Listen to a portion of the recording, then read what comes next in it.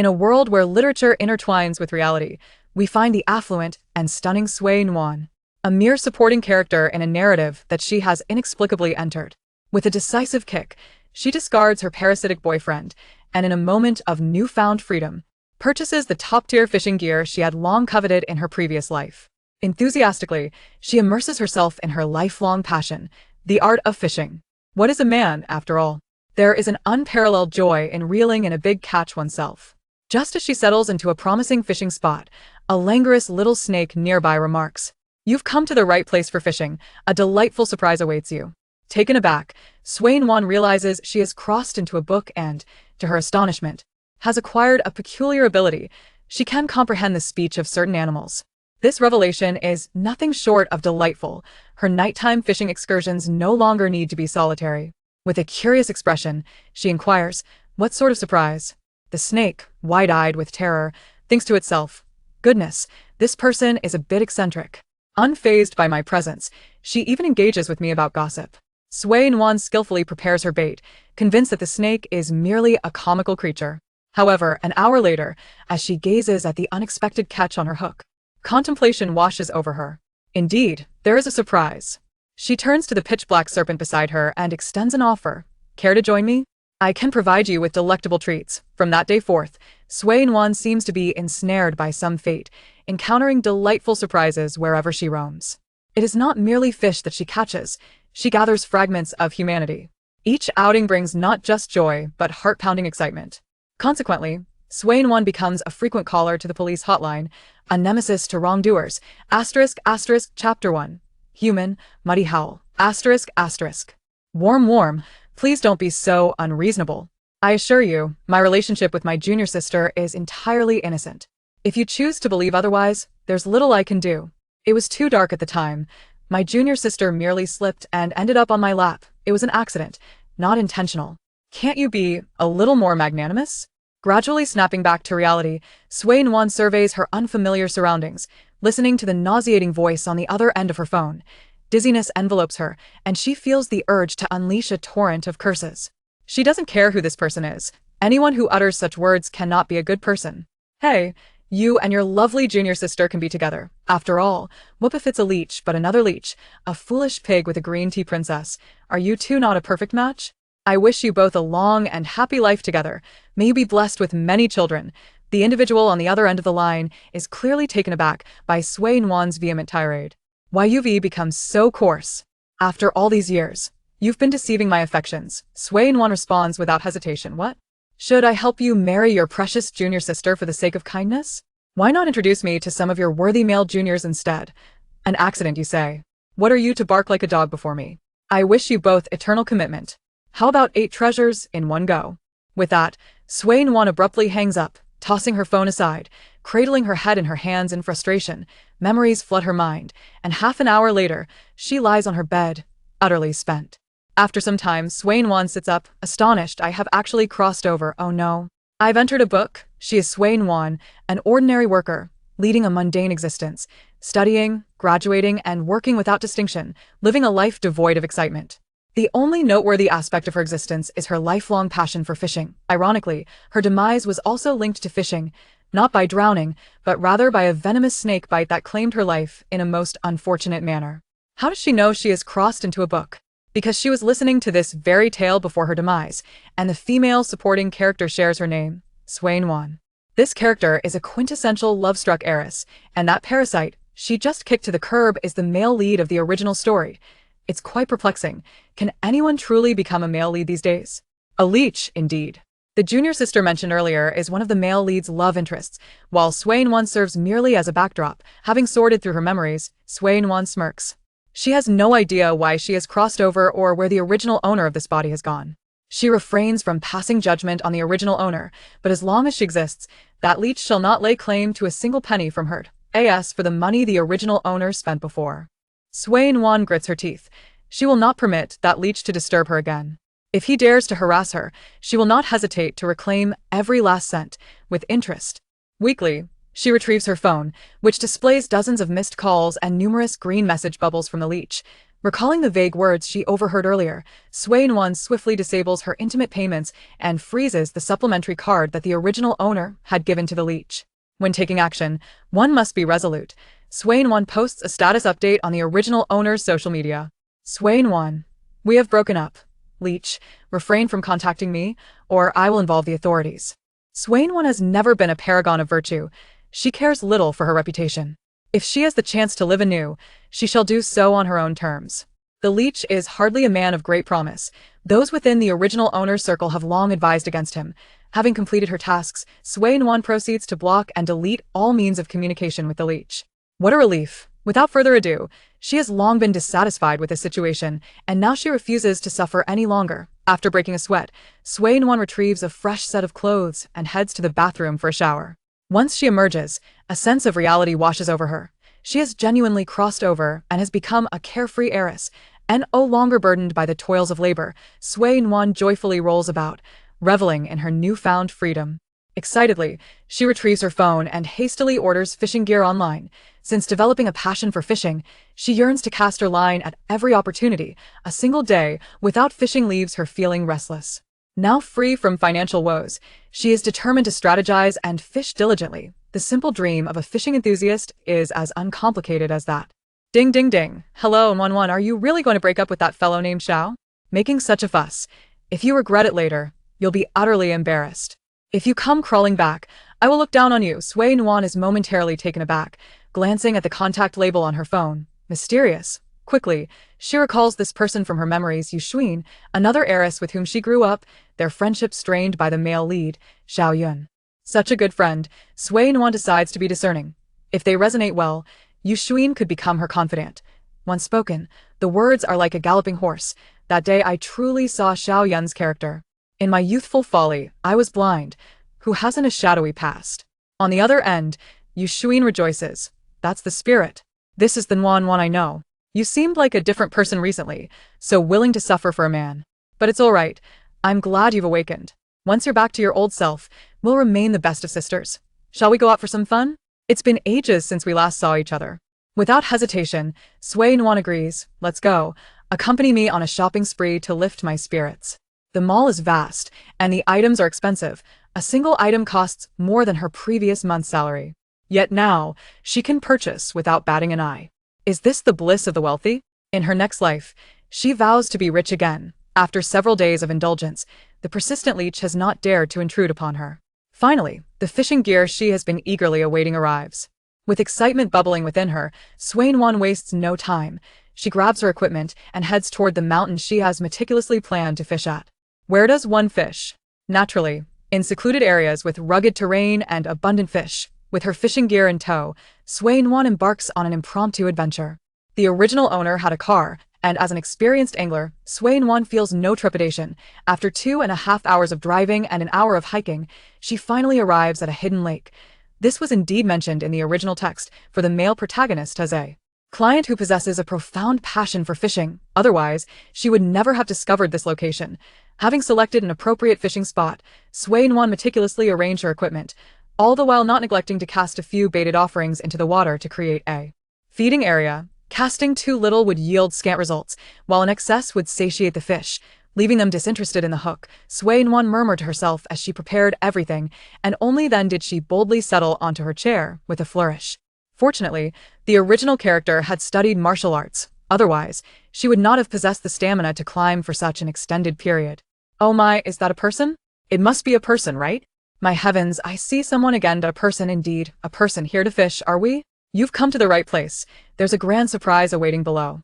Chapter 2. Surprises await within the unassuming suitcase. Nuan, seated atop a large rock, felt a sudden rigidity wash over her. In such a remote and secluded corner of the mountains, how could there possibly be anyone else around? Just moments ago, she had seen no one. It was as if she were the sole inhabitant of this desolate area. With this thought in mind, her gaze darted around, desperately seeking the source of the unfamiliar voice. Who was it? Who dared to speak? The snake nestled in the grass paused, bewildered. You can understand my words? It inquired. Following the sound, Nuan looked down to find a glossy black snake coiled near her feet, its beady, ruby-red eyes fixed intently upon her. In her previous life, She had met a grisly fate after stepping on a snake, and the sudden appearance of one now caused her to instinctively retract her foot. "You speak human language?" she asked, her heart racing. The black snake tilted its head quizzically. "No, it is you who can comprehend the language of snakes." At that moment, Nuan cast aside her fear, curiosity igniting within her. She leaned closer to the snake, albeit cautiously, still wary of its potential to strike. After all, she had only just begun to enjoy her newfound life as a wealthy beauty, and a few more days of such indulgence seemed worth preserving. What kind of surprise could possibly await here, in this wilderness? She mused aloud. The black snake, slow to grasp the situation, wore an expression of sheer terror. "Goodness! You must be some sort of snake enthusiast, unafraid of my kind, and even seeking gossip from me?"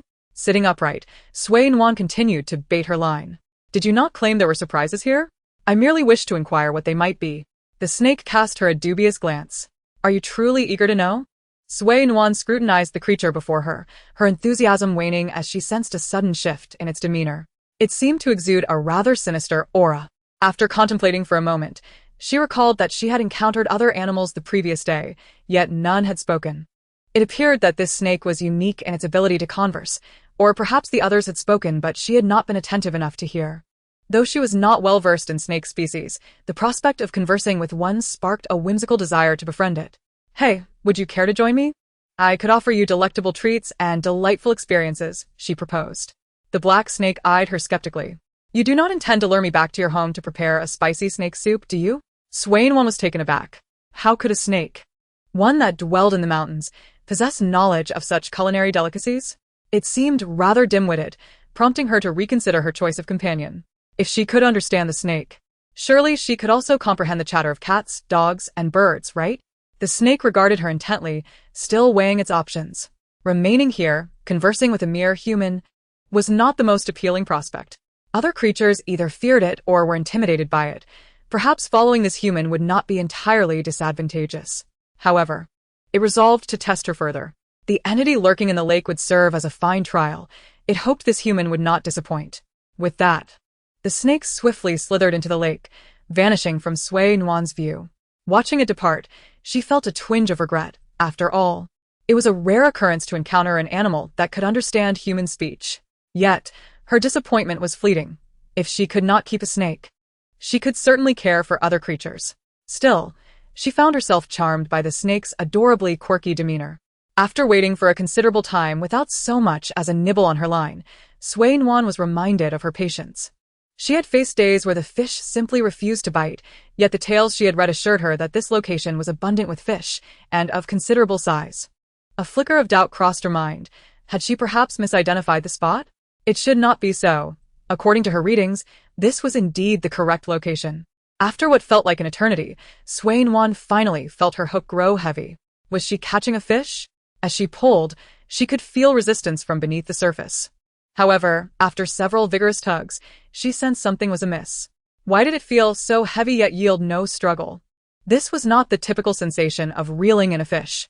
As time passed, Nuan remained diligent, reeling for nearly half an hour. Her eyes widened as a massive shape emerged from the depths, drawing closer and closer. What in the world? The very snake that had recently departed resurfaced, leisurely crawling onto the shore and shaking off water with palpable excitement. Surprise. This is the surprise I spoke of. Nuan stared at the exuberant serpent, a bewildered expression crossing her face.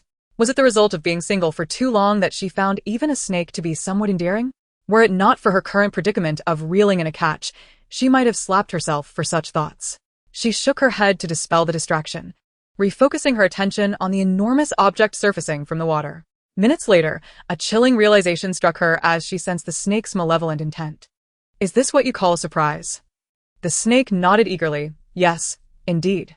Surprising, unexpected, and thrilling, isn't it?" Nuan felt a lump form in her throat. Her breath caught somewhere between disbelief and dread. The object being pulled to the surface was none other than a suitcase, a sight that struck fear into the hearts of fishermen and law enforcement alike. A suitcase in the wilderness was akin to opening a treasure chest. Common version, cash. Hidden version, human remains. Surprise version, people. Major surprise, the peacock girl. After a prolonged internal struggle, Nuan silently retrieved her phone and dialed 110. Hello, 110. How may I assist you? Nuan hesitated momentarily before responding. Hello, I'm at Dafong Mountain. While fishing, I just reeled in a light purple suitcase, which is heavily chained. I cannot pull it up, as it's still in the lake, but I can smell a foul odor from a distance. I hope you can send someone to investigate quickly. I fear it may contain something sinister. The operator's expression turned grave. Understood. Please remain there. We'll dispatch officers to your location immediately. An officer will contact you shortly. Your cooperation is appreciated. Nuan faintly acknowledged and returned to her seat, feeling as though her fishing endeavors had taken an unexpectedly grim turn. In a matter of days, she had experienced a whirlwind of events, traversing into a book, navigating a breakup, reconnecting with a close friend, and encountering a talking snake while fishing. Although she had failed to catch any fish, she had managed to reel in a suitcase that likely contained something extraordinary. Indeed, her life was becoming increasingly exhilarating. The snake observed Nuan intently, noting her lack of fear, though she seemed to harbor a faint sense of unease. Do not you fear? It inquired, inching closer to her feet. You did not personally commit any crimes, so what do you have to fear? Nuan stared blankly. Why should I be afraid? I am not the one who has committed any wrongdoing. The snake paused, contemplating her words. Indeed, you are not the one who has harmed anyone. Why should you be afraid? By the way, do you still mean what you said earlier about me joining you? Nuan was perplexed. What do you mean? The black snake nodded emphatically. Yes, the offer for me to accompany you. Of course it stands. The human world is filled with delectable treats. I will procure whatever you desire, she assured it. The snake's eyes gleamed with excitement. Then, does this mean we are partners? Nuan smiled. Indeed. We shall be comrades from this day forth. The black snake flicked its tongue in delight. You must give me a name. Humans all have names. If I'm to be with you, I too must have one. After a brief moment of contemplation, it declared, let's call ourselves the Snake and Human Alliance. Nuan was momentarily taken aback. Chapter 3. What will it be? People? It remained a mystery where the black snake had acquired such knowledge. If one were to claim it lacked education, its eloquence suggested otherwise. Yet, if one were to argue it was learned, it still missed the mark on several points. Nuan stroked her chin and thought, how about we name you Hei? It aligns with my surname and your deep black color. Hei suits your character perfectly. In an instant, the snake's expression shifted, and without a word, it began to retreat toward the water. Nuan waved her hands in protest. I was only jesting. That name is far too unworthy of a snake as majestic as you. The serpent, flattered, felt a tinge of shyness as it raised its neck.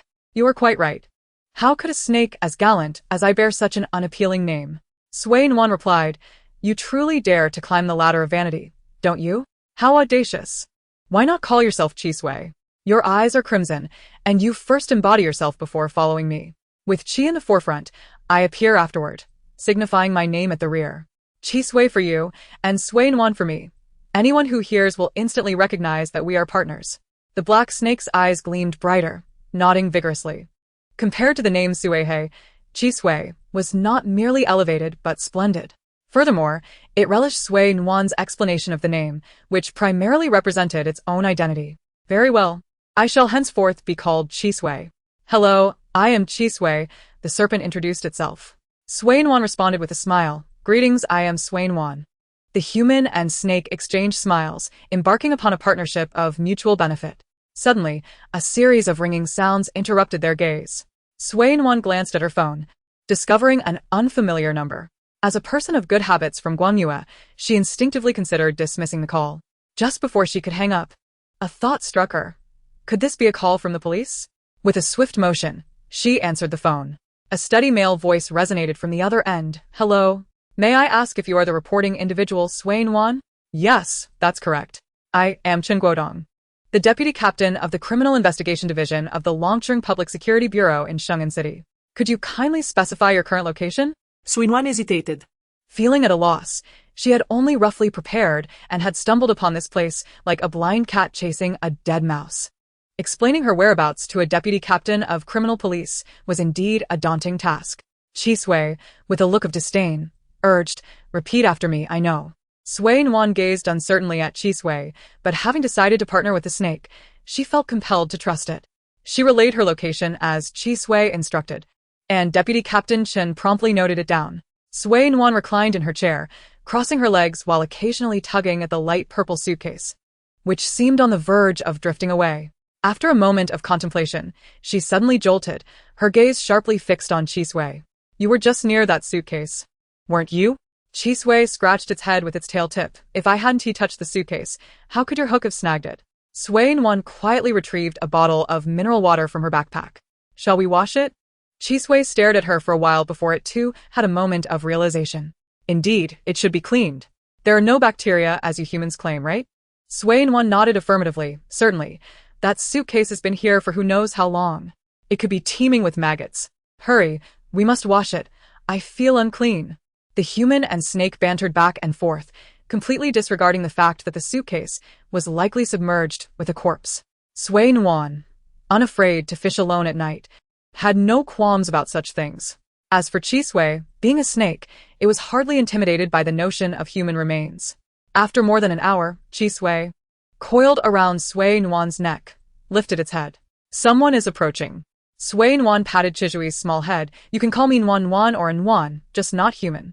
Chisui acquiesced. All right. Nuan, someone is indeed coming. Sui Nuan stood up, peering curiously. She could faintly hear some commotion. Can you see how many are coming? Chisui raised its head, observing intently. Quite a few, more than I saw last time. The last time I encountered such a crowd was the time before last. A real-life echo of hearing you speak is like listening to a grand lecture. Ding ding ding. The phone in her pocket rang again. And Sui Nuan felt assured that the group approaching was indeed from the criminal police. Hello, is this the police? I can hear you coming, she began. But before she could finish, a junior officer emerged in the lead. The junior officer paused upon seeing Sui Nuan, surprised that such a young girl could remain calm and composed in the face of such an incident. Sui Nuan waved, over here, right here. She held onto her fishing rod, unable to move, lest she let her belongings sink. Determined to assist.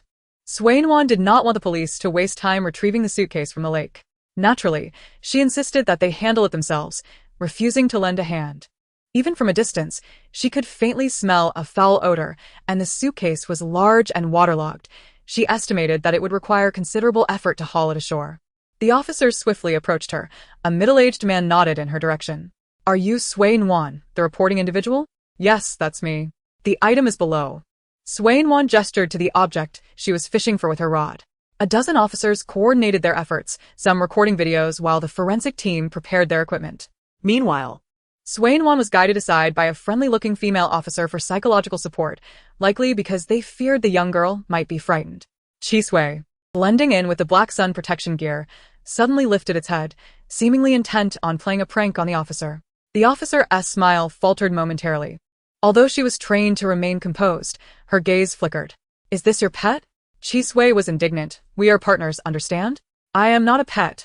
Sui Nuan gently pressed Chisui's head down, fearing it might frighten the officer. It is my partner and also my friend. The officer regained her composure and regarded Sui Nuan with astonishment, never expecting such a beautiful and demure person to own an exotic pet. Yet it was her preference, and thus not for the officer to judge. Chisui could not resist lifting its head once more. Indeed, we are partners. Nuan, why is this person so dazed? Did I frighten her? But then again, I was merely 50 centimeters away from her. It's only natural she would be alarmed. With that, Chisui let out a series of gleeful chuckles. Sui Nuan could clearly see the officer retreating slightly. At that moment, a commotion arose behind them, and Sui Nuan turned to see the light purple suitcase being pulled from the water. Curiosity piqued, she wondered what could be inside. Perhaps a person? The officer replied. Chapter 4. The Black King Snake. The officer was now genuinely convinced of Sui Nuan's bravery. But they would have to wait for the forensic team to open the box for confirmation. However, given the odor and the location where it was discarded, it was highly probable. Once the suitcase was drawn to the shore, Sui Nuan's belongings were set aside by the officers. As the moment to open the box approached, Sui Nuan craned her neck in anticipation. The officer hesitated, suggesting, if it truly contains something unpleasant, it's advisable for you not to witness it. She meant well. Sui Nuan was not ungrateful but genuinely curious about its contents. Otherwise, she feared she might not sleep that night. Chisui lazily remarked, You needn't look. It is precisely what you suspect. I witnessed the person discard the box myself. Sui Nuan, obediently stepping back, widened her eyes in shock upon hearing Chijui's words and whispered, You saw them? "What did they look like?" Chi Sui tilted its head. "I caught a glimpse while foraging last time. They were about the same height as that person. Perhaps slightly shorter, dressed entirely in black, and appeared quite robust." Sui Nuan followed the direction of Chijui's tail, spotting the individual Chi Sui indicated, Deputy Captain Chen Guodong. Standing around 180 centimeters, he was robust, likely a habitual gym-goer, and the suspect appeared to be around 170 to 178 centimeters, slightly shorter than Captain Chen. The substantial mass referred to by Chi Sui is not necessarily muscle, it could very well be fat. However, the terrain is rather challenging to navigate, and carrying a suitcase filled with people, it is unlikely that a corpulent individual could traverse such a distance. After deducing the general characteristics of the perpetrator in her mind, Sui Nuan's gaze fell once again on Chi Sui. What species of snake possesses black scales and red eyes? If one could ascertain Chi Sui's species, it might provide an estimate of when the suitcase was discarded here. Chi Sui, do you know what kind of snake you are? Huh. Chi Sui scratched its head, oblivious to the answer. Sui Nuan then realized the folly of her question. How could a wild snake possibly know the classification assigned to it by humans? After consulting her phone, she discovered that there was no pure black snake with red eyes, yet a species resembling Chi Sui did exist, the black king snake. Entirely ebony, with similarly dark eyes. Chi Sui nestled beneath Sui Nuan's hat, just in line to glimpse the image on her phone. This is what my other siblings look like. I am the most unique in our brood. Sui Nuan compared the image with Chi Sui, aside from the eyes. They were nearly identical. So, you're a black king snake then? But black king snakes do not inhabit this region. Juvenile black king snakes are fed every 7 days, while adults are fed every 10 to 14 days. Thus, the suitcase must have been here for over 10 days, explaining the foul odor. While Sui Nuan engaged in lively conversation, the forensic expert prepared to open the suitcase. Based on his extensive experience, he was almost certain it contained a body. The more seasoned officers wore grave expressions. Cases involving corpses fall into the category of major incidents, and given the elapsed time, they are notoriously difficult to investigate. The suitcase was cautiously opened, and at that moment, a gentle breeze wafted through, releasing the stench from the lilac-colored suitcase in an overwhelming wave. Even from over 100 meters away, Sui Nuan's complexion changed dramatically. A noxious odor assaulted her nostrils, prompting her to turn and brace herself against a nearby tree. Retching several times. If the impact was so potent from a distance, one could only imagine the reaction of the officers standing closer to the suitcase. Several young officers, turning their backs to the suitcase, also succumbed to the urge to vomit, likely leaving them with a significant psychological scar. There was no doubt now. It was confirmed. The suitcase indeed contained a body. Shortly thereafter, the officer, a young woman named Chen Cheng, approached Sui Nuan. Having asked her initial questions, she deemed that, given the current circumstances, it would be best for Sui Nuan to leave the scene. "Hello, Sui Nuan. May I add you on WeChat for follow-up inquiries?" Sui Nuan nodded. "Sure, after adding me, can I leave?" The stench was quite overwhelming. She felt as though she might suffocate. While Sui Nuan had surmised the characteristics of the perpetrator, how could she explain it? She couldn't possibly say it was her snake that informed her. Whether they would believe her was uncertain, and they might first suspect her sanity. After adding Chen Cheng on WeChat, Sui Nuan remained in place, awaiting the officers to retrieve her belongings. Although she could have fetched them herself, Chen Cheng was concerned that Sui Nuan might witness the grim scene and be left with psychological trauma, so she refrained from letting her approach. Sui Nuan felt a tinge of compassion. When she arrived, the area had not appeared to have seen visitors in days, and given the difficulty of the terrain, it was improbable that anyone could have carried such a large suitcase without considerable strength. Chen Cheng smiled kindly at Sui Nuan, thanking her for the reminder. They had already considered this issue. Sui Nuan's advice stemmed from goodwill, and there was nothing for Chen Cheng to reproach. Suddenly, Chi Sui raised its head beside Sui Nuan's neck. "Are you trying to help them?" Sui Nuan was taken aback. Before she could respond, Chi Sui continued. "There is a surprise in the lake, just to the left of where you were sitting. There is a hole where the tools of the crime are hidden. Fish are attracted to that area because of a strange odor." Sui Nuan looked at Chi Sui uncertainly. "You can go check the left side of where I was sitting." When I was there, the wind blowing from that direction carried an odd scent. She had always believed the smell emanated from the suitcase, but after Chi Sui's observation, she realized that the suitcase was indeed positioned slightly to the front left, yet the odor did not seem to originate from that direction. Chen Cheng nodded. We will send someone to investigate. Thank you very much for your cooperation and alert. With the suitcase now open and the stench pervading the air, following the scent was impractical. Sui Nuan's reminder would save them considerable manpower and resources. All right then, I'll take my leave. Feel free to contact me on WeChat if there are any questions. Chen Cheng watched as Sui Nuan departed, initially intending to send 2 officers to escort her. Chen Cheng was met with Sui Nuan's polite refusal. With a total of 12 officers present, sending 2 away would only increase the workload of those remaining. Sui Nuan had managed to climb up with her belongings. Surely, she could descend without assistance. To Sui Nuan, this incident was merely a minor episode, a fleeting moment that had passed. She was neither the perpetrator nor a suspect. Although she was the first to report, her involvement would cease here. Chi Sui chattered on. I want to eat red, white, and yellow fish. I've heard from my released companions that they're quite delicious. As Sui Nuan struggled downwards, she did not ignore Chi Sui's prattling. All right, I will buy you whatever you wish. I will purchase an entire pond, and you can choose whatever you desire. Chi Sui was thoroughly satisfied. It had excellent taste and had chosen such a splendid partner, unlike those snakes discarded after being raised and ultimately perishing in the wild. Chapter 5. Xiao Yun pays a visit. Sui Nuan decided to leave her fishing gear in the trunk of her car without the intention of retrieving it. After all, the original owner possessed multiple vehicles, and this one could serve as her dedicated fishing car. Despite the unfortunate circumstances of her first fishing trip here, Sui Nuan found it hard to feel discontent, for she had encountered Chi Sui, a snake that could speak and was remarkably clever. This pleasant mood lasted only until she reached the elevator. Ding. Upon arriving at the 7th floor and seeing the man standing at her door, Sui Nuan's previously cheerful expression immediately faded. The person waiting at her door was none other than the original male protagonist of the story, Xiao Yun. Sui Nuan quickly tucked Chi Sui's head back under her hat to conceal it, instructing, "Stay hidden. We mustn't let you be discovered." Chi Sui obediently retracted its head, unsure of the reason but trusting Sui Nuan's words. Once Chi Sui was settled, Sui Nuan approached with a stern expression. "What are you doing here?" Xiao Yun turned to her, frowning as he scrutinized her with evident displeasure. "Are you done causing trouble? Delete those absurd posts from your social media and unfriend me from your blacklist. If I truly become angry, even if you kneel and beg, I won't forgive you." So this was the unreasonable girlfriend of that handsome streamer? She was rather attractive herself, a match made in heaven. But what good is good looks? She was nothing more than a spoiled princess, prone to tantrums and self-centeredness.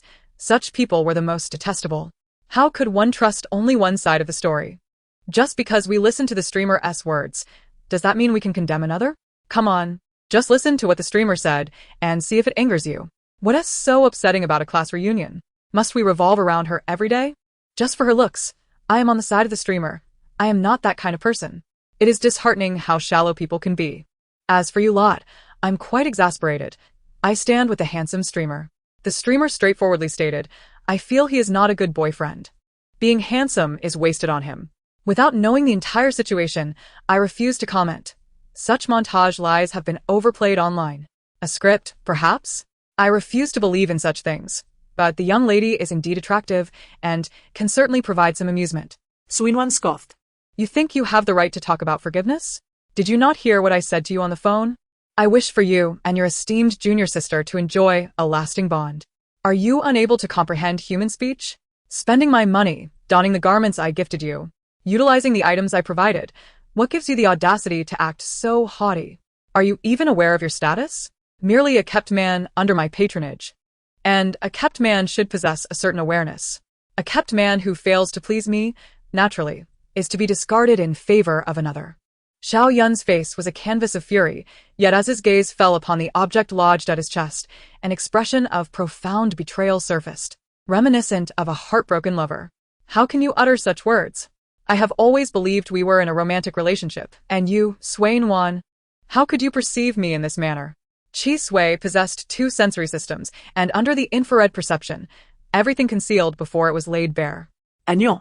It appears there is a camera nestled in that pocket of yours. While Sui Nuan was unaware that Xiao Yun had concealed a camera, she was acutely aware of the type of person he was. Nevertheless, the revelation that Chi Sui understood what a camera was left her astounded. Leaning casually against the wall, Sui Nuan appraised the pitiable Xiao Yun from head to toe. It seems the talented Xiao is unable to distinguish between love and a mere arrangement for financial support. Since I am in a generous mood today, let me elucidate this for you. Xiao Yun's expression cracked slightly, but recalling the camera that was broadcasting live, he forced himself to regain composure. How could this foolish woman possibly know she was being filmed? Once he provoked Nuan into anger, he could feign weakness. Starting a business requires capital. Since this woman was unwilling to provide it, he had no choice but to resort to slight manipulations to secure funds from the Sui family. After all, with their wealth, what harm was there in requesting a few million as compensation for emotional distress? Your clothes, shoes, phone, computer, the expenses for food, housing, and your research. All of it is funded by my money. Even your usual expenditures are charged to my supplementary card. And what has the illustrious Xiao ever given me? A daily greeting, a good night message, reminders to drink warm water? If memory serves, a romantic relationship should involve mutual contributions, yet you, aside from your mere presence, possess nothing that belongs to you. Initially, the audience in the live stream was numerous, and they had condemned Nuan for betraying Xiao Yun due to their ignorance of the situation. However, upon hearing her explanation, their outrage dissipated. Nuan remained unfazed. What say you, Xiao Yun? Do you consider yourself a kept man, or are we truly in a relationship? Xiao Yun was rendered speechless. His fists clenched as he sought to argue, yet he knew he was in the wrong. How could he stand atop a moral high ground and accuse Nuan? How could he extort money? Nuan interjected. Do you know what it means to be a kept man, Xiao? To provide emotional value. I do not demand intimacy from you, but at the very least some emotional value should be offered, and you have provided none of that. Desperately, Xiao Yun retorted. That day, my junior sister, Nuan waved her hand dismissively. I understand. It was an accident that you were seen with your junior sister in your lap. Feeding her fruit was also an accident, and even being caught in bed together was a mere coincidence. Is that satisfactory? Nuan. Do not seek anything but a companion who can offer me value, someone pleasing to the eye, yet you are not only tainted but incapable of providing any value. I possess wealth, but I am not a fool. The money I have spent is spent. Should you dare to pester me again, a lawyer's warning will be forthcoming. Furthermore, do you wish to live stream my alleged capitalist greed to the public, inviting their scorn upon me? I stand tall, and I possess all records of expenditures during the time you were under my care. If this matter escalates online, tell me, whose evidence will bear more weight, mine or your infringement upon my image rights and privacy? The live stream chat erupted. My goodness, I have fallen in love. A beautiful woman who seeks emotional value without demanding physicality, and she's a goldmine. Where can I find such a benefactor? This man is utterly shameless. It's one thing to live off a woman, but to attempt to extort her is crossing a line. Look at this situation. Could he be attempting to turn the tables? Rich woman, look at me. I am obedient and capable of providing emotional value. Please consider taking me under your wing. Nuan remained oblivious to the commotion in the live stream, as she was unconcerned. Anyone who dared to play tricks before her would soon learn what it meant to wield the power of wealth. Xiao Yun was rendered speechless, his well-prepared arguments shattered. Nuan, it was your junior sister who approached me. I did not take your wallet. Nuan raised her hand and took a step back. I no longer wish to understand the details. A month ago, I had already rendered my verdict. I advise you to leave now while I am still in a good mood. Should you persist, legal documents will find their way to you by tomorrow. Xiao Yun stepped forward in anger, his fists clenched tightly, poised to strike. Nuan had practiced taekwondo in her past life, and the original owner had trained in martial arts. Despite the inherent differences in strength between genders, the outcome of a confrontation was uncertain. Before Nuan could react, the coiled Chi Sui took offense, feeling compelled to defend its partner. Chi Sui emerged suddenly, its gaze fixed intensely on Xiao Yun, who stood just an arm's length away. Dressed in black, with a cloth draping down to shield her neck, Nuan had concealed Chi Sui behind her. Neither Xiao Yun nor the audience in the live stream had noticed. As Chi Sui revealed itself, a palpable tension enveloped the room. The comments in the live stream momentarily ceased. Whoa! A stunningly beautiful woman with a snake? My heavens, I feel faint. This is so cool, so fierce. I absolutely adore it. Mom, I think my daughter has fallen in love. What kind of snake is that? I must admit, it's rather beautiful. Am I the only one afraid of snakes? A snake coiled around her neck is truly terrifying. My goodness, I'm getting chills. If I were that man, I would turn and run. This must be scripted. Scripted? That lady seems to be putting in a lot. I wouldn't dare have a real snake on me for 100,000. Money is hard to earn, and life is tough. This lady has it rough. Hey. That guy should step aside. A beauty like her deserves to be with someone like us. Sister, are you still seeking a benefactor? I may be a girl, but I excel at providing emotional value. Is this really not scripted? Will a beautiful woman truly support a kept man while only engaging in a platonic relationship? If this were me, I'd treat the wealthy lady like a goddess. When the snake suddenly appeared, it startled me, but the sight of the lady in black, accompanied by the black snake with red eyes, alongside her wealth, was simply mesmerizing. Nuan gently stroked Chi Sui. Do not be angry. Chi Sui slithered from Nuan's arm, winding around her hand, yet its eyes remained fixed on Xiaoyun. The camera was aimed directly at Xiaoyun's chest, and the viewers in the live stream felt as if the snake was gazing at them. 2. On 1. May I bite him? He is so annoying, and he carries a scent I dislike. Nuan sighed. No, you cannot bite him. She can afford the money, but Xiaoyun is currently live streaming, and broadcasting such a scene would be quite inappropriate. Chi Sui glared fiercely at Xiaoyun before lazily curling back around Nuan's neck. Out of sight, out of mind. Once she had calmed Chi Sui, Nuan raised her eyes and coldly regarded Xiaoyun. Aren't you leaving yet? Xiaoyun, still unwilling to give up, pleaded Nuan. I realize my mistake, Without hesitation, Nuan swiftly took out her phone and dialed 110. Xiaoyun hurriedly shouted for her to stop. Yet he dared not approach Nuan any closer. Who knew whether that snake might suddenly bite him? Surely, a snake that could be kept as a pet was not one with particularly potent venom, but many people possess an inherent fear of snakes. It is rare to encounter someone like Nuan who is not easily frightened by them. Seeing Nuan cease her actions, Xiaoyun reluctantly edged away. Pressed against the wall, Nuan rolled her eyes and turned to return inside. She meant what she said. If Xiaoyun dared to cause trouble, spread rumors, or harass her again, she would not hesitate to reclaim all the money the original owner had spent. Granting one chance was due to the original owner's willingness to part with her money, but there would be no second opportunity. Nuan detests men who thrive off the hard work of others. Everyone has different tastes. While she does not understand, she respects them.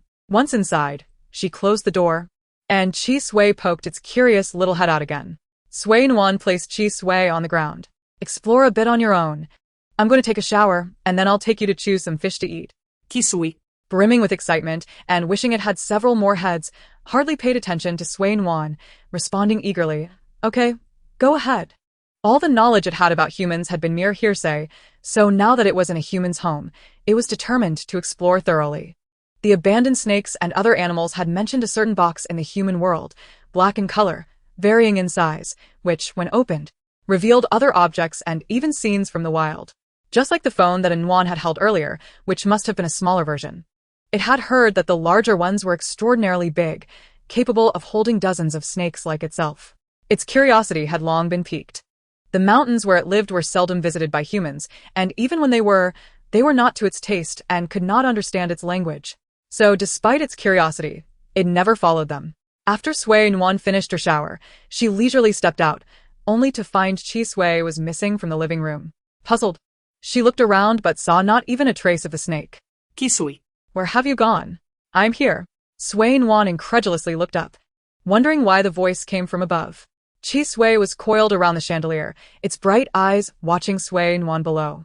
Nuan silently surveyed the chandelier, asking, How did you get up there? Like this and that, and then I came up. With that, Chi Sui slowly retraced its earlier route, slithering down. Are we leaving now? Nuan glanced at her watch. I'll just dry my hair and change my clothes before we go. There was no need for makeup. She was naturally beautiful.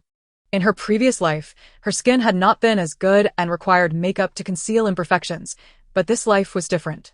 The original owner had money and was willing to invest in her appearance, thus her skin was naturally flawless. Though traversing to another world was quite pleasant, her face was somewhat different. Seeing her reflection in the mirror after her shower still startled her. She wondered how other transmigrators managed to wake up and see a different face in the mirror without being frightened. After a few days of acclimatization, the number of times she was startled had significantly decreased, but she still occasionally shivered when catching sight of herself unexpectedly. Half an hour later, Nuan quickly tidied herself up, letting Chi Sui climb onto her. Then they headed out. It was September, and though the weather was hot, Nuan still wore a dark sun protective jacket. The house had air conditioning, the car had air conditioning, and the mall also had air conditioning. so she was not overly concerned about the heat. Wearing a jacket made it easier to carry Chi Sui, as not everyone was unafraid of snakes. In fact, in contemporary society, approximately 90% of people harbored a fear of such exotic pets. Arriving at the nearest large mall to her apartment, Nuan hummed a tune as she made her way to the second floor, preparing for a grand shopping spree. Everything in this mall was expensive. Even a bowl of noodles cost over 50 yuan, something the former Nuan could never afford. After casually placing her car keys in her bag, Nuan began searching for the aquarium. A few days prior, while shopping with her friend Yuxuan, she had spotted a fish store here. But she had forgotten which floor it was on. As she hummed her tune past a cafe, she paused, having spotted someone somewhat familiar. The people inside the cafe also noticed Nuan. Upon seeing her glance in his direction, he quickly waved. Once she recognized who was in the cafe, Nuan realized it was a friend from the original owner's circle. They all moved in the same social circle, and even if relations were not particularly close, they had to maintain the facade of acquaintances. Song, he could be considered the original owner's childhood friend, having attended the same school since they were young.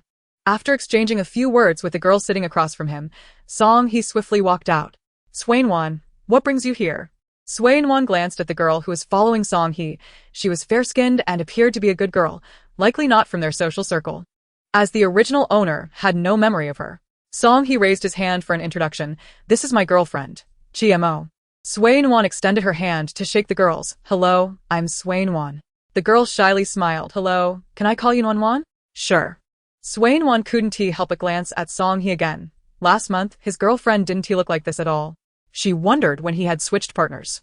Hadn't he previously preferred glamorous beauties? How had he ended up with this innocent neighbor girl? Song He sheepishly rubbed his nose. What are you doing here? Nuan adjusted her bag. I'm taking my Chi Sui out to buy some daily necessities and food. The two turned their attention to Nuan's black bag. Both curious about what kind of creature Chi Sui really was. Song He compared the size of the bag. What do you have, a cat or a dog? Can it really fit in there? Nuan raised an eyebrow, the little devil inside her beginning to stir. Would you like to know? Chapter 7. Buying Fish. Song He curiously asked, so what exactly is it? Chi Sui, come out and make your appearance. Hearing the conversation, Chi Sui immediately raised its little head to look outside. Surprise. Song He jumped back in shock, instinctively pulling his girlfriend several steps back. Why did you suddenly get a snake? Nuan gently stroked Chi Sui's little head. Perhaps it was due to her affection for it, but she found her Chi Sui to be purely black, with adorably dazed red eyes that appeared both cute and fierce when roused. Don't you think it's beautiful? Song He wiped away cold sweat. If you like it, then that's good. I heard you finally broke up with that Xiao guy. You should be done that a long time ago. He doesn't even compare to the good-looking guys in our circle. I don't know what you saw in him. Oh, by the way, my grandfather's 80th birthday is in a month and a half. The invitation has already been sent to your home. You must come. It's been ages since we all gathered. Song He wanted to say a few more words, but upon noticing Chi Sui staring at him, he suddenly became hesitant. Nuan, if you're busy, you should go on with your things. That bag of yours looks pretty nice. I'll take Mo to buy one too. See you. Nuan shrugged. Alright, I'll be going too. Watching Song He and his new girlfriend depart, Nuan turned and continued her shopping in the mall. It would seem strange to wear a hat in the mall, so Chi Sui simply stayed inside her bag. To accommodate Chi Sui, Nuan had chosen a rather large bag today. Song He is the second son of the Song family. As long as he refrains from impulsively embarking on entrepreneurial ventures, his allowance is more than sufficient to last him indefinitely. According to the memories of the original owner, Song He changes his girlfriend approximately every month or two, with the longest relationship lasting merely half a year. Although this young man is quite the flirt, he is also remarkably generous. After a breakup, he provides his ex-girlfriends with a parting gift and never reclaims the presents he had previously given. Nuan shook her head. In comparison to Song He, the original owner truly embodies the essence of a hopeless romantic. Within their social circle, Nuan stands out as the only one with such innocence, engaging in love that is genuinely about love. Her 2-year relationship with Xiao Yun has been entirely platonic in nature. After wandering for a while, Nuan finally located the aquarium. She had not stepped inside previously, but upon entering today, she was astounded by the spectacle before her. The abundance of fish was truly remarkable, and the scene was nothing short of spectacular. A staff member clad in a uniform approached with a smile. Hello, esteemed guest. What type of fish are you interested in viewing today? Nuan chuckled softly. Could she honestly admit that she was there to purchase food for her pet snake? Sui, no longer hiding, peered around eagerly, nearly salivating. On one, I want this fish, and this one, and that one. Sui pointed excitedly at several varieties before finally ceasing to wag its little tail. Noticing that Nuan was looking into her bag, the staff member followed her gaze. The aquarium's lighting was rather dim, and she had been focused on Nuan's face the entire time, failing to notice the snake within her bag. Upon realizing what Nuan was observing, the staff's perfect smile faltered, and she instinctively took a step back. Dear guest, is that a toy? Nuan gestured for Sui to crawl onto her hand, reassuring the staff member. It's harmless, I assure you. I'm holding it. Sui flicked its tail in displeasure. Why did humans retreat in fear at the sight of a snake when it was so strikingly beautiful? Wasn't it aesthetically pleasing? Nuan gently squeezed Sui. All right, let us continue looking at the fish. The staff member hesitated momentarily before cautiously stepping closer, driven by the prospect of commission. If she were to be bitten by the snake, she would simply fall to the floor, and judging by this guest's appearance, she seemed quite affluent. Nuan did not require the staff member's assistance in selecting fish, as she had no intention of keeping them herself. She was merely purchasing them for Sui as sustenance. As Sui pointed with its little tail, Nuan named her desired fish, and the now braver staff member cheerfully followed behind, taking notes. Aside from a dozen or so unappetizing fish, Sui insisted on several others. To Nuan, the only noticeable differences among the fish were their colors and sizes. She could not fathom how Sui discerned which fish appeared unappetizing. In total, Sui selected over 100 fish. As Nuan gazed at the staff member's notebook, she pondered aloud. Sui, can you really consume this many in one sitting? The staff member was momentarily taken aback, glancing from Nuan's snake to the list of fish. She thought it peculiar for someone to purchase such a variety of fish at once, only to realize they were intended as food for the snake. Truly, what a wealthy person. Spending hundreds on a single fish to feed a snake? The staff member expressed her envy and then, with a smile, suggested, would you like to buy an aquarium? It not only enhances the aesthetic appeal but also helps ensure the fish do not perish quickly. Nuan felt skeptical. Surely, no aquarium could accommodate such a wide array of fish. Upon cursory inspection, she noted that she had chosen nearly 50 different species. Surely, these fish should not be mixed together? The staff member awkwardly smiled, indicating several sections in her notes. These can coexist, but they cannot all be housed together. Some fish are quite aggressive, while others are more docile. They need to be separated. Additionally, larger fish must not be kept with smaller ones to prevent bullying. Nuan furrowed her brow. The apartment she resided in was the original owner's, spacious with 3 rooms, 2 of which were indeed vacant. However, she felt ill-equipped to care for fish. Sui hesitated, suggesting, perhaps we shouldn't buy so many? After all, I only eat about 6 or 7 at a time. It's fine. We can always get more aquariums, Nuan replied, speaking to Sui, but the staff member was unaware. The staff's eyes lit up. Could this truly be her day of ultimate fortune? She had encountered a wealthy young lady. Nuan decided to use one of the empty rooms for the fish. Considering it a dining hall for Sui, the fish would be regularly replenished, so there was little worry about a mass die-off. The fish would likely perish at a slower rate than Sui could consume them. Once resolved, Nuan inquired of the staff, could you take me to see the aquariums? The staff had been eagerly awaiting this question, and with a beaming smile, she led Nuan to the aquarium section. Upon entering, Nuan was struck with awe. No wonder so many enthusiasts adored fish-keeping. These aquariums were genuinely stunning. She glanced at the prices. My goodness. They were eye-catching as well.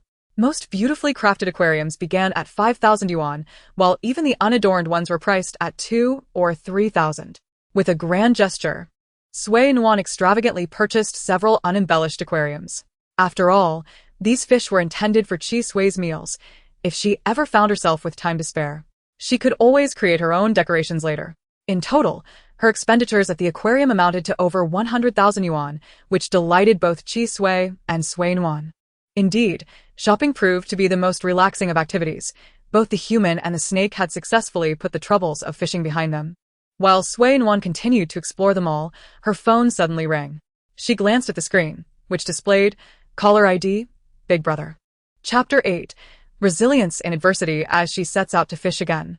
Sui Nuan's heart tightened, having been in this world for several days. She had yet to muster the courage to return to the so-called old residence. After all, she was merely an intruder in this life, too afraid to confront the original owner's family. Even though she had read the story in a novel, everything felt so palpably real, far beyond a mere creation of human imagination. Sui Nuan felt as though the author had only depicted the tale of a particular character, while this world existed in its own right, more complex than any novel could convey.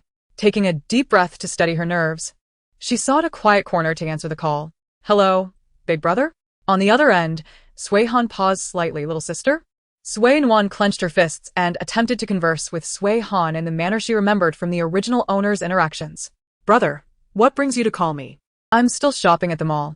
Aren't you supposed to start looking for an internship? Don't you plan to utilize the connections available at home?" Are you really going to search for a job all on your own? Supported by the original owner's memories, Sui Nuan quickly cast aside her feelings of unfamiliarity. "Brother, just arrange a nominal position for me. I'm still young and want to explore a bit more. I haven't had enough fun yet. How can you bear to send me off to work?" Sui Han chuckled resignedly. "As you wish. It's been a while since you visited home. You should come back in the next few days. Mom and Dad are preparing to travel the world and will be away for quite some time." Sui Nuan nodded vigorously. "Understood, big brother. I'll book a flight right away. Tomorrow or the day after, I'll be back. I've got a snake now, and just bought it some fish. I need to settle them first." Sui Han had little to add, caring for fish wouldn't tea break the bank, and with his sister holding shares in the family company. She certainly wasn't short on funds. Even if she were, she had him, her brother, to rely on. All right, let us keep it at that. After hanging up, Sui Nuan realized her palms were clammy with sweat. Surely, could it be that the original owner's elder brother is so perceptive that he can discern her true identity from but a single title? Sui Nuan could not help but shudder, suddenly losing all interest in shopping. Returning home seemed the more prudent choice. "Nuan, was that your family calling just now?" Sui Nuan nodded. "Yes. Is there anything else you wish to eat? If there is, we can go buy it together." Sui shook his head. "Let us leave it as it is. These fish will suffice for many meals." Sui Nuan did not press the matter further. "All right then. Let us return and await the fish tank."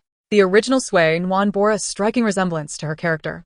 Yet anyone particularly close and perceptive would undoubtedly notice the differences in her after spending some time in her company. Sui Nuan felt a pang of conflict, uncertain of how to proceed. Sui Han, the original protagonist's elder brother, is the principal antagonist of the narrative, a genius whose mere existence sets a high bar. Sui Nuan had not finished reading the novel. Her understanding was gleaned from its synopsis and comments. Having only perused a few dozen chapters before witnessing the male lead embark on his entrepreneurial journey. Upon returning home, Sui Nuan sank into the sofa while Sui began to explore the house, each of them occupying their own realm. As she sat there, Sui Nuan meticulously sifted through the memories of the original owner, striving to conceal any signs of her true identity. Should her cover be blown, she would have no recourse. This whole transmigration affair was beyond her control, and as long as she wasn't burned at the stake, she would do her best to cooperate. The installation of the fish tank required no effort from Sui Nuan. She merely needed to designate its placement, as there was little else she could assist with. While observing the craftsman set up the tank, Sui Nuan took out her phone to book a flight, pondering why snakes were prohibited from flying. Indeed, they could not even be checked in?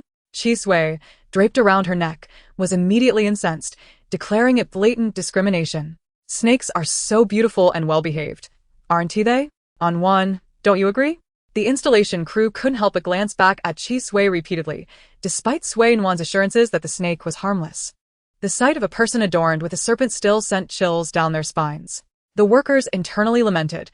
Earning a living is difficult, and enduring such absurdities is even harder. Sui Nuan researched online and discovered that as a reptile, snakes were not permitted on flights, not even as cargo. Sui was quite upset, feeling discriminated against and deeply dissatisfied. Sui Nuan turned to fetch water for the workers, while simultaneously comforting the irate Sui. It was a well-known fact that snakes are often perceived as aggressive, instilling fear in the hearts of many. Hence, this unfortunate circumstance was unavoidable. Rest assured, I want to let you be checked in. She had already learned that driving from Shingen City to the capital would take over 25 hours. Just the thought of such a journey made her scalp tingle. Driving was indeed a last resort. Fortunately, the Sui family was affluent. Otherwise, She would have no choice but to drive or abandon Chi Sui, a scenario she would never entertain. I'll have the butler arrange for a private jet to fetch me. I absolutely refuse to let you suffer. Chi Sui, feeling rather wronged, replied, all right, but really, I am a very well-behaved snake. Sui Nuan extended a finger to gently stroke Chi Sui's little head, affirming, indeed, you are the most obedient snake in the world. Of course, I am the best snake. Returning to the room where the fish tank was being installed, Sui Nuan handed the workers their water before stepping outside to message the butler. Standing indoors with Chi Sui, watching the craftsmen at work, she felt somewhat guilty, as if she were placing undue pressure upon them. Once the tank was successfully installed, Sui Nuan followed the clerk's guidance to introduce the fish into their new home. To her delight, they appeared quite lovely. Chi Sui's eyes sparkled with excitement. This will be my dining hall from now on. Kisui. I read online that you eat mice. Should I buy some for you? Not just yet. These fish will last me quite a while, Chi Sui replied, not turning away from the mesmerizing scene of fish swimming in the tank. Arranging for a private jet must be done well in advance. And even with the Sui family's wealth, they would have to wait a week for an available flight. Sui Nuan, however, was not one to spend an entire week idling at home. She was not inclined to a sedentary lifestyle. On her way home, she had overheard Chi Sui mention a lake to the right where fishing was possible. On the third day, Sui Nuan set off with Chi Sui. Following the path indicated by Chi Sui, she arrived at the location after an hour and a half. This time, Sui Nuan wore waterproof attire, ensuring she was prepared for any potential need to enter the water. Finding a suitable fishing spot, she cast her bait and periodically tossed in more to attract the fish. The fish she caught might not necessarily be for her consumption. She could even release them back into the water. However, if she were to spend an entire day without catching a single fish, her patience would surely fray. Chi Sui, unable to remain still for long, climbed down from his mini chair. Nuan, I'm going to swim and see if any fish come by. Sui Nuan nodded. Be careful. The Black King snake, as its name suggests, was formidable, possessing a varied diet, robust constitution, and the ability to navigate both land and water with ease. It was also immune to most snake venoms. Fear not, I am no delicate little snake. Sui Nuan. The past couple of days, Chi Sui had become enamored with watching videos and series, prompting Sui Nuan to buy him a phone. It was uncertain what content he had been consuming, but recently, his tone had taken on a rather dramatic flair. Chapter 9. A pleasant surprise at the shallow lake. Sui Nuan sat quietly on the shore fishing, while in the water. Chi Sui initially intended to swim a couple of laps. Ever since Sui Nuan had purchased several tanks of fish, his cravings for the lake's fish had diminished. With the phone, now linked to Sui Nuan's secondary number, Chi Sui could purchase whatever he desired, effectively making him a pampered pet of the wealthy Sui Nuan. Chi Sui swam back to shore, poking his head above the water. Nuan, I'm going to explore the area. I'll be back shortly. Sui Nuan glanced around. She was the only human present, and as long as Chi Sui did not encounter any particularly fierce creatures, he would be safe. Okay, go ahead. Indeed. This place was teeming with fish. It wasn't long before Sui Nuan reeled in a palm-sized tilapia. Although it was small, it was certainly preferable to the unexpected surprises of her last outing. Sui Nuan admired her first catch in this world for a moment before releasing it back into the water. Not far from here, the neighboring lake promised great surprises. Who knew if this one might hold any as well? An hour later, Sui Nuan reluctantly released yet another tilapia that had taken her bait. Noting its resemblance to her very first catch, similar in size and appearance, it bore signs that it had indeed been hooked before. Whether or not it was the same fish, it was often said that fish possessed a memory span of merely 7 seconds, yet surely, their mouths still felt pain. Didn't they? How audacious of it to come nibbling again. Nuan, I found something in the lake. Just as she tossed the fish back into the water, Sui Nuan felt a tightening in her chest, fearing it might be another one of those peculiar items. After all her efforts to prepare herself mentally, had she to switch spots once more? Sui Nuan wore an expression of exasperation. It couldn't possibly be that same sort of thing again, could it? Chi Sui climbed onto the shore, shaking off the water. No, it's a dark, long object, similar to a weapon I saw in a video. A sense of foreboding crept back into Sui Nuan's heart. Was it a knife? Or perhaps a gun? Chi Sui slithered to her feet, his tone bubbling with excitement. You guessed it, it's a gun. Would you like to take a look? Sui Nuan stared blankly at her fishing rod for a moment, wondering if this object might carry some ill omen. Why was it that her outings always led to such peculiar encounters? Nuan? Given Chi Sui's enthusiastic tone, she could discern his eagerness for her to investigate. Faced with Chi Sui's sparkling, expectant eyes, Sui Nuan relented. Where is it? Can I reach it? Chi Sui did not climb onto Sui Nuan's body, having just been swimming and likely harboring some bacteria. You can reach it. The lake isn't deep. Just up to your thighs at most. We can walk over without wading through the water. Sui Nuan nodded, rinsing her hands with a bottle of mineral water, as was her custom, before allowing Chi Sui to climb onto her. A solitary individual accompanied by a snake arrived at their destination, a place long neglected by visitors, where the grass had grown almost taller than a person. Fortunately, Sui Nuan, possessing foresight, had brought along a curved knife, using it to clear a path as they walked. Should there be any serpents or similar creatures ahead, Chi Sui would offer timely warnings. Before long, they reached a location that elicited surprise from Chi Sui.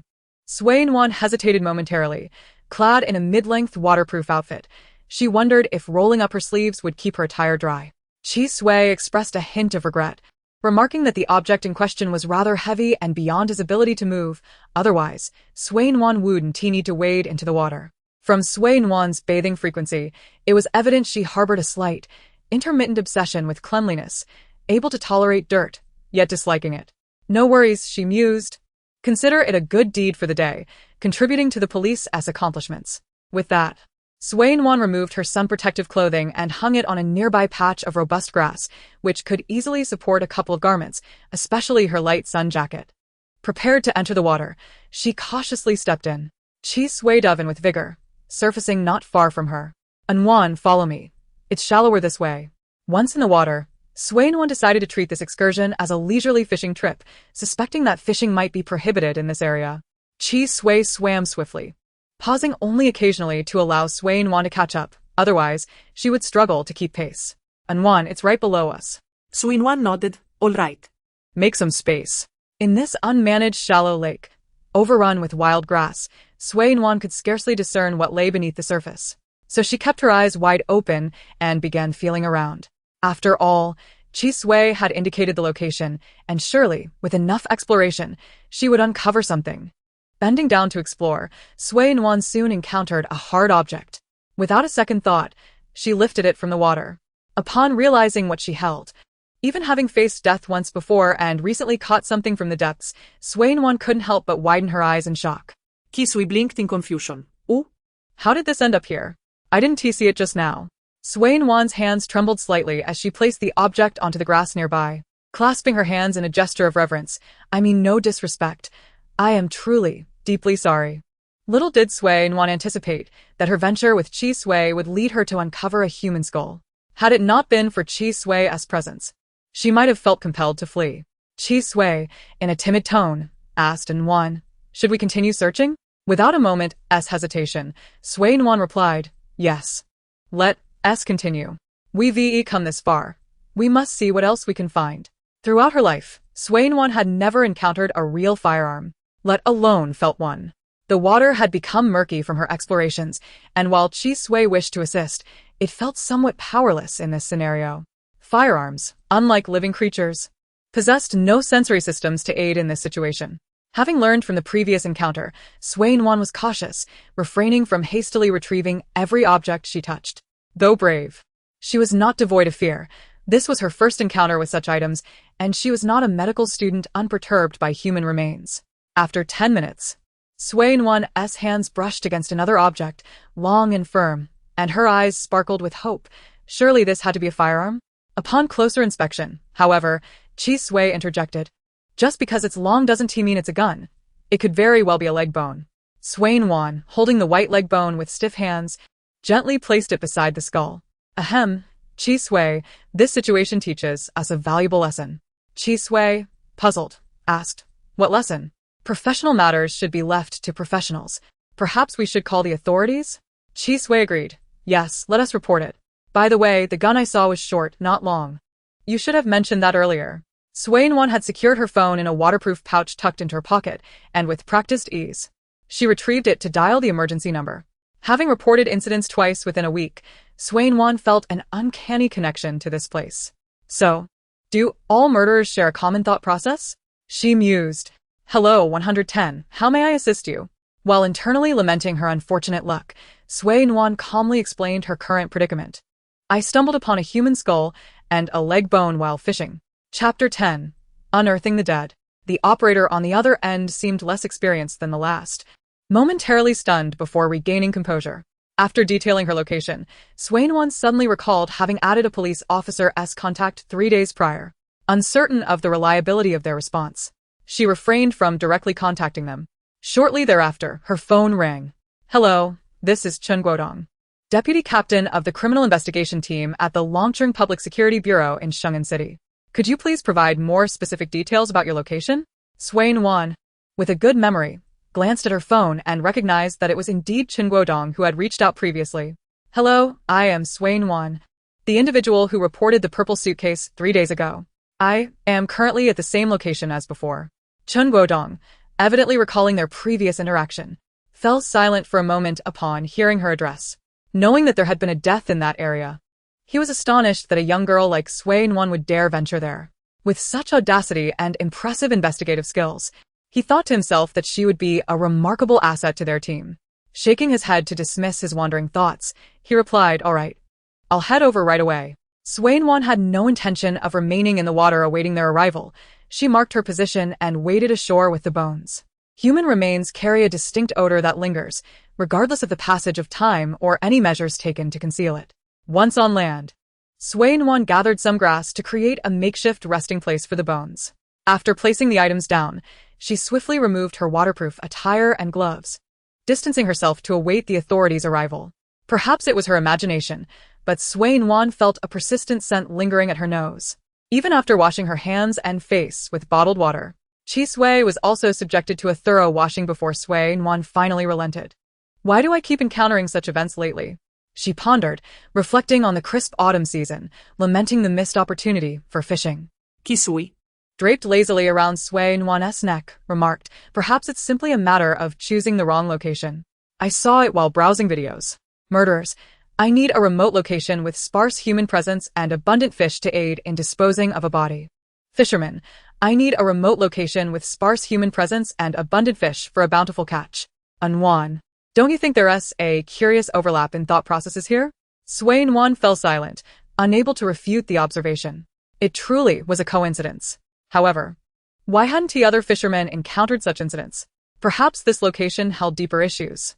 Sui, at a loss for words, could only wonder if Nuan had ever suspected it. After all, it was Sui who had first discovered the suitcase entangled in the fishing line and later found the submerged objects. Yet, there was something delightfully endearing about being so unabashedly favored.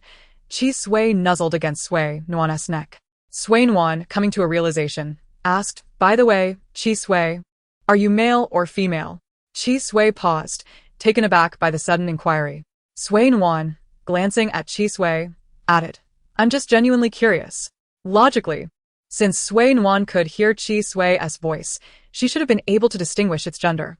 Yet Sui's voice resembled that of a child whose voice had not yet matured, sometimes sounding feminine and at other times more masculine. Kisui flicked its tail proudly. I am male.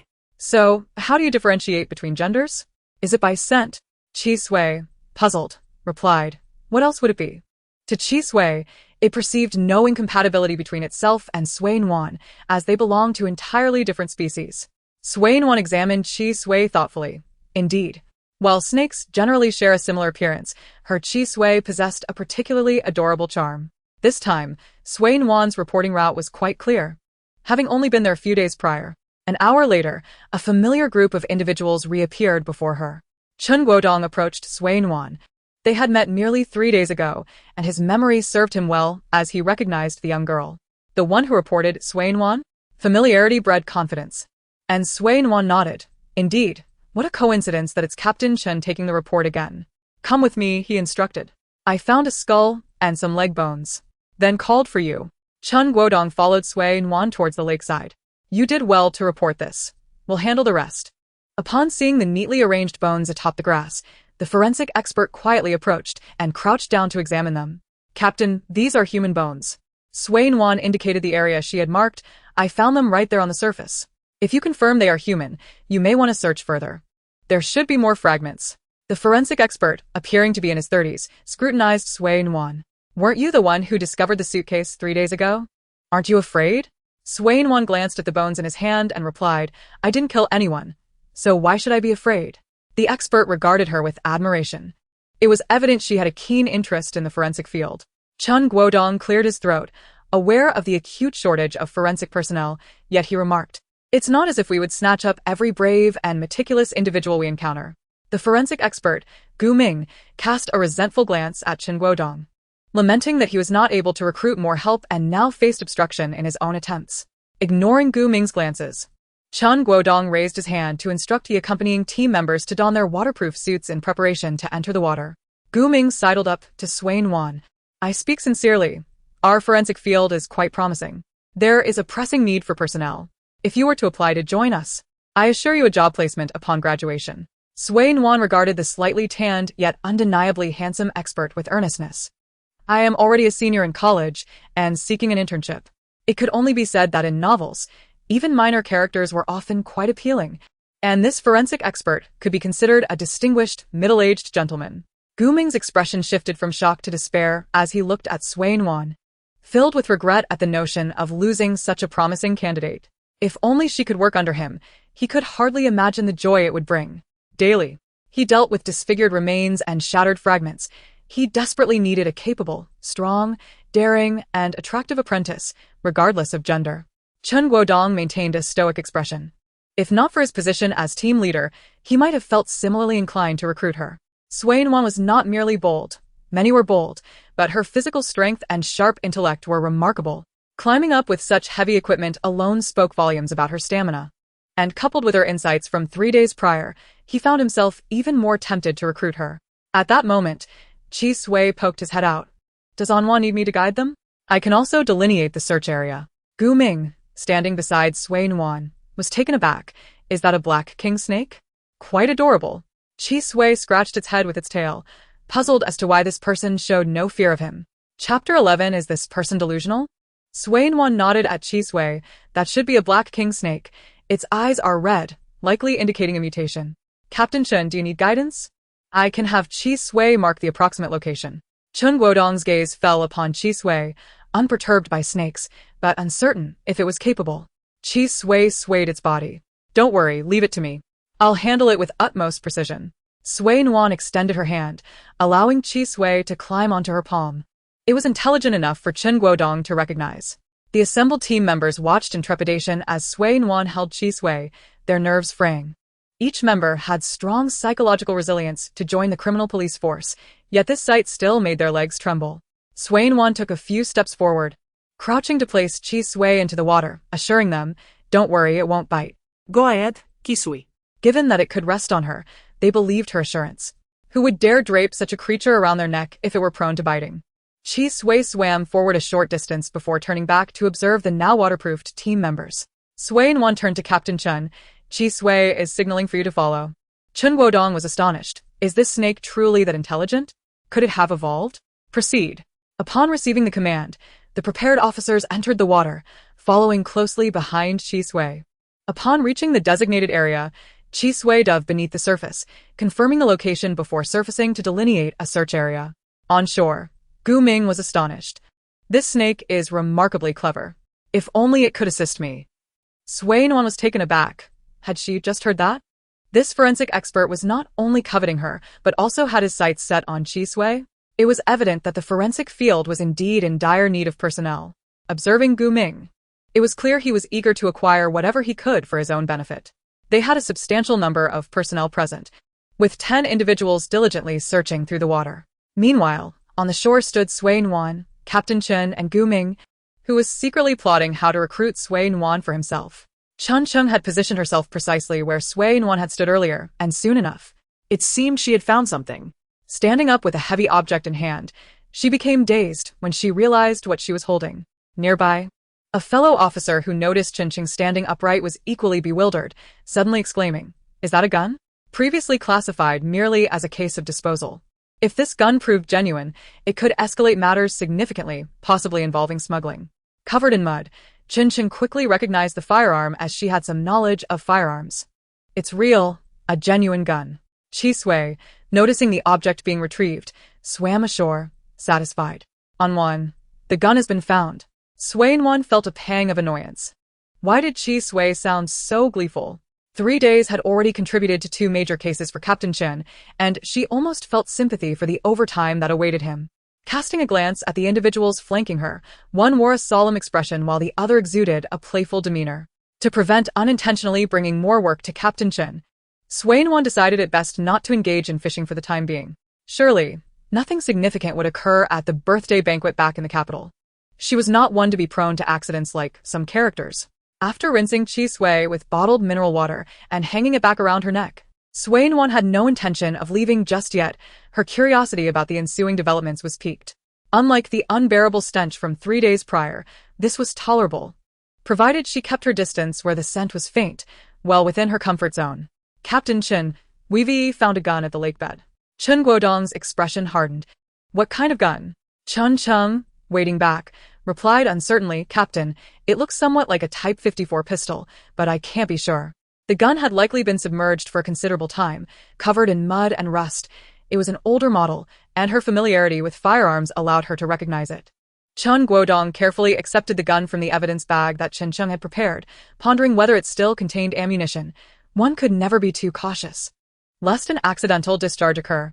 The Type 54 pistol had long been phased out of service, confirming its status as an antique. Through the evidence bag, Chen Guodong scrutinized the weapon for an extended period before finally affirming, it is indeed a Type 54 pistol. Nuan was equally intrigued, glancing at it several times. She had never encountered a real gun in Huaxia, yet here she was, witnessing one after being transported into this narrative.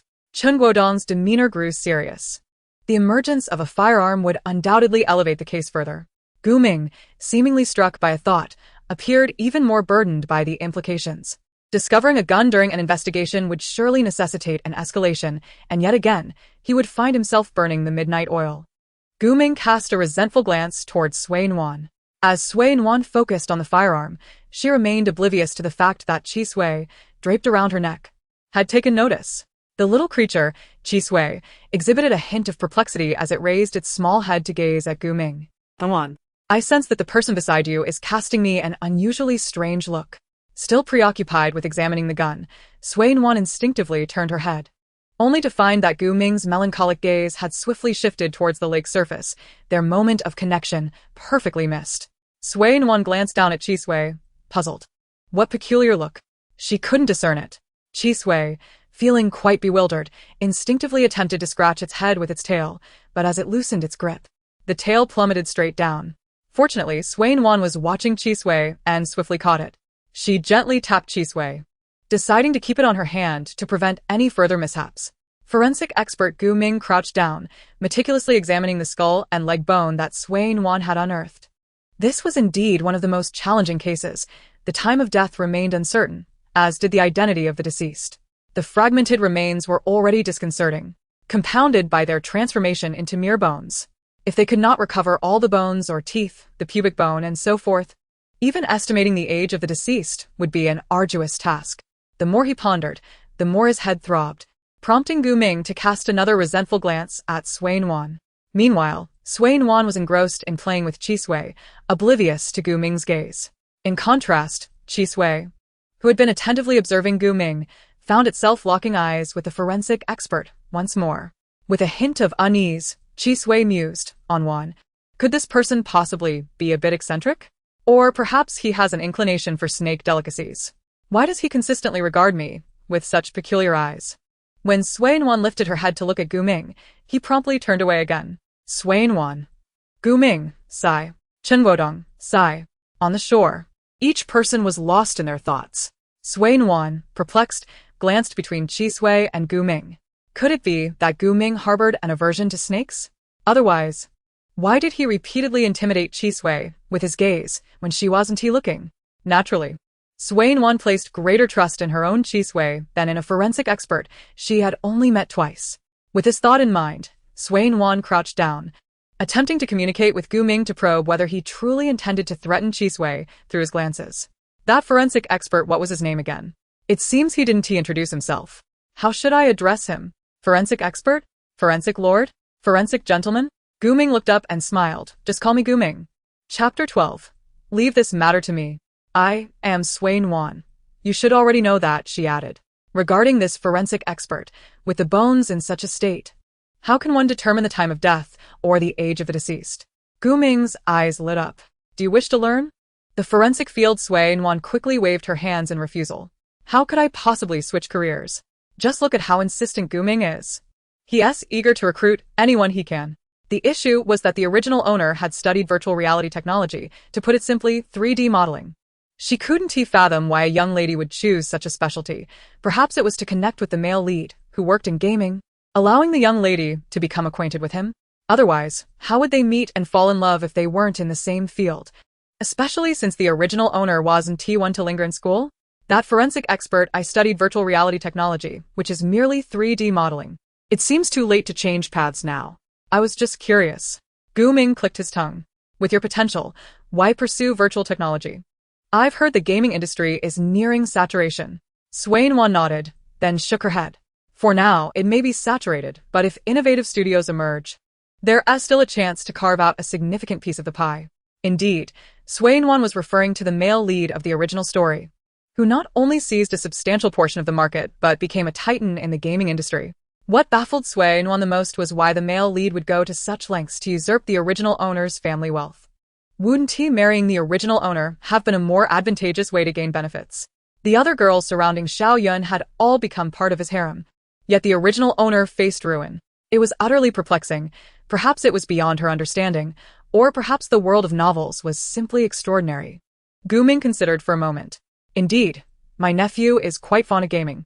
If you are not inclined to switch careers, I cannot force you. To give you a brief overview, in outdoor environments with high temperatures and humidity, the time frame is generally around a month. Though this can't be fixed and is merely an approximate range. To confirm the time more precisely, we must return and utilize technology. Sealed coffins typically last around 36 years, while desert or icy regions begin at a century. There's nothing more to elaborate on that. Nuan nodded. How does one determine the age of the bones? Is the notion of bone age as mentioned in novels valid? Gu Ming's expression grew peculiar. As for how to ascertain bone age, I'm not entirely certain. I usually rely on examining teeth, the pubic bone, and other definitive markers to establish age. What an enlightening experience. In her previous life, as an ordinary worker, unless Nuan deliberately searched online, how would she have known such things? After conversing for a while, Chun Chung returned, re-emerging with fragments in hand. Old Gu, see if you can piece together a human shape. There's more than one. Gu Ming sprang to his feet. Bring it here, let me have a look. Nuan also stood, having crouched for so long that her vision momentarily darkened upon rising. Once Chun Chung brought the items ashore, she did not return to the water but rummaged through her bag, producing several items, including a camera. Chun Chung snapped multiple photos. And it appeared she had also been the one taking pictures upon their arrival. On the ground lay a blue cloth, and with a mask and gloves on, Gu Ming began his work with utmost seriousness. Nuan and Chisui mirrored each other's expressions, both craning their necks to observe intently. Before long, Gu Ming shook his head. There are at least 2 victims in the lake. The bones do not match up. Nuan glanced down at Chisui, seeking confirmation with her gaze. Earlier, she thought she had seen bones, but she was unsure how many there were. Should I go down again to see if there are any guns or lighter bones? Nuan hesitated to place Chisui back in the water. While the lake was indeed full of fragmented bones, who knew what other bacteria might lurk within? She had donned a waterproof suit and gloves while retrieving items. But Chisui would be going in unprotected. If it fell ill, it would suffer terribly.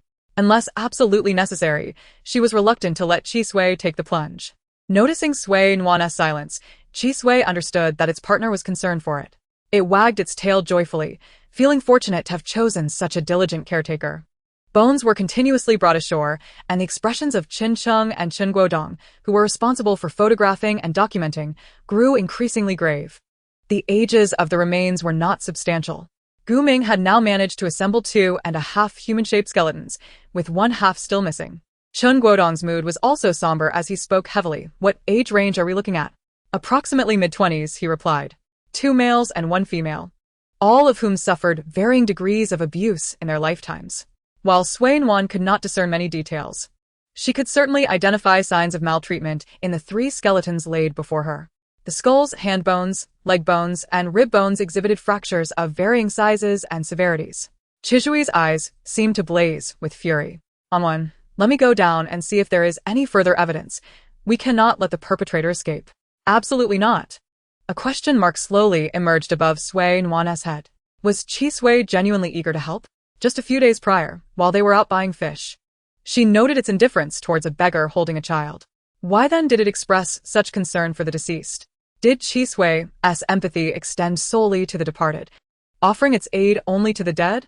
Unable to comprehend Chisui's logic and with the current situation not permitting conversation, Sui Nuan decided to set this matter aside for now, focusing on resolving the immediate issues at hand. If she were to engage Chisui in dialogue now, the individuals nearby would likely think she had lost her mind. Approaching Team Chen, she inquired, "Do you need me to let Chisui go down to see if there are any guns or other components hidden below?" Chen Guodong looked down at Chisui. "Can it do that?" Sui Nuan confidently raised her head, and Chisui almost mirrored her action, lifting its small head in affirmation. "Of course, Chisui can." Indeed. "This snake is more than capable." Chisui looked up at Sui Nuan, who also gazed down at it, and they shared a knowing smile. Had it not been for the persistent voice within urging him to believe in science, Chen Guodong would have been tempted to utter that this snake had indeed transformed into a spiritual being. As the vice-captain of the criminal police brigade in the Longcheng district of Shingen City, it was astonishing that he perceived confidence emanating from the eyes of a mere snake, witnessing a level of sentience typically reserved for primates. The team had already been searching in the lake for quite some time. Had he not been older and tasked with documenting their findings, he would have eagerly joined them in the water. If possible, he would greatly appreciate the assistance of Sui Nuan and her companions. Their willingness to help was indeed timely, for the terrain was treacherous, and vehicles were utterly unfeasible in this location. Without Sui Nuan's proactive support, they could have spent an eternity searching for the remaining fragments. He was immensely grateful to Sui Nuan for her eagerness to lend a hand, as well as to the little snake, Chisui. Among so many people, this was the first who had shown him such respect. Chisui held its head high, assuring, "You need not worry. I will handle this matter with utmost diligence." Chapter 13. Even the most disparate of beings can engage in meaningful discourse. While Chisui's words were unintelligible to others, Sui Nuan approached the lake's edge once more, saying, "Chisui, this time I rely on you. Please be cautious. Rest assured, Nuan, I shall be careful." Once again, Chisui was immersed in the lake, and suddenly, Sui Nuan realized she had run out of bottled water. How would she cleanse Chisui afterward? If she waited until returning home, it would be too late. And would she be able to clean it properly? Noticing Sui Nuan squatting there, still, Chen Cheng, who had paused his filming, inquired curiously, "Is something the matter? Do you have further instructions?" Sui Nuan snapped back to reality. "Oh, it's nothing. I was merely pondering that I seem to have no bottled water to bathe Chisui after it emerges." Chen Cheng hesitated before replying, "If you don't mind, I have some here." She had noticed that the bottled water Sui Nuan had casually taken for washing her hands and feet was actually a premium brand, priced at an average of 20 yuan per bottle. Despite its seemingly ordinary packaging and taste, its price was anything but common. In comparison, the 2 yuan bottled water they typically use seemed rather trivial. Unbeknownst to Sui Nuan, the water she had taken from the refrigerator was so expensive, otherwise, she might have tasted it herself, wondering why a bottle of water could command such a price. "Is that all right?" Thank you, she said, then pondered. Considering this lake has been a resting place for corpses, could there be bacteria? Should we disinfect? Having pieced together the collected bones, Guming squatted nearby, observing the bustling individuals. Hearing Sui Nuan's query, he paused momentarily. Generally, there shouldn't be any concerns. Just apply some alcohol upon returning and take a bath. You'll be fine. It's not as if there's a pile of corpses, so there's no risk of an epidemic. Sui Nuan nodded in agreement. That's a relief. After a while, Chisui had yet to surface from the lake's depths. To avoid muddying the water, the team members who were searching stood still, waiting for the water to clear. Soon, Chisui suddenly popped its head above the surface, exclaiming, "Nuan, over here, I found a piece." Though small, Chisui was the focus of everyone's attention, and as soon as it emerged, Chen Guodong took note. "Sui Nuan, is there something there?" he asked. Sui Nuan nodded affirmatively. "Indeed, there is definitely something amiss there. And please, you may call me Xiao Nuan or Nuan." Chen Guodong, who was approximately 40 years old, could easily have a child the age of Sui Nuan, so addressing her in such a manner was hardly out of line. Having received Sui Nuan's confirmation, Chun Guodong picked up his walkie-talkie, directing the team members to search in that direction. Upon noticing others approaching, Chi Sui slipped back into the water, continuing its search. With the first alert given, any subsequent time Chi Sui surfaced, team members would rush over to investigate. The team members in the water were astonished at the snake's intelligence. Occasionally, when Chi Sui resurfaced, it was not necessarily to indicate it had found something, but rather to catch its breath. During such moments, the team could observe Chi Sui shaking its head. Having discerned this pattern, the remaining fragments were soon collected one after another. Excitedly, Kisui swam ashore, exclaiming, Nuan. Am I impressive or what? Sui Nuan affectionately patted Chi Sui's little head. You are indeed remarkable, Chi Sui. Are there any other treasures in the lake? Chi Sui shook off the water, replying no, this area only has these pieces. The rest is merely trash, water plants, and fish. You are splendid. Chun Chung, seeing Chi Sui swimming back and appearing ready to emerge, quickly stood up to retrieve bottled water from her bag. Nuan, here, bottled water for you. Sui Nuan smiled brightly as she accepted the water. Thank you. It's so obedient. What breed of snake is it? It makes me want to keep one. Sui Nuan paused her movements. This one is exceptional. It is a mutated black king snake. Not all snakes possess such sentience, so if you wish to keep one, be sure to do your homework beforehand. Chun Chung clicked her tongue. Is that so? I was merely momentarily intrigued. I am quite busy usually. If it's difficult to care for, I'd rather not bring one home to suffer. After rinsing Chi Sui, Sui Nuan stood up, saying, Captain Chun, this area should be clear of anything else. Chun Guodong nodded appreciatively. Thank you, Xiao Nuan, for your assistance. Once we solve this case, I shall apply for a banner for you, along with a reward. Sui Nuan was taken aback. A reward is unnecessary. But is it true that reporting a case can lead to receiving a banner? Chun Guodong shook his head. Not exactly. These two cases are rather unique. One involves a corpse disposal case, and the other concerns 3 deceased individuals, during which a firearm was also discovered. If we can unravel both cases, it could significantly elevate his career. Sui Nuan was indeed curious about the corpse disposal case, yet it was evident that Captain Chun was reluctant to divulge more details. So she decided against asking further. Chi Sui glanced around. Is it a lack of evidence? This was a question Sui Nuan had also considered, but as an adult, she knew better than to press the matter, not wishing to create an awkward atmosphere. Captain Chun was at least 20 years older than Sui Nuan and a seasoned investigator.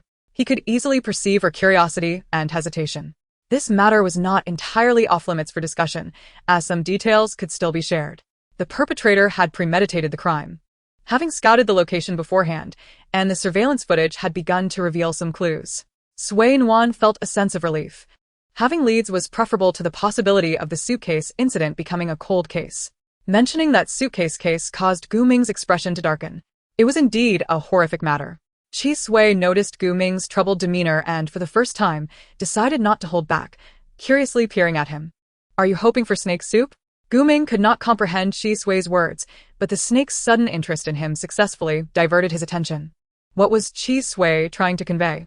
While Sui Nuan was lost in thought, she was taken aback. What? I was asking if it wants to eat snake soup? Chi Sui was curious. Are you hungry? In an amusing twist, both human and snake spoke simultaneously, leaving Sui Nuan momentarily at a loss as to whom to respond first. Don't overthink it. Chi Sui likely wishes to befriend you, she replied, addressing both inquiries at once. Gu Ming waved his hand tentatively. While he frequently dealt with corpses and was bold, it did not mean he was fearless. Those unafraid of ghosts were not necessarily unafraid of snakes. Hello, Kisui. I am Gu Ming. Chi Sui pondered. Can it comprehend my words? Can it understand what I am saying? Sui Nuan interjected, caught between the two, bemused by their lack of awareness regarding their mutual understanding. Perhaps, she replied. Gu Ming, who rarely interacted with living creatures, found himself captivated by the sentient snake before him, and his loquacious nature inadvertently emerged. You are remarkably intelligent. If you had hands, you could potentially work as a forensic pathologist. It's quite an appealing profession, minimal interaction with the public, and clients tend to be very compliant. Aside from some peculiar sense, the industry was, in essence, quite ideal. Kisui gasped. Really? You think this snake is impressive? Gu Ming spoke earnestly. Indeed, your master is exceptionally suited to the role of a forensic expert. Should she embark on this career path, you would undoubtedly become her most harmonious and capable partner. You are truly kind, aside from Nuan. You are the first to praise my dear snake. Chapter 14. Is Nuan the only one with a snake spirit? The only one who could comprehend the entire conversation was Sui Nuan. Is Chi Sui feeling stifled following her? This forensic expert is utterly deranged, isn't she? Digging her up is one thing, but she is, after all, a human being, albeit an amateur, yet still a member of humanity. To think Gu Ming, who appears quite serious, would not spare even a snake. Is the forensic field truly that desperate for talent? As Chi Sui emerged from the water, the other teammates still submerged exchanged glances. Uncertain whether to continue their search, Chen Guodong glanced at the time and suggested, "Let us come ashore first, allowing Gu Ming to piece together what we have." After scouring from 1 to 5:30, I imagine the young men in the lake must be quite weary. The team members returned to the shore, where Gu Ming, the forensic expert, and Chen Cheng, who also moonlighted as a photographer, busily attended to their tasks. Chi Sui clicked its tongue, despite not understanding the conversation. It felt a sense of satisfaction amidst the lively banter. It couldn't help but chatter away, while Sui Nuan, typically reserved, responded with only a few words. Though Sui Nuan always acknowledged its remarks, the exchange lacked the delightful back-and-forth it craved. As a seasoned forensic expert, Gu Ming worked with remarkable efficiency, swiftly assembling the remaining bones. 3 complete skeletons lay side by side, and Sui Nuan felt a heaviness in her heart as she gazed upon them. Chen Cheng diligently recorded the video, occasionally lifting the camera to capture photographs. "Captain, are these the only 3? Should we dive again for further inspection?" The lake was quite expansive, and they had only explored a corner of it throughout the afternoon. With nightfall approaching and visibility diminishing, it was best to summarize their findings and return tomorrow. Sui Nuan checked the time. It was nearly 6 o'clock, and she needed to head back. Had she been unaware of the deaths that occurred here, she might have lingered longer, but given the circumstances, it was wiser to depart early. While many rivers and lakes bore the weight of tragedies, this particular site felt distinct, especially after retrieving a significant number of bones. "Xiao Nuan, I should be going. Captain Chen, you go ahead." Chen Guodong nodded. "Would you like to return with us? It will be dark soon." Sui Nuan did not decline. "I was just about to say I need to head back." Gu Ming packed the bones into bags. "That's splendid. Let us go together. It's unsafe for a young lady like you to be in the forest alone." This time, Sui Nuan had no intention of refusing. Being escorted was entirely different from traveling alone. "All right, I'll gather my things from the other side." Chen Guodong called out without turning back. "Chen Cheng, accompany Xiao Nuan." Chen Cheng handed her camera to another teammate. "All right, Captain Chen." As the 2 young women walked away, the team began to tidy up their belongings. Before departing, Sui Nuan borrowed a pair of gloves and took her recently removed waterproof suit, gloves, and water bottle. She was determined to protect the wilderness. It began with her. While Chen Cheng assisted Sui Nuan in packing, she chattered continuously. "Did you really come all this way alone to fish?" Sui Nuan finished packing her chair and stood tall. "I had Chi Sui with me." Chi Sui raised its head proudly. "Indeed, I was with her." Chen Cheng clicked her tongue. "That's different. Chi Sui can only provide moral support. These items are quite heavy." Hearing this, Sui Nuan instinctively shifted the weight in her hands. "Fortunately, I've studied a bit of martial arts and taekwondo, so my strength is adequate." As the group made their way back, Sui Nuan found it less convenient to converse with Chi Sui and instead listened quietly to its incessant chatter. Upon reaching the car parked on the opposite side, Sui Nuan collected her belongings at the intersection before turning to leave. Chen Guodong, watching Sui Nuan walk away, couldn't help but lament. With such stamina, she should consider enlisting. It's a pity. Chen Cheng wholeheartedly agreed. She is trained in martial arts and taekwondo. When I shook her hand, I could feel her martial prowess. Gu Ming marveled. She must be a polymath. Fearless, with great endurance and trained in combat. Why not convince her to join our team? "Captain Chen, I genuinely need an apprentice to assist me." However, Chen Guodong, with a wry smile, recognized the futility of his intentions. After all, one must still pass the examination. It wouldn't be right to have a nearly graduating young woman repeat a year. While it was indeed a shame to miss out on such a talent, favoritism was unacceptable. Yet if she accumulated a bit more merit, applying for an extramural position might not be out of reach. Amused by this thought, Chen Guodong chuckled to himself. Such serendipitous discoveries were rare. Major cases were not as commonplace as vegetables at a market. Future Captain Chen, faced with the reality of his unfortunate luck, would find it remarkable that someone could encounter major cases wherever they went. A forensic expert, exhausted from overwork, lamented. Hey, I need peanuts. I need an apprentice. I require help with my workload, and I need a vacation. Nuan, what shall we do tomorrow? Nuan asked with a blank expression. Let us stay home. Or, we could venture out to find you some food. It seems our luck has been rather poor lately. Nuan, you must believe in science. Nuan. Here she was, conversing with a snake, and it urged her to believe in science? What kind of science was that? With a flight to the capital in just a couple of days, perhaps she should refrain from wandering about too much. Moreover, she needed to rehearse the original owner's mannerisms in advance. While she was not afraid of being discovered, she also did not wish to be found out. If she were to be uncovered after trying her best to fit in, she would accept it. However, being discovered without any regard was a different matter entirely. The original owner's brother was quite perceptive, and her parents were no less so. If they were to discover that their daughter's body had been occupied by another, or worse, a ghost, Nuan could hardly bear to contemplate it. Surely, people in the capital did not indulge in superstitions like drinking talisman water? Such beliefs were relics of feudal superstition and hardly credible. The original owner's family were well-educated intellectuals, and it was unlikely they would engage in such absurdities. After returning home and taking a shower, Nuan began to reflect on the memories of the original owner and the few chapters of the novel she had perused. The synopsis described how the male protagonist relied on his own abilities to ascend to greatness, transforming from a small game studio into a titan of the internet industry. In this achievement, the Sui family, represented by Nuan, held half the credit, as her brother, Han, managed a company focused on the internet sector. It seemed the original owner's studies in virtual reality technology led Han to invest in a game studio. Han possessed keen insight. This studio served as the foundation for the male protagonist's rise. Contemplating this, Nuan felt an even greater resolve to strive harder. Knowing she was merely a supporting character in this narrative, she must exert herself to escape the fate of being a mere secondary figure. It would not do to traverse into this world only to achieve nothing, ultimately being bankrupted by the original male protagonist, would it? In the days that followed, Sui observed Nuan as she began to engage in animated conversations with the air, repeating various phrases with different intonations. At times, during meals, she would suddenly pause and switch to a different manner of eating. Sui grew suspicious. Could it be that the true snake spirit was Nuan herself? Chapter 15. Meeting the original owner's parents. Time, neither quick nor slow, seemed to pass in a rather swift manner. It felt as if Nuan had yet to fully digest the memories of the original owner when the butler arrived to escort her and Sui to the airport. It was her first time flying, her first time on a private jet, and her first time bringing a snake aboard a flight. In just a few hours, she would also meet the original owner's family for the first time. With so many firsts converging, Nuan felt her palms grow slightly sweaty with anxiety. Nuan, what's wrong? You seem off. Nuan smiled faintly, unsure how to explain. Was she to reveal that she was not the original Nuan, but rather a version transported from another world?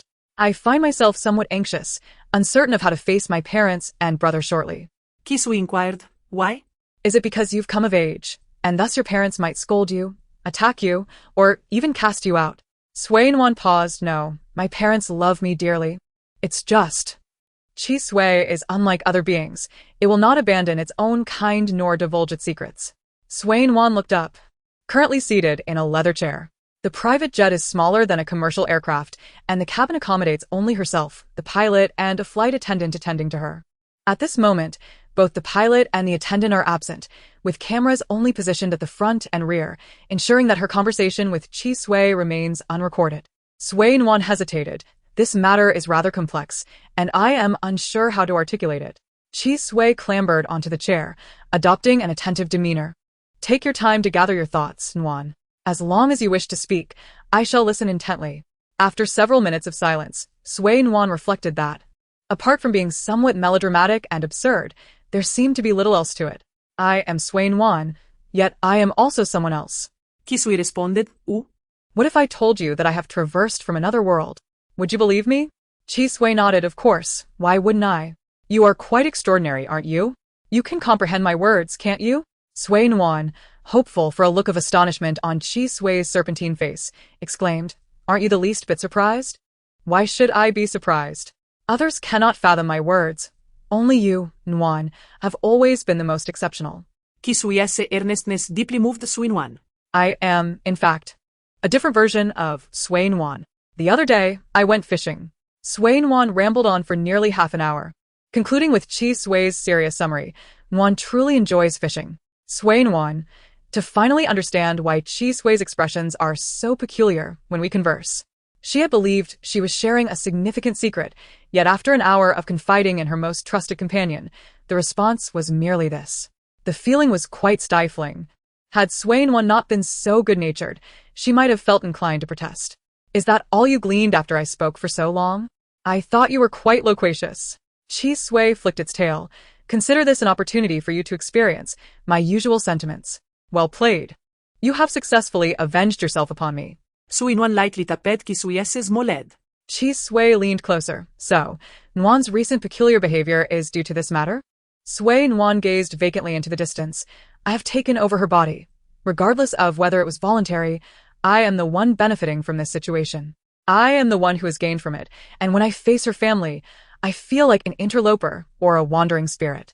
Chi Sui straightened abruptly. Nuan, do not entertain foolish thoughts. Regardless of your willingness, as long as you live, it signifies that she still has a chance to return. I believe that even if your identity is revealed, the worst outcome would be an awkward relationship, but if they love her, they would never harm you. For they could not bear to do so. Even if they despise you, so what? They are Sui Nuan's family, and I, Chi Sui, am Nuan's family, her companion. I cherish Nuan's spirit, which belongs to another world. Sui Nuan chuckled, finding Chi Sui's comforting tone quite evident. Not to mention, she would never entertain thoughts of ending her life.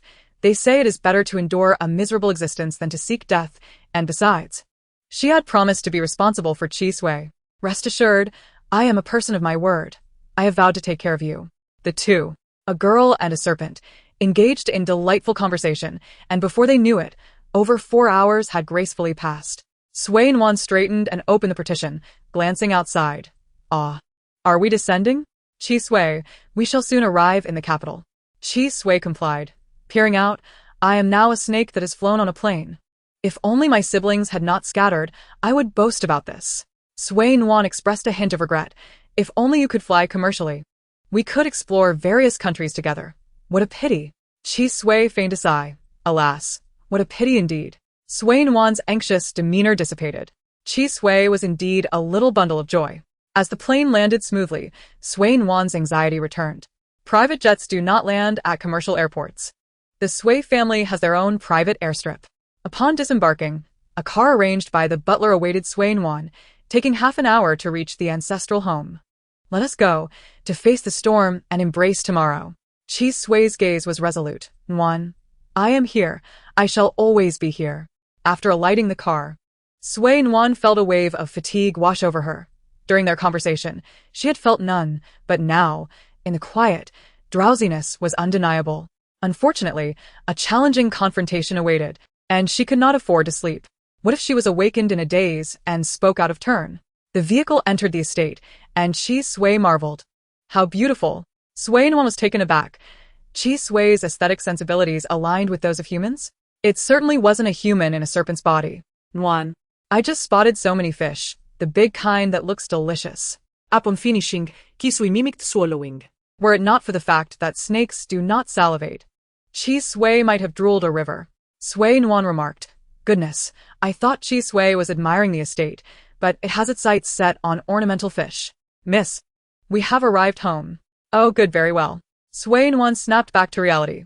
The car window was tinted for privacy, allowing her to see outside while concealing her from view.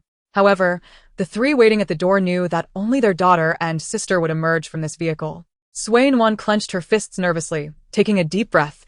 It was time to face the music. Just as she resolved to reach for the door, the driver opened it first. Simultaneously, her parents, brother, and the butler approached her. Chapter 16. An unexpected surge of sentimentality. Sui Nuan inhaled deeply before disembarking. Mom, Dad, brother. I'm back. Mother Lin spoke gently. You must be tired after a long flight. Let us get you something to eat and rest. Yes, I am indeed weary. Also, allow me to introduce my new companion, Chi Sui. Hidden within Sui Nuan's hair, Chi Sui popped its head up excitedly, surprise. Indeed. I am the Chi Sui that Nuan speaks of. Mother Lin was visibly startled. Although she had prepared for her daughter to have a pet snake, Clearly, her preparations had been inadequate. She had assumed her daughter would merely keep it in a box, not that she would have it coiled around her neck. Father Sui, Brother Sui Han, and the butler, who were listening to the exchange, also paused. Father Sui scrutinized Chi Sui, Nuan. This snake, isn't venomous, is it? Sui Nuan glanced at the head peeking out. Rest assured, Dad. Chi Sui is a non-venomous snake and very well behaved. Under normal circumstances, it does not bite. Chi Sui nodded fervently, agreeing with Sui Nuan's assertion, for it indeed does not bite unless someone threatens its beloved Nuan. That's right. It's mine Nuan. As long as it doesn't bite, that's all that matters. Mother Lin linked her arm with Sui Nuan's. I had someone prepare a feast of your favorite dishes. You've lost quite a bit of weight while at school. Sui Nuan instinctively touched her face. Have I lost weight? Suddenly becoming a wealthy heiress. Sui Nuan had been indulging in food without restraint over the past week, and her weight was nearing 101 pounds. Although the original owner was 165 centimeters tall, weighing 100 pounds wasn't considered overweight. However, was Mother Lin being a tad too generous with her words? Just yesterday, she had weighed herself and discovered she had gained 2 pounds. However, the feeling of being cared for by one's parents is truly delightful. As soon as she disembarked, the initial twinge of anxiety swiftly dissipated amidst the lively conversation, and Sui Nuan gradually acclimated to her surroundings. Sandwiched between her parents, Mama Lin and Papa Sui engaged Sui Nuan in a dialogue about her recent experiences. The urgent training from a few days prior proved invaluable. Sui Nuan felt she managed the situation adeptly, likely remaining undetected. Meanwhile, Sui Han, left slightly behind, furrowed his brow. Was it merely his imagination? A week ago, during that phone call, he had keenly sensed his younger sister's tension and unfamiliarity upon her arrival. Yet, observing Sui Nuan's ease and affection in conversing with their parents, the doubts that had momentarily arisen within him vanished entirely. What was he thinking? Perhaps it was just that his sister had recently ended a relationship, leaving her somewhat melancholic. The original owner had 2 social media accounts, one for family and friends within her circle, and the other for classmates. The post Sui Nuan shared upon her arrival was made from her classmate's account. As for how Sui Han discovered this, there were naturally other means. Taking a seat at the dining table, the Sui family did not adhere to the outdated custom of silence during meals. The Sui family had made their fortune through the internet, transitioning from the real estate industry when Papa Sui discerned the market's downturn and decisively ventured into the burgeoning digital realm, successfully securing a substantial share of the market. Consequently, the Sui family appeared somewhat nouveau riche in the eyes of older, established families, as if they had merely stumbled upon good fortune. Papa Sui, holding a bill. Engaged in casual conversation with Sui Nuan, asking, my dear, do you aspire to develop a career in the animation and film industry, or perhaps in gaming?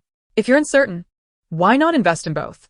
Regardless of the choice between animation and gaming, both industries held promise. Sui Nuan, who had been quietly eating, felt a jolt of surprise. Was he serious in this casual tone? Investing in a company typically required millions, otherwise, one held no significant influence as a mere shareholder. Based on the original owner's memories, Papa Sui either refrained from investing or ensured he maintained a prominent position. Although he had stepped down to allow Sui Han to assume the role of chairman, his business acumen remained unyielding. I haven't quite made up my mind, Sui Nuan replied. Sui Han, with a gentle tone, added, my sister mentioned just days ago that she wishes to enjoy her youth a little longer. Dad, please don't pressure her. Papa Sui nodded in agreement, saying, yes, indeed. Let that rascal invest in a few companies for his sister. Once Nuan has had her fill of leisure, she will gradually adapt. Mama Lin interjected with a hint of annoyance. Let us refrain from discussing business at the dinner table. Sui Han immediately fell silent, while Papa Sui shrank slightly. His tone meek, it was merely casual conversation, not a business discussion.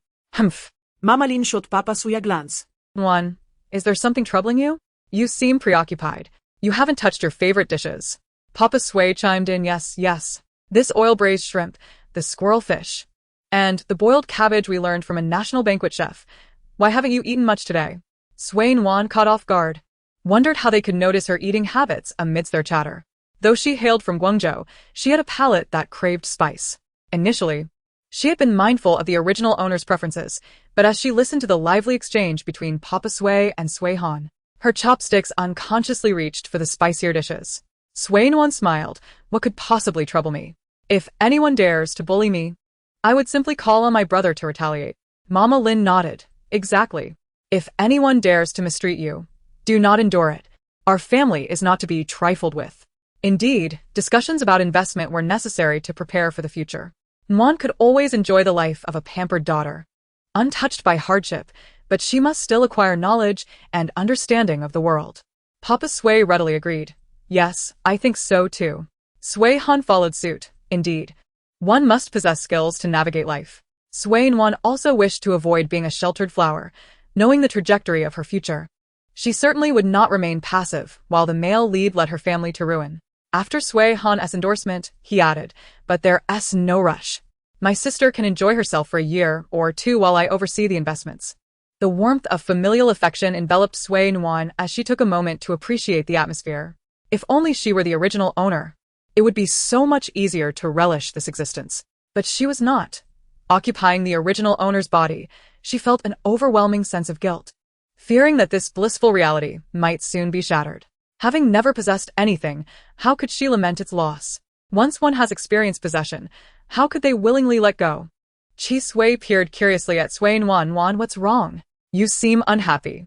Sui Nuan nodded at Chi Sui, quickly regaining her composure. There was no use in being overly sentimental. It would be better to embrace the moment, as if she were a mouse that had fallen into a rice barrel. So, what if she was eventually discovered? Enjoying the present made it all worthwhile, did it not? Chapter 17. The Revelation. Oh dear. Oh dear. As the meal concluded, Mama Lin urged Sui Nuan to retire to her room for some rest. Sui Nuan felt a bit drowsy herself, but would it be wise to sleep right after eating?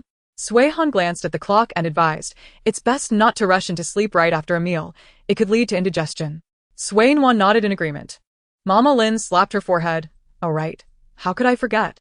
Han, please take your sister for a stroll. Mrs. Chin scheduled a beauty appointment with me 2 weeks ago, and I cannot afford to miss it. Sui Han stood up. All right, Mom. You go ahead. Papa Sui, eager to support, chimed in. Go on. I knew you were looking forward to fishing. Nuan, after your walk, rest well. Tomorrow, we can all go out and have some fun. Sui Nuan nodded. Sounds good. As Mama Lin finished assigning tasks, Sui Han's inquisitive gaze finally landed on Sui Nuan. He pondered how his sister could have so suddenly ended her relationship with that boy, Xiao Yun, whom she had adored not long ago. As the chairman of the company, Sui Han believed that his sister spending money on Xiao Yun was not out of line. Perhaps she had fallen prey to the whims of youthful infatuation. After all, their family was not lacking in resources, and as long as his sister was happy, that was enough. Yet, Sui Han knew his sister's temperament well. He did not believe she would terminate her relationship so abruptly and decisively. With this thought, Sui Han smiled gently. Sister, shall we take a walk? Sui Nuan felt a shiver run down her spine, as if her brother could see through her. However, reflecting on their earlier interactions, she felt she had not revealed any telltale signs. Surely, her choice of spicier dishes during dinner was not a significant giveaway, was it? As the saying goes, a woman changes by 18. And though her tastes may have shifted slightly, was that truly a problem? Most would not suspect her of having crossed over. To uncover such a transformation would require either keen observation or an absurd level of paranoia. The two stepped outside into the garden, where any beautiful plant, regardless of its rarity, could flourish in the backyard of the affluent, depending solely on the owner's preferences. The original owner's mother was an avid flower enthusiast, and the garden was meticulously maintained, with every corner serving as a picturesque spot worthy of a photo. Is there something on your mind, little sister? As your brother, you can share any difficulties with me, Sui Han offered. Sui Nuan reflected. She had not encountered any real obstacles recently. As they strolled, they needed a topic to discuss. While her personality bore similarities to the original owner, there were also distinct differences. Her brother's keen perception compelled her to devise a plausible explanation to convince him. After all, he was the ultimate antagonist of the narrative, had it not been for the tragic demise of their parents and subsequent internal company turmoil. The original owner would not have foolishly transferred her shares to the male lead before her untimely end. Otherwise, if the male lead were to confront her brother, he would likely find himself unceremoniously dismissed. I have started dating a boy at school, Sui Nuan finally confessed. Sui Han raised an eyebrow.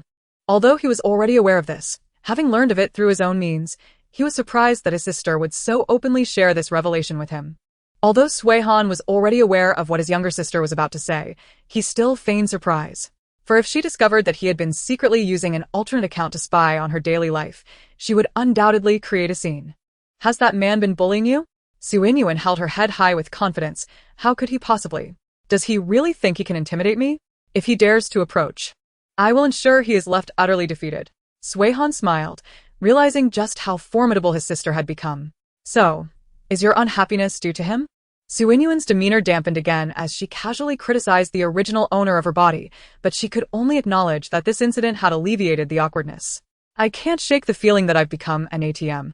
The other day, I went to KTV with a few friends, and one of them mentioned seeing my then-boyfriend, now ex, in the room diagonally opposite. I was so delighted that I rushed over to catch a glimpse of him, only to find him embracing another girl and feeding her fruit. I was furious and stormed out immediately. Suihan's voice turned icy. He truly isn't a good person. Receiving validation only bolstered Suinyuan's confidence, right? That's why I ended things with him. Yet half a month later, he contacted me again. Do you know what he said? Nuan, please don't be so unreasonable. I assure you, my relationship with my junior is entirely innocent. If you choose to think otherwise, that's beyond my control. Humph. I was so enraged that I retorted. What kind of person are you? Spending my money while cozying up to another woman? Such men are utterly shameless. Suihan couldn't help but chuckle. You are so different from the little girl you once were. Back then, you would never have spoken like this. When bullied, you would only sulk in silence. You've grown so much during your years at university. Suinyuan felt a bit bashful. Being deemed a genius in the book was merely the praise of someone who had crossed paths with her. Even for such a trivial matter, she couldn't help but feel a little elated. Thank goodness for that. They say a girl transforms significantly as she ages, right? Now that I'm in my 20s, of course I've made progress. Suihan seemed lost in nostalgia, recalling the time he had taken her out to play and accidentally lost her, which had left him terrified as he cried out for their parents. That day, nearly every police officer in the city was mobilized. After searching for ages, we found you crouching by some bushes, waiting for me. Suinyuan laughed softly. I was just so tired that I dozed off while waiting for you. I didn't hear anyone calling my name. Suihan gazed at Suinyuan. Yes, I vowed then to always protect you and our family. As they conversed and strolled, they soon arrived before a wall of crimson roses. Suihan remarked gently, these flowers are truly beautiful. Throughout their conversation, which seemed casual but was laced with probing undertones, Suinyuan felt the tension dissipate as Suihan's earlier inquisitive gaze transformed into one filled with warmth. Convinced of her ability to read the room, Suinyuan breathed a sigh of relief. Surrounded by the floral splendor, after concentrating so intently for a while, she was now met with the sight of a wall adorned with lovely red roses. Just as admiration flickered in her eyes, Suihan's voice echoed in her ears. Indeed, they are stunning, each blossom vibrant, and their fragrance intoxicating. The moment those words escaped his lips, Suinyuan regretted them. In the original owner's memories, she seemed indifferent toward roses, and it appeared that the man beside her harbored a dislike for them. Realizing this, Suinyuan felt her body stiffen. Oh no, oh no, oh no! After being so cautious for so long, how did I let my guard down in front of this floral wall? What could she do to remedy the situation? Claim she had forgotten? No, what should she say? That she had suddenly developed a fondness for roses? Suinyuan stared rigidly at the rose wall, unable to summon the courage to glance at the person standing beside her. Hey, big brother, roses are quite lovely, aren't they? Suihan slowly lifted a rose, examining it closely, and remarked softly, indeed, they are rather beautiful. But you must know why I dislike them. Suinyuan's hands and feet turned cold. Her hasty words had betrayed her, for Suihan's aversion to roses stemmed from the original Suinyuan. Years ago, he had lost her while picking roses, and the original owner, exhausted, had sat down to wait for him, only to fall asleep. Chapter 18. The Reveal. Big brother, Suihan effortlessly snapped the rose he had been holding, turning to Suinyuan with a frosty gaze, his smile devoid of warmth. Now, speak plainly. Who are you? Where has my sister gone? The entity named Chisui was taken aback, perplexed by the sudden exposure. How had it been discovered? It had been listening intently throughout their conversation, and everything seemed to be going well. What had gone awry? Who could explain this confusion to the bewildered serpent? Suinyuan, however, was too preoccupied to offer any explanations. Alas, so I've been found out? I thought I was managing quite well, she shrugged in resignation. Well then, since my cover is blown, let us find a place to sit and talk. I shall drop the act. This charade is exhausting. Suenyuan expressed her frustration. Follow me. Suehan remained at her side, his tone steady, though Suenyuan could sense the instability brewing beneath the surface. After all, who would be pleased to see their sister suddenly transformed into someone else? Suenyuan glanced at Suehan, sensing that he stood beside her, wary of her fleeing. They walked side by side back to the study, with Suehan still unaware of the gravity of the situation. Holding himself together. Sit. Now that Suenyuan had decided to reveal the truth, she felt no need to be coy or overly delicate. Pretending to be someone else was utterly exhausting. She was hardly a seasoned actress, and her earlier conversation with Suehan had left her drenched in cold sweat. Suehan took the main seat and looked up at Suenyuan. What is truly going on? Suenyuan nervously held Chisui in her hands, lowering her gaze to gather her thoughts. Thankfully, she had rehearsed her explanation on the plane. Otherwise, she would have been at a loss for words. My real name is also Suenyuan, but I am not your sister. I am from another world. Are you familiar with the concept of traversing into a novel? Suehan was a busy man, with little time to read novels. In fact, the only reason he had managed to spare time to chat with Suenyuan was due to a week of overtime he had recently endured. Noticing Suehan's silence, Suenyuan realized. It seems you are unaware. To put it simply, I am a transmigrator. After being bitten by a snake and succumbing to poison, I found myself in your sister's body. As for the whereabouts of your sister, I am equally in the dark. I awoke to find myself in this situation. Suehan's tone grew slightly urgent. You mean to say you do not know if my sister is alive or dead? Suenyuan nodded firmly. I know nothing. I simply woke up in her body and began to absorb her memories. Upon doing so, I realized I had traversed into the very novel I was reading before the snake bite. Suehan looked at Suenyuan with hope. Is it possible that my sister has somehow taken residence in your body? Suenyuan couldn't say for certain. It is possible. I traversed due to my physical condition.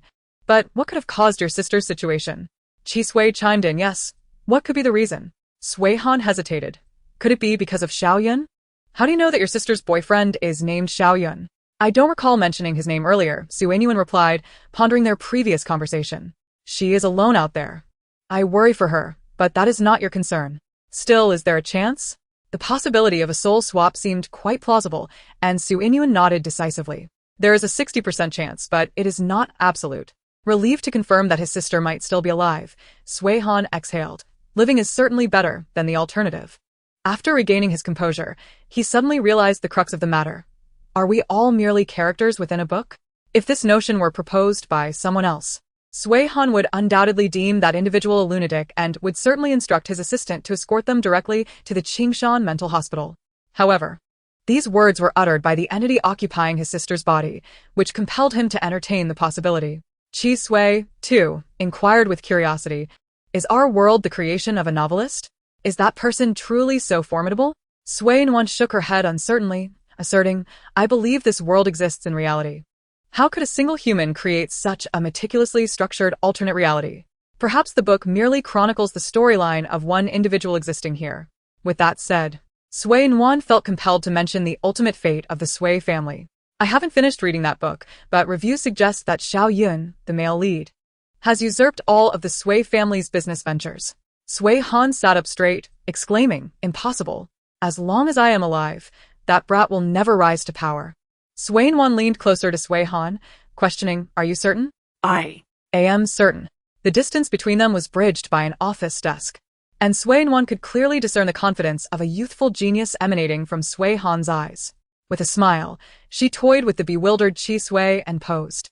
What if I were to say that in the near future, our parents would perish in a plane crash? Suehan abruptly stood, exclaiming, impossible. Air travel is the safest mode of transport. How could anything go awry? Suenyuan did not engage with Suehan's topic and continued. What if I further assert that without my crossing over, your sister would be toyed with by that person named Xiaoyun, ultimately succumbing to depression and dying tragically in a car accident? No, that's impossible. How could it be? Suehan's voice trembled, and although these events had yet to transpire, hearing them from the person before him conjured vivid images of that very scenario, his parents' lifeless bodies and a sister unable to piece herself back together. And what if I were to say that in the not-so-distant future, a traitor will emerge within your company, selling vital documents to that male protagonist, Xiaoyun? Would you still possess such unwavering confidence? with blow after blow. Can you truly assure yourself that you will not be crushed? The two grew increasingly agitated. With Chi Sui resting on the desk, akin to a sandwich caught between two individuals engaged in a verbal duel. Suddenly, Sui Han regained his composure, pondering. If my family is destined for such tragedy, what of me? What is my fate within this story? Sui Nuan felt as though a bucket of cold water had been poured over her. The excitement and grievance that had surged moments ago felt inexplicably misplaced. Could it be that the original host had not truly crossed over but rather remained within this body? While reading the novel, her emotions had remained relatively stable. Why had she become so agitated upon confronting Sui Han? Sui Nuan slowly took her seat again, stating, "You ultimately fall at the feet of the male protagonist, leading a destitute life abroad." Sui Han suddenly laughed. "Indeed, it is merely a novel. My dear sister, I trust you understand the wisdom of the saying a crafty hare has 3 burrows. Although our family's main operations are in the daxia, can one truly claim that falling abroad is a failure? That so-called male protagonist allowed me to leave the country. As long as I am alive, I shall have my chance for revenge. I will not spare anyone who has harmed my family. You know this, sister." Chi Sui was left speechless. This is what they refer to as Ayandra, isn't it? On one, I find myself a little frightened of him. Chapter 19. Cliché. Sui Nuan raised her eyes, inexplicably calm within. Yet tears flowed uncontrollably from her eyes. Sui Han swiftly moved from across the desk to stand before Sui Nuan. "Sister? Is that truly you?" Sui Nuan sniffled. "It's me. But I can't help but cry." Upon witnessing Sui Nuan in tears, Chi Sui became anxious. Don't cry. Don't cry. If someone is bullying Nuan, I will help her bite them." With a hint of emotional turmoil, Sui Nuan hastily grabbed Chi Sui in her hand, gently stroking his little head to soothe him. Sui Han released his grip on Sui Nuan's shoulder, realizing, "Sister, you haven't crossed over, have you? You're still in this body?" Sui Nuan hesitated. "Perhaps?" Sui Han's eyes bore into Sui Nuan's. "Sister, you have wronged no one. It is my inadequacy that failed to protect you. The fault lies with me." Sui Nuan felt dazed, the oppressive feeling within her dissipating. Suddenly, a sharp pain pierced her head, reminiscent of the moments when she first crossed over and absorbed memories. "It hurts." Sui Han, alarmed, asked, "What is it?" "I will summon a doctor." Sui Nuan grasped Sui Han's arm. "No, don't. The fewer people who discover this, the less risk involved." Sui Han, usually composed and believing he could manage everything, was visibly shaken. Since swearing to protect his sister when he was 7, he had never felt such panic. Half an hour later, Sui Nuan gradually lifted her head from the table. Chi Sui, anxiously pacing on the desk, rushed over. Nuan, "Are you alright? Is there anything else bothering you? If you dislike it here, we can return home. Home is where you won't feel sad." Sui Han stepped closer to Sui Nuan. "Nuan?" Sui Nuan was struck with astonishment. This was far too melodramatic. Is this truly not some cliché drama? I just received a fragment of memory. Sui Han's expression fell. "What memory?" "You are not yet my sister." Though it may sound somewhat melodramatic, it was undeniably true. I believe I am Sui Nuan, but I am a reincarnation of her, living a second life. The other half of me witnessed everything and was aware that she had invited disaster upon her family, leading to their ruin and ultimately hiding away. Coincidentally, I died at that very moment. I do not know why, but the two halves of my soul, existing at different points in separate worlds, suddenly fused together. The memory I just received is that very fragment. Sui Han appeared as though he had just unlocked the door to a new world, utterly bewildered. In the garden, Sui Nuan believed she was responding to Sui Han based on his facial expressions, yet she was merely being guided down the path he wished her to tread. Sui Han's thoughts ran deep. Unless he chose to reveal his feelings, Sui Nuan could not discern them. This time was entirely different. Sui Han was genuinely perplexed. Sui Nuan felt somewhat dreamlike. "So, how did you realize I was different from her?" "Our personalities are quite similar." Sui Han regained his composure. "The moment I called you that day, something felt amiss. Furthermore, your breakup with that Xiao Yun fellow raised questions. My sister is not fickle. I can see how much she loved him. She is also rather soft-hearted and does not act too ruthlessly. The act of posting on social media is something my sister would never do. Additionally, when you got out of the car, I noticed a sense of unfamiliarity in your eyes. While your demeanor did not seem unusual, you did not behave like my sister. I could not ascertain the truth, which is why I chose to stay and test the waters."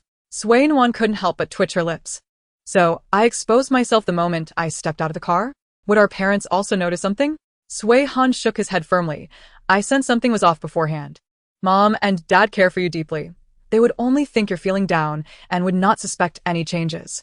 Sui Nuan felt a pang of dissatisfaction. She believed her disguise was quite effective. And you? How did you come to suspect this? The eyes are the windows to the soul. When negotiating business, focusing on the other person's eyes reveals much information. Sui Nuan felt disheartened. She truly could not compare with a genius. So what will you do now? Burn me at the stake? Sui Han replied, what on earth are you thinking? Regardless of whether you are my sister or not, this body undeniably belongs to her. I will not harm my family.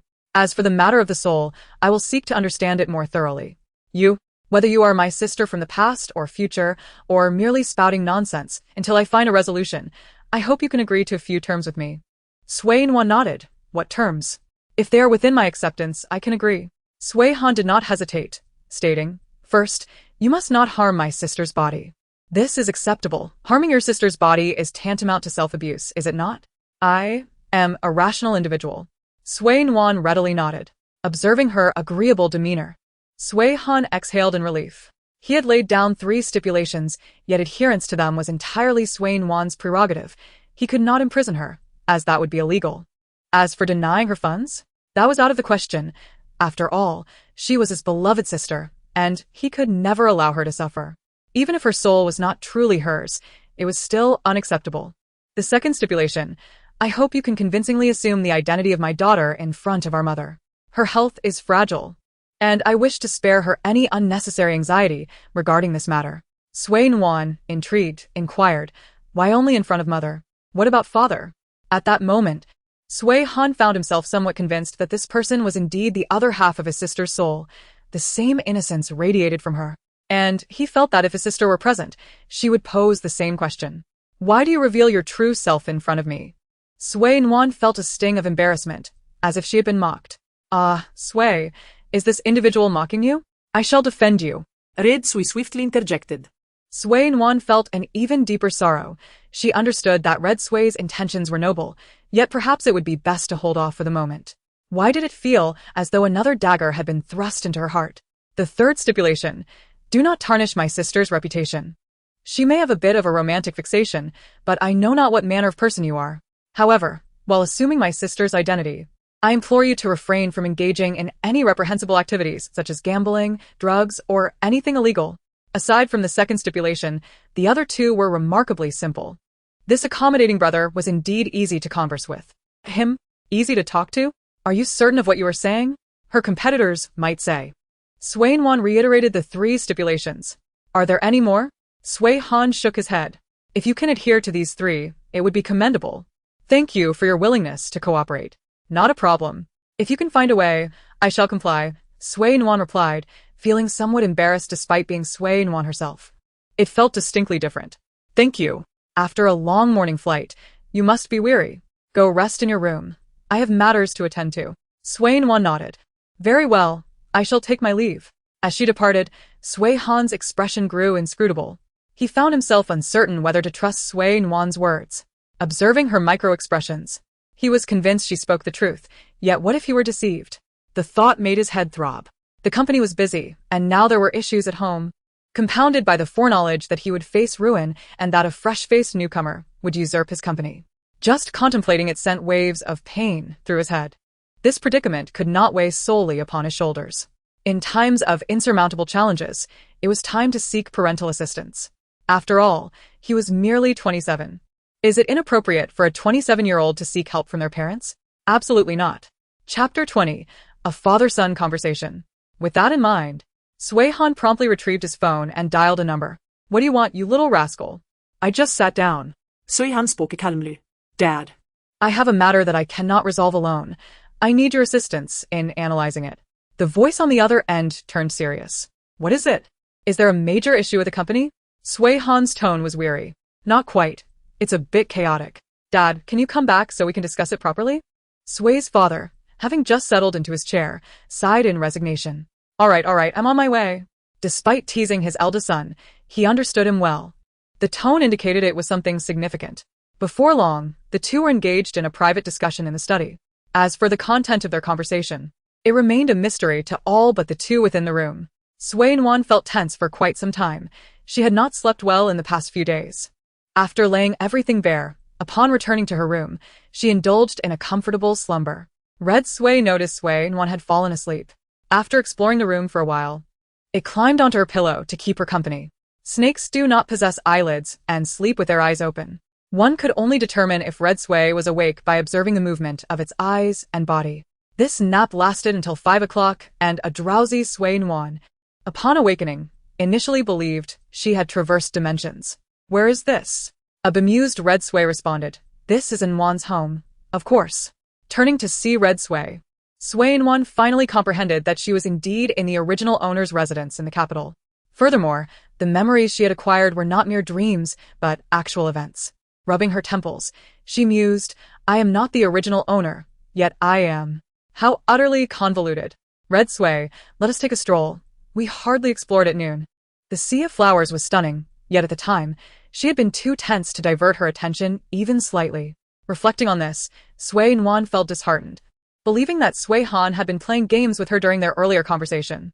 She suspected that the expressions he had displayed were merely reflections of her words, deliberately crafted for her observation. "Little fox." The thought of Sway father prompted her to add silently, "Old fox." Red Sway shook its head. All right. Nuan, Do you think those flowers are edible?" Nuan, tidying herself as she prepared to head outside, replied, "Red Sway, snakes are carnivorous. You lack grinding teeth. And your intestines are short, designed for digesting meat." Red Sway pondered, clicking its tongue. "Is that so? I see those flowers are quite colorful. I must admit I am tempted to try them." Nuan's mind sparked with an idea.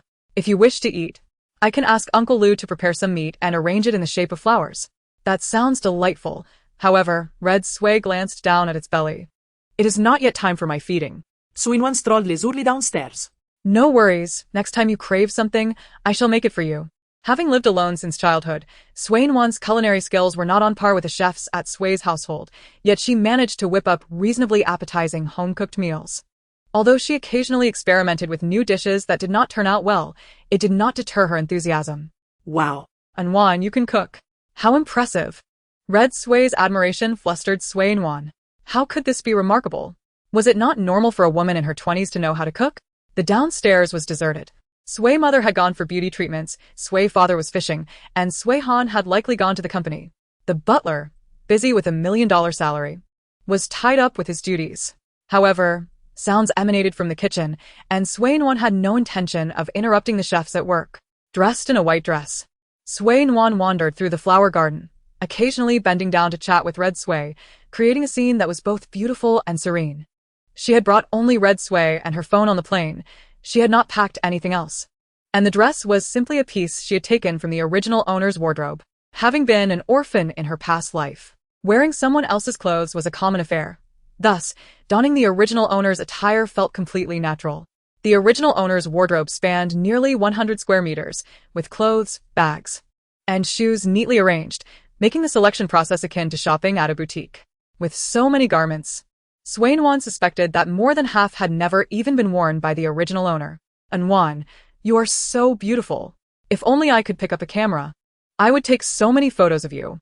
Red Sway exclaimed, having learned much from observing those who loved to photograph beautifully dressed individuals online, often criticizing others' photography skills.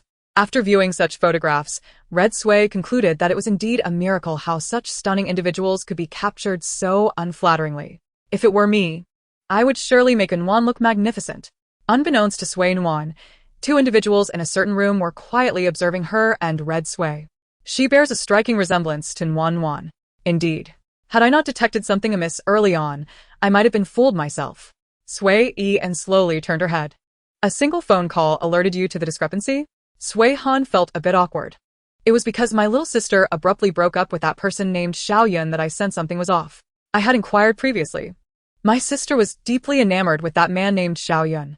I thought it was normal for someone in their youth to have a crush, so I refrained from intervening. Not long ago, my sister abruptly announced her breakup with him, and her tone was decidedly resolute. From my understanding of her character, such a decision is uncharacteristic. Even if they were to part ways, she would typically relent if he pleaded." Sui Ian nodded, suggesting that we should visit Jing'an Temple soon. If Nuan has indeed returned, that would be splendid. If not, we may have to seek the assistance of the master.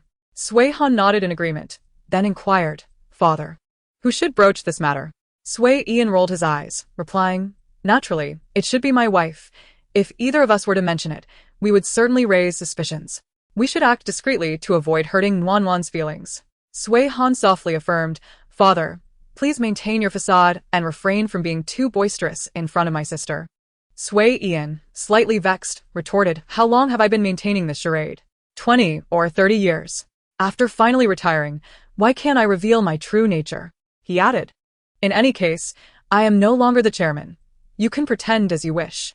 I will go find Nuan, but do not let her know that I am aware of her situation. Sui Han gazed at his father's retreating figure, fully aware of his father's disposition. He had already discreetly informed his sister of some details. Until it is certain that she is indeed his sister. No one shall become familiar with her before he does. The thought of his father facing setbacks with her brought a touch of brightness to Sui Han's otherwise tedious work schedule. Indeed, his happiness seemed to thrive on his father's tribulations. After all, his father had been so inconsiderate, conscripting him at the tender age of 20. And after completing his studies while working, had thrust the chairman's position upon him. He had barely taken the reins of the company before becoming overwhelmed, and unless faced with a formidable challenge, his father offered no assistance, showing little regard for his well-being. Chapter 21. The Grand Blind Date Event. Kisui. Did you live in the forest all your life? This was a question Sui Nuan had long wished to ask, previously. Either she had forgotten or it had seemed inappropriate to inquire. Chi Sui, still lamenting his inability to take photographs of Sui Nuan, was puzzled by her sudden question. Why would you ask that, Nuan? Sui Nuan, idly toying with a beautiful flower of an unfamiliar species, replied curiously, I feel as though you possess knowledge about many aspects of the human world. Moreover, do you not think so? You are remarkably intelligent, surpassing 99% of snakes. Confident that there were no secrets between him and Sui Nuan, Chi Sui candidly explained that part of his knowledge stemmed from interactions with snakes that had been raised by humans and subsequently released. Those snakes are quite fragile. They perish shortly after being released, even if I provide them with food. Sui Nuan fell silent, refraining from commenting on the matter of releasing animals. Once she had taken in a companion, she would remain steadfastly loyal. After spending several years together, some emotional bond had surely formed. Those who could abandon their companions so readily were truly heartless. Partially, were there any other creatures that taught you about the human world? Chi Sui shifted slightly. That is a bit difficult to articulate. I feel it is somewhat peculiar, yet it is the creature with which I have communicated the longest. Sui Nuan, intrigued, asked, What sort of creature is it? Chi Sui slowly delved into his memories. I am not certain what it is. It resembles me closely. With a black body and red eyes, yet it has a pair of small horns on its head and 4 claws. When I was young, due to my peculiar appearance, I was not welcomed by my siblings. I lived alone as a snake, and when I was approximately 4 months old, I encountered it. It is exceptionally clever. Perhaps the most intelligent creature I have ever met. When I asked if it was a snake, it became angry and tried to bite me. However, it was too old and could not catch me. Recognizing its intelligence, I proposed a deal. I would provide it with food in exchange for knowledge. It once claimed to be a dragon, but aren't dragons mythical creatures? Sui Nuan had not anticipated that a casual inquiry would unveil such a remarkable revelation. It was merely speculation on their part. Aside from the dragon, all other zodiac animals exist in this world. Who knows? Perhaps dragons are real. Chi Sui lamented. Is that so? Unfortunately, it returned to the earth long ago. Otherwise, I would have sought clarification, as I am no longer easily deceived. Long ago? Kisui, basking lazily in the evening sun, felt reluctant to move. Yes, it returned to the earth when I was 1 year and 8 months old. By your human calendar. I am now 10 years old. What? You're 10? Sui Nuan's mind briefly short-circuited. Chi Sui was so small, with a voice akin to that of a child. She had assumed he had not yet reached maturity. Currently, he appeared only as thick as a thumb, measuring approximately 50 centimeters in length. Adult black king snakes typically range between 100 centimeters and 150 centimeters, and Chi Sui had yet to reach even half of the minimum standard. Sui Nuan was incredulous. Could Chi Sui truly be 10 years old? With proper care, a black king snake might live to be 10 to 20 years old, with only a rare few reaching 30. If Chi Sui was indeed 10, that would mean he was quite aged. After adopting Kisui, Sui Nuan had researched the black king snake species and had gleaned a fair amount of information. If this were the case, wouldn't their time together be limited? Chi Sui, slightly dazed, recalled the method of tracking time he had learned recently. Yes, I am indeed 10 years old. And how do you feel now? Are you experiencing any discomfort or anything else? I read online that black king snakes have a lifespan of 10 to 30 years.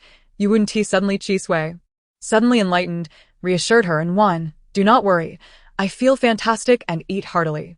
Sui Nuan remained somewhat apprehensive, suggesting, how about we take you for a full checkup one day? Nuan, how have you been resting? A sudden unease gripped Sui Nuan as she recalled her brother Sui Han's earlier words. Eventually, she pondered whether she should continue to maintain her facade.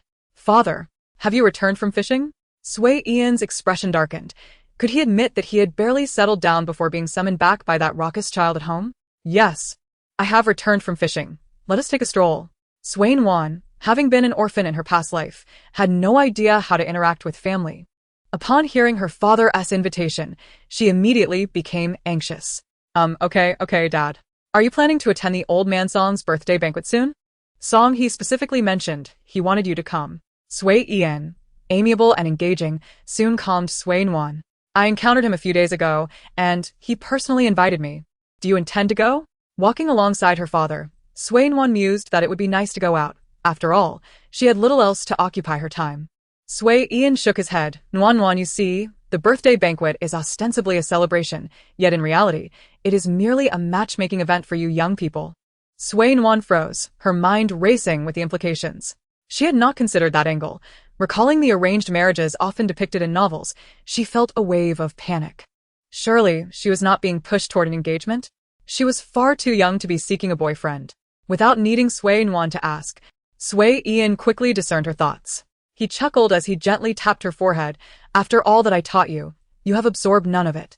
Our family is no old aristocracy. Those families require political and commercial unions to solidify their foundations. We are newly rising. Focusing on the present is sufficient. Since we are all from the same circle, we know each other. If you have someone you like, let me know. If not, consider it a chance to have some fun. With me and your brother around, whether you wish to be a strong woman or simply enjoy yourself, the choice is yours.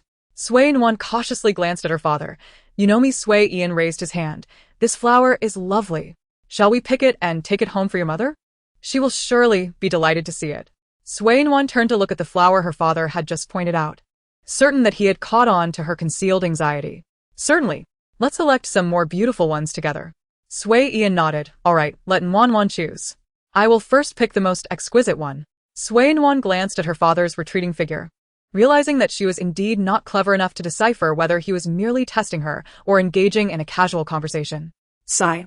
Living among a brood of astute individuals made her feel utterly outmatched. Wasn't she once considered one of the clever ones in her company? Yet here, upon entering the Sui family, she felt as if she were being led by the nose the entire time. Even more perplexed than Sui Nuan was Chi Sui, who harbored serious doubts that the horned serpent from years past had been hiding its true prowess. Chapter 22. Jing'an Temple. Sui Nuan looked down to see Chi Sui's bewildered expression. She gently tapped its little head. Don't overthink it. Your circuits might short-circuit. With the original owner's memories and a lifetime of experience, she still couldn't comprehend it all. How could Chi Sui, who had only scratched the surface, hope to understand? Chi Sui obediently shook its head. Nuan, that flower, the pink one, is beautiful. Can I also have it folded back? Sui Nuan strolled forward. This one? Yes. Exactly that. Sui Ian, with her back turned as she diligently folded flowers, sighed, acknowledging her eldest son's earlier assertion. Things had indeed changed. During dinner, Sui Nuan spoke little, her father's attention solely on his wife, and in this private setting, he immediately sensed the estrangement between them.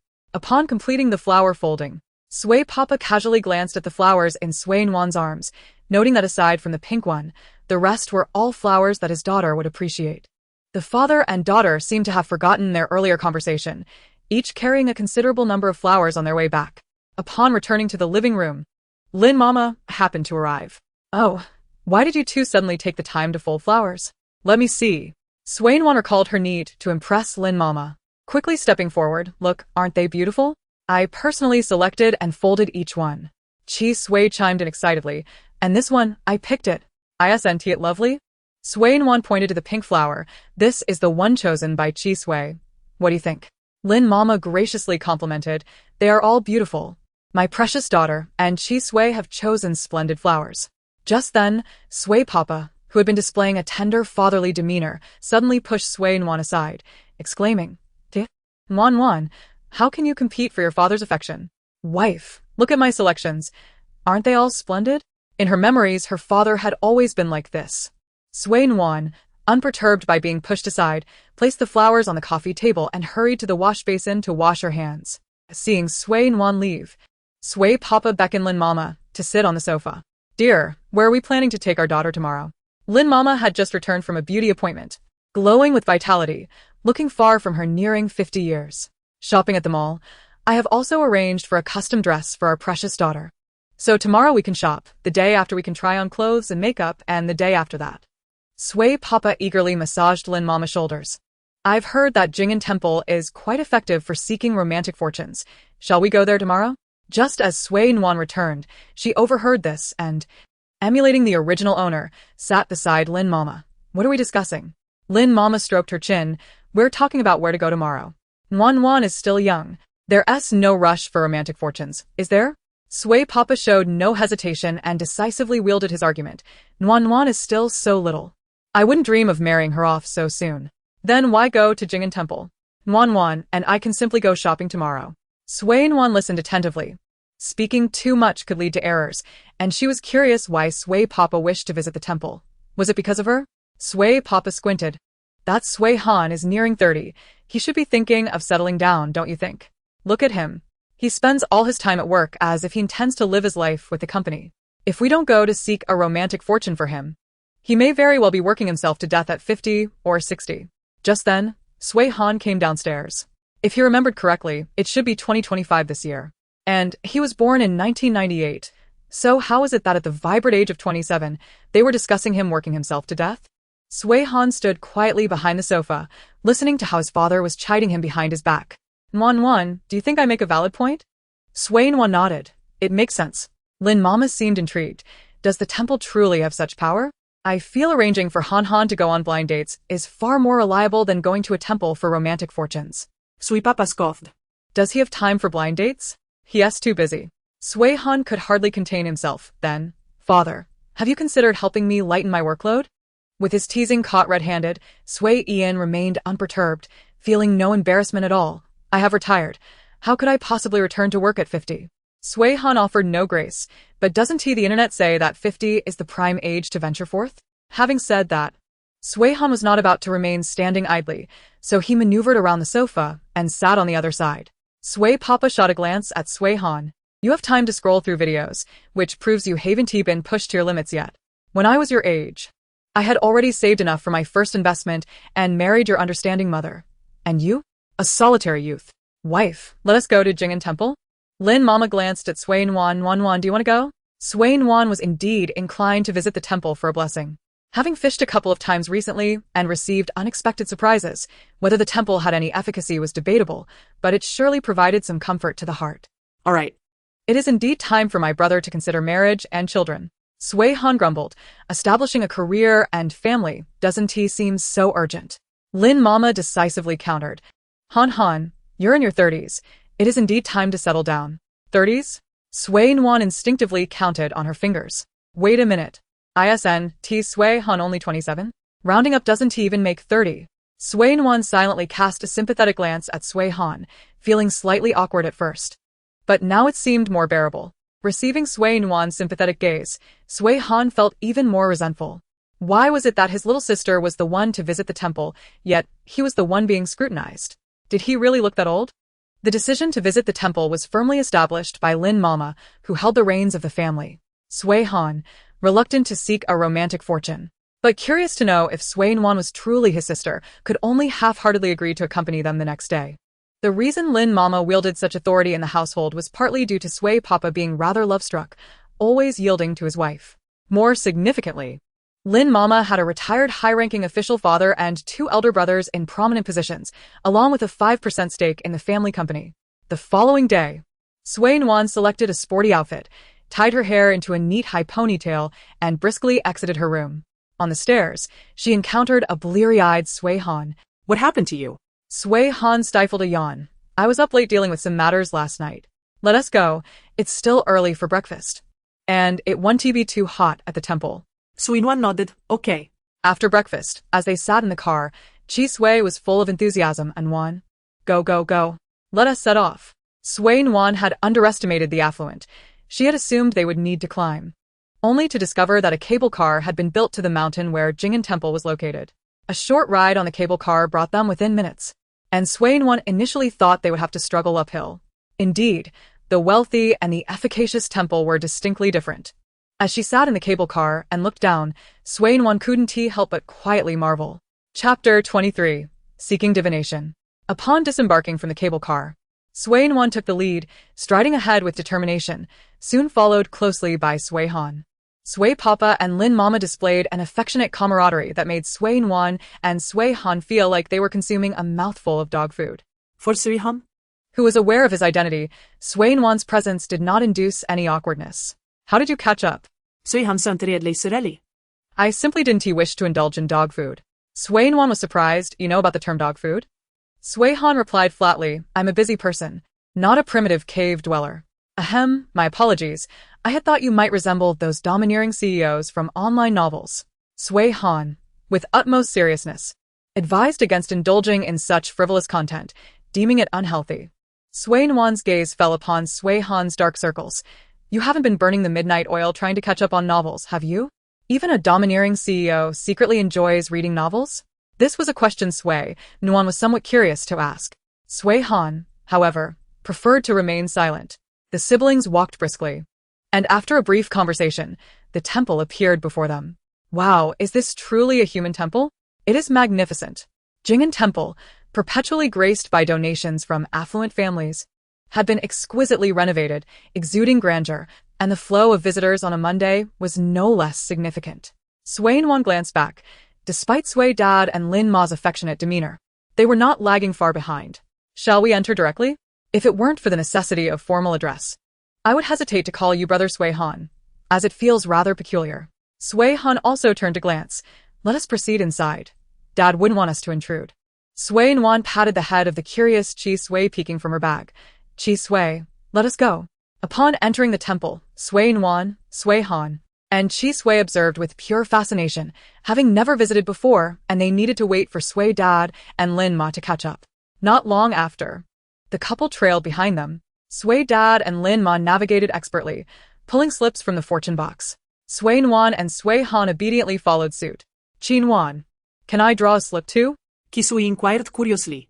Sui Nuan had not considered this. If Chi Sui wished to draw, it wasn't impossible, though the master might not be able to interpret the fortune.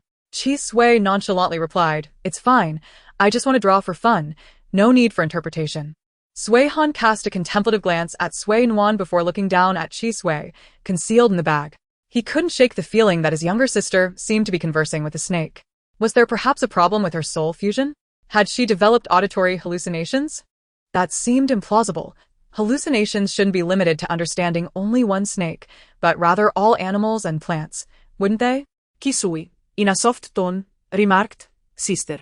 Your brother seems to be watching you. Sui Nuan instinctively raised her smile and looked up. What is it? Sui Han, taken aback, raised an eyebrow and halted in his tracks, awaiting Sui Nuan to join him. Can you understand what the snake is saying? He recalled that just moments ago, his sister had been murmuring to the snake, and upon noticing him, she had suddenly turned to look at him. Had he not experienced the revelations of yesterday, he might have dismissed this as mere imagination. However, after the events of the previous day, he suddenly felt it was not so simple. It appeared his younger sister possessed something extraordinary, akin to the protagonists in the novels he had hastily read overnight, who often had some kind of golden finger. Perhaps his sister's golden finger was the ability to comprehend the speech of animals?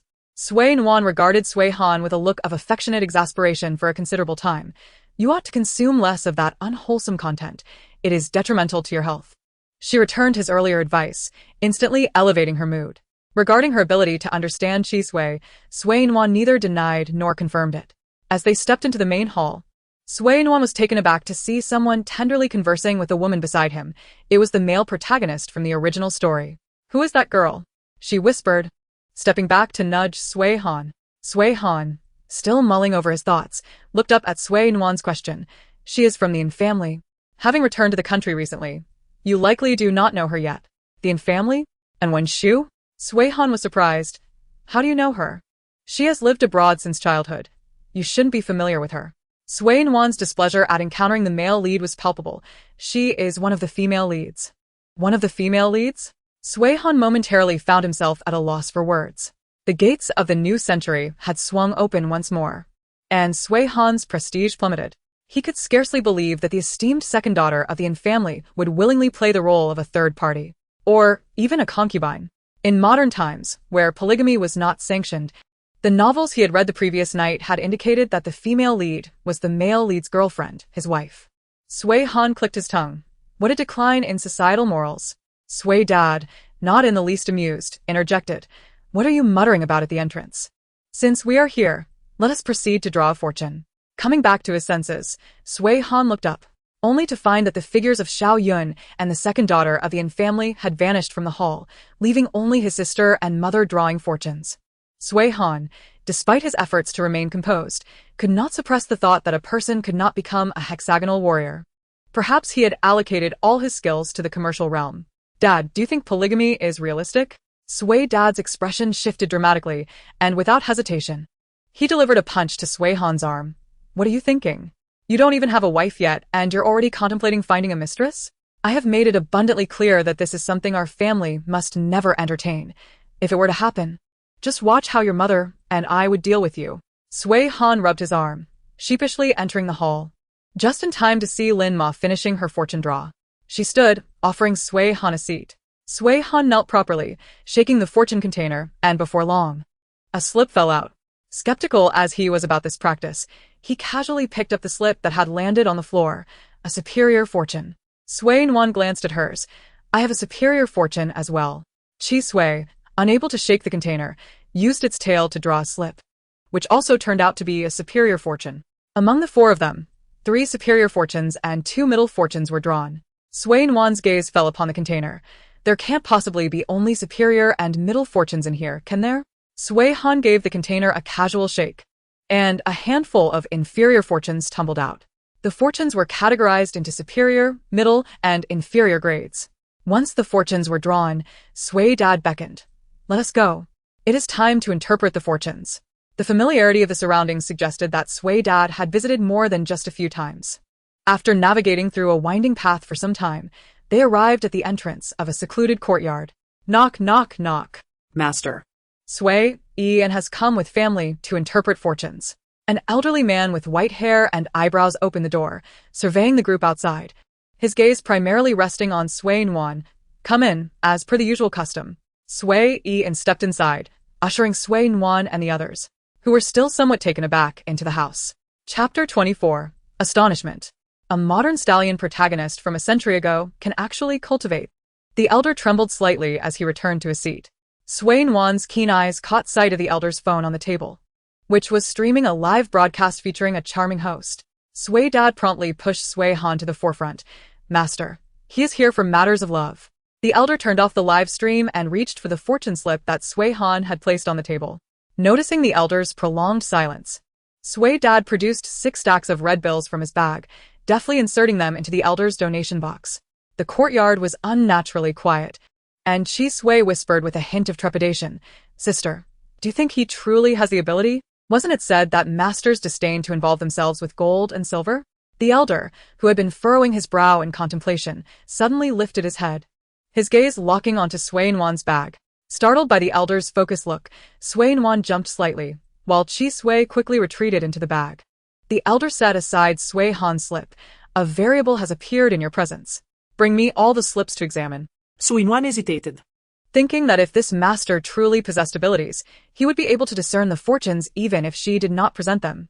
If not, it would be pointless. The 3 of them handed their slips to the elder, who gestured for Sui Dad to present his offerings. Sui Dad emptied his bag of cash, stuffing it into the elder's nearby box in stacks. "Sui En, it seems your life is not meant to end just yet." Sui Dad's expression grew stern. What do you mean? The elder placed the slips on the table. 25 years ago. I told you that both of you would face a great calamity. Now, a variable has emerged, meaning the calamity in your destiny has dissipated. Furthermore, your son is destined to be a lone star. This has also changed. The variable in question is your daughter. I once asserted that she would never see the age of 25, for her soul appeared incomplete, hinting at an early demise. Yet now her soul has been restored, and as a result, even your fates have been irrevocably altered. The elderly man lifted his gaze towards Sui Nuan's bag. There is still one divination stick left. Why not present it for this old man to inspect? Carefully, Chi Sui extended his head, using his tail to hand over the stick. Sui Nuan felt a shiver run down her spine but nonetheless accepted the stick and offered it to the elder. He did not examine it immediately. Sui Ian, please take the others outside for a moment. I wish to converse with your daughter in private. Mother Lin positioned herself protectively in front of Sui Nuan. No, absolutely not. Sui Nuan, curious to unearth the truth, had always believed this world to be ordinary. Could there be deeper mysteries at play? Mother, I wish to speak with him. There is no danger, as you know. Suddenly, Mother Lin recalled that her daughter had studied martial arts. This old man, appearing quite aged, likely could not overpower her. She cast a discreet glare at Father Sui, blaming him for bringing this old man to the dilapidated temple without cause. Father Sui, feeling guilty, rubbed his nose. He merely intended to inquire about his daughter's matters with the master, never anticipating the ensuing complications. Confirming that the individual before him was indeed his sister. Sui Han's possessive nature immediately surfaced. I want to stay. Mother Lin kicked Father Sui. Take Han and go outside. The couple, adept in both literary and martial arts, produced 2 children, one skilled in intellect and the other in combat. Sui Nuan had trained in martial arts for 2 lifetimes, and the intellectual one was naturally Sui Han, the seemingly frail but domineering CEO. After the trio departed, Sui Nuan sat before the elder. Is it still possible to cultivate immortality in this world? The elder sighed. You were born too late. A century ago, it was feasible, but now the spiritual energy has dwindled, rendering cultivation impossible. This one in your bag possesses a trace of the dragon's bloodline. Its survival is indeed remarkable, so cherish it. Chi Sui curiously peeked out. Dragon? My siblings are merely ordinary snakes. Sui Nuan echoed Chi Sui's words. I cannot deduce it either. However, I sense a dragon's bloodline within this snake in your bag. Perhaps it is due to your unique circumstances. You are a harbinger of great fortune, and in the future, you may encounter more creatures with spiritual beast bloodlines. Venture forth often. The world will undergo significant changes because of you. Sui Nuan gently stroked Chi Sui's little head. Do you wish for more companions? Chi Sui nuzzled against Sui Nuan's fingertips. Of course. That way, I will have many friends to chat with. The elder waved his hand. Tell your father not to return. With you here, I can no longer predict his fate. Sui Nuan rose and bowed. Thank you. Venture forth more often? Not long ago, Sui Nuan pondered whether to study management. Plans often change, and perhaps she was more suited to a leisurely life of idleness. Lost in thought, she exited the courtyard, where Mother Lin immediately approached her. How did it go? He didn't say anything nonsensical to deceive you, did he? Sui Nuan shook her head. He advised me to venture out more and mentioned that father need not return, as he can no longer predict our family's destiny. After being scolded for quite some time, Father Sui quickly smiled. I told you there would be no issue. Although this elder is a bit greedy and lecherous, he possesses genuine skills. Mother Lin huffed. Let us go home. I've lost my appetite for shopping. Not one to be easily fooled. Mother Lin sensed that although the elder's words were vague, they hinted at deeper truths. Now is not the time to discuss such matters outside. They would settle the score at home. To think that the 3 of them had conspired to conceal this from her. How clever they had become. Sui Han approached Sui Nuan. I apologize. I should not have doubted you. They were all intelligent individuals, and no explanation was necessary to understand one another. Sui Nuan chuckled lightly. Doubt is only natural. Had I been in your position, I would have doubted as well, perhaps even more aggressively than you and father. My little sister. The ability to immediately recognize that she was not the original owner of this body already indicated the family's deep affection for her predecessor. Though she was an interloper in their midst, she felt a surge of happiness. Let us go, brother. We must return to face Mother's stormy wrath. Sui Han mischievously suggested. Why don't we place all the blame on father? Sui Nuan. Before she could respond, Sui Nuan was taken aback. The voice sounded somewhat familiar. Turning back with Sui Han, they discovered the speaker was indeed an acquaintance. Xiaoyun wore a mask of sorrow. Did you cast me aside for a new love? Sui Nuan, I never imagined you to be such a person. Dressed in a custom casual outfit and standing at 188 centimeters with striking features, Sui Han outshone Xiaoyun by several leagues.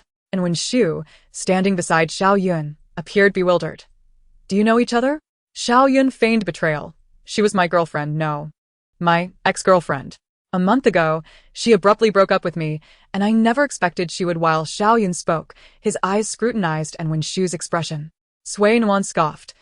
I abruptly broke up with you? Why don't you mention how you were all lovey-dovey with your junior, feeding each other? Or how you spent my money to flaunt yourself to other women? Xiaoyun's face flushed crimson. Nuan, how could you slander me so? Chi Sui's temper flared, and it poked its head out, eager to pounce on Xiaoyun, only to be pushed back down. In its eyes, Chi Sui was a precious gem. While Xiaoyun was merely a foul stone in a cesspool, it was hardly worth the effort to compare the two. Upon witnessing Sui Nuan's actions, Xiaoyun suddenly recalled those red eyes from that fateful day and instinctively took a step back. Sui Nuan could hardly be bothered to engage with Xiaoyun. Turning to beckon Sui Han to leave. Little sister, should I cause him some trouble? Sui Han was contemplating how to mend his suddenly estranged relationship with his sister when Xiaoyun unwittingly presented him with the opportunity. A wicked gleam flickered in Sui Han's heart. So, this fellow had wronged his little sister in a past life. Had he? He would be the first to pay the price. Chapter 25, A Complete Confession.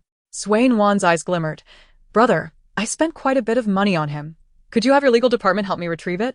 Initially, she had no intention of pursuing the matter, but his pretentiousness in front of her was quite revolting. Sui Han patted his chest in assurance. Don't worry. Leave it to me. I will ensure he pays back every last cent with interest. Sui Nuan patted Sui Han's shoulder. Thanks, brother. I will send you the bills when I return. The two departed in good spirits, leaving Xiaoyun's face as black as ink. As they walked and chatted, they soon boarded the cable car descending the mountain. Shu, don't believe her nonsense. You know what kind of person I am. Warm, and I transitioned from campus to society, and I've been preoccupied with starting a business lately, which caused her to throw a tantrum and break up with me. I never expected her to find a new boyfriend so quickly.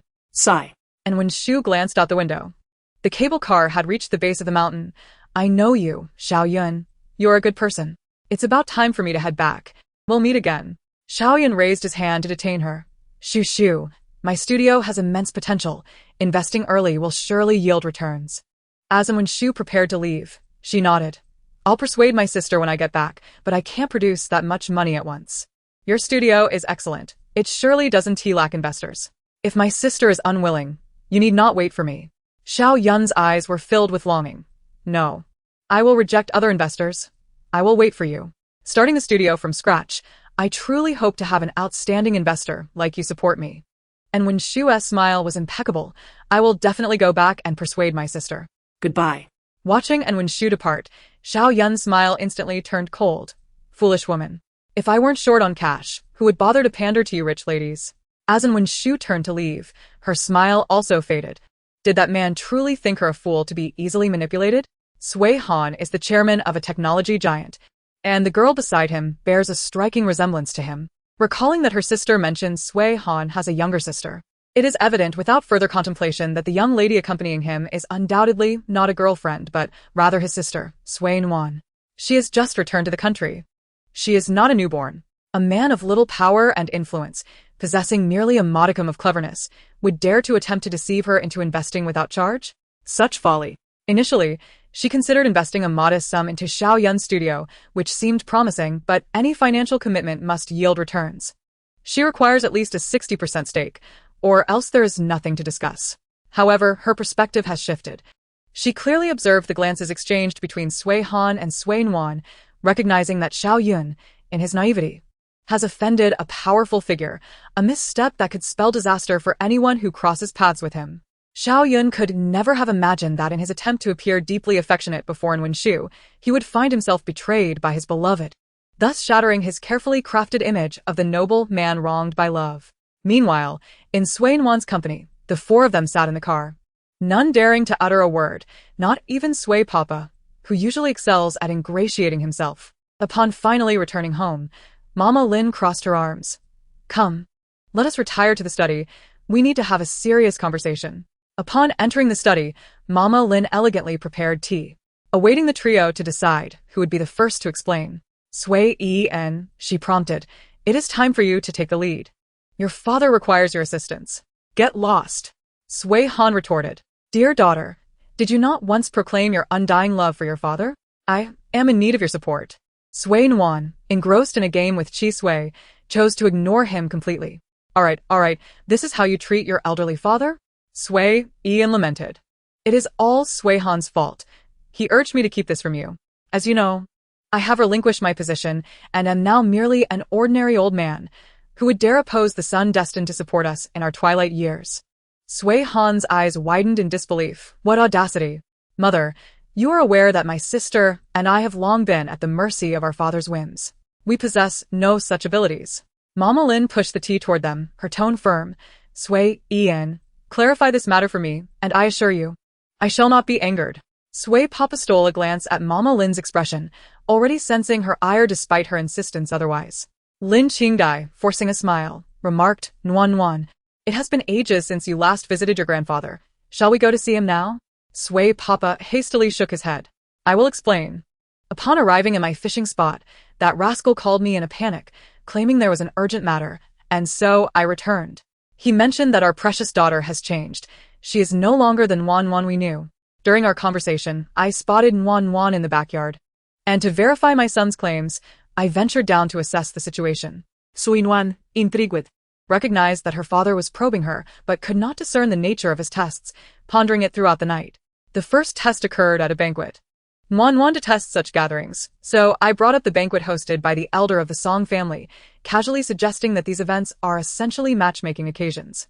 Upon hearing this, the true Nuan would exhibit confusion, while the Nuan who lacks trust would display reluctance and bewilderment. The second test involved gathering flowers.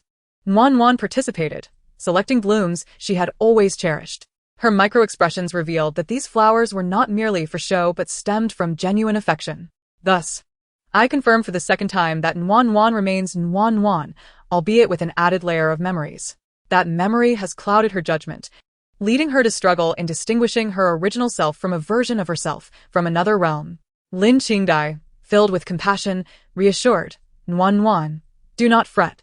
You are indeed Nuan, I can sense it. The bond between mother and daughter is profound.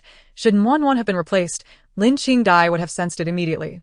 As they exited the vehicle, she perceived the unease in Nuan's eyes, yet her heart assured her that this is indeed her daughter, her beloved Nuan.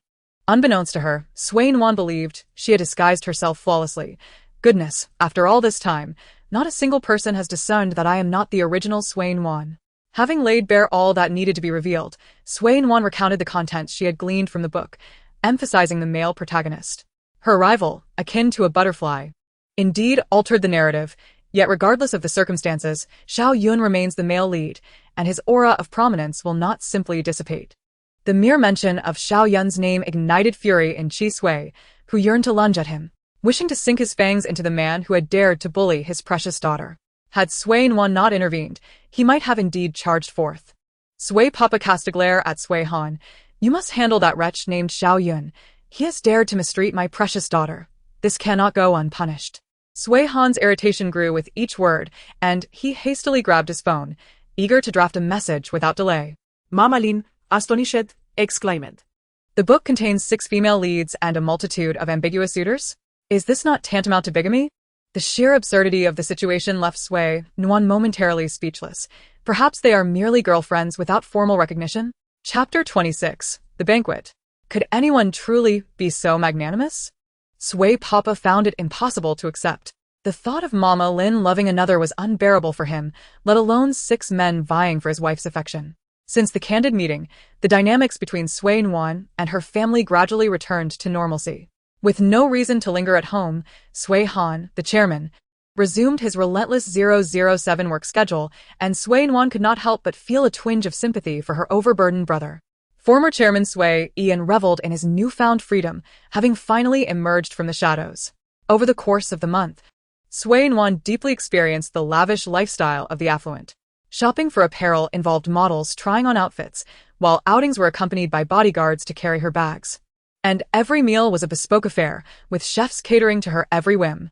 As days turned into weeks, the birthday banquet for the elder of the Song family drew ever closer. After more than half a month, Nuan finally had the chance to see her brother again. Han, perpetually ensnared in his busy life, maintained a schedule that rarely aligned with Nuan's. To her surprise, she encountered her brother one morning. Han. Filled with resentment, quipped, "Careful, or I might recruit you to work as well." A few days prior, the gown Mama had custom ordered for Nuan had arrived. After trying it on, Nuan found it impeccably tailored, exemplifying the stark contrast between off-the-rack and bespoke attire. Following their retirement, Papa and Mama Lin only attended particularly significant events, leaving Nuan and Han as the sole representatives for the banquet. Clad in an elegant emerald green gown and high heels, Nuan had opted for a subtle makeup look to complement her attire, rendering her so enchanting that Sui seemed dazed. As it was a gathering for elders, Nuan chose not to don overly ostentatious attire. Her dress was one of the more understated yet luxurious options from her custom collection. Her striking beauty harmonized splendidly with the deep green of her gown. Nuan. You look stunning. I absolutely adore it. Nuan had previously promised to indulge Sui with a lavish lifestyle, and she had no intention of abandoning him at the banquet. Extending her fair hand toward him, she invited, "Come up." The makeup, the fitting, the styling, all took the entire afternoon. Sui, unable to contain his excitement, swiftly climbed onto her shoulder. Draped in the form-fitting emerald gown, her striking features accentuated. With her hair elegantly styled, Nuan presented a captivating image, enhanced by the presence of a sleek black snake with crimson eyes coiling around her neck, evoking the essence of a ruthless female antagonist from a video game.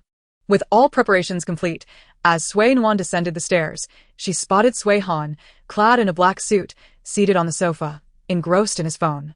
Assuming he was preoccupied, she understood that he rarely indulged in leisure. As Papa often remarked, now that he has officially taken over, it will take a year or two before he can ease into a less hectic routine. Upon hearing Nuan's descent, Han turned and inquired, "Ready? We should leave now. We may arrive early and have time to eat something before heading over." Although there would be refreshments at the birthday banquet, they would consist mainly of superficial delicacies and various fine spirits. Nuan, not particularly fond of overly sweet treats and preferring a light meal, found it fitting to eat something before attending. Han put away his phone and stood up, glancing at Sui. "Are you planning to take Sui with you?" Sui, draped around Nuan's neck, lifted its head, warily observing Han, as if questioning whether this man intended to vie for its affection. Nuan strolled over to the dining table. "Is it not permissible to bring Sui along? If it's not allowed, then I'm not particularly keen on going. I had initially intended to expose Sui to new experiences. It is permissible, but it would be wise to package it. With so many people around, there's a risk of Sui being harmed," Han reasoned. Nuan understood. In simpler terms, he feared that the staff might mistake Sui for a wild snake and attempt to drive it away. "Nuan, should I stay in the bag then?" Sui shivered at the thought of those unfortunate snakes that had met their demise at the hands of humans. The stylist assisting Nuan with her makeup and attire seemed to grasp the situation. "Miss Nuan, shall I fetch a bag for you?" "Yes, thank you." As she watched the stylist ascend the stairs, Nuan turned to Han. "Shouldn't you be the one participating in the matchmaking event?" Han, already seated, replied, "I am in no hurry." Nuan settled beside him. "Brother, is it possible you harbor an unrequited love for a white moonlight who is studying abroad, which is why you are reluctant to find a sister-in-law?" Despite not having seen Han for over half a month, their bond had been gradually reinforced through shared memories. Han sighed. "I've told you to refrain from indulging in those unwholesome novels. If you truly have so much time on your hands, come to the company and help me with some work." Sui climbed onto the dining table, curiously regarding Han and Nuan. "Your brother doesn't he resemble a domineering CEO? He rather looks like a scheming second male lead." "No, I believe he bears a closer resemblance to the main antagonist." Ever since they had openly conversed, Nuan and Sui no longer felt the need to conceal their discussions about family in front of Han. Han, subjected to the teasing of a girl and a snake, retorted, "If there truly existed a white moonlight abroad, wouldn't I board a plane to seek her out? She has gone abroad, not perished." This was a sentiment Han had longed to voice. That night, he had hastily read through several novels, only to be utterly astonished. The narratives of protagonists searching for substitutes after their loved ones departed were utterly absurd. Your beloved is merely abroad, not deceased. Is the airplane merely a prop? The tales of heartfelt sacrifices made for secondary female characters, only for the protagonist to awaken to the truth after the lead female's demise, made Sui Han wish to report such nonsense. It was criminal, indeed. One must not underestimate the enforcement capabilities of the nation, and the concept of a marriage alliance. Only to abandon the secondary female character for true love upon encountering a sweet, naive lead left Sui Han thoroughly astounded. What did a marriage alliance even signify? It was a strong union, a deep collaboration between family enterprises. How could one simply divorce and disregard the projects that had been undertaken? To jeopardize a company's reputation and incur losses in the billions for the sake of a naive lead was simply outrageous. Sui Han could only express his disbelief with a solemn nod. That night had left him agitated, robbing him of sleep. Recently introduced to novels, Chi Sui expressed confusion. Indeed, humans do not travel like us snakes. Why seek a substitute? Sui Nuan wholeheartedly agreed. Exactly. I was oblivious to the possibility of pursuing the white moonlight when I read those as a child. Sui Han scoffed. What white moonlight? That merely signifies an infatuated fool. The shock that novels had instilled in Sui Han was evidently profound, as this busy individual could still elaborate on his grievances after such a long time. Sui Nuan felt that her once formidable brother had somewhat diminished in her estimation. Whatever happened to that imposing figure, so meticulously observant? Was the brother who perfectly embodied her image of the antagonist merely a fleeting experience? Yet, it was true. Novels were ultimately fiction, and every individual possesses multifaceted personalities, which vary depending on whether they are with family, friends, strangers, or rivals. After having a light meal, Sui Nuan and Sui Han set off for the Song family estate. The Song estate was not far from the Sui residence. A mere half-hour drive sufficed. Upon entering the Song estate, a red carpet was laid out at the entrance, and the driver halted the vehicle before the carpet, allowing the siblings to alight.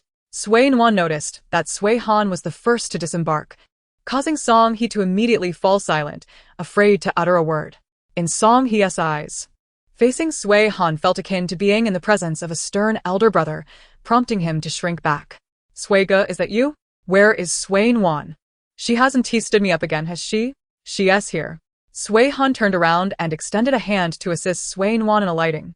What do you mean? Stood you up again? I've simply missed a few appointments. Song He rolled his eyes. How can you even say that? Sui Ge, my brother's inside. Sui Han retracted his hand. All right, you may go. Song He beckoned. Sui Nuan, let us go. You're the last one. Sui Nuan waved her hand. Brother, I'm off. Who else is here? Song He began counting on his fingers. Yushuin, Lin Qianheng, Zhu Lin. Oh. And there's also the second miss of the In family, and Wen Shu, who just returned from abroad not too long ago. Other than her, you know everyone else. And Wen Shu is the one the In family's big boss insisted I bring along. We have no choice. The big boss that Song He referred to was Ndajia, the head of the In family, and Wen Shu was one of the female leads. With the two sisters captured by Xiao Yun, it was tantamount to gaining the In family's support. Reflecting on this, Sui Nuan hesitated momentarily. The male lead, Xiao Yun, had seemingly met Wen Shu at a banquet. As for how this so-called big boss fell for the male lead, Sui Nuan was equally curious. They soon approached a gathering of individuals. Yushuin waved excitedly. Nuan, we've missed you terribly. These individuals were the youngest in their families, either lacking inheritance rights or simply wishing to indulge in revelry. Upon seeing Sui Nuan, Wen Shu displayed a knowing smile, relieved that she had refrained from making any hasty remarks. Rumors suggested that Sui Han was rather fond of his sister. Although the En and Sui families had no collaborations currently, it did not preclude future alliances.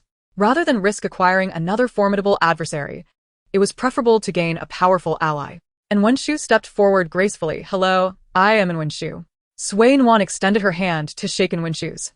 Initially expecting a dramatic confrontation akin to those in novels, Song He expertly navigated the social scene. We're all familiar faces here. Feel free to chat about anything. We are simply here to mingle and converse. Lin Qianheng approached with a glass of wine, casting a shy glance at Yushuin. Shuin, it's been a long time. How have you been recently? Chi Sui, peeking out, remarked. Is he flirting? His body temperature is rising and Nuan, he likes you as a friend. Sui Nuan was taken aback. She had not been aware of this. Shuin, I'm feeling a bit thirsty. You all carry on. Before departing, Swain one shot Song He a knowing glance. Song He understood immediately, finding an excuse to leave. What's the matter? Is Lin Qianheng interested in Shuin? Song He glanced over at Lin Qianheng. TSK, you've only just noticed? He has liked Shuin since childhood but has always been too shy to approach her. I had to encourage him for quite a while before he dared to speak to her today. With all memories merging, the sense of detachment Swain Nuan felt began to dissipate significantly. Don't you think that's mismatched? TSK, relationships always require careful consideration. Who knows? Song He was known for his flirtatious nature and did not believe that dating necessitated responsibility. Swain Nuan sipped her juice. I heard you've been searching for someone recently? Who are you looking for? Song He appeared melancholic. The person who saved my life when I was a child. I fell into the water, and she jumped in to rescue me. Otherwise, I wouldn't be here today. Swain Nuan nearly choked on her juice. Was your savior male or female? A girl, right? I was somewhat aware back then, but I remember bits and pieces. If I haven't found her after so many years, perhaps it's simply not meant to be. As Swain Nuan prepared to take another sip of juice, she was once again caught off guard, this time spilling it onto her gown. You want to find her and then decide to marry her, will you? Song He's eyes widened, momentarily disregarding the juice stain on Swain Nuan's dress. What are you thinking? Who do you think I am? I'm looking for her to repay my debt of gratitude, not to seek revenge. Swain Nuan. Chi Sui, astonished that a person could possess such self-awareness. Swain Nuan raised her thumb in approval. You are quite self-aware. Song He. Nuan. How did your dress get wet? Yu Shuin felt the conversation had become rather dull and was seeking an excuse to leave when she turned her head and happened to see Swain Nuan's skirt soaked through. Nuan, I will accompany you to change your dress. With that, Yu Shuin pivoted and departed, fearing that Lin Qianheng would latch onto her again. Nuan, I will go with you to change clothes, Song He remarked, glancing up. The juice had not only dampened Swain Nuan's skirt but also left Song He's trousers stained. Lin Qianheng, feeling discontented, mustered his courage and followed suit, declaring, Song He, I will join you. And when Shu, who had been quietly observing, suddenly brightened, she was eager to find an opportunity to explain her situation with Xiao Yun to Swain Nuan. She had heard that Xiao Yun had recently lost a lawsuit against the top legal department, and investors were well aware that he had offended the Sui family, leaving no company willing to invest in his small studio. Burdened with heavy debts and unable to secure investments, this was the consequence of offending those in power. The Yin family was unafraid of the Sui family, but did not wish to make an enemy of them. Matters that could be explained with mere words must not be delayed.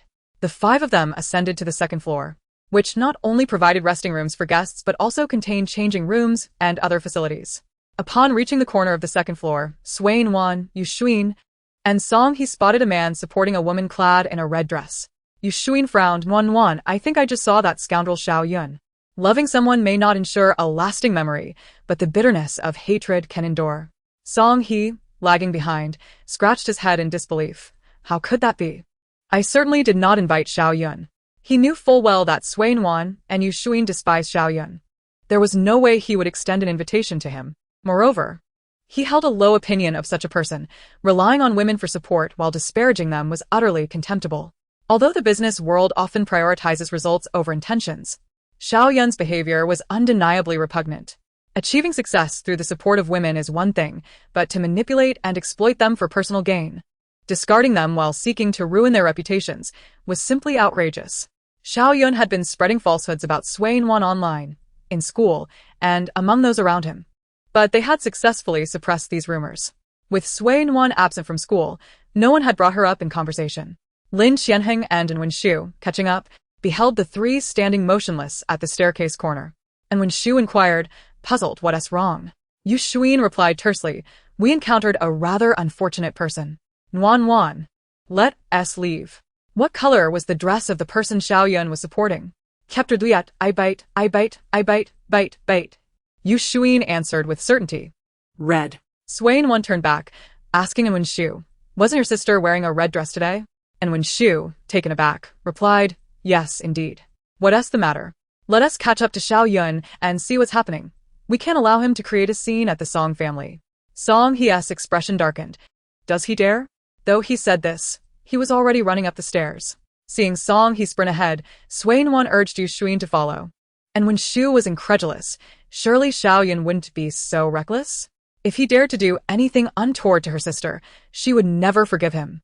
The five of them hurried towards the guest room area, and with Song He leading the way, they encountered no obstacles. Xiaoyun, supporting the woman, was moving at a slow pace, and before long, Nuan and the others caught up to him, breathless. And when Shu spotted the woman Xiaoyun was supporting and seethed with anger, but with so many witnesses, she couldn't afford to lose her composure. The group concealed themselves around the corner, watching as Xiaoyun escorted Wen Jing into a guest room. Nuan waved her hand. What are you waiting for? Let us catch him in the act. And when Shu urged, don't make a scene. My grandfather is quite traditional and conservative. Understanding the implications, Nuan and the others knew that traditionalists often favored sons over daughters, and Wen Jing had likely worked harder than most to inherit the Yin family's legacy. They could not allow Xiaoyun to force her to abandon her career. The group rushed to the door and turned the doorknob, but Wen Shu, now anxious and sweating, realized it was locked. Lin Qianheng pushed past the others, declaring, let me handle this, and kicked the door. Nuan shook her head. The noise would draw too much attention. And Wen Shu, in a panic, was acutely aware of her sister's efforts to inherit the family business. She could not allow their biased grandfather to find an opportunity to interfere. Qi Sui, who had been hiding, called out, Nuan, let me in. Let me slip through the crack of the door. The others, trying to avoid alerting anyone, kept their voices low, but Qi Sui shouted even louder. Hearing Qi Sui's plea, Nuan quickly crouched down to take a glance. The door of the Song residence had not been designed to be flush with the ground, and Qi Sui, being small, could fit through. Nuan opened her bag and released Qi Sui. The group, who had been arguing in hushed tones, fell silent, utterly astonished to discover that Nuan had been carrying a snake in her bag all along. Song, he instinctively felt goosebumps. You actually brought Qi Sui with you to the banquet? How do you know it? I had no idea. Yu Shuin's voice dripped with envy. Wasn't she supposed to be Nuan's best friend? Why did Song He know about Nuan's pet snake and its name while she was left in the dark? Lost in her thoughts, Yu Shuin momentarily forgot her fear, consumed by the thought, Guigui. Do you no longer love me? And when Shu was utterly bewildered, what is happening? Shortly after Qi Sui was let in, the door clicked open. And when Shu disregarded everything else and rushed inside, followed by Yu Shuin, who quickly dismissed the matter of Qi Sui from her mind and dashed into the room. Lin Qianheng slowed his pace, wary of walking into an awkward situation. Nuan grabbed Qi Sui and also entered, leaving Song He standing in the hallway, bewildered. Had a snake truly just opened the door for him? Dazed, Song He stepped into the room and closed the door behind him. He did not follow them in to witness the chaos. With so many people inside, if they couldn't overpower Xiaoyun, he would merely be a liability. The door was smooth, and beside it was a cabinet with a drawer handle. Song He gestured with his hand, perfectly mimicking Qi Sui's actions of climbing onto the cabinet and using its tail to open the door. After trying it out, he realized it was indeed feasible, leaving him utterly petrified. Should he suggest to his brother that they replace all the doors at home with flush ones? Suddenly, he felt the gap was too large and unsafe. Still trying to escape. Hearing a commotion, a petrified Song, he quickly shook his head and dashed into the room. And when Shu had Xiaoyun pinned to the bed, landing blows left and right, while Nuan assisted with punches, Yu Shuin wrapped Wen Jing in a quilt. And Lin Qianheng stood by, utterly at a loss. And there's a snake biting Xiaoyun. Nuan, your snake is biting someone. Nuan glanced up. It's fine. Qi Sui is not venomous. Qi Sui was furious. You bully Nuan, just wait until I bite you. E bite. I bite. Xiaoyun was overwhelmed and unable to retaliate, had they been abroad. And when Shu would likely have pulled out a weapon to ensure Xiaoyun's swift departure. After a satisfying bout, the two were finally pulled apart by Song He, who cautioned, that's enough. We don't want to cause a fatal incident. Today is my grandfather's birthday. Let us show some respect. And when Shu finally released her grip, relieved she had sensed Xiaoyun's ill intentions and refrained from investing in his studio. She never imagined he would turn out to be this kind of person. After practicing taekwondo and martial arts for so long, this was the first time Nuan had found such enjoyment in fighting. Once separated, she casually grabbed Qi Sui, who still seemed eager to bite a few more times. All right, that's enough. We don't want you to catch any viruses. Upon hearing the word virus, Qi Sui immediately showed its disdain, promptly performing several spit gestures. The harm is minimal, yet the insult is profoundly potent. Sui Nuan glanced at the watch on Song He's wrist and urged, "Quick, carry the person next door." Song He, have you contacted security? Song He, who had been a mere bystander, watched as Lin Qianheng restrained Xiao Yun, preventing any movement. "I've just called for help," he replied. And when Shu kicked off her high heels and, with a few swift steps, leaped onto the bed to scoop up the dazed and Wenjing in a princess carry, Yu Xuan hurriedly grabbed her shoes and followed suit, while Sui Nuan cast a cold glance at Xiao Yun, stating, "The remaining explanations are up to you all. I'm going over to take a look." Song He nodded. "All right, I'll claim he trespassed the banquet and vandalized the Song family's property, and even after being caught, he refuses to admit it." Sui Nuan nodded in agreement. "Remember to delete and modify that segment of the surveillance footage." "Sure, you can rest assured." Lin Qianheng, who had merely been a bystander throughout, lamented, "Am I truly that useless? Such a splendid opportunity for performance, yet I failed to assist at all." Song He was at a loss for words. This fellow, with his demeanor, still dared to pursue Yu Xuan. Not only would he struggle to win her over, but she also had her elder siblings to contend with, who together were far more formidable than Sui Han. "You should find someone else to like. You two are incompatible." Lin Qianheng was greatly disheartened, "But I genuinely like her. I've liked her since childhood." Song He retorted, "Good words cannot persuade a stubborn ghost." He had said all he needed to say. After all, he had already offered his counsel. Whether or not Lin Qianheng heeded it was not a concern for someone of his frivolous nature. The commands of the second young master proved effective, and shortly thereafter, a group of tall, burly security personnel rushed into the open room.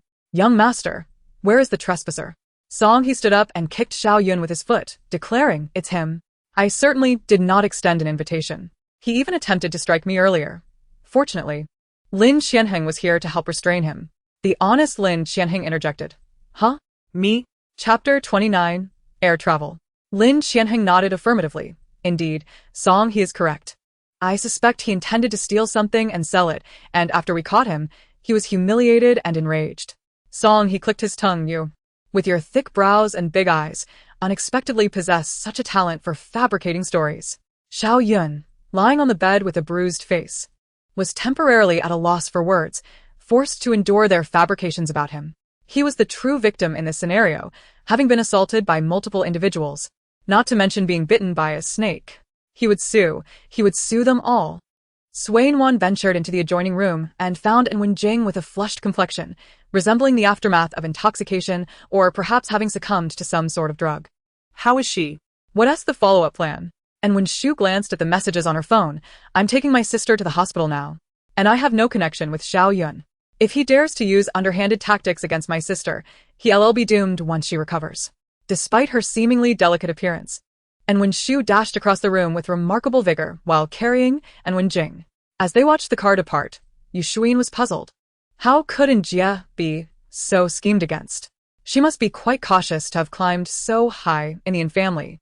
Biting Xiao Yun several times brought immense joy to Qi Sui. On one, could it be that she possesses a protagonist's aura? Protagonists in novels always have such a charm. Sui Nuan nodded. Indeed, Xiao Yun is becoming increasingly despicable. Yu Xuan slowly shook her head, her gaze drifting to Qi Sui. "When did you acquire a snake? And you carry it with you?" "This is Qi Sui, whom I've raised for a while. He is quite intelligent." As she spoke, Sui Nuan raised her hand to show Qi Sui, coiled around her wrist, to Yu Xuan. Previously, when explaining Qi Sui, Sui Nuan would mention that he didn't tea-bite. But now she felt a twinge of embarrassment to say so. After all, she had witnessed him snapping at Xiao Yun multiple times just moments ago. Yu Xuan greeted Qi Sui with a bright smile. "Hello, Qi Sui." "I'm Nuan's friend, her very best friend. So please don't bite me." Qi Sui, responding to her childlike tone, seemed quite pleased. "Naya, I am Qi Sui. Nuan, your skirt is still wet. Let us go change it. By the way, what species of snake is Qi Sui?" Not long ago, at an event hosted by the Song family patriarch, an unfortunate twist of fate led to the male lead losing a powerful arm. It was then that Sui Nuan realized it was better to take decisive action than to wait passively for the male lead to retaliate. Having offended the Sui family and severely insulted the formidable and family at the banquet, Xiao Yun's life was surely challenging these days. Sui Nuan found joy in Xiao Yun's misfortunes, keeping a cheerful demeanor as she spent her days either out with Lin Ma or cultivating her friendship with Yu Xuan. Life was simply delightful. Yesterday, Yu Shuin invited Sui Nuan to travel abroad, but since Chi Sui couldn't accompany them on the plane, Sui Nuan initially refused. However, Yu Shuin wielded her status as a young lady, using her connections to secure a way around it. The Yu family owned an airline, the most profitable private airline in the country. To ensure Sui Nuan could bring Chi Sui aboard, Yu Shuin had sweet-talked her elders for several days before receiving approval, culminating in the granting of a first-class ticket. Upon hearing that his younger sister wished to take Chi Sui abroad, Sui Han even sought out acquaintances to acquire a research institute certificate. In simpler terms, it stated that Chi Sui possessed significant research value and that the owner could guarantee he would not harm anyone, with multiple assurances in place. As long as Sui Nuan did not openly flaunt the snake, there would be no issues. Without rules, order cannot be maintained. Even backdoor dealings required justification. After entering the aircraft through a special passage, Yu Shuin pulled down her mask and sighed. Honestly, I would prefer to fly on a private jet. Recently, commercial flights have become too congested, and applications for private jets are backed up for half a month. This is all we can manage. Chi Sui curiously looked around, realizing that passenger and private jets were vastly different. It was quite spacious. Before boarding, Chi Sui had peered out to sea. Unable to fathom just how many of its kind could fit within such a colossal flying machine, surely millions would be no problem. No worries, in first class. No one will disturb us. It's about right. Over the past few days, Yu Shuin had become quite familiar with Chi Sui and was no longer afraid of him. She reached out to take Chi Sui from Sui Nuan's hands, exclaiming, Chi Sui, you are so clever and beautiful, the most extraordinary snake I've ever seen. Flattered by the praise, Chi Sui proudly raised his little head. Of course. Who do you think I am? Your compliments are quite pleasing indeed. Sui Nuan's lips twitched. If only Yu Shuin could hear Chi Sui's voice, she might feel differently. When it came to self-admiration, nothing could rival Chi Sui. In a future day, Sui Nuan mused. Perhaps I spoke too soon. There truly may be something more narcissistic than Chi Sui. Yu Shuin nudged Sui Nuan. Do you know anything about the aftermath of Jia's situation? Sui Nuan shook her head. I don't even know in Wenjing, besides. How could the Yin family possibly let such matters leak? Xiao Yun was utterly shameless. Having entered the banquet accompanied by the daughter of a small tycoon with ties to the Song family, worth millions. Once inside, he discarded the tool for a more favorable target. After shedding the burden, Xiao Yun began to scout for potential victims. Initially, he had set his sights on my sister. Otherwise, I would have been oblivious to the situation. My sister has someone she likes, as you should know. Sui Nuan recalled that Yu Shuin's sister had affections for the eldest son of her second uncle. The two had long harbored mutual feelings, and their relationship was publicly acknowledged within their circle. How unfortunate for Xiao Yun to choose Yu Shuin's sister. He must have faced quite the ridicule. Yu Shuin covered her mouth. After my sister delivered a sarcastic retort, she left, and shortly thereafter, Xiao Yun approached Jia. And Jia, wishing to avoid a scene, exchanged a few words with him. Do you know? That lowly Xiao Yun even resorted to splashing wine on Jia's clothing. With her clothes soiled, she had no choice but to change. Xiao Yun, taking advantage of the situation, decided to accompany her under the pretext of making amends, and then, for reasons unknown, Jia suddenly swayed and was taken away. This matter was difficult to investigate, leaving us with only this morsel of gossip. Sister An is certainly not someone to be trifled with. The incident where she almost fell victim to Xiao Yun is not something to be spoken of lightly. Yet, in broad daylight, her custom-made attire was drenched in wine by him. Sister An declared that whatever the cost, he must compensate her. Sui Nuan scoffed, he deserves it. He hasn't even repaid me yet, and is bold enough to provoke others. What a lofty ambition with such limited skill. It's only right that you demand your money back from him. Spending even a single penny on such a person is a waste. Sui Nuan recalled the lengthy bill, her teeth aching at the thought that she, the unsuspecting fool, had squandered tens of millions over the past 2 years. Just imagine how much good could have been done with that money for charity. It could have brought her immeasurable blessings. Chapter 30. The Hijacking. A little further forward, from first class, lies the cockpit. Sui Nuan had been conversing with Yu Shuin for a while when she suddenly felt an urge to relieve herself. I'll go to the restroom, she announced. Chi Sui was still in Yu Shuin's arms, and being airborne, he was rather lethargic. Sui Nuan didn't intend to bring him along just for a quick trip to the restroom. Yu Shuin waved her hand. Go ahead. Chi Sui, you're so cool. Are you male or female? When do you plan to find a partner? If you have offspring, could you spare me one? I promise to take good care of your child. As Sui Nuan walked away, Yu Shuin's voice gradually faded. Upon entering the restroom and closing the door, Sui Nuan caught a glimpse of her reflection in the mirror. Her makeup appeared to have smudged. She had been holding onto the bag containing Chi Sui, and she quickly retrieved a small bottle of makeup remover from it, hastily wiping away the remnants of her makeup. She had only applied a light touch of makeup to accompany Yu Shuin, as she generally preferred not to wear any. It was likely that her nails had scraped away some of it while resting her face on her hand. Once she finished removing her makeup, Sui Nuan scrutinized her reflection. Although she was indeed Sui Nuan, there was a subtle distinction between her former self and the present. Previously, her complexion had been darker, her skin rough, and her face marked with numerous blemishes. Now, her skin was well-maintained, glowing with a fair radiance, devoid of any imperfections. With only 2 people in first class, Sui Nuan was untroubled by the prospect of lingering in the restroom for too long, leaving someone else waiting. After completing her makeup removal and washing her hands, she pushed one of the doors open, only to hear Chi Sui's urgent voice penetrate through the door. Nuan, there's a hijacking. Don't come out. Don't let them see you. The restroom in first class was soundproof, and Sui Nuan had not heard a single sound from the commotion outside. If Chi Sui had not been vigilantly watching the restroom door and alerted her to its movement, she would have surely opened the door and collided with someone. Nuan, listen to my instructions. When I give you the signal, retreat. Sui Nuan nodded, uncertain if Chi Sui could see her gesture through the door. Nuan, there are 6 hijackers. 2 have entered the cockpit and taken control of the captain and co-pilot. 2 are guarding the entrance, while the other 2 are keeping an eye on me, Shuin, and 5 flight attendants. They are currently negotiating with the ground, appearing relatively relaxed. Kisui Nestled tightly in Yu Shuin's embrace, squirmed slightly, seeking an opportunity to escape. Given his small size, the hijackers would undoubtedly not expect a snake aboard the aircraft. However, considering that Yu Shuin was left alone to confront so many hijackers, Chi Sui hesitated. Nuan, do you need me to follow you? Sui Nuan, hidden behind the door, shook her head, overwhelmed by the sheer misfortune that had befallen her.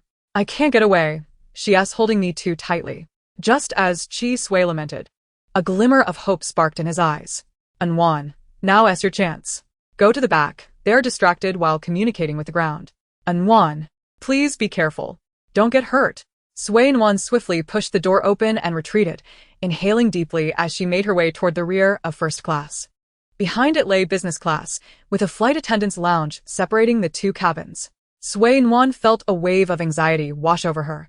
How could she not be nervous during her first experience with a hijacking? Before she could steady her breath, a stunning flight attendant entered, holding a tray and parting the curtains. Upon seeing Sui Nuan, she expressed surprise. Sui Nuan quickly covered the attendant's mouth, whispering, "Keep it down. There's a hijacking." The attendant's eyes widened in terror, yet her hand stealthily reached behind her. Nuan, be careful. She's trying to grab something to attack you. Sui Nuan's expression hardened. Could it be that this attendant was in cahoots with the hijackers? In a flash, she recalled her martial arts instructor's words. The carotid artery is a lethal target. Movies often depict knockout blows aimed there. Sui Nuan silently apologized. If you have no connection to the hijackers, I promise to personally deliver a gift as an apology after we land. If you do, then your fate is deserved. Resolute, Sui Nuan raised her hand and struck the flight attendant on the carotid artery, recalling her instructor's teachings. Puzzled, she felt the attendant's neck. Was it a mask? Nuan, I'm coming. They had not yet turned their attention this way, and she managed to maneuver the attendant into the restroom. How did you get here? How's Shuin? She must have guessed I would come looking for you, so she willingly let me go. The hijackers are demanding $10 billion and are currently in negotiations. They shouldn't resort to violence. Sui Nuan quickly stripped off the flight attendant's uniform and donned it herself. Their figures were similar enough for it to work. Chi Sui turned away, offering her back. Once she had changed, Sui Nuan faced a dilemma. What if the attendant woke up midway? Chi Sui suggested. How about we tie her up? We could use her uniform. Sui Nuan found this plan feasible and swiftly employed her skills to bind the attendant securely. With the makeshift disguise in place, she regained her composure. Exiting the restroom, Sui Nuan headed towards economy class, where safety personnel were stationed. As Yu Shuin had informed her prior to boarding, our family has been quite prosperous lately. My elder brother and sister arranged for security personnel in the first and last rows of economy class to prevent any interference from others. There's also one undercover agent in the middle, though I have no idea who that is. Nuan let out a sigh of relief. Thankfully. Yu Shuin's tendency to be verbose had spared her from feeling utterly lost. As she stepped into business class, she steadied herself. Ki sui, idem benit sui Nuan se attire. Exclaimed Nuan isnt that Captain Chun in the third row from the left, by the window? Nuan glanced at the seat Chi Sui indicated, confirming it was indeed Captain Chen Guodong. Should we signal him for assistance? If so, raise your hand. Sui Nuan naturally lifted a hand. And as she passed by Captain Chen, Chi Sui discreetly nudged him with his tail. Captain Chen had been scanning the area and, upon noticing the dark tail protruding from Sui Nuan's clothing, became intrigued. Once he realized it was indeed a snake, his instincts as a police officer kicked in. And he became alert. He exchanged a few words with his wife before quietly following Sui Nuan. As they entered the restroom area separated by curtains, Captain Chen had yet to speak when Chi Sui popped his head out to greet him. What a coincidence, Captain Chen. To run into you here. Captain Chen's expression tightened. This snake seemed vaguely familiar. Wasn't he a pet belonging to a girl named Sui Nuan? Had it also been altered? Sui Nuan lowered her voice. Captain, it's me. There's a hijacking. The captain has been taken hostage. If possible, I hope you can assist. Captain Chen's demeanor turned serious. Even on vacation, he was a police officer and could not ignore the safety of the passengers. Less talk in the restroom. The two slipped into the restroom, and Captain Chen lowered his voice. How many hijackers are there? What's the current situation? Chapter 31. For guns just like that? Sui Nuan spoke rapidly, yet coherently. In first class, there are 6 hijackers. 2 have taken control of the cockpit, and they are currently negotiating for ransom. I know of 2 security personnel on the plane. One is in the first row of economy class, referred to as the first security officer, and one is at the back, the second security officer. There's also an undercover agent in the middle, but I don't know who that is. The attire I am wearing belongs to a flight attendant. When I explained the situation to her, she attempted to assault me, fearing that I might alert others. I swiftly incapacitated her. She was wearing a human skin mask, suggesting she was likely associated with the others.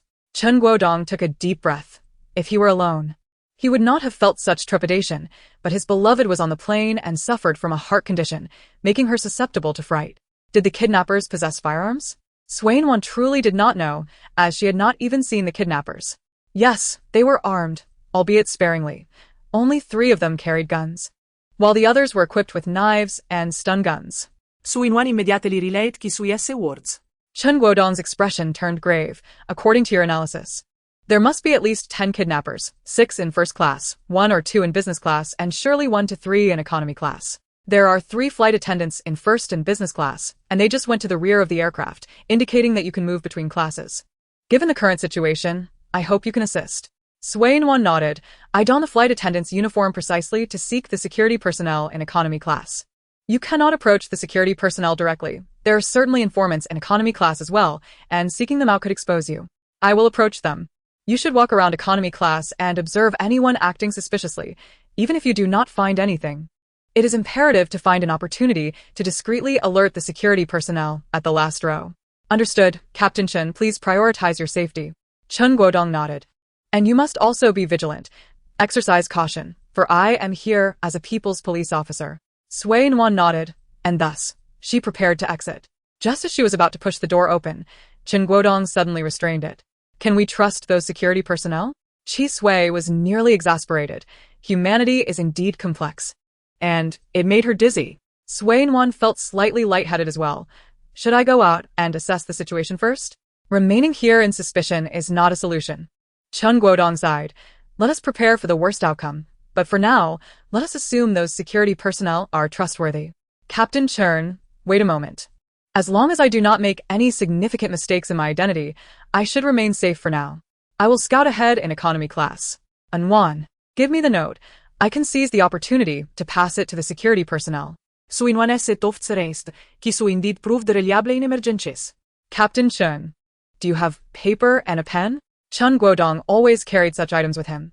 He realized, are you planning to slip a note to the security personnel?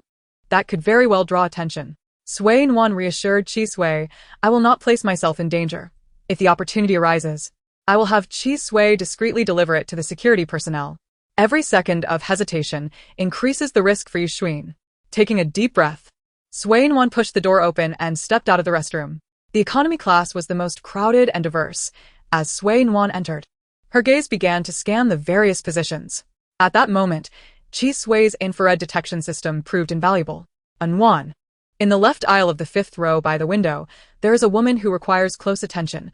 Her hand is in her bag, and the way she grips it suggests she is holding some weapon. Sui Nuan naturally glanced at the position Chi Sui indicated. The woman was also looking at her, and their eyes met fortuitously. The woman stared intently at Sui Nuan, seemingly trying to ascertain something, to which Sui Nuan calmly nodded. Yu Xuan had mentioned that aside from the captain and co-captain, no one else is aware of the existence of the third security personnel. Upon seeing Sui Nuan's nod, the woman's expression relaxed slightly, and she withdrew her hand from her bag. At this point, Sui Nuan was convinced that the woman posed a threat. After exchanging glances for a few seconds, Sui Nuan quickly diverted her gaze. Nuan, in the right aisle of the 15th row, there is a man who is suspicious. He has been watching you and that woman, and after witnessing your exchange, he also withdrew his hand from his bag. By the time she reached the last row, Sui Nuan had identified two suspects, one in the left aisle of the 5th row by the window and another in the right aisle of the 15th row. The second security personnel, dressed in black uniform and seated in the last row, frowned upon Sui Nuan's approach. Is there a situation? Sui Nuan was a first-class flight attendant. Under normal circumstances, she would not be in economy class. As she contemplated how to initiate a natural conversation with the second security personnel, she felt relieved when he inquired first, which would likely not raise suspicion. Sui Nuan slightly bent at the waist. No, I am merely following protocol to check in. This action effectively shielded her from prying eyes behind her, as the second security personnel was seated alone. Chi Sui swiftly flicked his tail, tossing a crumpled note into the hands of the second security personnel. Though the second security personnel was momentarily bewildered, he quickly pressed the note beneath his hand. With her task accomplished, Chi Sui retracted his tail and continued to observe their surroundings. Nuan. The man sitting behind you in the last row by the aisle is also suspicious. Sui Nuan pointed at the individual directly behind her, hoping the security personnel, who had received ample praise from her good friend, would prove reliable. The second security personnel nodded, signaling with his eyes that Sui Nuan could leave. Sui Nuan stood tall and walked back, entering the restroom area concealed by a curtain, only to be pulled inside by Captain Chen. How did it go? Sui Nuan lowered her mask. There are 3 suspects in economy class. The woman in the left aisle of the 5th row, and the man in the right aisle of the 15th row, and the last row. I have already passed the note to the second security personnel. He will look for an opportunity to review it. Captain Chen can communicate with the first security personnel in the front row. I must depart. Lingering too long in business class may arouse suspicion. Chen Guodong nodded, prioritizing safety. The two separated, and Sui Nuan returned to the flight attendant's rest area between business and first class. At that moment, a man stood there. Where have you been? Sui Nuan's breath caught. Before she could respond, the man threw a gun at her, stating that their leader had already made arrangements. And the youngest daughter of the Yu family was also on the plane, saving them a lot of trouble. You are more mobile. Take the guns to personnel 6, 8, and 9. Receiving several bags from the man, Sui Nuan felt bewildered. Had she truly gotten so fortunate? Had she just acquired 3 to 4 guns so easily? What are you dawdling for? Hurry up. After delivering the guns, return. I will assist you in securing business class. Sui Nuan nodded and turned back toward economy class, clutching the items. The man frowned. Why does it feel like number 5 is acting strangely today? Could it be that the prospect of receiving $1 billion has made her overly excited? With 4 guns in hand, Sui Nuan felt both unfortunate and fortunate today. Chapter 32. Controlling the kidnappers in economy class. However, this was necessary. With so many people in economy class, lacking firearms would render it impossible to maintain order. Business class only accommodated 70 to 80 individuals, whereas economy class housed over 300. This aircraft had a capacity of 480 passengers. Thankfully, it was not the largest. Had it been one of those with over 800 seats, Sui Nuan could hardly imagine how chaotic it would be. Just as Sui Nuan reached the restroom concealed by the curtain, a hand reached out and pulled her inside. Instinctively, Sui Nuan raised her hand to retaliate, but fortunately, inside the restroom, one person grasped her arm while another shut the door. Hiding beneath Sui Nuan's clothing, Chi Sui raised his voice to remind her Nuan. It's Captain Chen. Captain Chen? Chen Guodong breathed a sigh of relief. Why are you here again? The restroom was small, and the 3 of them could barely fit inside without feeling cramped. Upon returning to the rest area, A fellow accomplice had handed me a gun and instructed me to notify them to control the passengers. Chun Guodong's eyes widened in shock. A gun? You have a gun. The vigilant first security personnel was momentarily taken aback. How could the kidnappers give you a gun? Sui Nuan pulled down the human skin mask from her face. I incapacitated one of their accomplices and donned her clothes. The first security personnel's face darkened. Were the security checks merely a formality? They allowed the kidnappers aboard and permitted them to carry so many guns.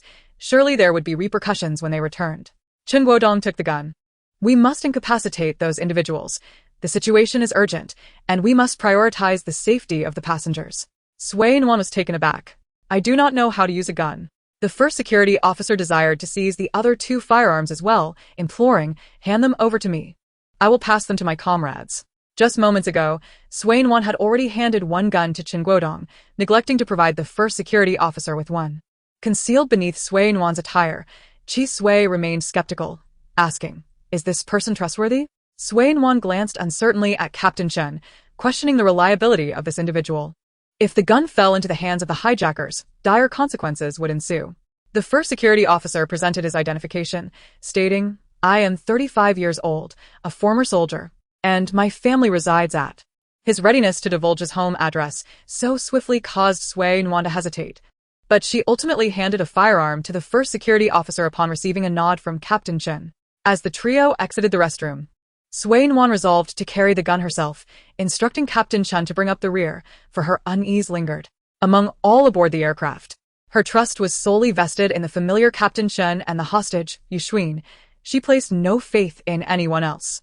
Sui Nuan walked ahead, the first security officer trailing closely behind, and an unsettling chill crept down her spine. A gentleman does not stand beneath a precarious wall, yet she was untrained with firearms. Should Captain Chen be ambushed, the lives of all on board would be jeopardized. Just as Sui Nuan approached the second security officer, the vigilant Chi Sui shouted, Nuan, duck and evade. With her anxieties already heightened, Sui Nuan instinctively crouched as gunfire erupted almost simultaneously. Without glancing back, she swiftly thrust the gun into the hands of the second security officer. Without hesitation, he took the weapon, shielding Sui Nuan with one arm while firing 2 shots at the legs and arms of a man seated in the last row on the right. Chun Guodong's aim was impeccable. He struck the head with one shot and the arm with another, causing the first security officer, who aimed at Sui Nuan, to collapse instantly. Seizing the moment before the passengers could react, Chun Guodong pivoted and fired 2 shots at a woman seated by the window in the 5th row, each bullet finding its mark in her arm. Sui Nuan quickly rose, urging, everyone, remain calm and do not panic. One gunman is a security officer from Shengtian Airlines, and the other is the deputy captain of the criminal police team from Longcheng District in Shenzhen City. The individuals we have under control are the hijackers. For your safety, please remain composed and refrain from any rash actions to avoid collateral damage. Although the 2 flight attendants situated at the back were initially bewildered, they quickly stood to soothe the passengers. The second security officer, knowing only of one hijacker, aimed his gun at the same man Chun Guodong had targeted. Beside the woman by the window sat a young girl, trembling in fear from the gunfire, while her boyfriend tightly sheltered her, crouching in the aisle. The man, held at gunpoint, remained motionless, scoffing. Is this how you treat passengers? You come in and immediately shoot at them. How do you even determine who the hijackers are? In the realm of verbal sparring, Sui Nuan was unyielding. Do not be swayed by the hijackers. I am an employee of Shengtian Airlines, and I assure you that everyone on this flight will receive appropriate compensation.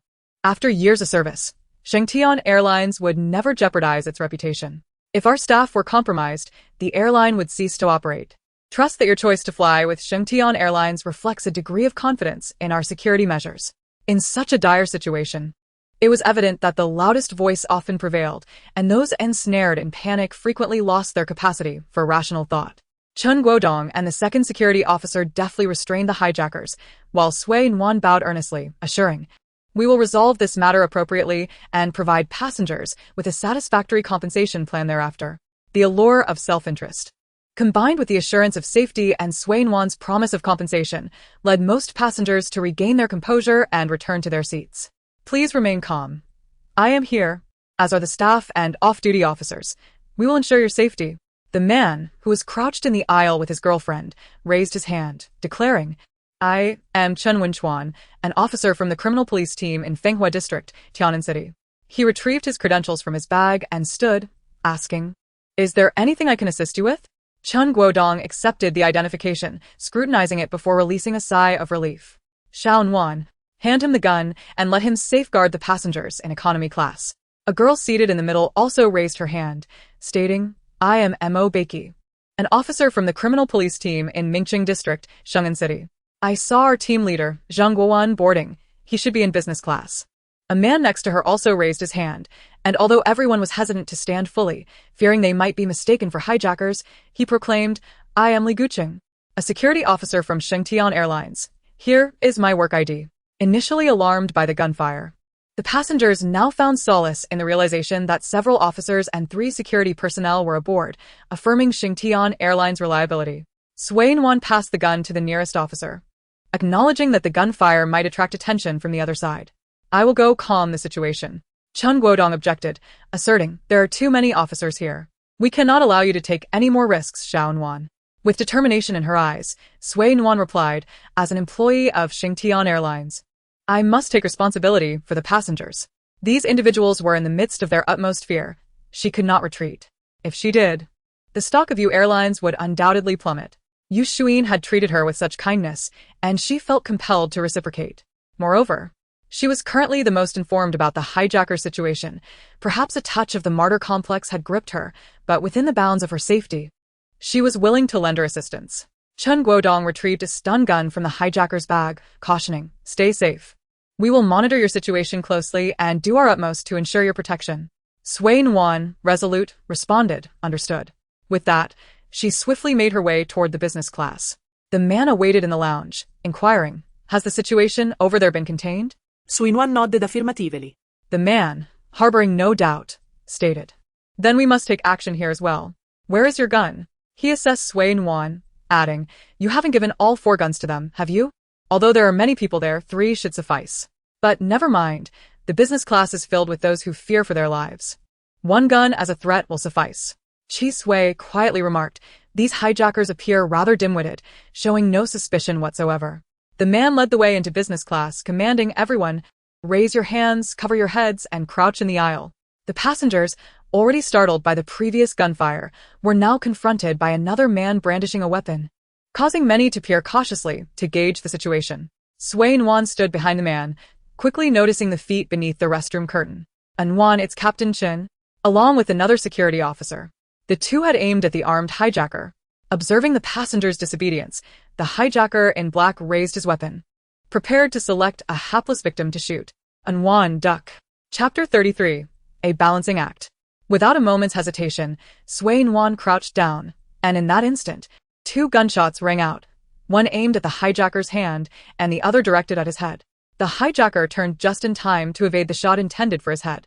Crouching on the ground, Sui Nuan gritted her teeth and thrust the stun gun at the hijacker. The weapon slipped from his grasp, and a middle-aged man nearby swiftly retrieved it, firing 2 shots at the legs of the downed man, commanding, "Everyone quiet." He gestured for his wife to retrieve his identification from their bag, asserting that in the midst of the confusion, it was best to refrain from shouting. The woman, possessing a gentle demeanor, quickly produced the document and held it aloft, allowing the panicked passengers to exhale in relief. As they had feared, a hijacker's accomplice had acquired a weapon. Chen Guodong, Chen Wenchuan, and the concealed 3rd security officer emerged, all presenting their credentials. To ensure everyone's safety, Sui Nuan instructed the business class passengers to gather in the back corners of the economy and business class. Should the hijackers from first class emerge, this arrangement would prevent easy hostage situations. Any further issues could be addressed once the criminals were subdued. The identity of Sui Nuan as a staff member, coupled with several resting police officers, effectively assuaged the concerns of the passengers. At that moment, no troublemaker dared to emerge. The threat of real firearms and the reality of the fallen were palpable. Detective Zheng Guowen from the business class unexpectedly produced a strap and bound the black-clad robber. What on earth was happening? Chen Guodong inquired urgently, reiterating the situation once more. Sui Nuan now dared not recklessly charge ahead. 5 robbers still lurked in the first-class cabin.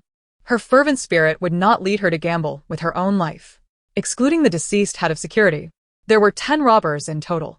3 in economy class, and only the woman Sui Nuan had incapacitated in business class. The man in black had emerged from first class, where 6 individuals had been present. With 1 having exited, 5 remained inside. This was indisputable. How many hostages were there inside? Sui Nuan had made several rounds on the plane, her throat nearly aflame from exertion. Swallowing hard, she estimated.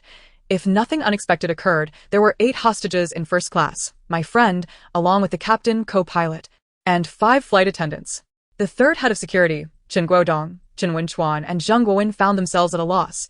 The situation seemed untenable. Unless they neutralized each robber one by one, casualties were almost inevitable. Sui Nuan gestured towards the concealed third head of security. I heard you have some privileges. Do you not know of any alternate routes or methods? The security officer was equally stumped. This is not child's play. Where would one find so many back doors?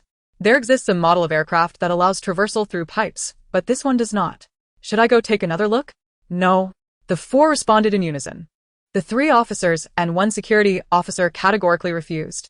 Only a single robber had previously posed a risk to Sui Nuan, but now there were 5 inside. Should anything happen to her, the responsibility would fall squarely on the shoulders of the officers and security personnel. Chi Sui peeked out from Sui Nuan's collar. Nuan. It seems someone is approaching. Sui Nuan glanced back. Shall we hide? If they come out, we might alert them. Excluding Chen Guodong, who was aware of Chi Sui's existence. The other 2 officers and the security officer were startled to see a snake's head suddenly protruding from Sui Nuan's collar. You, Chen Guodong interrupted. Let us move to the back and hide. The group fell silent and retreated in an orderly fashion, quickly arriving at the restroom door. This brief moment provided enough time for everyone to collect themselves. The officers and security personnel continued to strategize while Sui Nuan and Chi Sui kept a vigilant watch on first class, anticipating any arrivals. The man in black had been dragged into economy class, where he was now being guarded. The front half of the business class was devoid of anything but the blood of the black-clad robber. Chi Sui's gaze sharpened. It seems someone is coming. No sooner had he spoken than Sui Nuan's keen eyes caught sight of 2 individuals parting the curtain and stepping into business class. She nudged the third head of security beside her. 2 people are coming. The 4 huddled together in discussion fell abruptly silent, their gazes fixated on the 2 individuals slowly approaching. Chen Guodong rose, exchanging glances with the other 2 officers, signaling that this was not the time to draw weapons. Sui Nuan felt a twitch at the corner of her mouth. Damn it, was it still up to her? You all go to the restroom. When they come in, ambush them. Sui Nuan positioned herself beside the curtain, holding a stun gun. Moments later, the 2 figures drew back the curtain. 5. What is going on? All the people in business class have gathered together? Quite the sight. Sui Nuan had never studied voice acting, so she remained silent to minimize the risk of exposure. The 2 men edged closer, intending to investigate the trembling passengers in the back. Sui Nuan caught a glimpse of Captain Chen signaling her to retreat, playing the decoy. She quickly stepped back and successfully concealed herself behind cover. The 4 hiding in the restroom seized their chance, launching a flurry of blows at the 2 unsuspecting individuals, swiftly bringing them down. Once the commotion ceased, Sui Nuan dared to peek out. This simply would not do. Upon returning, she must improve her skills. At least 2 methods of weaponry were essential. Otherwise, wielding a weapon would be futile if she did not know how to use it. With others armed, her martial arts skills would be of little consequence. It is commonly said that a gun is swift beyond 7 paces and accurate and rapid within that distance. Firearms are the true instruments of lethality. She resolved to learn how to shoot upon her return. The 2 subdued robbers were dragged to the rear, and only then did Sui Nuan emerge from her hiding spot. There are 3 more. 1 must be in the cockpit. Can you ensure that a single shot will render him unconscious immediately? Chen Guodong shook his head. Even a bullet to the forehead might leave the last vestiges of consciousness. We cannot guarantee that a bullet will strike precisely. Should the robbers decide to go down fighting, casualties are highly likely. Sui Nuan certainly did not wish for any casualties. Yet the situation remained at a stalemate. Once their teammates exited, they vanished without a trace. It was likely that the remaining 3 in first class had begun to harbor doubts. Chen Guodong's gaze settled on Sui Nuan. Little Nuan, you will take me hostage. You will take these robbers hostage and we will advance toward first class in this standoff. We must at least ascertain the current situation there and check for any casualties. In light of the circumstances, no alternative course of action presented itself. The group quickly adopted Chen Guodong's strategy, of course. With the robbed hostages already having their jaws and hands disarmed by Nuan and her companions, the robbers were well aware of Nuan's identity. Should any of them expose her, she would undoubtedly become the primary target. They maintained their standoff as they slowly retreated to first class. Upon entering, the scarred robber was visibly displeased. What is going on? Nuan indicated the few who had followed closely behind, all of whom were holding their captured accomplices. It was only logical for Nuan to refrain from making any hasty moves. The scarred man glanced at the individual seated in the chair, clearly the leader. The leader rose slowly, clad in an ostentatious green suit, turning to face them with a grim expression. Truly a bunch of useless fools. How could you allow a ragtag group to turn the tables? Chapter 34. Rescuing the hostages. The leader of the robbers, donned in a flamboyant green suit, elicited no laughter or mockery from those who met his gaze. A chill coursed through Nuan. She dared not even look towards the hostages, fearing an inadvertent exposure. Regret gnawed at her insides. She vowed to learn how to handle firearms upon her return. She must. The leader in the green suit was growing impatient. 5. What is the situation? Nuan glanced toward the individuals standing in business class, contemplating whether to explain or act. The scarred man was equally displeased. 5. Have you betrayed us? Strikingly, despite his brutish appearance, the scarred man had indeed guessed correctly. She had, in fact, betrayed them. Though, in truth, she had never been one of their ranks. With gritted teeth, Nuan had not yet spoken when the captain, clutching his chest, suddenly lunged at the man in the green suit, knocking him off balance. Chun Guodong swiftly seized the gun from Nuan's hands, crouched down, and fired 3 rapid shots. The hulking scarred man evaded 2 bullets, but one struck his thigh, causing him to retreat hastily toward the cockpit. Nuan quickly crouched behind a seat, and Chun Guodong tumbled in beside her. What is happening? Nuan inquired. Chun Guodong raised his hand, shaking the gun in front of her. No more bullets. 2 against 3, with one of them injured. We should be fine. The robbers retreated while fighting, soon disappearing into the cockpit. With no firearms of their own, Nuan and Chun Guodong remained hidden, peering cautiously.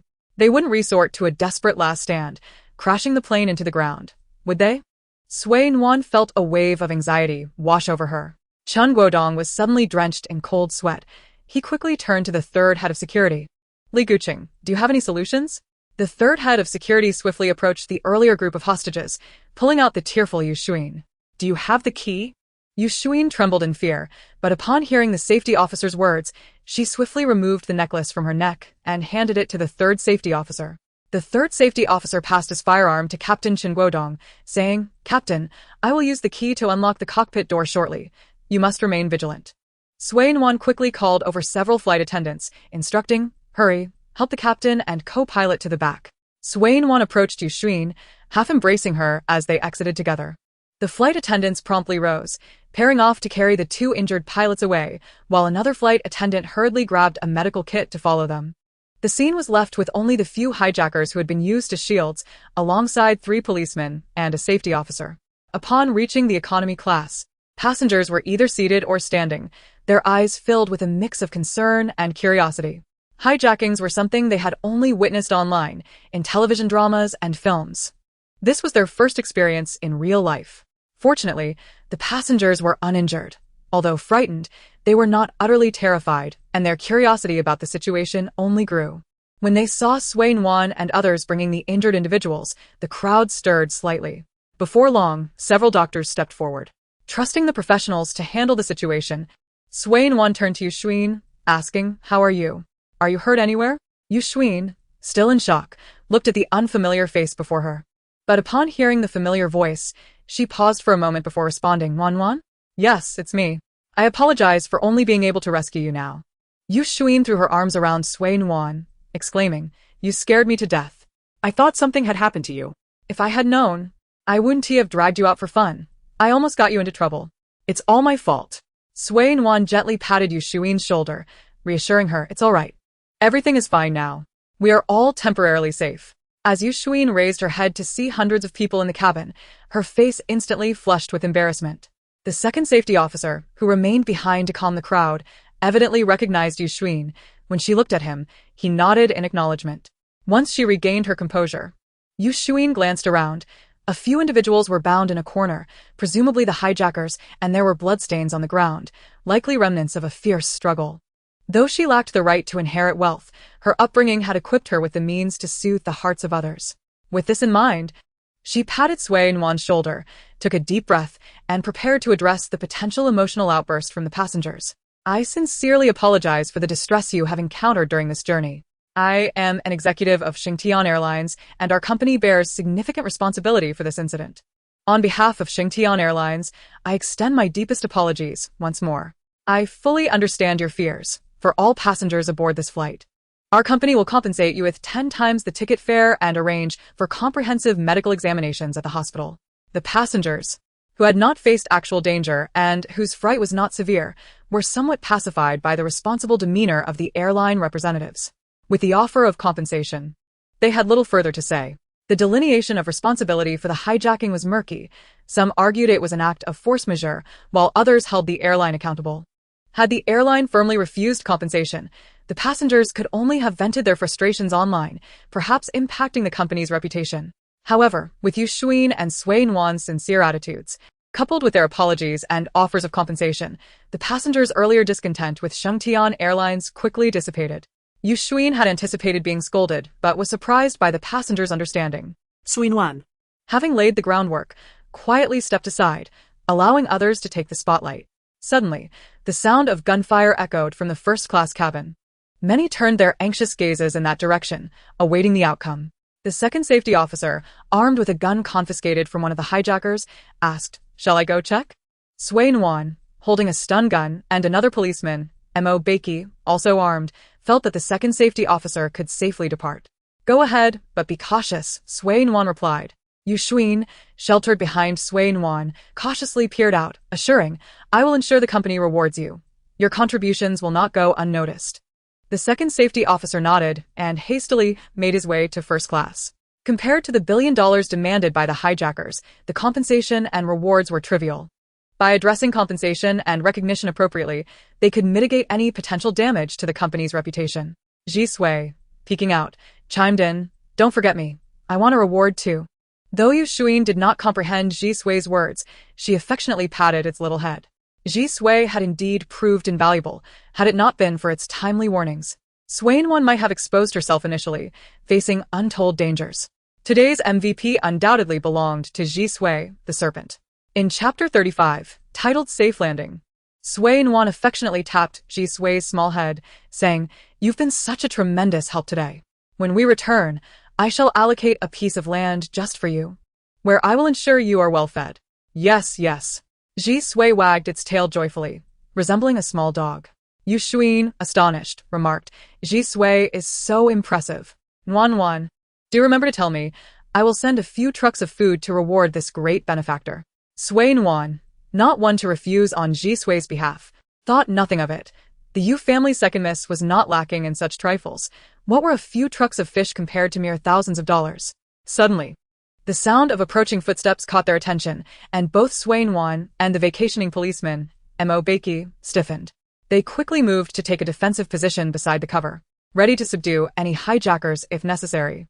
The curtain was lifted, revealing the second safety officer, who spoke urgently, "All hijackers have been subdued. Medical personnel, please assist with the injured." Several medical staff hurriedly grabbed their medical kits and followed, their hearts racing, while the remaining passengers whispered in amazement, "We survived." The staff of Shingtian Airlines and the safety officers are truly reliable. And the police too.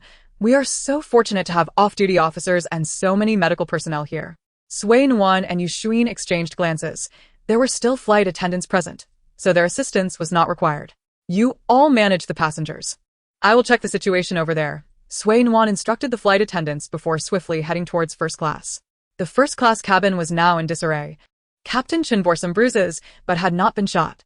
Chen Wenchuan, who had accompanied his girlfriend abroad, had a bleeding forehead but was also lucky to be uninjured. Zheng Guan, the captain of the criminal police team of the Mingqing Public Security Bureau, bore only minor injuries.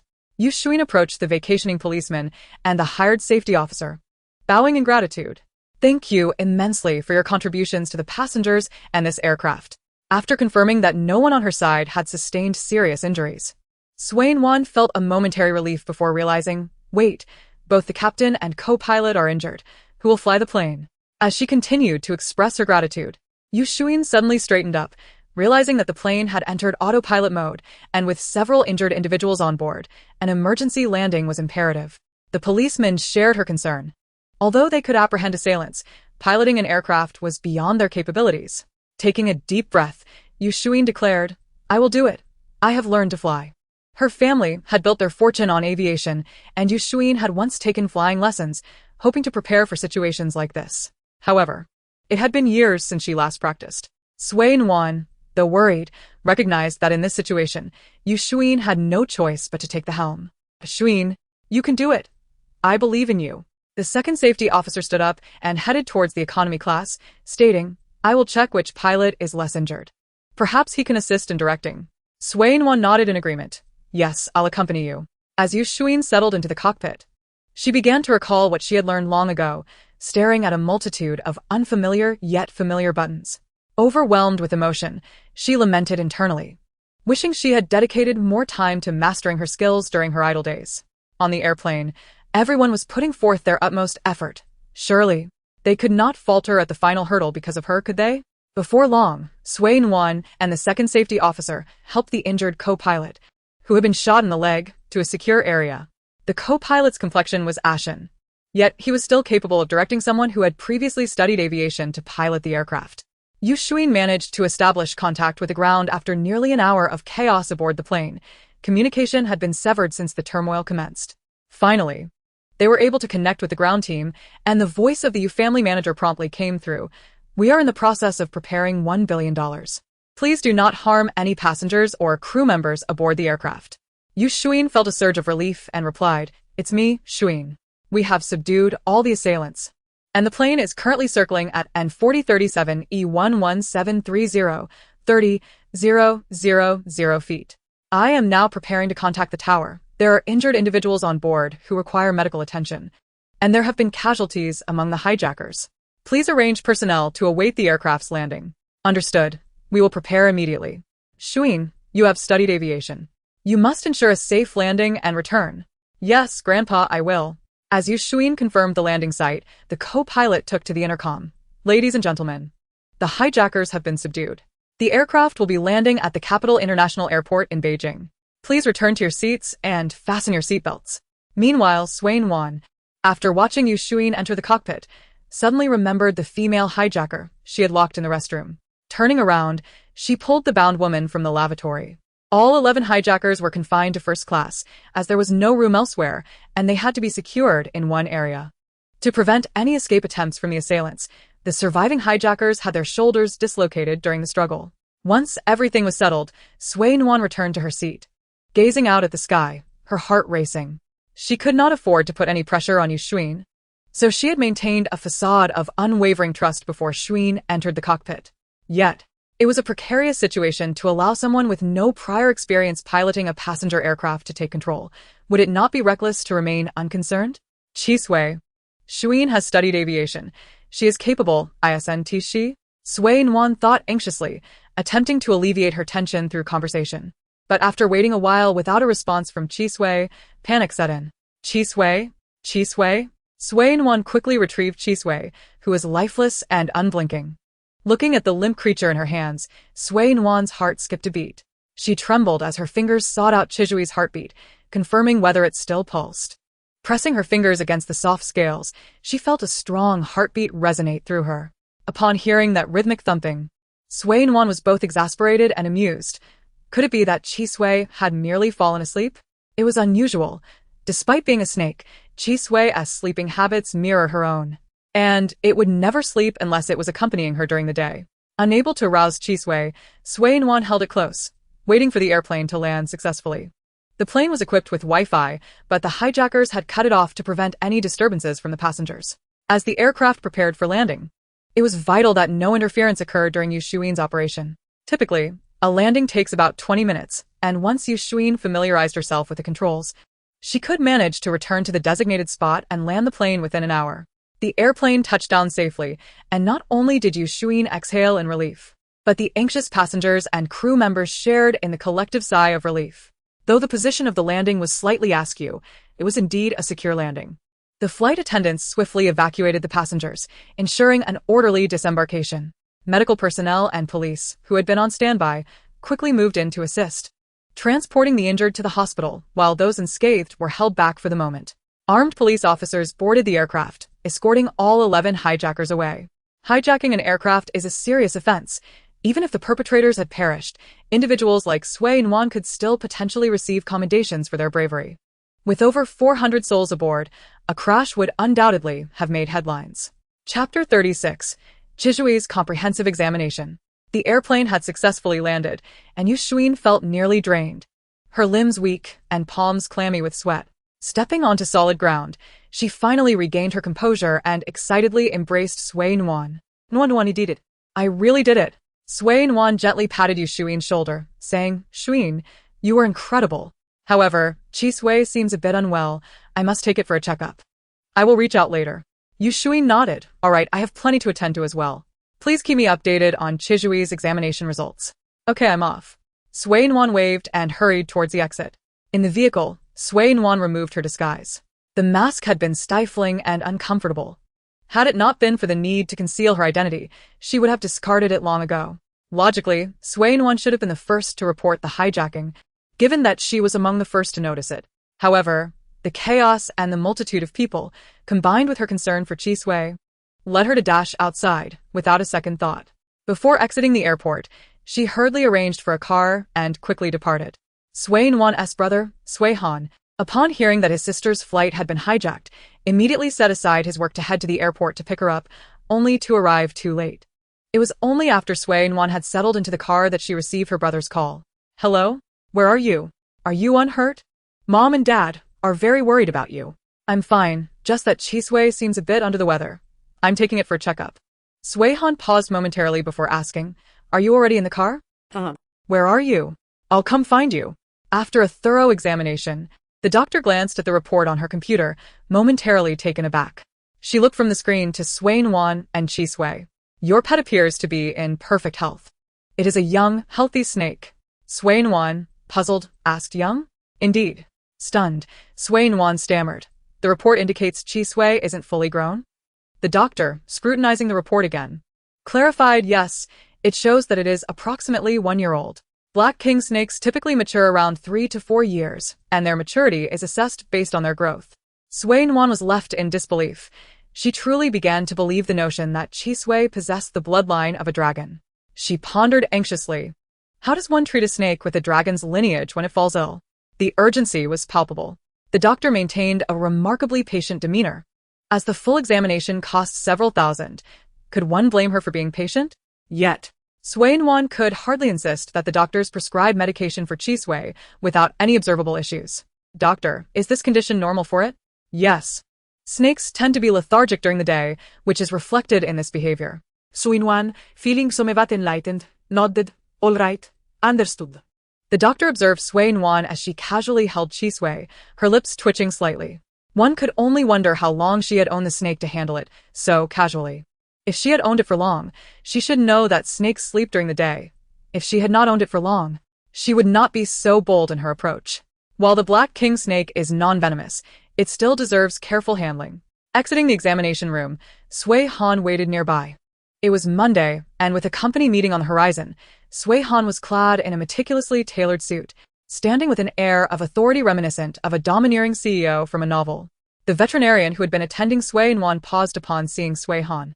She studied both siblings, silently marveling at their compatibility. Brother, how did you find out? Brother?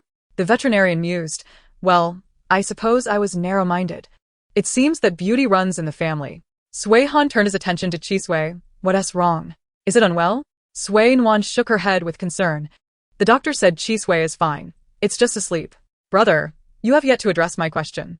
Sui Han, exuding a sense of resignation, replied. You are on the plane. Regardless, the Yu family will inform us. I have just called our parents to explain that I have other matters to attend to. After I drop you off, I must return to the company. Sui Nuan, with a hint of sympathy, said, I can return by myself. I wouldn't want to impose on your time. Sui Han glanced at his watch and replied, No worries, I can attend to some paperwork while driving you back. Once seated in Sui Han's understated yet elegant business vehicle, Sui Nuan gently caressed the still and silent Chi Sui, her mind a tempest of confusion. She had faced armed assailants on the plane without succumbing to panic. At least then, she could think clearly. However, the thought of something happening to Chi Sui left her utterly at a loss. She pondered. Perhaps she should consult the Taoist priest at Jing'an Temple? Surely, he would discern what ailed Chi Sui. Just as she was contemplating her options, Sui Nuan's phone rang, disrupting her train of thought. Hello, Nuan. Have you resolved matters on your end? The police station requires your presence to supplement your statement. After a few officers on leave relayed the necessary details, they realized a crucial point. The entire operation relied on Sui Nuan as the intermediary. Otherwise, casualties would have been far greater. Once the passengers disembarked, news of the incident spread online. The police and Shingtian Airlines urgently sought to ascertain the details to implement appropriate remedial actions. I've wrapped up here. Where is the police station? I'm heading over now. Just down the road. Without waiting for Sui Nuan to respond, the driver turned the vehicle towards the police station upon receiving Sui Han's nod. Sui Nuan casually opened an app, and before she could even begin her search, relevant entries automatically populated the screen. Shingtian Airlines hijacking incident, 4 fatalities, 9 injuries. Is Shingtian Airlines really that unreliable? How could they allow firearms on board? Incredible. 11 assailants. Who knows how many guns and other weapons they had? Aside from the initial injuries sustained by the captain and co-pilot, the rest only had minor abrasions. The hijackers were truly unfortunate. There were 2 security personnel aboard, along with several off-duty officers. Who else could handle them if not these? Why is no one mentioning that flight attendant? She remained remarkably composed and stable. It is said she was the first to notice something amiss and alerted the security personnel. The hijacking could certainly be deemed an act of force majeure.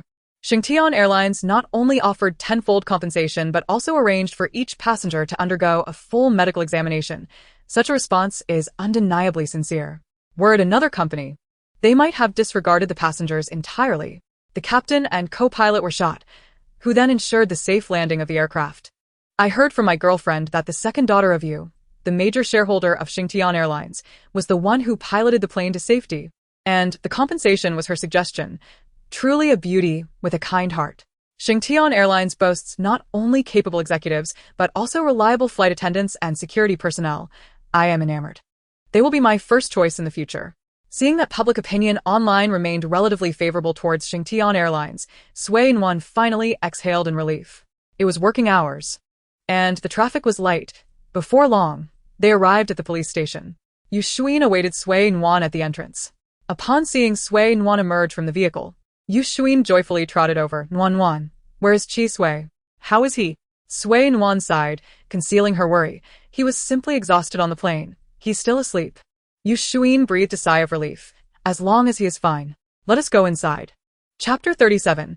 A second visit to Jing'an Temple. Yu Shuin led Sui Nuan to the area where statements were being taken, and to their surprise, Captain Chen and several other officers were still present. The attendees recounted all that needed to be said, and Sui Nuan selectively added a detail or two known only to her, such as how she had discovered the hijackers and slipped out of the restroom to seek help, as well as how she had acquired the human skin mask and the firearm. After confirming the statement, they all signed their names on the document. After Captain Chen signed, he suddenly turned his gaze to Sui Nuan. If you find the time, do remember to come by our station to provide your statement. Sui Nuan, having completely forgotten this matter, recalled that Captain Chen had previously requested her to do so. Having delayed 2 statements already, she felt a pang of guilt. After all, her own statement might not be of great importance, right? Captain Chen pondered for a moment. The perpetrator of the suitcase incident had already been apprehended and would be sentenced today. As for the other case, better left unmentioned. He was a busy man, and his unexpected time off was due to the second case. Ever since the discovery of 3 corpses, he had been working overtime daily with his team. Yet after so many days, they had found not a single clue. It seemed that the higher-ups had made a sudden discovery and reassigned the case, leaving Captain Chen unsatisfied, still wishing to investigate.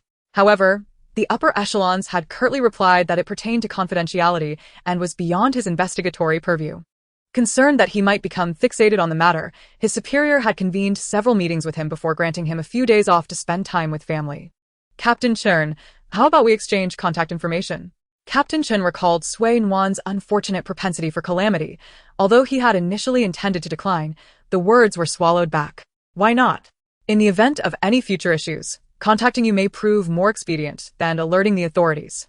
After exchanging contact details, Sui Nuan waved goodbye and departed with Yuxuan.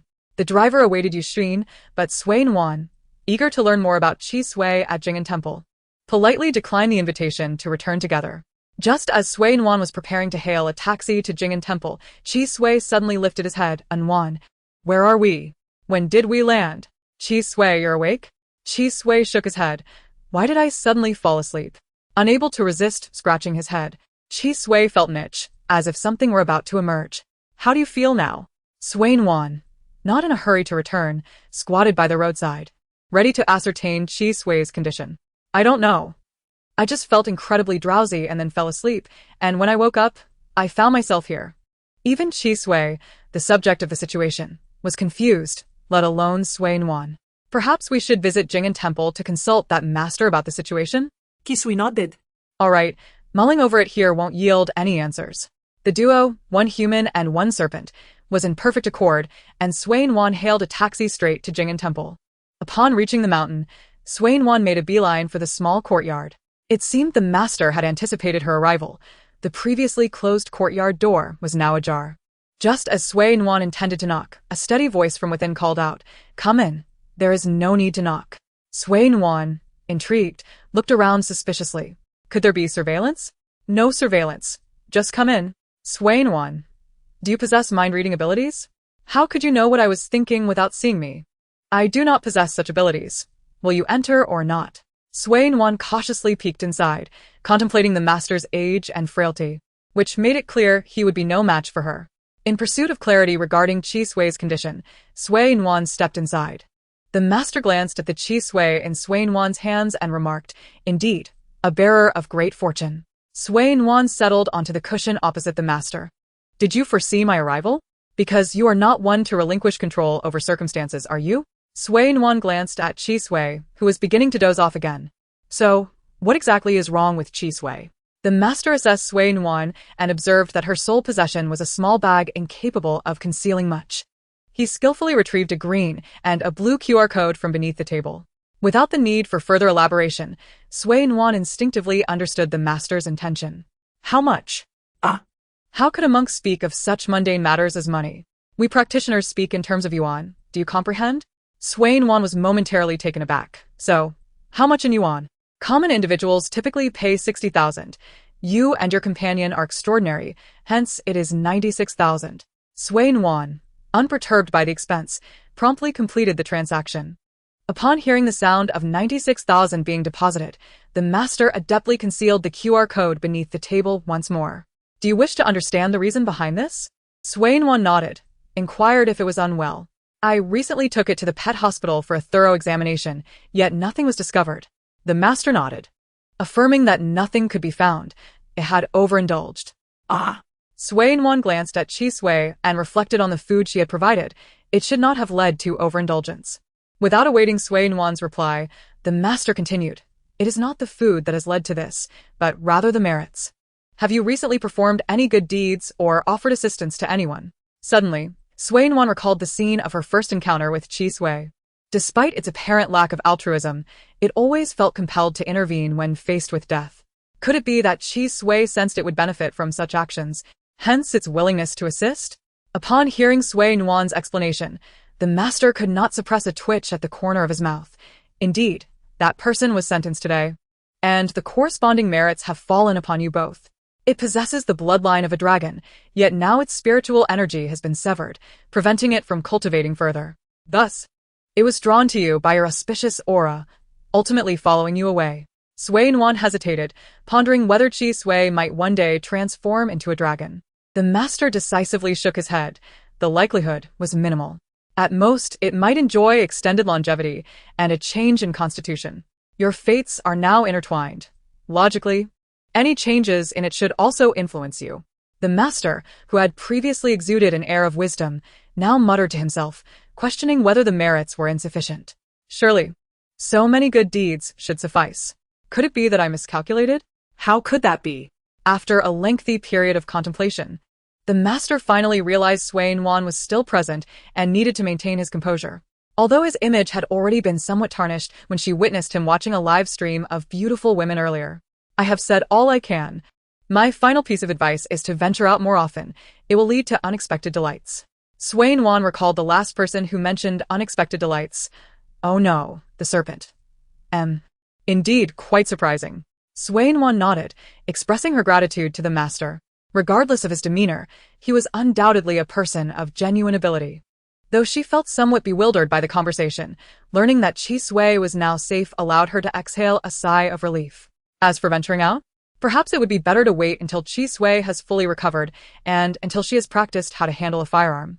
The sensation of holding a gun on a plane without knowing how to use it had been rather stifling. She did not wish to endure that again. Chapter 38. The Art of Firearms. Nuan was a person of remarkable initiative upon returning home. She inquired with her father and mother about where to learn marksmanship in the capital. Having been informed of their daughter's hijacking ordeal, Sui's parents understood the general circumstances. And when Nuan expressed her desire to practice with a gun, they wholeheartedly supported her. The following day, her mother took her to the Lin family residence. Regarding the matter of learning to shoot, Lin's mother confidently stated that the Lin family was indeed proficient in this area. A firearm should be held like this. Otherwise, it may easily misfire, potentially causing harm to oneself. Clad in full gear, Nuan nodded earnestly. After a full day of rest, Chi Sui was now invigorated. While Lin Tianqi, on leave from work, patiently explained to Nuan. Both Nuan and Chi Sui listened intently to the lesson. Lin Tianqi was thoroughly pleased, noting that her little cousin was diligent, resilient, and quick to grasp concepts. Teaching such a student was immensely enjoyable. Initially, she had been concerned about her little cousin's ability to endure the rigors of training, fearing that a single attempt would deter her. But she was pleasantly surprised by Nuan's determination. Following her cousin's instructions, Nuan raised the pistol and aimed at the target, firing 3 shots in quick succession. Lin Tianqi did not even need to approach to inspect, as the target was positioned at a manageable distance for a novice shooter. To her astonishment, Nuan hit the 10 ring with all 3 shots. Although handguns were relatively easier to master, Nuan's ability to achieve a perfect score on her first attempt was indeed remarkable. Setting the gun down, she shook her hand, feeling a slight numbness. That is perfectly normal. You are still acclimating to the recoil, Lin Tianqi softly suggested. Would you like to move the target further away for another attempt? Nuan nodded in agreement. The previous target had been set at 10 meters. Now, she wished to challenge herself with a greater distance, prompting Lin Tianqi to reposition the target to 15 meters. Once again, Nuan fired 3 shots, and yet again, each one found its mark within the 10 ring. Lin Tianqi arched an eyebrow and silently moved the target to 25 meters. Eager to test her limits, Nuan allowed Lin Tianqi to adjust the target as she pleased. This particular handgun had been carefully chosen by Nuan, the Beretta 92 FS, not for any specific reason, but simply because she found it aesthetically pleasing. As a child, she had admired a particular character in Conan for wielding a similar firearm. Now that she had the opportunity to handle one in reality, she was determined to try her hand at her childhood favorite. From 25 to 30, 40, and finally 50 meters, Nuan managed to hit the 10 ring with every shot. Lin Tianqi was utterly astounded. Nuan, with such talent, why are you pursuing a degree in computer science? You would excel as a marksman. Mastering a handgun without formal training and hitting the bullseye from 50 meters surely indicated prodigious skill. It should be noted that 50 meters was not Nuan's limit. Rather, it was the effective range of the Beretta, which was typically employed for close combat. Long-range shooting typically necessitated rifles or sniper guns, with handguns being effective up to around 50 meters. Nuan set the firearm down on the table, her hand now thoroughly numb, and anticipated that her arm would be sore by the following day. Being a sniper is not as simple as you suggest. This is likely just a beginner's phase, she remarked. Lin Tianqi recalled her own dismal shooting performance from years past. I advise you to retract that statement within 3 seconds, or I might just lose my composure. Speaking of which, should Nuan practice with a rifle tomorrow or the day after? Rifles possess greater range. Nuan shook her head. No need. Firearms are prohibited in the summer. In real life, they're seldom utilized. Mastering the handgun will suffice.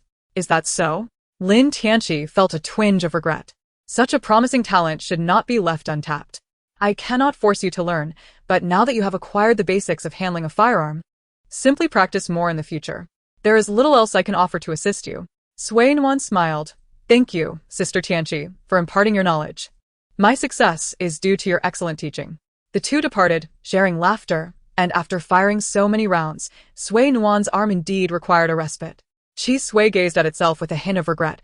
If only I had hands, shooting looks so cool and impressive. Lin Tianqi caught sight of Chi Sui once again.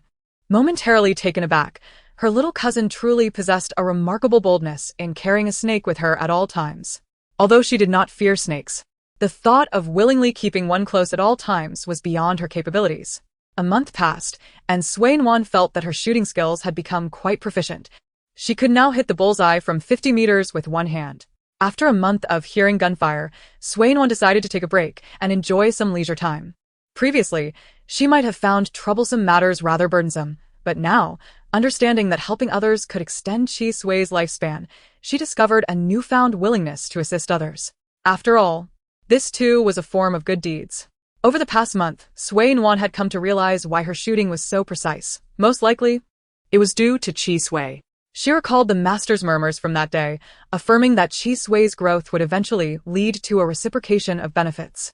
When she concentrated on the target and fired, it felt as though the target was right in front of her barrel, yet once she disengaged from the shooting state, it returned to its original position. Faced with a target so close at hand, how could Sui Nuan possibly miss? Her previous experience on the plane had left her with significant psychological shadows. At least for the next few months, she was reluctant to board another flight. This time, there is no need for haste. Sui Nuan decided to drive back to Shingen City, taking the opportunity to indulge in some fishing along the way. It had been quite a while since she last fished, and the thought of it stirred her enthusiasm.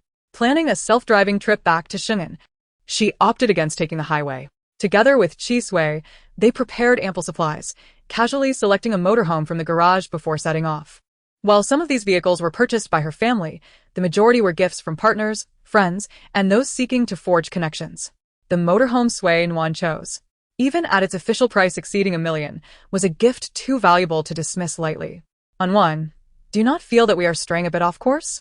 Chi Sui queried. Sui Nuan's original plan was to depart from the capital, passing through the South River, North Lake, and South Lake, enjoying the scenery before returning home directly to Shingen.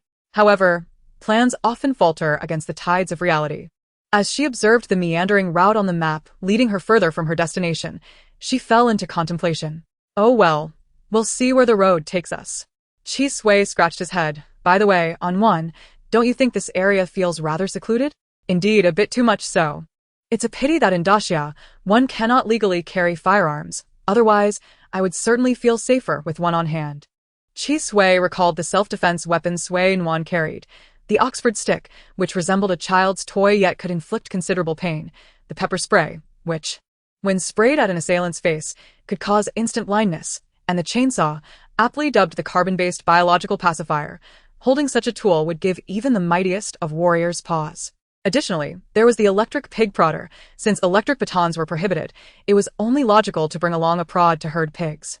Anyone daring enough to approach would find themselves on the receiving end of a jolt, testing whether the second brother was indeed more formidable than his opponent. With such an array of self-defense tools at her disposal, Sui Nuan felt a profound sense of reassurance while on the road. It was a common fear among the people of Daxia to feel inadequately armed. When quality was lacking, they made up for it with quantity. Upon reaching a picturesque lake, Sui Nuan decided to cast a few lines, taking along her pepper spray and the chainsaw for good measure, to ensure she wouldn't encounter any unexpected situations. She took a few deep breaths, relieved to detect no strange odors. She set up her gear, scattering a handful of bait to attract fish before leisurely preparing her fishing bait. Chi Sui lounged lazily on a miniature red chair, a custom piece designed specifically for him by Sui Nuan. Occasionally, when Sui Nuan abruptly stood up while fishing, she worried that Chi Sui might accidentally tumble to the ground. So, it was safer for him to have his own chair. Just as she was about to cast her line, a loud and somewhat discordant sound resonated, startling both her and Chi Sui. Sitting on the branch above was a bird with entirely white feathers, gray beak and claws. Observing them curiously, Sui Nuan was momentarily taken aback. A talking parrot? Had it escaped from someone's home? The parrot preened its feathers and, tilting its head, proclaimed in an eloquent manner. The gaze lingers with infinite meaning, reminiscent of a past life. Sui Nuan stared at the parrot, her mind racing. What species of parrot was this? It seemed somewhat familiar, as if she had encountered it somewhere before. Come on, think. Where had she seen such a bird? Chi Sui discreetly nudged her with his tail. Nuan. Doesn't it resemble a sulfur-crested cockatoo? Realization dawned on Sui Nuan. Ah, that's right. No wonder it looked familiar. It's the sulfur-crested cockatoo, often referred to as the husky of the bird world, a living snow machine. The three of them, one person, one snake, and one bird, found themselves in a standoff, with the bird occasionally glancing at Sui Nuan and Chi Sui as if pondering some mischievous scheme. Chi Sui scratched his head on one. Do you think parrots eat snakes? Sui Nuan silently scooped Chi Sui into her hands and placed him back in her bag. It was the best course of action for everyone involved. The sulfur-crested cockatoo scoffed. Why on earth would I eat a snake like you? I prefer lizards, insects, and crickets far more delectable. Chi Sui, unable to contain his curiosity, peeked out from the bag. Can you understand what we're saying? The parrot proudly lifted its head. Of course. Who do you think I am? I am the paragon of parrots, unparalleled in intelligence and charm, the most remarkable bird in existence. I possess knowledge of the heavens and the earth, knowing all and capable of all. 10 minutes later, the parrot finally concluded its self-promotion. So, is it not completely normal that I can understand the words of a mere little snake? Sui Nuan. Kisui. Chi Sui mused to himself. I truly underestimated the world. I once believed no creature could be more self-absorbed than you, yet here we are. The sulfur-crested cockatoo scrutinized Sui Nuan. How can a mere human comprehend the conversation between me and that little snake? Sui Nuan settled back into her chair. I have no idea. Aren't you supposed to know everything? The parrot was momentarily taken aback, unable to respond, and flew down to perch on Chi Sui's chair. This chair is too small. Poor rating, it remarked. Are you a cultivator? You seem rather young for that. A century ago, humans could no longer cultivate. How have you managed to be so exceptional? The parrot, feeling quite familiar, hopped closer to Sui Nuan, examining her with keen interest. Sui Nuan gently pushed the bird's head away with her finger. You're blocking my fishing. The sulfur-crested cockatoo huffed indignantly. With me here, you dare prioritize fishing? Do you not find me incredibly handsome, cool, and captivating? As it spoke, the parrot nudged Sui Nuan's face with its claw, prompting her to turn and behold its visage. Sui Nuan, who considered herself quite sociable, found herself at a loss. Nobody had warned her that the sulfur-crested cockatoo would be so forward. With a resigned sigh, she turned her gaze back to the lake. So what do you want? Naturally, I want you to admire me, it replied. Chi Sui emerged from the bag, sensing that the parrot likely posed no threat to him. Would you like to live with us? Nuan is quite impressive. She takes me to banquets on airplanes, and even practices shooting with me. It's a shame I can't shoot since I lack hands. The parrot scrutinized Chi Sui for a moment before unexpectedly leaping from Sui Nuan's side to her lap, its eyes fixated on Chi Sui's head. Sui Nuan instinctively placed her hand between the snake and the bird, wary that the parrot might seize her Chi Sui while her attention was diverted. Unfazed by her caution, the sulfur-crested cockatoo pointed its claw at Chi Sui's small head. Does he possess the bloodline of a dragon? How can you tell? Chi Sui responded, oblivious to any malice. So, how did you figure that out? The parrot, filled with pride, began to boast. Who am I, after all? I am the unparalleled. Seeing the parrot gearing up for yet another round of self-aggrandizement, Sui Nuan hastily interjected, All right, we get it. You're the best, the most stylish, the smartest. The parrot, though interrupted, felt a wave of contentment wash over it at Sui Nuan's words and shot her an appreciative glance. If you look closely, doesn't it seem like there's a little bump forming on its head? Sui Nuan carefully observed Chi Sui's head for a moment, indeed noticing what appeared to be two small bumps. I thought I had just imagined it. I had a feeling Chi Sui's had seemed a bit swollen lately. Kisui. Unable to resist, scratched his head with his tail. Really? No wonder my head has been itching. It feels like something is about to grow. The sulfur-crested cockatoo examined Chi Sui's abdomen closely. How's that possible? With the cessation of spiritual energy, cultivation should be impossible. Yet you are evolving? Suddenly, Sui Nuan recalled what the master had said. Venturing out could lead to delightful surprises. Could this surprise be the white cockatoo? A master once told her that performing good deeds could prolong life and facilitate personal evolution. Could the transformation of Chi Sui be attributed to such merits? The white cockatoo paused, pondering the notion of benevolence. What truly constitutes a good deed? Chi Sui understood this concept well. raising its head proudly to explain to the white cockatoo that it involved locating the deceased and reporting them to the authorities, who would then investigate. After the cases were resolved, they would accrue merit. Chi Sui and Sui Nuan had discovered 2 deceased individuals, and while on a plane, they had collaborated with Captain Chen and others to rescue numerous humans. The white cockatoo cast a skeptical glance at Sui Nuan. Really? You wouldn't be deceiving me, would you? Chi Sui, slightly irked, asserted that no one should doubt its dear Sui Nuan. Believe it or not, this opportunity is unique. The world is vast. After Sui Nuan and I depart, you may never encounter us again. The white cockatoo looked back and forth between Sui Nuan and Chi Sui, hesitatingly asking if they were truly different from other humans. You wouldn't sell me to a zoo, would you? Sui Nuan was taken aback. You won't be sold. The cockatoo, feigning bravado, insisted, I would never fall prey to foolish humans, for I am far too clever. Despite its protests, the wariness and distrust it displayed clearly indicated past betrayals, far more than just once or twice. Sui Nuan and Chi Sui exchanged glances. Realizing the white cockatoo's affectionate disposition was likely a result of its previous traumatic experiences with humans. Chapter 40, Moon Sui, I swear, I am not like others. Look, can other humans converse with you in this manner? The white cockatoo hesitantly shook its head, its tone forlorn. Only when I speak human language can they comprehend me, and those humans do not enjoy conversing with me. Sui Nuan gently stroked the white cockatoo's small head, reflecting that the past was dark and unchangeable, while the road ahead was bright and promising. I am indeed different from those others, am I not? If you are willing, you might try to trust me. Perhaps I could be the human who brings you a luminous future? The white cockatoo found itself in a quandary. It cherished humans, but after being deceived time and again, it hesitated to trust their character. Sui Nuan chose not to interrupt the white cockatoo's contemplation, placing it upon Chi Sui's chair and attentively observing the float in the lake. Just as the float began to submerge, the white cockatoo's voice reached Sui Nuan's ears. All right, I agree. I am willing to trust humans once more, because you are different. Sui Nuan, caught up in the moment, extended a hand towards the white cockatoo, smiling. Let us collaborate joyfully, for mutual benefit. Chi Sui promptly laid its tail upon Sui Nuan's hand, eager to share in the glory. The crest atop the white cockatoo perked up, and it happily bobbed its head. Although it was unaware of Sui Nuan's name, it casually adopted the title Chi Sui used for her. Nuan, could you give me a name as well? Something akin to yours and Chi Sui's, so that others will know we are a team. Sui Nuan pondered slowly. I am Sui Nuan, and he is Chi Sui. As for your name, how about Moon Sui? Your feathers are white, and beneath your wings, they are yellow, perfectly mirroring the moon. Would Moon Sui suit you? The white cockatoo's crest fluttered. Moon Sui? Excellent.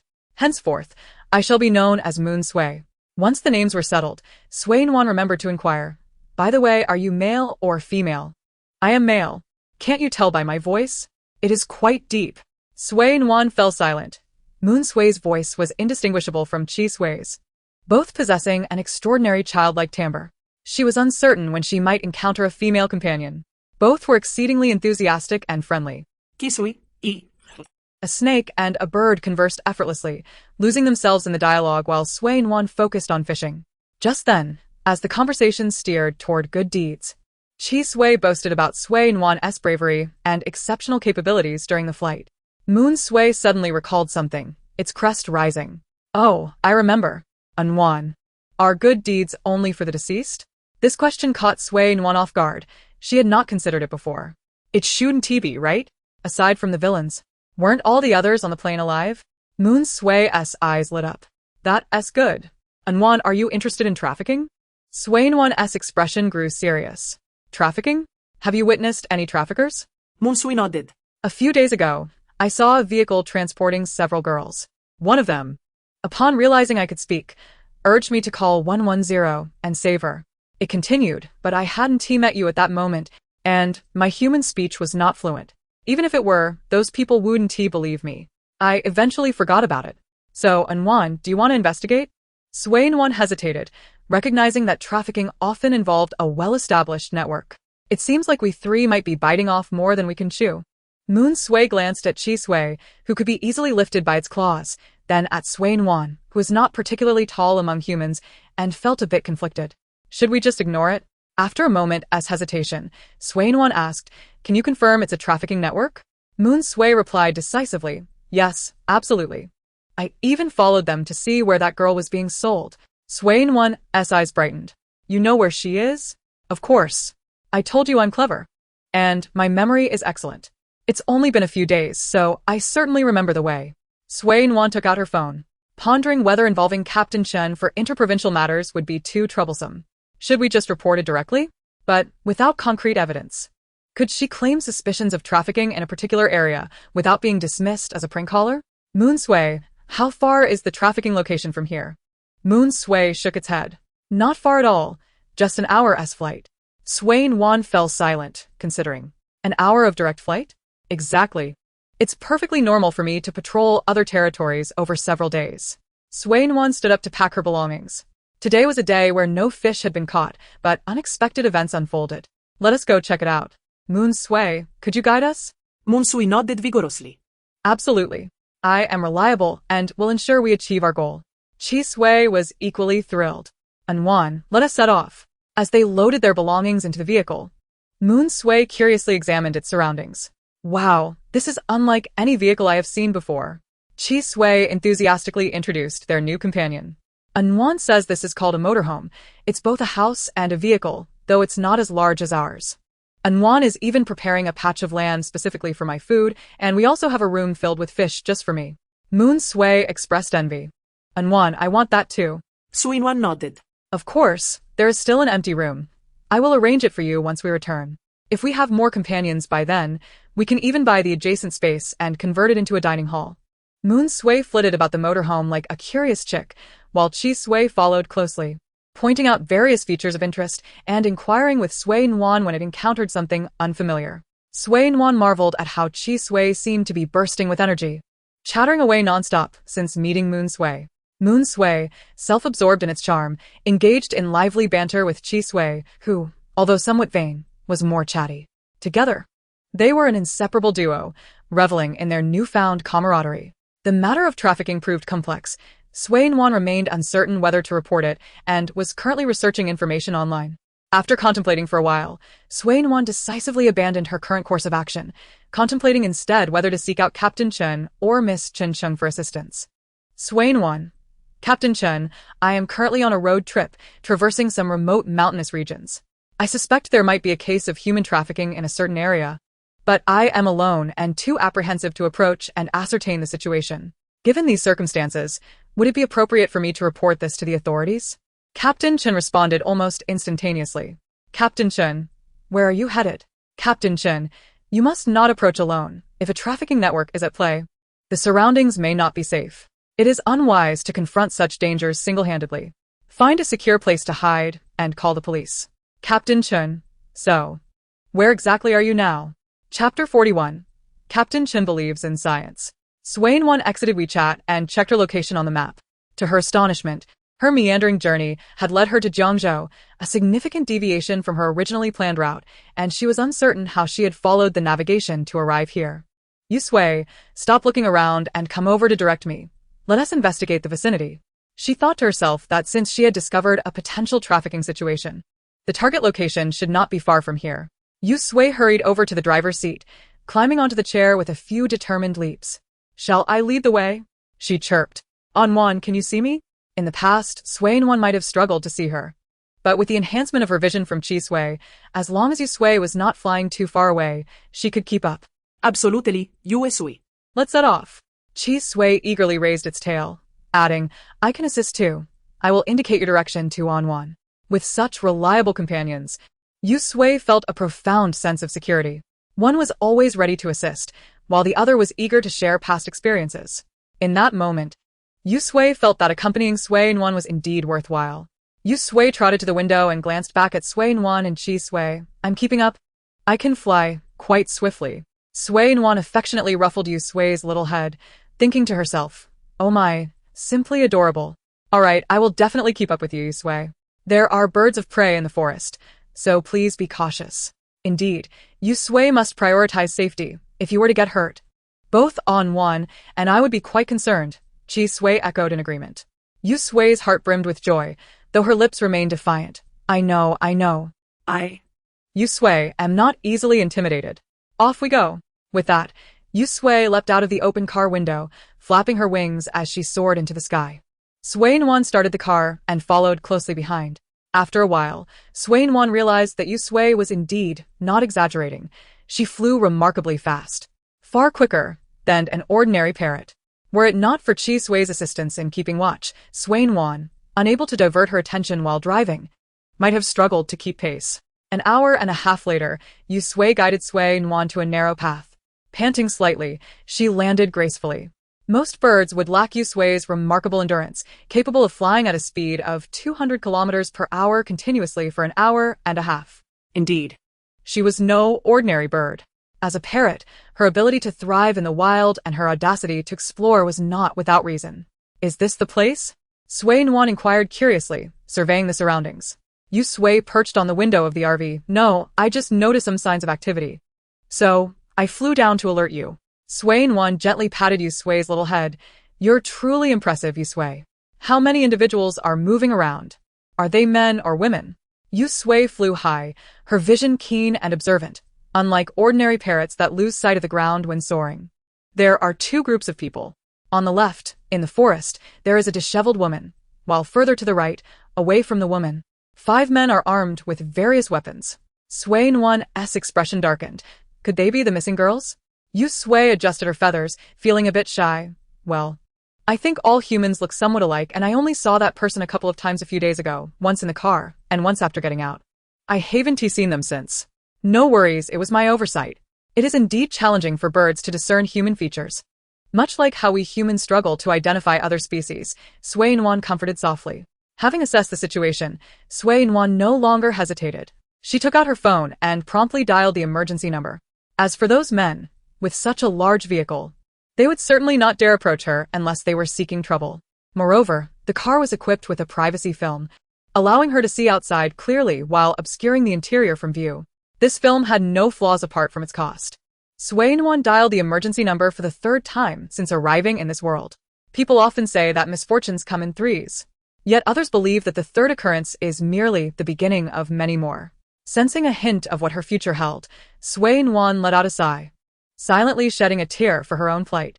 Hello, 110, please state your emergency. Sui Nuan had already noted her location in advance. Hello, I am near XXX. And I have discovered a situation involving potential human trafficking. Please send assistance promptly. Understood, we will notify our personnel immediately. Please keep your phone accessible for further contact. Thank you. After hanging up, Sui Nuan felt a pang of sorrow at her increasingly proficient ability to report emergencies. Yu Sui could hardly contain her eagerness on Nuan. May I fly up to take a closer look? Go ahead. Sui Nuan did not decline. Chi Sui quickly leaned toward Yu Sui. Can I go with you? I want to experience the sensation of soaring through the sky. It must be vastly different from flying in an airplane. Absolutely, just hold on tight to me. Yu Sui extended her claw. Let us do this. Chi Sui looked back at Sui Nuan with anticipation. On Nuan, I'm off now. Go on, Sui Nuan replied, somewhat amused that they had conspired together before seeking her approval. Oh yes, Yu Sui, let us go. Chi Sui exclaimed excitedly. Watching the bird and serpent ascend into the air, Sui Nuan opened her messaging app to see the numerous messages Captain Chen had sent while she was driving. Captain Chen, why aren't you responding? Don't act impulsively. Those involved in human trafficking will disregard the law until apprehended. Captain Chen, where are you currently located? As a citizen, you shouldn't place yourself at the forefront. These matters are the responsibility of the police. Captain Chen, I mean no disrespect. I simply believe your actions are perilous. Captain Chen, please reply. Where are you? Captain Chen, how is it that you continuously find yourself in such unfortunate circumstances? Encountering a corpse while fishing, experiencing a hijacking during a flight, and now stumbling upon a trafficking case during a road trip. While we must believe in science, I think you should pay a visit to a temple and offer prayers. Sui Nuan read these messages, a question mark slowly forming on her forehead. Captain Chen, you're out of character. What has happened to your composed and reliable demeanor? Sui Nuan, Captain Chen, we must trust in science. Sui Nuan, I was driving and didn't look at my phone. I can now confirm it is a case of trafficking and have reported it. Sui Nuan, rest assured. Captain Chen, I am not so reckless. On the other side of the chat, Chen Guodong was indicated as typing, yet after a considerable period, no message was sent. Eventually, he managed to reply with great effort. Captain Chen, thumbs up JPG. Captain Chen, please take care of your safety. If you encounter those individuals, do not exit the vehicle. Wait for the police to arrive. Life is singular. Sui Nuan. Understood. I appreciate your concern, Captain Chen. I am well aware of the situation. An unnamed Captain Chen remarked, Sui Nuan, you are undeniably a magnet for misfortune. Just as Sui Nuan concluded her conversation with Captain Chen, Yu Sui returned to the car with Chi Sui in tow. Nuan, run quickly. Nuan, step on it. We need to get out of here. Chapter 42. I won't play with you. I'm off to seek refuge. Sui Nuan was bewildered. What is going on? Is there an unexpected situation? While she inquired, her hands remained deftly at work. As Chi Sui and Yu Sui swiftly entered the vehicle, Sui Nuan also ignited the engine, carelessly selecting a direction and speeding away from their original location. What is happening? Is there trouble? Sui Nuan raised her hand to close the window, her eyes darting between the road and her two companions to check for injuries, overwhelmed by the task at hand. Chi Sui swallowed hard. Those people actually have guns. They look different from the ones I saw before. They seem like what humans refer to as homemade firearms. During the month Sui Nuan spent learning about firearms, her training was far from merely shooting at targets. It was relentless practice that left her hands weary. Surely, she didn't spend all her free time idly chatting. When she had the time to spare, her cousin Lin Tianqi would take her to familiarize herself with various firearms, albeit in a general manner. It wasn't just Sui Nuan attending those lessons. Chi Sui was also earnestly engaged. Just moments ago, as Yu Sui had taken them soaring above those men, Chi Sui had keenly noticed one of the seemingly simple-minded men grasping a homemade gun. Yu Sui quickly added, Moreover, another vehicle is approaching us. The occupants might also be armed. I wonder if they are here to intercept that girl. Sui Nuan pressed the accelerator to the floor, the vehicle darting forward. That is possible, but it's more likely that the local authorities are not entirely clean either. She realized she had underestimated the situation. The human trafficking network could be extensive, and the surrounding villages might be implicated, with officials possibly involved as well. Chi Sui, not fully grasping the implications, asked, What do you mean? Having been duped multiple times, Yu Sui was more attuned to human nature. When I first saw the area, there were clearly no vehicles around. After Nuan made that phone call, a car headed directly towards us. Just as Yu Sui and Chi Sui finished explaining, an unfamiliar phone call suddenly rang in. Hello. This is an officer from the Yangqing police station in Dongling City. Please remain where you are. We will be there shortly. A cold smirk curled at the corners of Sui Nuan's mouth. If she were an ordinary person, she might have fled in fear. After all, the common man does not oppose authority. Unfortunately for them, she had numerous formidable allies backing her. Very well, I shall wait here for you. As the call ended, Chi Sui anxiously leaned closer to Sui Nuan. He is definitely lying. Don't trust him. We can't wait for that villain to arrive. Sui Nuan sighed. I'm just toying with him. I'm not foolish enough to wait here like a lamb for the slaughter. This time, Sui Nuan did not exit the call screen. Instead, she directly dialed her older brother, Sui Han. Coincidentally, he was free at the moment, and his phone was answered almost immediately. As the call connected, Sui Han's voice came through, tinged with a hint of melancholy. Are you having fun? Without indulging in pleasantries, Sui Nuan replied, I've run into some trouble. Sui Han sat up straight. What is going on? Are you hurt? I'm fine for now. But it seems I'm being pursued. Sui Han felt a wave of anxiety wash over him. His little sister was becoming increasingly reckless, joking about such serious matters. Where are you? I'm in Dongling City, Jiangzhou province. I'll send you my exact location. During my road trip, I discovered a case of human trafficking here and reported it to the police. Shortly after, Yu Sui flew up to assess the situation and found that the assailants not only have guns but have also dispatched vehicles towards me. I have reason to suspect that the local people are not clean. Sui Han momentarily forgot to inquire about Yu Sui's identity. Stay safe. I'll contact Uncle right away. Do not act recklessly on your own. Withdraw for now and return to the city. Once Uncle has arranged everything. If you wish to participate, you can join. If not, you should leave. Sui Nuan wholeheartedly agreed with her brother's suggestion, though it seemed she might not have the chance to escape. Brother, I completely agree with your plan, but I feel like I might not be able to run. Sui Han's expression darkened. Do you have enough supplies and fuel? Sui Nuan was driving and unable to check. Chi Sui, go check our supplies. Got it. Chi Sui swiftly hopped to the back seat, quickly rummaging for supplies. As for why Yu Sui wasn't called upon for this task, It was because Yu Sui had flown off to scout the enemy's position. Sui Nuan wasn't entirely certain about the quantity of supplies, but she knew they had enough fuel since she had just filled the tank 2 days prior. She could likely drive for another week without issue. As for what would happen a week from now, if help hadn't arrived by then, she would probably have managed to escape by then. How patient could those people be, just to play hide and seek with a seemingly insignificant individual like her? The resources expended in this endeavor were not trivial. Furthermore, Sui Nuan didn't believe her brother's allies would be so inept as to take a whole week to reach her. On one, we have plenty of supplies. We can last a week without a problem. Chi Sui only needed to eat once every 10 days, so hunger wasn't a concern. As for Yu Sui, Sui Nuan had nothing suitable for it to eat. She hadn't anticipated that during her road trip, she would acquire a new parrot companion. Though she had snacks and nuts, those were meant for her own consumption, filled with nutrients and energy. Such fare was not something she dared offer to Yu Sui. Previously, Chi Sui had snuck some of those salty and seasoned items, and after a checkup, the doctor had deemed it harmless. However, Sui Nuan's ingrained perception of caring for small animals had not shifted so swiftly. After relaying Chi Sui's information, Sui Han fell silent, reflecting on his earlier statement regarding not having a golden finger. Alright, stay safe. If you encounter any roadblocks, lead them in circles for a while. I'll contact someone to handle those men. Okay, brother, I'm entrusting my life to you for now. I have to drive, so I'll hang up. Understood. As the call ended, Sui Nuan set her phone down and focused intently on the road. The reason she called Sui Han first instead of directly reaching out to her uncles was that her uncles were likely busy and there was no guarantee they would answer. Thus, it was far more reliable to seek help from her brother. It was not uncommon for Sui Nuan to struggle to reach anyone by phone.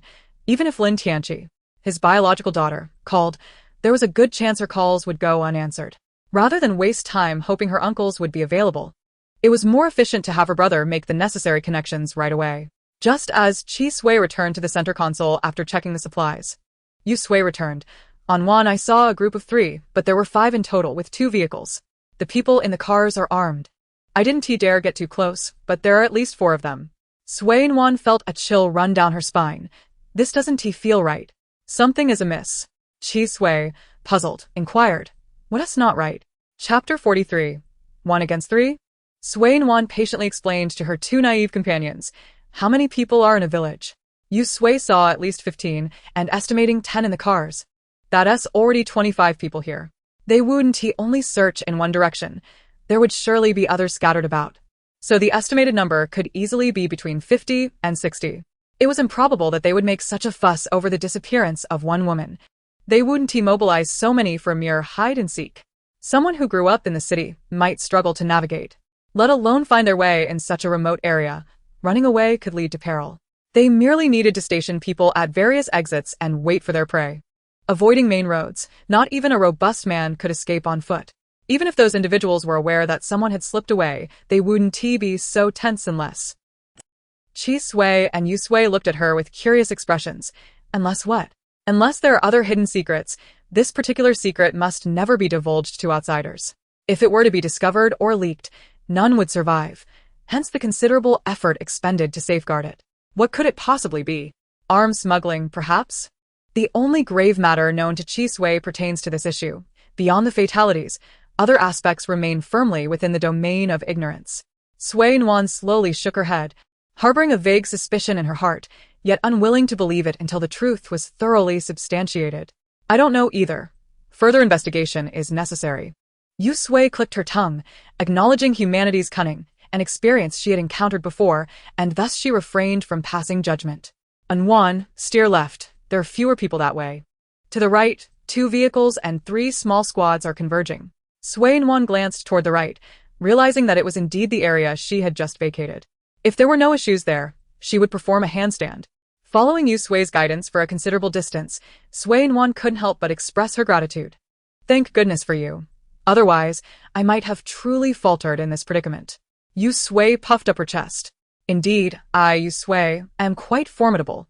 Upon your return, Nuan, you must treat me to a grand feast of beetles, seeds, nuts, and other delicacies. Without hesitation, Sui Nuan nodded in agreement. All right, it's settled. And you? Chi Sui. What grand feast do you desire upon your return? Chi Sui snapped back to reality. I believe I just saw someone collapsed in the grass. Sui Nuan gently pressed the brake. Where? Chi Sui pointed with her tail towards the rear, just where Yu Sui was placing her order. Sui Nuan slowed the vehicle, uncertain whether to turn back for a closer look. The person down there could either be a victim of human trafficking or bait meant to ensnare her. Io sui volunteered. Shall I go take a look? I will accompany you, Chi Sui insisted. No. If anything happens to you, I would be devastated. Nothing is more important than you two. Sui Nuan resolutely declined. If it were indeed bait, those involved would surely see Yu Sui and Chi Sui emerge from her vehicle. The enraged assailants might not kill the hostage, but they would certainly act against Yu Sui and Chi Sui. Should they be caught off guard and injured, her heart would ache more than anyone else's. Sui Nuan was willing to assist within her capabilities, as it could yield merit, but only if her safety was assured. The merit was intangible, but the potential harm to her companions was all too real. For the first time experiencing such unabashed favoritism, Yu Sui stood frozen, unsure of how to respond. Chi Sui slid affectionately onto Sui Nuan's lap, nuzzling her small head against Sui Nuan's arm. Were she not driving? Chi Sui would have rolled joyfully in Sui Nuan's palm. The rugged mountain paths were difficult to navigate, especially in a large vehicle like the RV, prompting Chi Sui to halt her affectionate displays. Yu Sui felt a similar urge to be affectionate, but was inexplicably shy. Sui Nuan took a moment to stroke Yu Sui. We are allies, are we not? It is only natural to care for and look after one another. Yu Sui's eyes gleamed with realization, and as Sui Nuan withdrew her hand, she fluffed her feathers in delight. Yes, we are indeed allies. Nuan, we have traveled far. I shall go take a look outside now. All right, be careful, Sui Nuan replied. Chi Sui watched with envy as Yu Sui soared into the distance, sighing wistfully. If only I could fly. Alas, I am but a snake, unable to soar. Perhaps not. The legendary Jiao dragon is said to possess the ability to fly. You bear the bloodline of a Jiao dragon. When we embark on our travels, assisting those in need, perhaps one day you shall indeed take flight on your own. Sui Nuan encouraged. Chi Sui's heart brimmed with longing. All right, Nuan, where shall we go fishing after our road trip? Sui Nuan mused. Feeling as though Chi Sui was subtly mocking her. How could doing good deeds somehow relate to fishing? Though she had fished thrice, 2 times had involved unexpected matters, including one concerning a woman's abduction. Sui Nuan found it increasingly difficult to defend herself, as misfortune seemed to follow her like a shadow. Indeed, aside from fish, she had encountered everything else possible. Ding ding ding. Sui Nuan glanced at her phone, recognizing an unfamiliar number. No, not unfamiliar. It was the same number she had received a call from just an hour ago. Nuan, is this not the villain's number? Sui Nuan nodded affirmatively. It is. I am curious to hear what nonsense he will utter next. Before answering the call, she swiftly activated the recording feature. Better safe than sorry. Hello. The voice on the other end was urgent. Where are you? I have arrived. Please honk your horn to indicate your location. Sui Nuan's eyes darted. I just saw someone approaching, so I left that area to avoid alarming them. The caller's tone turned less amiable. You should have communicated with me. Where are you now? I will come find you. You need not fear. Just remain in the vehicle and wait for us to arrive. Sui Nuan nearly laughed aloud at the absurdity. Wait in the car for you? That would surely be akin to waiting for death. Were it not for the potential for these individuals to act in desperation, she would have retorted vocally. Sui Nuan feigned innocence. Those individuals possess weapons. My vehicle offers minimal protection. If the windows are shattered, who will compensate for the damage?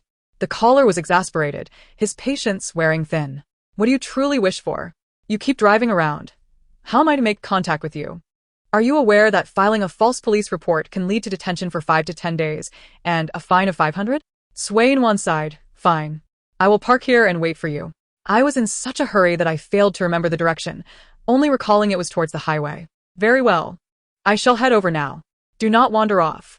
Before the call ended, Sui Nuan distinctly heard the sound of teeth grinding. She reported a route different from the one she had taken, knowing the person on the other end was dubious. There was no way she would disclose the truth, nor would she provide a route that directly contradicted her own escape. Everyone possesses a cunning edge. What if that individual intended to trap her? As soon as she hung up, Chi Sui's terrified voice echoed in her ears. Nuan, something has rolled down the mountain. Instinctively, Sui Nuan began to reverse the vehicle. In the event of a landslide, if the slope was ahead, one should drive backward. If it was behind, one should move forward swiftly. Nuan, drive forward. It's a trap, a large boulder. Yu Sui darted back into the vehicle, warning her. They intend to block the road. There are 3 of them above. Sui Nuan pressed the accelerator to the floor, executing a thrilling display of speed. Is it just those 3? Yes, only 3, and they are unarmed, wielding only clubs. Gritting her teeth, Sui Nuan declared, once we reach them, stop the vehicle. I will deal with them. Yu Sui was incredulous. Nuan. You intend to take on 3 alone? Yu Sui, come closer. Chapter 44. Every step is a collision of flesh and steel. For Sui Nuan to engage in a 1-on-3 fight would surely be beyond her capabilities. However, she was well-equipped, armed with clever tools, and an exceptionally astute aerial companion. Finding a somewhat concealed, albeit not entirely hidden, spot, Sui Nuan parked the vehicle and retrieved a rubber band and a pig-herding tool from the back. Following Yu Sui's guidance, she ascended with determination. Yu Sui had small pouches hanging from both claws, one containing a dozen small balls, and the other a solitary one.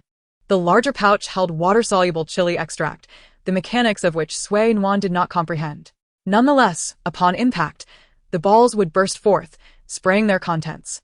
She planned to unleash them upon the trio, blinding them or, should that fail, to deliver further strikes. The 3 individuals likely caught sight of Sui Nuan's vehicle. As Sui Nuan accelerated towards them, they rushed down with an aggressive demeanor. Hearing the commotion, Sui Nuan skillfully sought refuge, biding her time for the Moon Sui's initial attack. Bearing a heavy responsibility, Moon Sui exhibited remarkable caution, circling above the trio for a considerable duration. Upon observing them gradually approach Sui Nuan's hiding spot, it executed a swift dive, tearing open a bag filled with numerous small spheres. These spheres cascaded down upon the trio like petals released by a celestial maiden. Upon contact with the ground or the individuals, an unexpected surge of force erupted from the spheres, propelling liquid from within them in a chaotic spray. What is this? My eyes! One individual exclaimed, bewildered. What has that damned bird dropped? He coughed, overwhelmed by the stinging sensation. Sui Nuan, clad in full protective goggles, swiftly brandished her pig-herding device and thrust it towards the most robust of the trio. This enhanced tool, as claimed by the vendor, could incapacitate a 400-pound pig in one strike.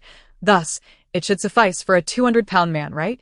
The initial discharge of electricity was the most potent. The man was rendered numb and collapsed to the ground without even opening his eyes.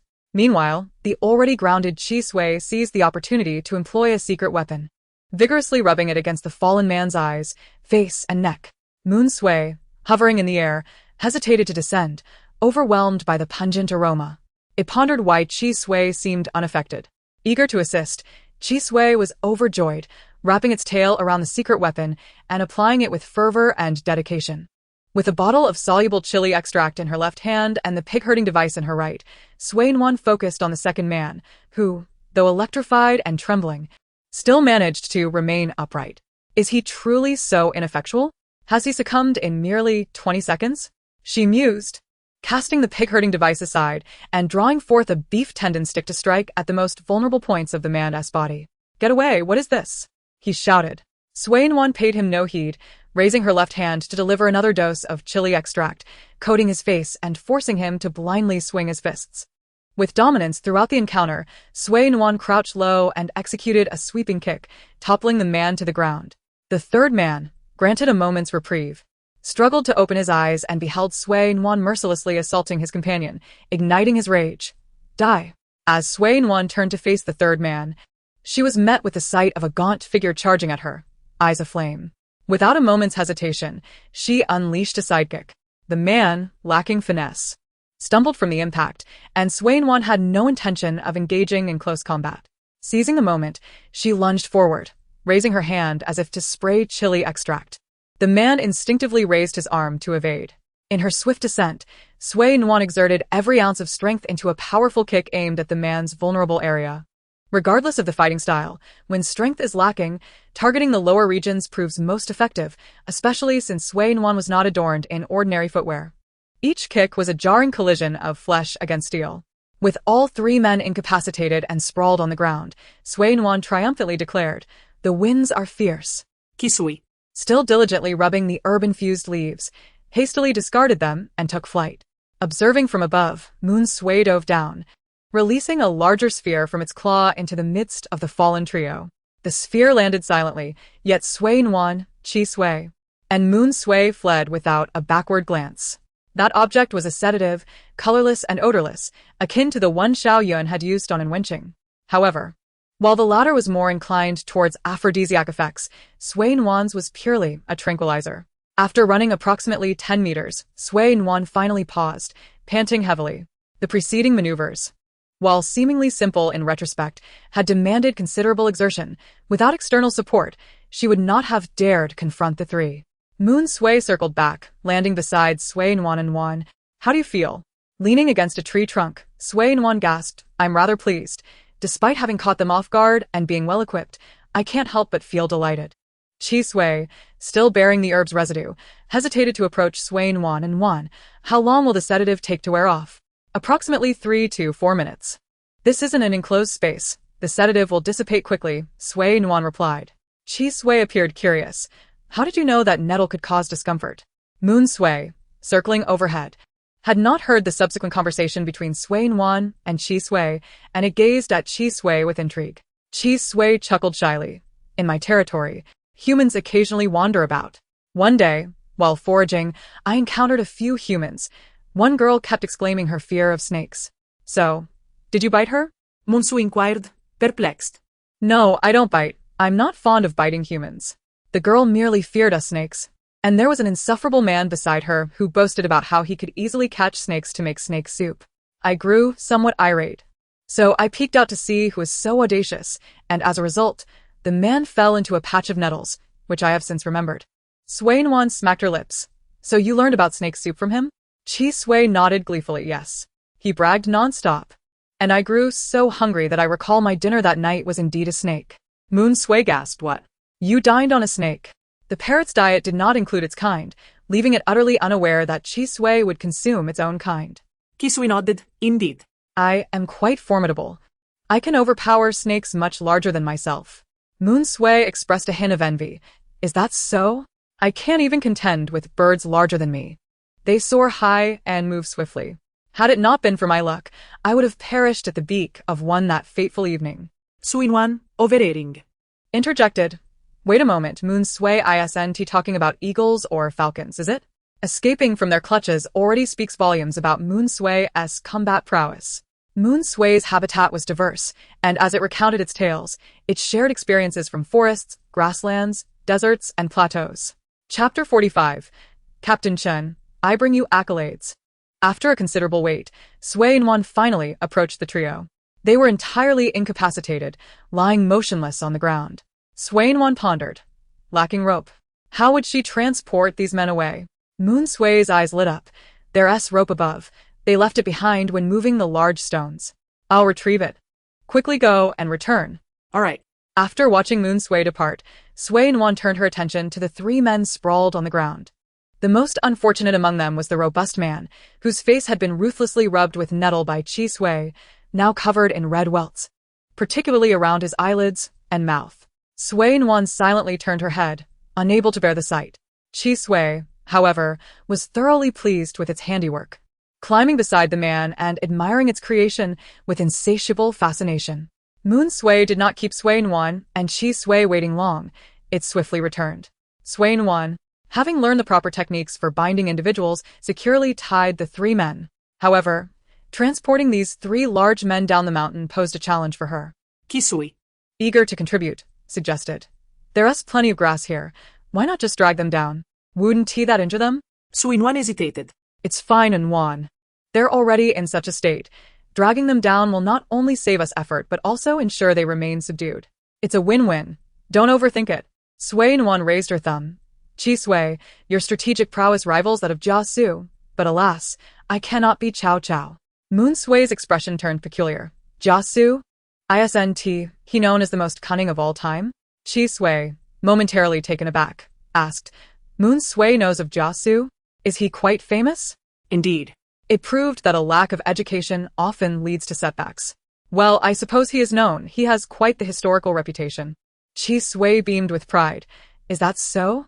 Hee Nuan, your compliments are truly excessive. In truth, we are only similar in part. I possess his intelligence. Yet he lacks my striking appearance. This declaration not only rendered Sui Nuan speechless, but even the equally self-absorbed Yu Sui found himself momentarily at a loss for words. It is well known that Jia Su is referred to as the greatest poison master of all time, and it is said that he is remarkably handsome, which makes Qi Sui's assertion difficult to evaluate. Qi Sui, it would be wise for you to acquire more knowledge. It would greatly benefit you. Qi Sui scratched his head. I am indeed making an earnest effort to learn. I have come to understand cars, fish tanks, airplanes, firearms, and even the scent of humanity on the brink of death. Just as Sui Nuan was cautiously leading 3 burly men down the mountain, her movements abruptly halted. What kind of scent is that? Qi Sui shook his head. I cannot quite articulate it. It resembles the odor I encountered when I opened the box that day, yet it is particularly faint, requiring considerable effort to discern. I see. When it comes to matters reliant on olfactory senses, Sui Nuan realized that she could not learn it. Sometimes, inherent talent outweighs hard work. Such as in the case of mathematics. A dog may leap over a wall when pressed, but no matter how anxious a person may be, a mathematical problem they cannot solve will only yield a blank answer. Yu Sui, clutching Qi Sui as they soared through the air, inquired curiously, Nuan, what is your purpose in bringing them along? Sui Nuan's face flushed with exhaustion. The combined weight of the 3 men behind her approached 500 pounds. And with her own weight barely exceeding 101 pounds, she strained to pull such a heavy load. Her entire face contorted in effort to validate the thoughts brewing in my mind. After 40 minutes, Sui Nuan finally returned to her vehicle. In the vacant space of the RV, the 3 large men lay in neat rows. The merit gained from this endeavor proved quite advantageous, as not only had her vision improved, but her stamina had also multiplied several times over. In the past, Sui Nuan might have only managed to drag 1 person away, leaving the other 2 to fend for themselves, but now she possessed both the strength and means. With the 3 captives in tow, Sui Nuan glanced at the navigation. It would only take 14 hours to reach the police station where Captain Chen was located in Shenzhen City. Sui Nuan started the car, determined to prove her suspicions correct. With Yu Sui acting as her aide, she deftly navigated the winding paths into Shenzhen City, encountering no obstacles along the way. Upon entering the urban area of Shenzhen, Sui Nuan remembered to call Sui Han. Although Sui Han had sent her numerous messages, Sui Nuan had only responded sporadically. Sui Han wished to call her but hesitated, fearing it might distract her while driving, which left him in a state of anxious turmoil. Had Sui Nuan's parents been aware, they would have likely flown from the capital to Jiangzhou by now. Sui Han wished to seek out his younger sister directly, but was intercepted by their uncle, forcing him to endure his anxiety while working. Over the past few days, he had worn a perpetual frown, causing considerable trepidation among his employees. Sui Han never lost his temper at work, yet his usual impassive demeanor was already intimidating enough. In recent days, even the shareholders who typically approached him with trivial concerns were wary of getting too close. Suppressing his impatience, Sui Han spoke in a tone as calm as he could manage. I have already mentioned this numerous times. Ding ding ding. The ringing of the phone interrupted Sui Han's words. Upon seeing the caller ID was his sister, he gestured dismissively. Handle it as I instructed. The staff member, who had been receiving a scolding, hastily grabbed the documents on the desk and hurried out of the office. Hello, brother. I have left Jiangzhou province and am now in Shenzhen. I am safe, so do not worry. Sui Han smiled. It is good that you have left Jiangzhou. Once you return, behave well and wait for our uncle's appointed personnel to resolve matters over there before proceeding. Sui Nuan hesitated for a moment. Brother, I have a theory, but I am uncertain whether I should share it. Sui Han relaxed into his office chair. Speak freely. What is there that you cannot tell your brother? Well. Sui Nuan inadvertently glanced back at the 3 men behind her. Brother, if I were to capture 3 individuals and deliver them to the police station based on an unrealistic theory, only to discover it was a misunderstanding, could you protect me? Sui Han fell silent, grappling with his existential doubts. He did not wish to speak further, reminding himself that while he was a CEO, he was not the kind of overbearing protagonist in novels who lacks legal understanding. So, you cannot protect me? Sui Nuan, in her impulse to capture the individuals, had already begun to second-guess herself now that they had entered the city. Sui Han cleared his throat. As long as no lives are lost, I know someone who can assist you in your defense, provided it remains within the bounds of the law. It is not like the novels where right and wrong are reversed. Ultimately, it comes down to financial power. Sui Nuan nodded vigorously. I understand. As long as no one is dead, since you can protect me, I will take them directly to the police station. Sui Han, intrigued, asked. So, what is this theory? Why must you personally deliver them? Well, I will tell you once the results are in. Goodbye. Sui Han was nearly amused to the point of frustration. His ungrateful sister had discarded him after using him, disregarding his curiosity entirely. On Sui Nuan's end, after hanging up the phone, she cheerfully sought out her acquaintance, Officer Chen. It was better to report such matters to a familiar face rather than to strangers. Sui Nuan, Officer Chen, are you at the station? Captain Chen, yes. Sui Nuan, step outside for a moment. I am right at the police station's entrance, bringing you a gift. Captain Chen, you made it out from Zhangzhou? When did this happen? Captain Chen, with a puzzled expression, still exited his office and walked to the entrance. Sui Nuan waved at Captain Chen. Here, Captain. Captain Chen assessed the vehicle Sui Nuan was driving. This vehicle seems to be modified. Have you registered it? Sui Nuan, Captain. You might want to take a look at this first. Captain Chen followed Sui Nuan to the RV's trunk. Upon opening it, the sight that greeted him was that of several men lying inside. Captain Chen's eyes widened. What in the world? Where did you get these corpses? In such situations, you should have called the police immediately, not brought them to the police station. Chapter 46. Captain Chen, is this the crew you brought along? Sui Nuan was taken aback. She momentarily struggled to comprehend how Captain Chen's thought process had leaped to the concept of corpses. Setting aside everything else, she was, after all, a woman. There was no way she would transport 3 corpses in her vehicle, right? Captain Chen, your misunderstanding of me runs too deep. Captain Chen, without needing Sui Nuan's reminder. He soon realized that the 3 men were still breathing, albeit their faces bore the marks of being sprayed with pepper spray and having been beaten by Sui Nuan. After several hours, their faces were bruised and swollen, yet their chests still rose and fell with noticeable breaths. Thankfully, Captain Chen was professionally trained, and he quickly overcame his embarrassment. Do these 3 individuals pose any issues? Sui Nuan glanced around. Captain, I hope you can conduct blood tests to determine whether they have been in contact with drugs. Captain Chen's expression shifted slightly. You're being too reckless. Do you realize these individuals are dangerous criminals? Sui Nuan looked around. I have no choice. These men are from Jiangzhou. Did I not mention the human trafficking case to you yesterday? Did you not report it? Sui Nuan felt deeply wronged. I did report it.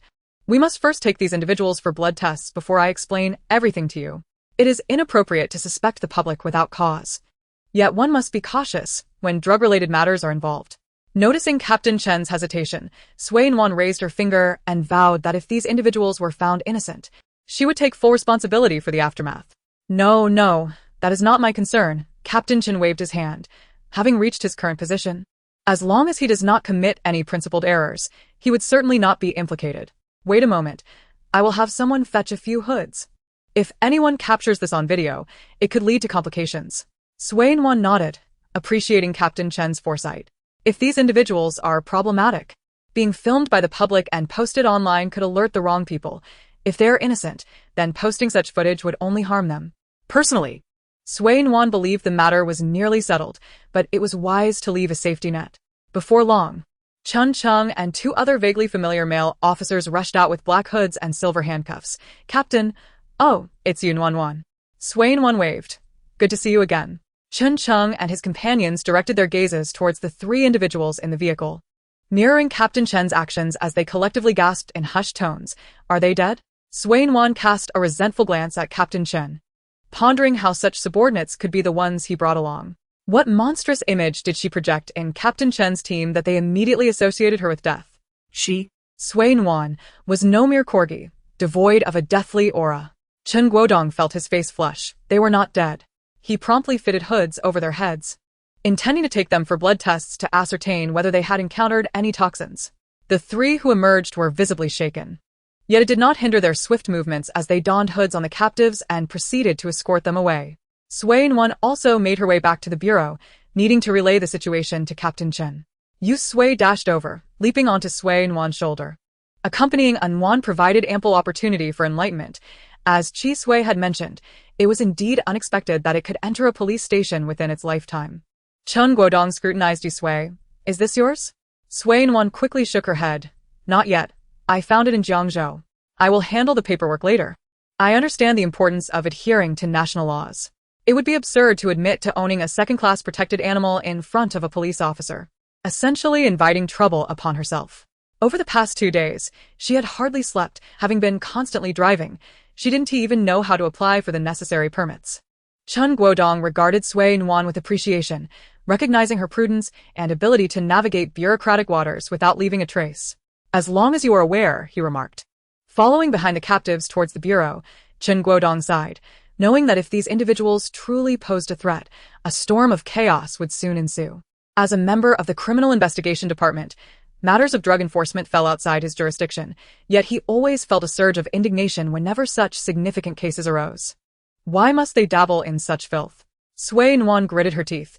Even if they had not engaged with such filth, the skies over Dongling City were destined to change. What did that imply? At that moment, they returned to Chen Guodong's office, where, as the vice-captain of the criminal investigation team, he had his own workspace. Didn't I mention the abduction case in Dongling City to Captain Chen? She began. Not long after I reported it, I found myself being pursued and cornered by those nearby. Can you guess why I had to capture these three? Chen Guodong hesitated momentarily, disbelief evident on his face. Are you implying collusion? Sui Nuan nodded. In the span of 2 days, the investigation team and the Jiangzhou police should have mobilized. The tides are indeed shifting. Chen Guodong had no reason to doubt Sui Nuan's words. The ability to smuggle a snake onto a plane and have connections with the daughter of the largest shareholder of Xingtian Airlines certainly indicated remarkable background. After a month of observation, he had formed a hypothesis, and now he could confirm it. No wonder she was so exceptional. Even ordinary families strive to cultivate a brilliant child. What more could be expected of the affluent? Their conversation was abruptly interrupted as Chun Qing entered, his expression grave. Captain, we have tested the blood and hair, and there are indeed issues. Chen Guodong inhaled deeply. All three? Yes.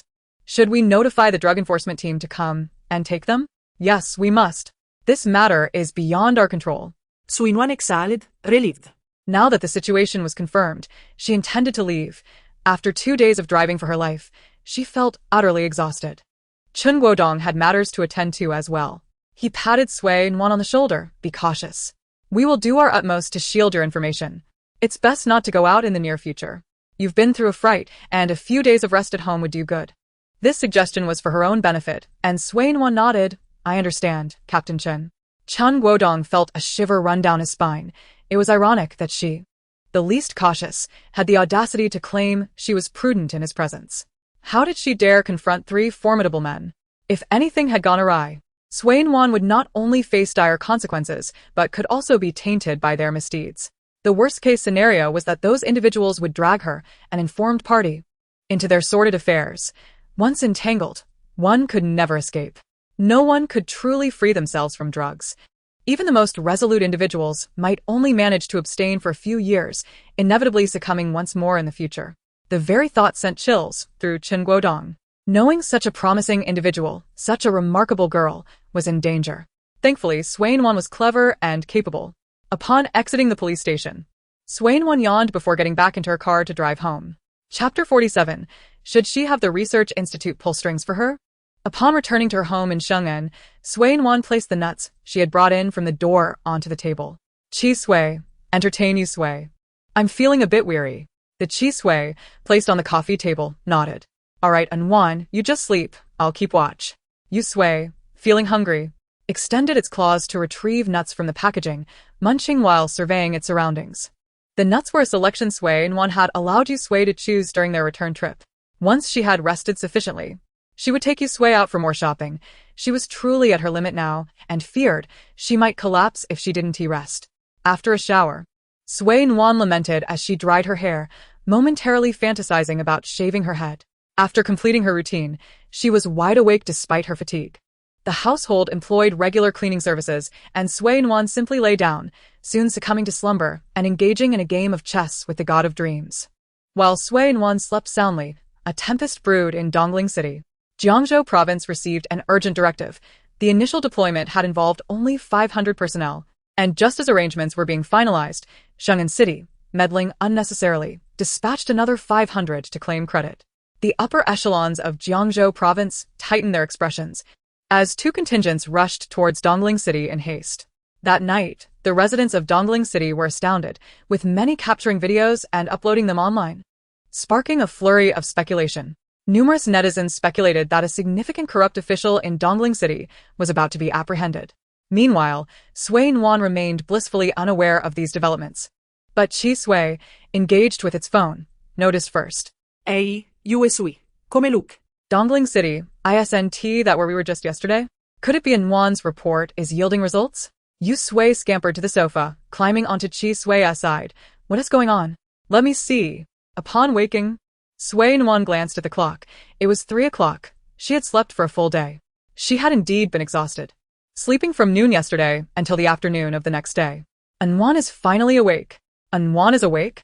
Chi Sui, perched on the windowsill, looked toward Sui Nuan as Yu Sui raised its head. Sui Nuan greeted them. Good morning. Ahem, I am awake. Kisui, brimming with excitement, exclaimed, Nuan. You've slept a long time. The people in Dongling City have been captured. Many leaders were reported at noon. Sui Nuan scratched her head. Ah, so soon? Just a moment, let me tidy up. Yu Sui hopped down, while Chi Sui skillfully slid onto Sui, the two of them trailing Sui Nuan as they recounted the situation. In summary, the Jiangzhou personnel were acting to remedy the situation, while those from Sheng and City sought to seize credit, resulting in over 1,000 individuals joining forces. The officials in Dongling City, caught off guard, were being apprehended or investigated for various offenses, including human trafficking, drug-related crimes, and corruption. The small city was rife with scandals. The entire Dongling City was struck with a thunderous offensive, leaving many civil service examinees wide-eyed with astonishment. They celebrated online, as if it were a festival. Sui Nuan was incredulous. Was there not a single clean person in Dongling City? Yu Sui nodded and shook its head. None of the top officials escaped. And some who had only recently entered the system were also implicated. Some chose to protect themselves, turning a blind eye, while others genuinely had no idea. The handling of those individuals remains unreported online. Chi Sui added, in a small place, they managed to create a myth. Corruption runs rampant. This is not a utopian ideal world. Everyone harbors selfish desires, and the notion of divinity and demons is not merely a jest. Sui Nuan shook her head, dismissing the matter as irrelevant to her. Have you eaten? Yu Sui smacked her lips. I have. I caught some fish for Chi Sui. And I also snacked on some nuts. Sui Nuan nodded. All right, think about what you would like to eat. We can go out later to buy something fresh. The two little ones huddled before a phone, whispering to each other. Sui Nuan glanced over and noted, I should get a phone for you, Sui, as well. After placing the takeout order, Sui Nuan finally entered her social media account. Captain Chen, have you seen the news online? Thankfully, you arrived just in time. By the time our team got there, those individuals were already packing up to flee. Captain Chen, for your safety, please avoid Jiangzhou province for the time being. They are conducting further investigations, and we cannot yet confirm whether those people have been completely eliminated. Captain Chen, when you have some free time, please come by to finalize those 2 statements we discussed. The banner I applied for you has also arrived. After reading the messages from Vice Captain Chen Guodong, Sui Nuan could hardly muster a smile. Had she known, she wouldn't have added the green bubble. The statement process would take at least half an hour. As there was a recording, every question needed to be asked again, even though both parties were already clear on the details, making it exceedingly troublesome. Sui Nuan, all right. I'll find some time in the next couple of days to complete it. Captain Chen was likely busy and did not reply. Exiting the chat with Chen Guodong, she found Sui Han next in line. Sui Nuan did not have the habit of pinning contacts. She typically replied to whoever was at the top of her green bubble. Sui Han, Mom and Dad are coming to see you. Sui Nuan, huh? Really? Sui Han squatted, eagerly awaiting Sui Nuan's response, relishing the moment. Sui Han, when have I ever deceived you? They should arrive tonight. Sui Han, you should refrain from wandering around. Consider it a few days of rest. Sui Nuan, okay. Okay, I got it. While enjoying her takeout, Sui Nuan also browsed how to apply for the ownership of a cockatoo. After perusing the information, she fell silent again. Once more, she marveled at her family's influence. Otherwise, the prospect of keeping Yu Sui, the cockatoo, would be exceedingly burdensome. Legal ownership required 2 avenues. Firstly, establishing a zoo. Secondly, under special circumstances such as scientific research or medicinal use, one could apply for approval from the relevant authorities to legally keep the bird. Sui Nuan couldn't help but glance at Yu Sui again. A zoo was out of the question. Perhaps she could invest in a pharmaceutical research institute and have them facilitate the process for her? This approach, while not explicitly forbidden by the state, skirted the edges of legality, leaving her uncertain of its feasibility. After finishing her meal, Sui Nuan examined her card. She typically used a black card but was unsure of the balance within. The other two cards from Daxia held approximately 10 million and 30 million, accumulated through various red envelopes and rewards over the years. Nuan tucked away the card with 10 million into her wallet and took Yusui and Chisui to school. While 10 million was somewhat excessive, a couple of million would suffice. However, Nuan had a premonition that Yusui would not be her last pet. She desired a long-term partnership and knew it was prudent to lay a solid foundation from the start. Since she lacked connections to research institutes, she would have to seek guidance from her school's leadership.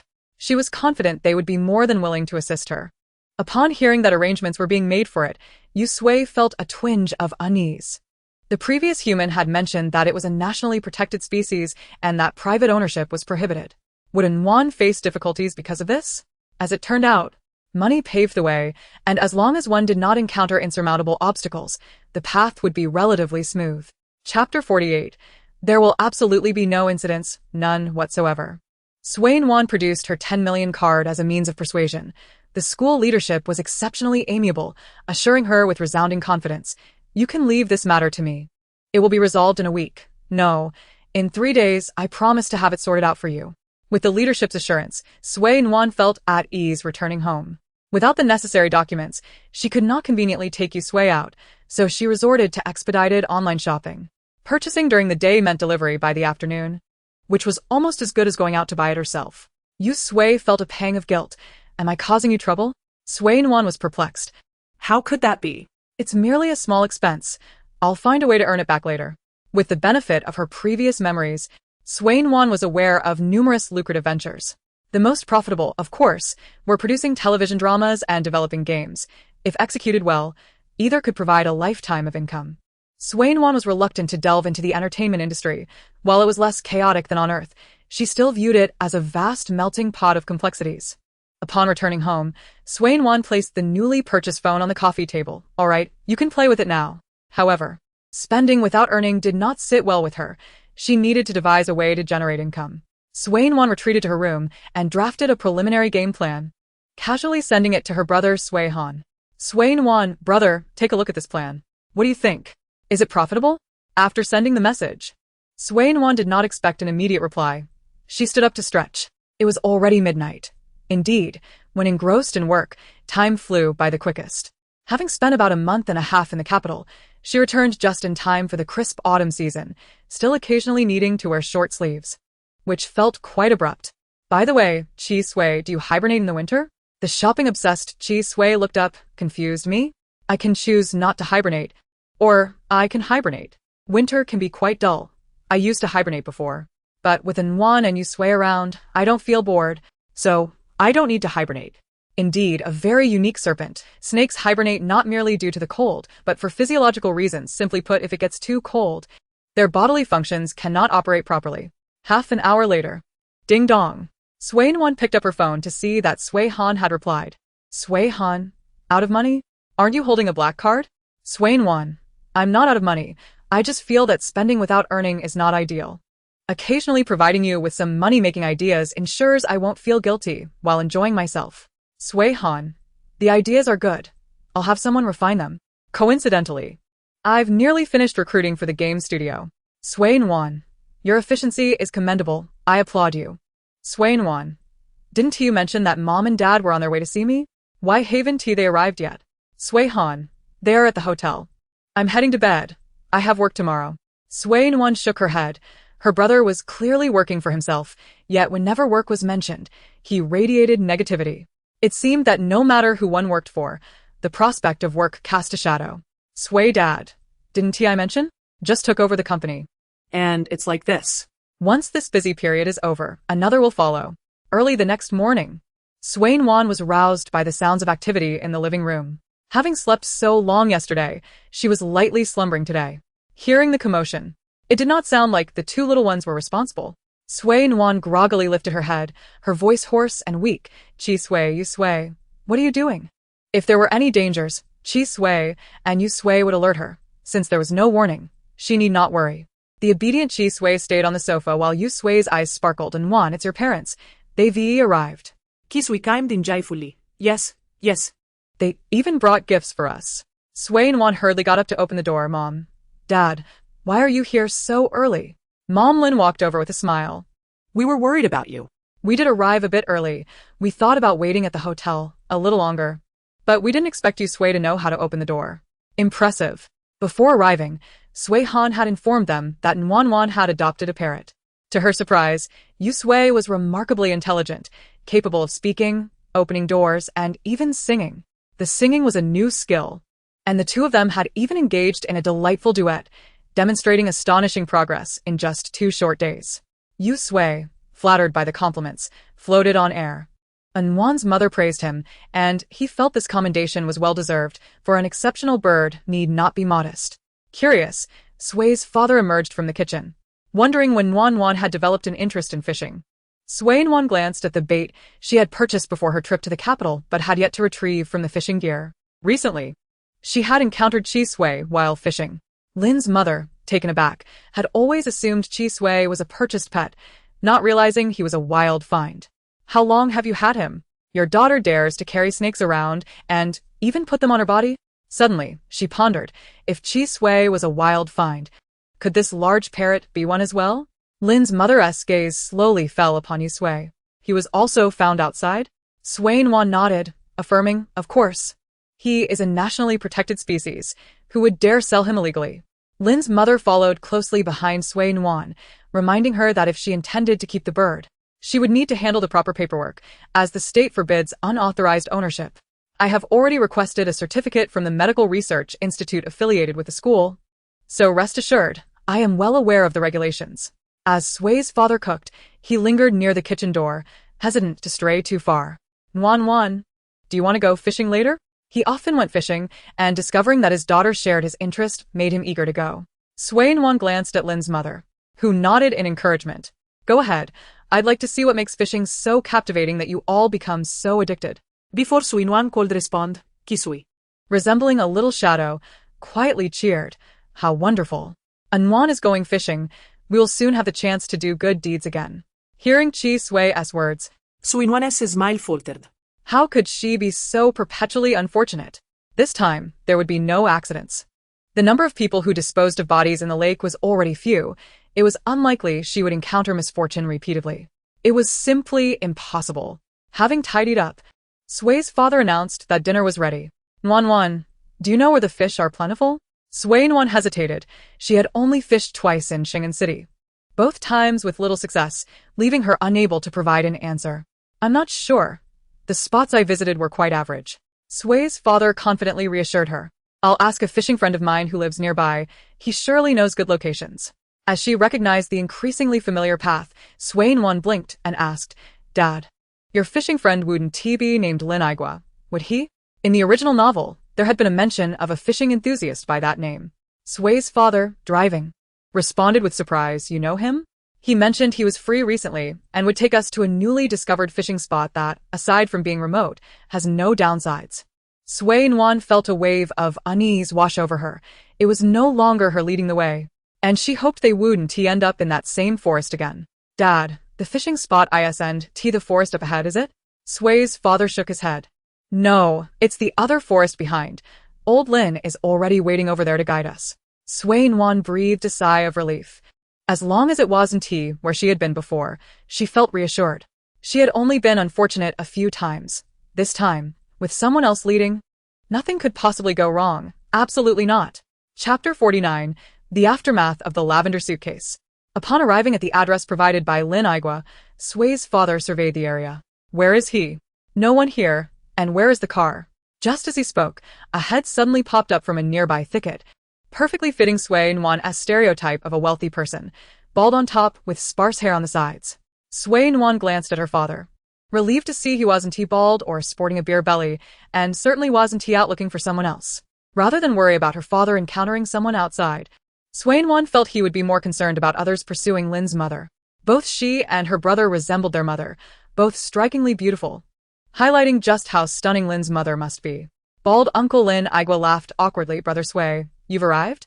I encountered a minor mishap, but it's nothing serious. The three of them got out of the car, and Sui's father looked curiously at the spot where Lin Aigua had just emerged. Old Lin, what happened? Lin Aigua glanced sheepishly toward the thicket. I thought I shouldn't park in the middle of the road, so I pulled over a bit and unexpectedly, the car rolled into the ditch. Swain was taken aback. It seemed Uncle Lin's luck was not much better. Had their fishing trip already begun with such misfortune? A sense of foreboding settled in her heart. Lin's mother widened her eyes slightly, and the three of them unconsciously took a few steps closer to the thicket. I've already called someone to handle it. What else there to see with a car in a ditch? Old Lin, you're not hurt, are you? Sway's father assessed Lin Igua from head to toe. I'm fine. I'm quite robust. But can you and your daughter manage to hike to the fishing spot? It's about an hour and a half walk, quite a distance. Sway's father waved dismissively, no problem. Nuan has practiced martial arts for a long time. Her stamina surpasses ours. Sway Nuan quickly interjected, I fished at that spot across from where we're headed. It requires a climb of over an hour. Lin Igua gestured. All right, let us grab our gear and set off. Kisui and Yuesui exchanged glance, puzzled. Why is he only asking Nuan and her father? Lin's mother is here too.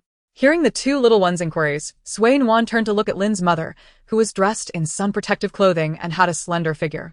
Because during her prime, Mom could easily outpace Dad. After giving birth, she was less active due to health concerns. Chi Sui expressed concern. Can Lin's mother still climb mountains? Will she get too tired? Yu Sui nodded in agreement. Yes. Does she need good herbal remedies to recuperate? I know many herbs. Should we go gather some? Sway Nuan's mind raced. Yu Sui is quite knowledgeable about herbs. Indeed. Yu Sui beamed with pride, having lived for an unknown duration, lingering in places it fancied. Accumulating experience over time. If only Sway Nuan had ventured out a decade ago, but now there were too many protected species, and without proper certification, foraging for herbs would be illegal. She was already treading a fine line by keeping Yu Sui. Gathering precious herbs would be pushing it too far. Perhaps we could hike in the future, but for now, Yu Sui can share knowledge about herbs as the state prohibits unauthorized gathering. Yu Sui expressed its discontent. Why are there so many restrictions?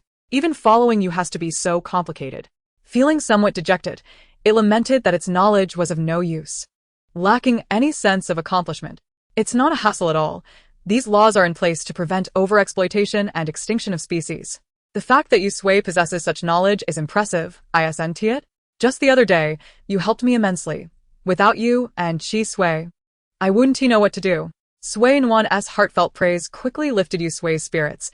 Yes, Chi Sui and I can be of great assistance. We are Nuan's loyal companions. Absolutely. Chi Sui chimed in.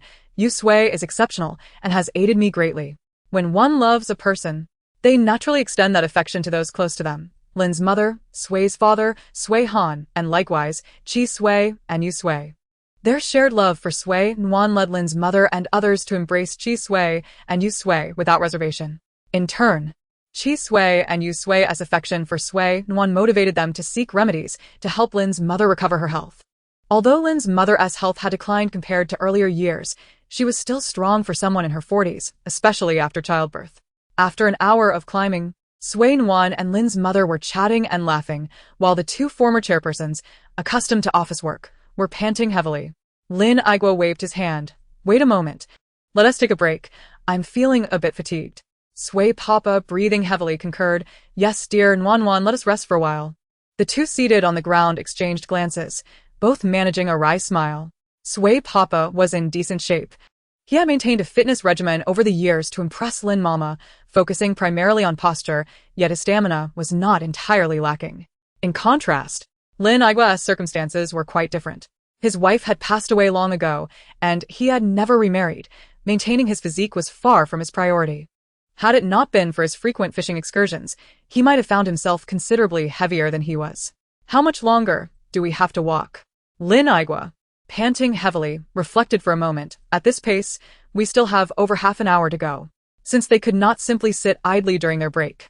Lin Igua suddenly recalled what Sway Nuan had mentioned earlier and instinctively used Sway Papa as affectionate term for her. Nuan, did you fish at that spot before? Sway Nuan glanced at him, realizing he was referring to the very location she had visited twice. Yes, what about it? Has Uncle Lin been there too? Lin Igua waved his hand dismissively. I had intended to go.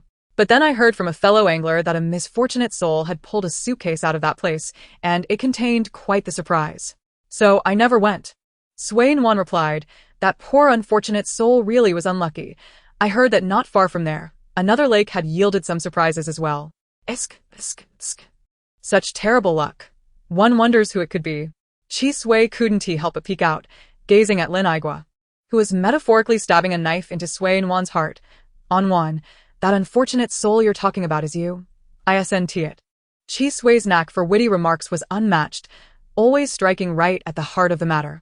Sui Papa inquired curiously, so, was that suitcase case solved? Lin Aigua nodded. Indeed, it was resolved. I heard the perpetrator was sentenced to death. This was news to Sui Nuan, who perked up with interest. That case was truly horrific. I heard from an angler that the suitcase contained a pregnant woman, and thus, 2 lives were lost. A pregnant woman? Sui Nuan was taken aback.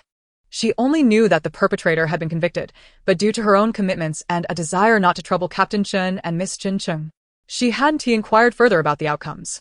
She never imagined it involved a pregnant woman. Lin Aigua, oblivious to Sui Nuan's unease, continued, Indeed. Do you know who killed that woman? Chapter 50. Why hasn't you, Sui, changed?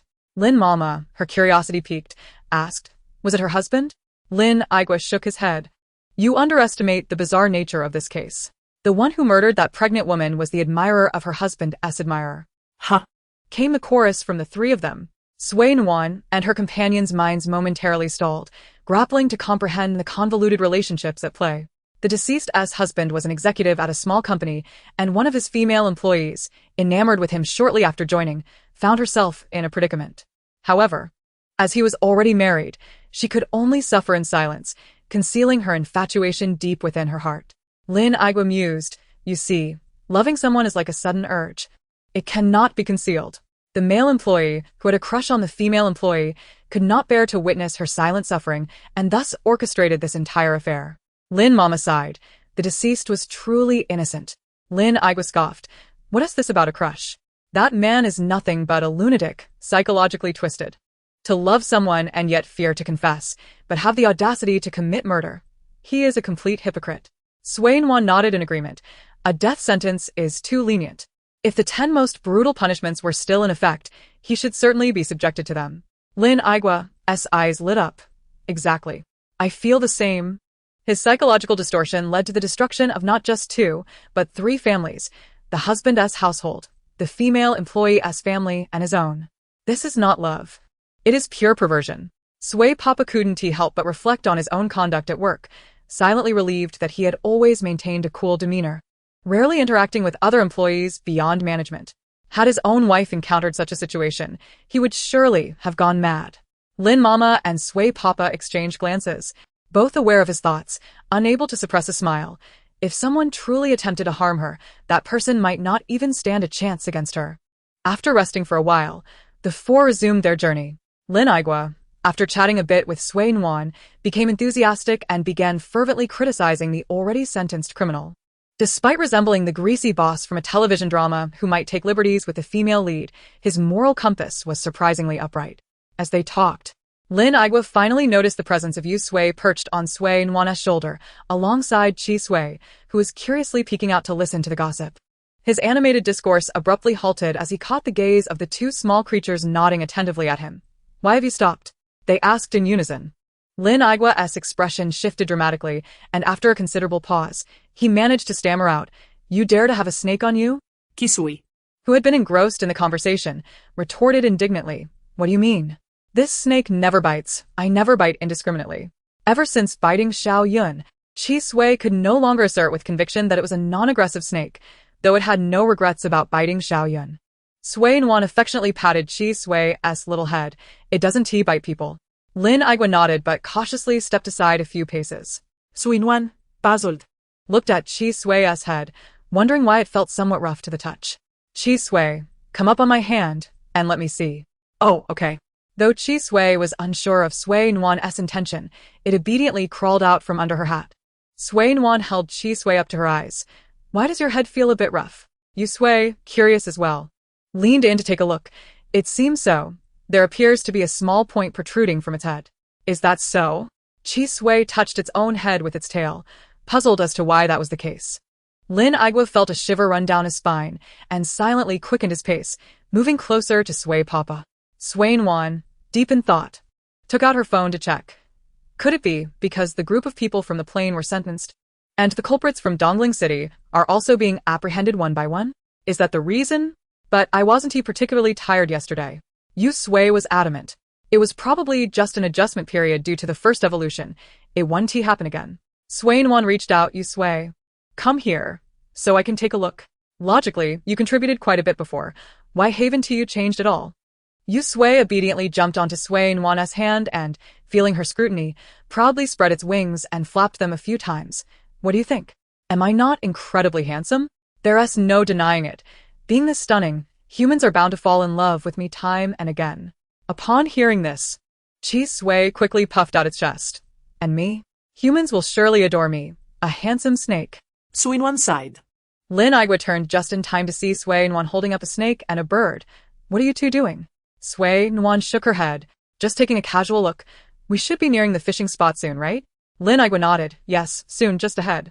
Old Sui, let us quicken our pace and head forward. In no time, Lin Igua and Sui Papa had distanced themselves from the others. Lin Mama, not following, stayed close to Sui Nuan. What's wrong with them? Sui Nuan, who could comprehend some animal language, was aware that Lin Qingdai also knew this. She shook her head. It seems Chi Sui is about to grow horns.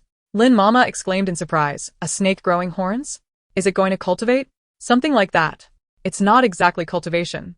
Lin Mama extended her hand. May I take a look at Chi Sui? To be honest, Lin Mama still harbored a slight fear of snakes. A fear ingrained in her genes was not easily overcome. However, since Chi Sui was cared for by Sui Nuan, she gradually grew fond of it over time. Kisui, Sensing the moment, climbed onto Lin Mama's hand and proudly twirled around, as if to say, praise me, praise me. Lin Mama didn't disappoint Chi Sui's little performance. Chi Sui is truly beautiful.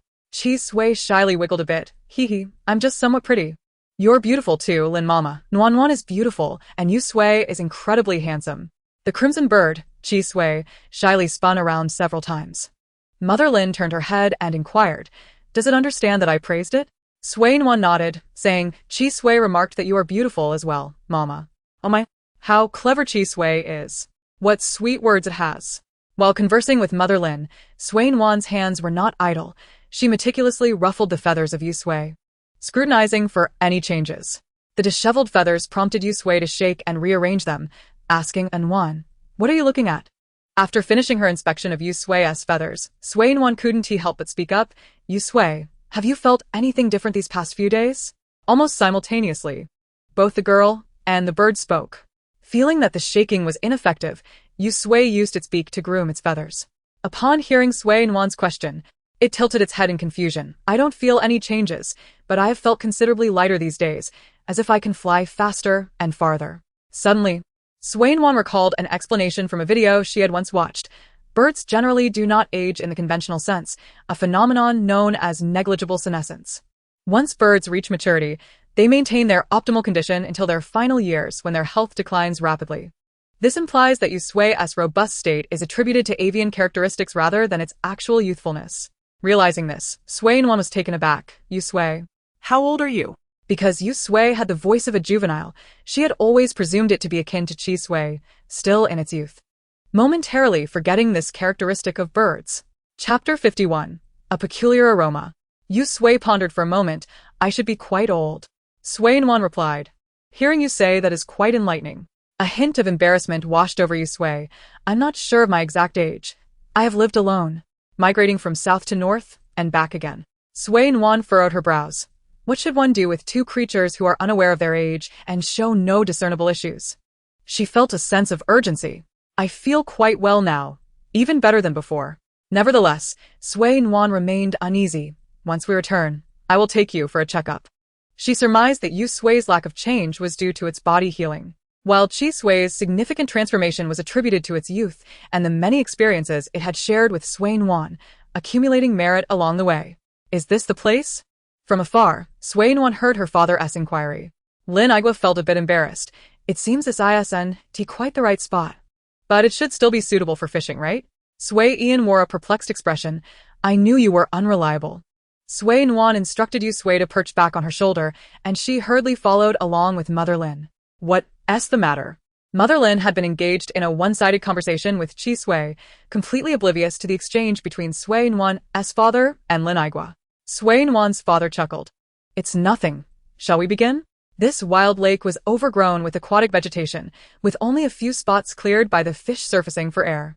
Without a modicum of skill, one might find the fish slipping away into the weeds in the blink of an eye. The four of them spread out a bit. Sui Nuan occasionally chatted with Chi Sui and Yu Sui, thus positioning herself the farthest from Lin Aigua. While setting up her bait, Sui Nuan suddenly let out a soft laugh, prompting a puzzled Chi Sui to ask, Nuan, why are you laughing? Yu Sui also looked around, failing to discern anything amusing. Sui Nuan pressed her lips together, feeling a tad bashful. It's nothing significant. I just suddenly remembered that my father and Uncle Lin are of the same generation, with only a year's difference in age. Huh?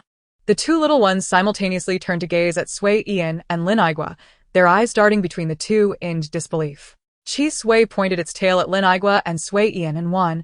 Are you saying that this person and that person are of similar ages? Sui Nuan nodded emphatically. Indeed, just a year apart. The two little ones exclaimed in unison. They don't look like they belong to the same age group at all. The reason I laughed earlier wasn't about their appearances but their names. My dad is named Sui Ian, while Uncle Lin is named Lin Aigua. The name Sui Ian sounds like that of a protagonist from a novel, while Lin Aigua's name aligns perfectly with the naming conventions of that era, reminiscent of a supportive elder character in a story. In that light, her mother's name, Lin Qingdai, also exudes a protagonist's aura. Clearly not the name of an ordinary passerby. Perhaps her parents were indeed the protagonists of some tale in their youth, as novels seldom depict characters in their middle or later years. It is well known that there is a novice protection period when fishing. Mother Lin, lacking any knowledge, sat beside Sui Nuan's father, doing as he instructed. Shortly after Sui Nuan cast her line, Mother Lin quickly hooked a fish. The three seasoned anglers exchanged bewildered glances. Mother Lin, oh, I've caught another one. There are so many fish here. Sui Nuan glanced at her own unmoving float, pondering if perhaps there were no fish in her vicinity. Yu Sui hopped down from its custom chair, declaring, Nuan, I'll go check for you. Chi Sui, Unable to sit still, chimed in, I'll go too. Yu Sui, take me along. Sui Nuan waved her hands, go on, go on. As she watched the two little ones depart, Sui Nuan felt an ominous premonition rising within her. However, this feeling was swiftly interrupted by the frequent tugging on her fishing line, which redirected her attention. Suddenly, Sui Nuan sprang to her feet, sensing a strong pull. This must be a sizable fish. Sui Nuan's father and Lin Aigua exchanged glances. Is it possible that he chose the wrong spot? Lin Aigua couldn't help but glance at his own float. Surely not? He's an experienced angler. Moreover, old Sui hadn't caught anything either. It's fine. It's fine. The fish will come soon. Half an hour later, Sui Nuan's father finally reeled in a palm-sized fish, while Lin Aigua's side remained eerily quiet. Could it be that this spot truly has no fish? Nuan, we caught a fish. Chi Sui's jubilant voice rang out, prompting Sui Nuan to look up in the direction from which the sound came. Yu Sui struggled to grasp a fish that was 3 fingers wide with its claws, while Chi Sui had its body entwined around Yu Sui's claws, half wrapped around the fish. To humans, this fish may not have been large, but for Chi Sui and Yu Sui, it was ample for meal. oh my, Chi Sui, Yu Sui, you're amazing. You even caught a fish. Yu Sui, Filled with determination, exclaimed Nuan, can we keep it and take it home? Chi Sui nodded vigorously. Yes. Let us take it home to raise. Generally, those who come to fish are well equipped, and while Sui Nuan typically wouldn't take the fish home, since Chi Sui and Yu Sui had made such a request, she could hardly refuse. All right. There's an aeration tube in the tank. The fish can stay in there for a few hours without any issues. The two little ones admired their catch for a while before turning back, satisfied. Nuan, shall we continue fishing? Go ahead. This time, Chi Sui didn't let Yu Sui hold onto it. It dove straight into the water, exclaiming, Yu Sui, let us go. Lin Aigua, still without a fish, lamented. Even the pets have caught fish, and I'm just sitting here staring at my float. An hour later, Lin Aigua's float finally moved. After such a long wait, Lin Aigua was nearly brought to tears with joy. Finally, I wouldn't have to be the only one without a catch. If he were the only one without a fish, it would have been quite embarrassing. The group fished for several hours. Initially, Sui Nuan felt a bit anxious, but as she caught fish after fish, her worries faded away. Until the sun dipped below the horizon, the group reluctantly prepared to leave. After packing up, Sui Nuan glanced at Yusui, who was flying back with Chi Sui clinging to its claws, and a smile of contentment spread across her face. I told you. Who would be perpetually unlucky? It must have been the previous locations that had issues, and my luck had nothing to do with it. Absolutely not. After rinsing Chi Sui with bottled water and wiping Yusui's claws, the two little ones finally settled down. Kisui pondered. Why was there nothing else in the lake this time? I swam around several times and saw nothing. Could it be hiding too deep, or did I overlook something? Yusui added, I have looked around as well, and found nothing amiss. Sui Nuan responded. Are these two a form of her sophisticated misfortune? How could her luck possibly be so dire? If every place she visits ends in tragedy, wouldn't she be akin to a certain grim reaper of a primary school student? She certainly has no desire to assume the role of a harbinger of death. You too place your faith in science, do you understand? Chi Sui, huh? Yusui. As the sun dipped below the horizon, serpents and other creatures began their nocturnal pursuits. With Chi Sui as timely warning, Sui Nuan took the lead without hesitation. Aware of the unique bond between the two children, Sui Nuan's father and Lin's mother permitted her to forge ahead, creating distance between them. They wished to avoid any suspicion from Lin Igua that their precious daughter might be conversing with a pet. Nuan halted for a moment. Sui Nuan promptly retracted her raised foot and took a few steps back. What's the matter? Is there a venomous snake ahead? Chi Sui inhaled deeply. There's a peculiar odor, reminiscent of decay. Yusui echoed his sentiment. Is there? Chijui's gaze remained fixed on the slope below. Someone is approaching. Sui Nuan and Yusui followed Chi Sui's line of sight downwards, but the dense underbrush obscured their view. Chapter 52. Captain Chun, I can actually explain. Sui Nuan had no doubts regarding Chi Sui. She turned to beckon the three still lingering behind. What is happening?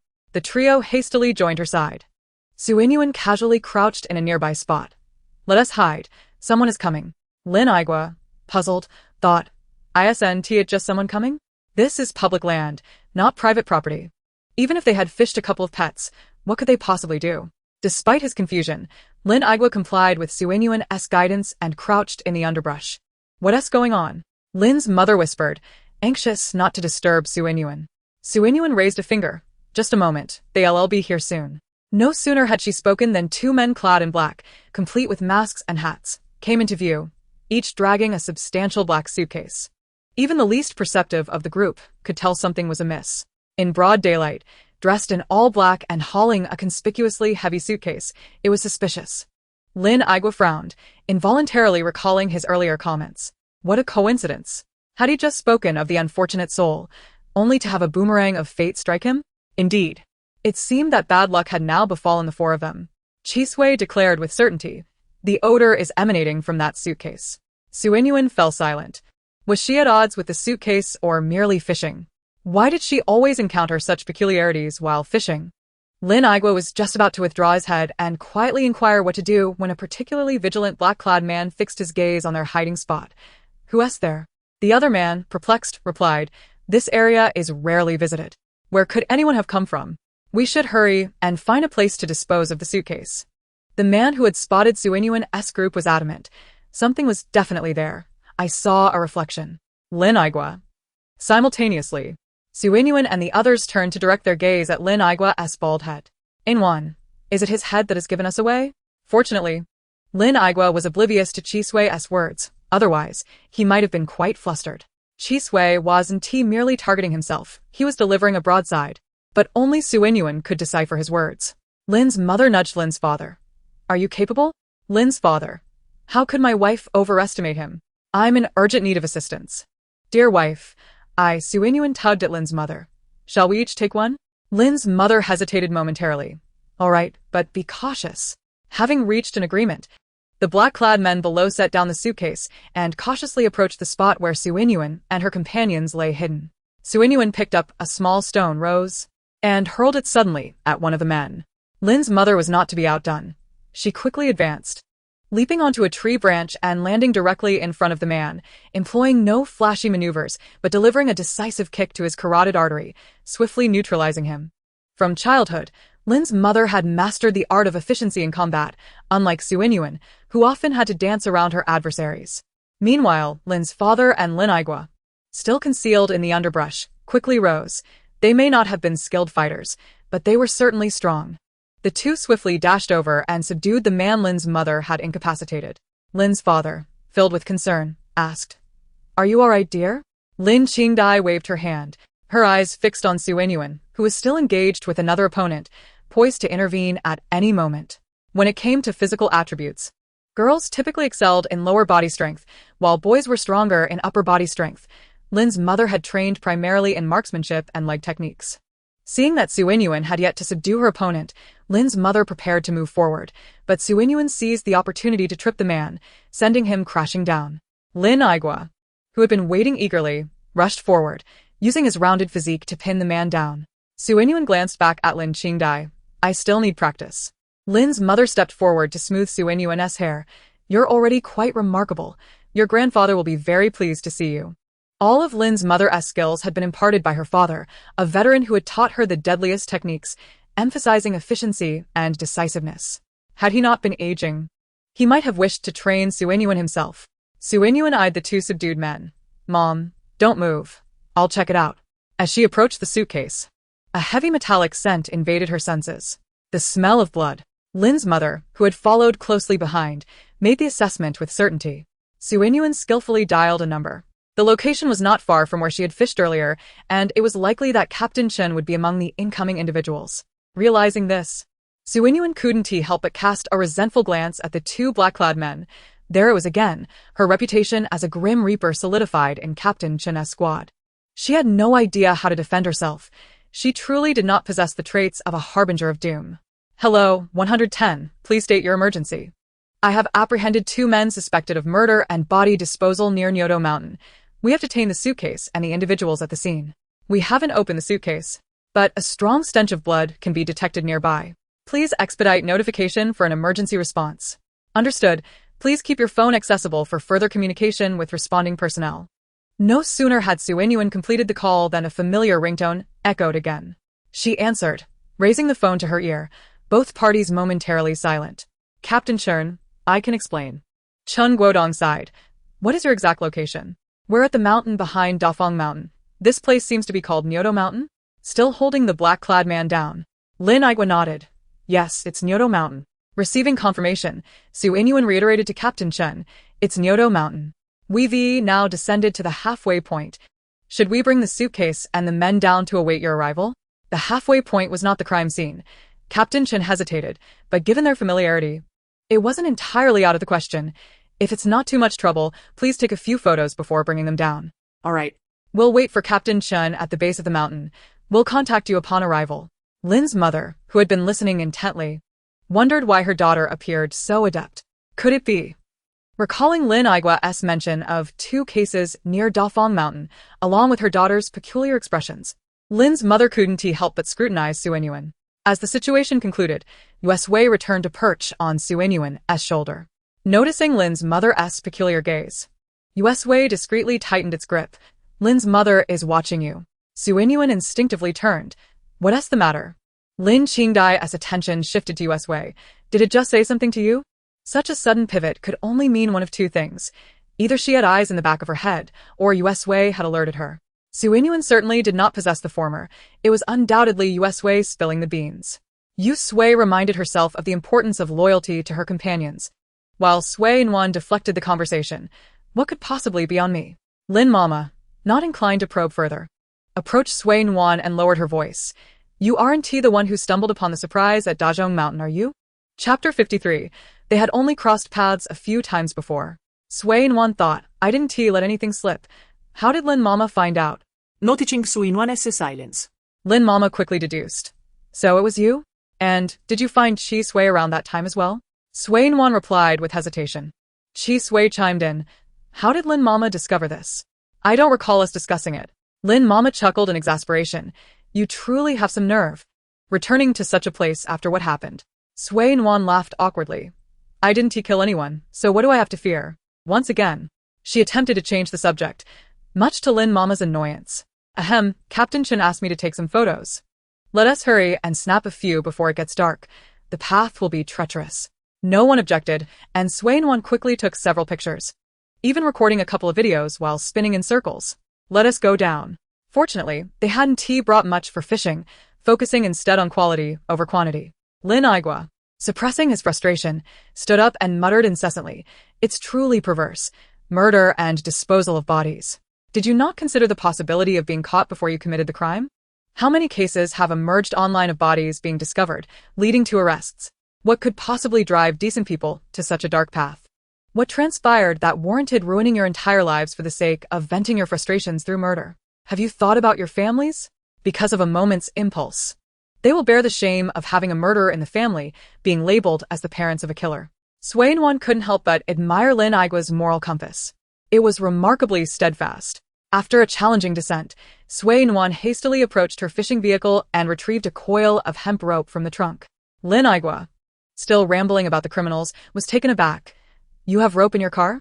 Sui Nuan nodded, revealing that she sometimes kept a piece in her bag as well. She wouldn't admit to being a harbinger of misfortune, a person under the shadow of death, yet she instinctively prepared various useful items, with the rope being one of them. Lin Mama took the rope and swiftly bound the two men. Once Sui Papa's hands were free, he immediately approached the ominous black suitcase. "Dear, is it really?" While Lin Mama washed her hands, she glanced up at Sui Papa, who stood near the suitcase alongside Lin Igua and Sui Ian. "Yes, it's a body, and the smell is quite potent. You should be able to detect it." Yu Sui jumped down from Sui Nuan's shoulder and scampered to the suitcase, taking a deep breath. "What is Yu Sui doing?" Chi Sui asked curiously. Sui Nuan hesitated. "It's probably just sniffing the scent." "Nuan, let me down. I want to smell too." Sui Nuan suspected Yu Sui merely wanted to imitate Chi Sui and experience the scent of death firsthand. "Yu Sui, I'm coming too. What are you smelling?"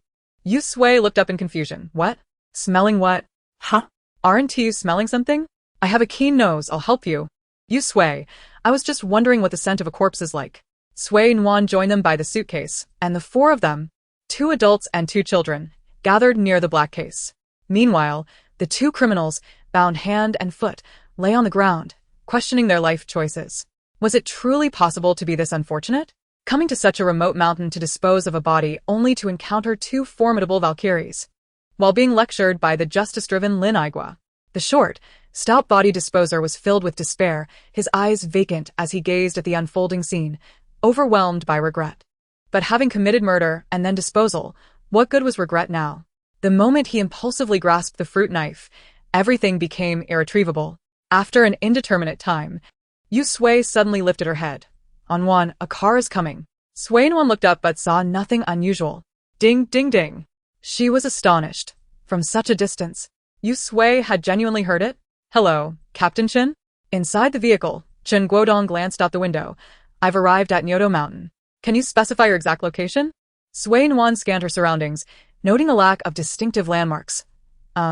There's nothing particularly notable here, so I can't pinpoint the location well."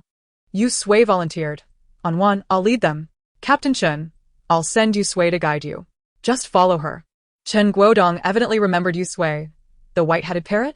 "Yes, that's her. Can she manage?" Sui Nuan assured him. "Absolutely. Yu Sui has already set off. Please keep an eye out."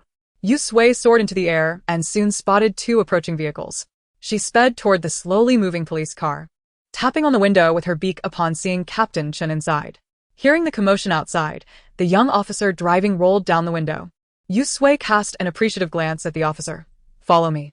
Understanding Yu Sui's command, Chen Guodong, the young officer got it. He pressed the accelerator and increased speed to tail Yu Sui. Before long, both vehicles arrived before Sui Nuan and the others. Chen Guodong stepped out and nodded at Sui Nuan. "Good to see you again." Gu Ming waved. "Are you really not considering becoming a forensic doctor?" "I have a feeling you." Chen Guodong turned Gu Ming around with one hand. "Get to work." Gu Ming lamented. "Chen, are you trying to poach me? Such a promising candidate should definitely consider forensic medicine. You have plenty of subordinates. Why compete with me?" Walking behind them, Chun Cheng offered Sui Nuan an apologetic smile. Gu Ming is just like that. When he sees someone capable and attractive, he wants to recruit them. Curious about the 2 ahead, Sui Nuan asked, "So, are forensic doctors really that busy?" Chun Cheng nodded. "Always busy, even more so these past 2 years. Due to the nature of the work, many are reluctant to join." Sui Nuan glanced sympathetically at Gu Ming. "That sounds tough." Chun Cheng added, "Actually, if you're interested, our captain can grant you an external position." Sui Nuan replied, "Wow, not only does Gu Ming want to recruit me, but even Chen Cheng has fallen for it. I'm not considering it for now. Realizing he had digressed, Chen quickly cleared his throat. I'll go record the details. This time, 7 individuals were apprehended on the spot. 2 drivers, forensic Dr. Gu Ming, Captain Chen Sheng, and 2 additional officers involved in the capture. Lin Igua glanced at Nuan, then at the other familiar faces who nodded in acknowledgement, puzzled. Nuan, why do I feel like you're quite familiar with them? Nuan responded, cough, we've just met a few times. Cheng suddenly recalled something and returned. Nuan, if you have time later, could you come back with us to provide a statement? We also need to cover the suitcase and those 2 incidents at the lake. Lin Igua interjected. What? Chapter 54. This sounds somewhat familiar. The suitcase? The lake? Chen glanced at Lin Igua in confusion, while Nuan quickly replied, sure, I'll have some time shortly. We can return together. Realizing his misstep, Lin Igua sheepishly scratched his head. Nuan, I didn't know that. If I had, I wouldn't have said all this in front of you. No, you're not unlucky at all, really. Nuan remained silent, thinking that if Uncle Lin didn't know how to console others, it would be better if he just didn't. Having never been adept at comforting, Lin Igua decided it was best to remain silent. After Gu Ming documented the suitcase's contents, he opened it to reveal a woman, bloodied and lifeless. As a forensic doctor, Gu Ming was accustomed to encountering mutilated bodies, but seeing such an intact corpse momentarily left him stunned. Standing nearby, Chen Guodong, with a stern countenance, turned away to search for the 2 criminals lying on the ground. Encouraged to confess freely, yet warned of the strict consequences of resistance, he pressed them to divulge the reasons behind the murder, the identity of the victim, and the circumstances surrounding the crime. Chen Guodong merely followed protocol in his inquiries. Regardless of their responses, an investigation awaited them upon their return. Naturally, it would be ideal if the culprits chose to be forthcoming. One of the criminals, untouched by Lin Igua's relentless interrogation, turned his head defiantly, embodying a stubborn refusal to confess, his guilt palpable. Chen Guodong felt no surprise at this defiance. He shifted his gaze to the man with tear-streaked cheeks, and upon noting their mutual silence, he opted to dispense with further dialogue, signaling for the suspects to be taken to the vehicle. Suddenly, the tear-streaked man became agitated. I confess. This has nothing to do with my brother. It is entirely my fault. I am the one who killed her, and the first crime scene was in my own home. The other man, steadfast in his silence, shouted back, You fool. The stout man insisted, Be quiet. One person must bear the consequences. Brother, think of our mother, think of your wife and children. Nuan tugged at the corner of her lips, momentarily at a loss for words. The man on the ground writhed for a considerable time without rising, weeping profusely. The deceased was my wife. She had been absent from home daily, and she would hardly respond when I spoke to her. We had a fierce argument today, and she suddenly declared her intent to divorce me, even taking our child with her to marry another man. I knelt and pleaded with her not to leave. But she remained resolute. In a fit of rage, I stabbed her a few times. I never intended to kill her, officers. I merely wanted her to stay. To avoid the divorce. To prevent her from taking our child away. Nuan's fleeting sympathy evaporated, revealing the absurdity of the victim-blaming narrative. Setting aside the question of why a pregnant woman would seek divorce, the man's words were riddled with contradictions. To think he could keep his wife by resorting to violence? What a farcical notion. He spoke of the child, of not wanting a divorce, yet even in the face of death, he sought to evade responsibility. Disgusting. Gu Ming had already placed the corpse in the vehicle. He removed his gloves, mask, and cap, approaching just in time to catch the man's heartfelt confession and regret. He smirked slightly. Old Chen, the deceased bore numerous new and old injuries. Preliminary assessments suggest the cause of death was a severe blow to the head. Chen Guodong's expression darkened further.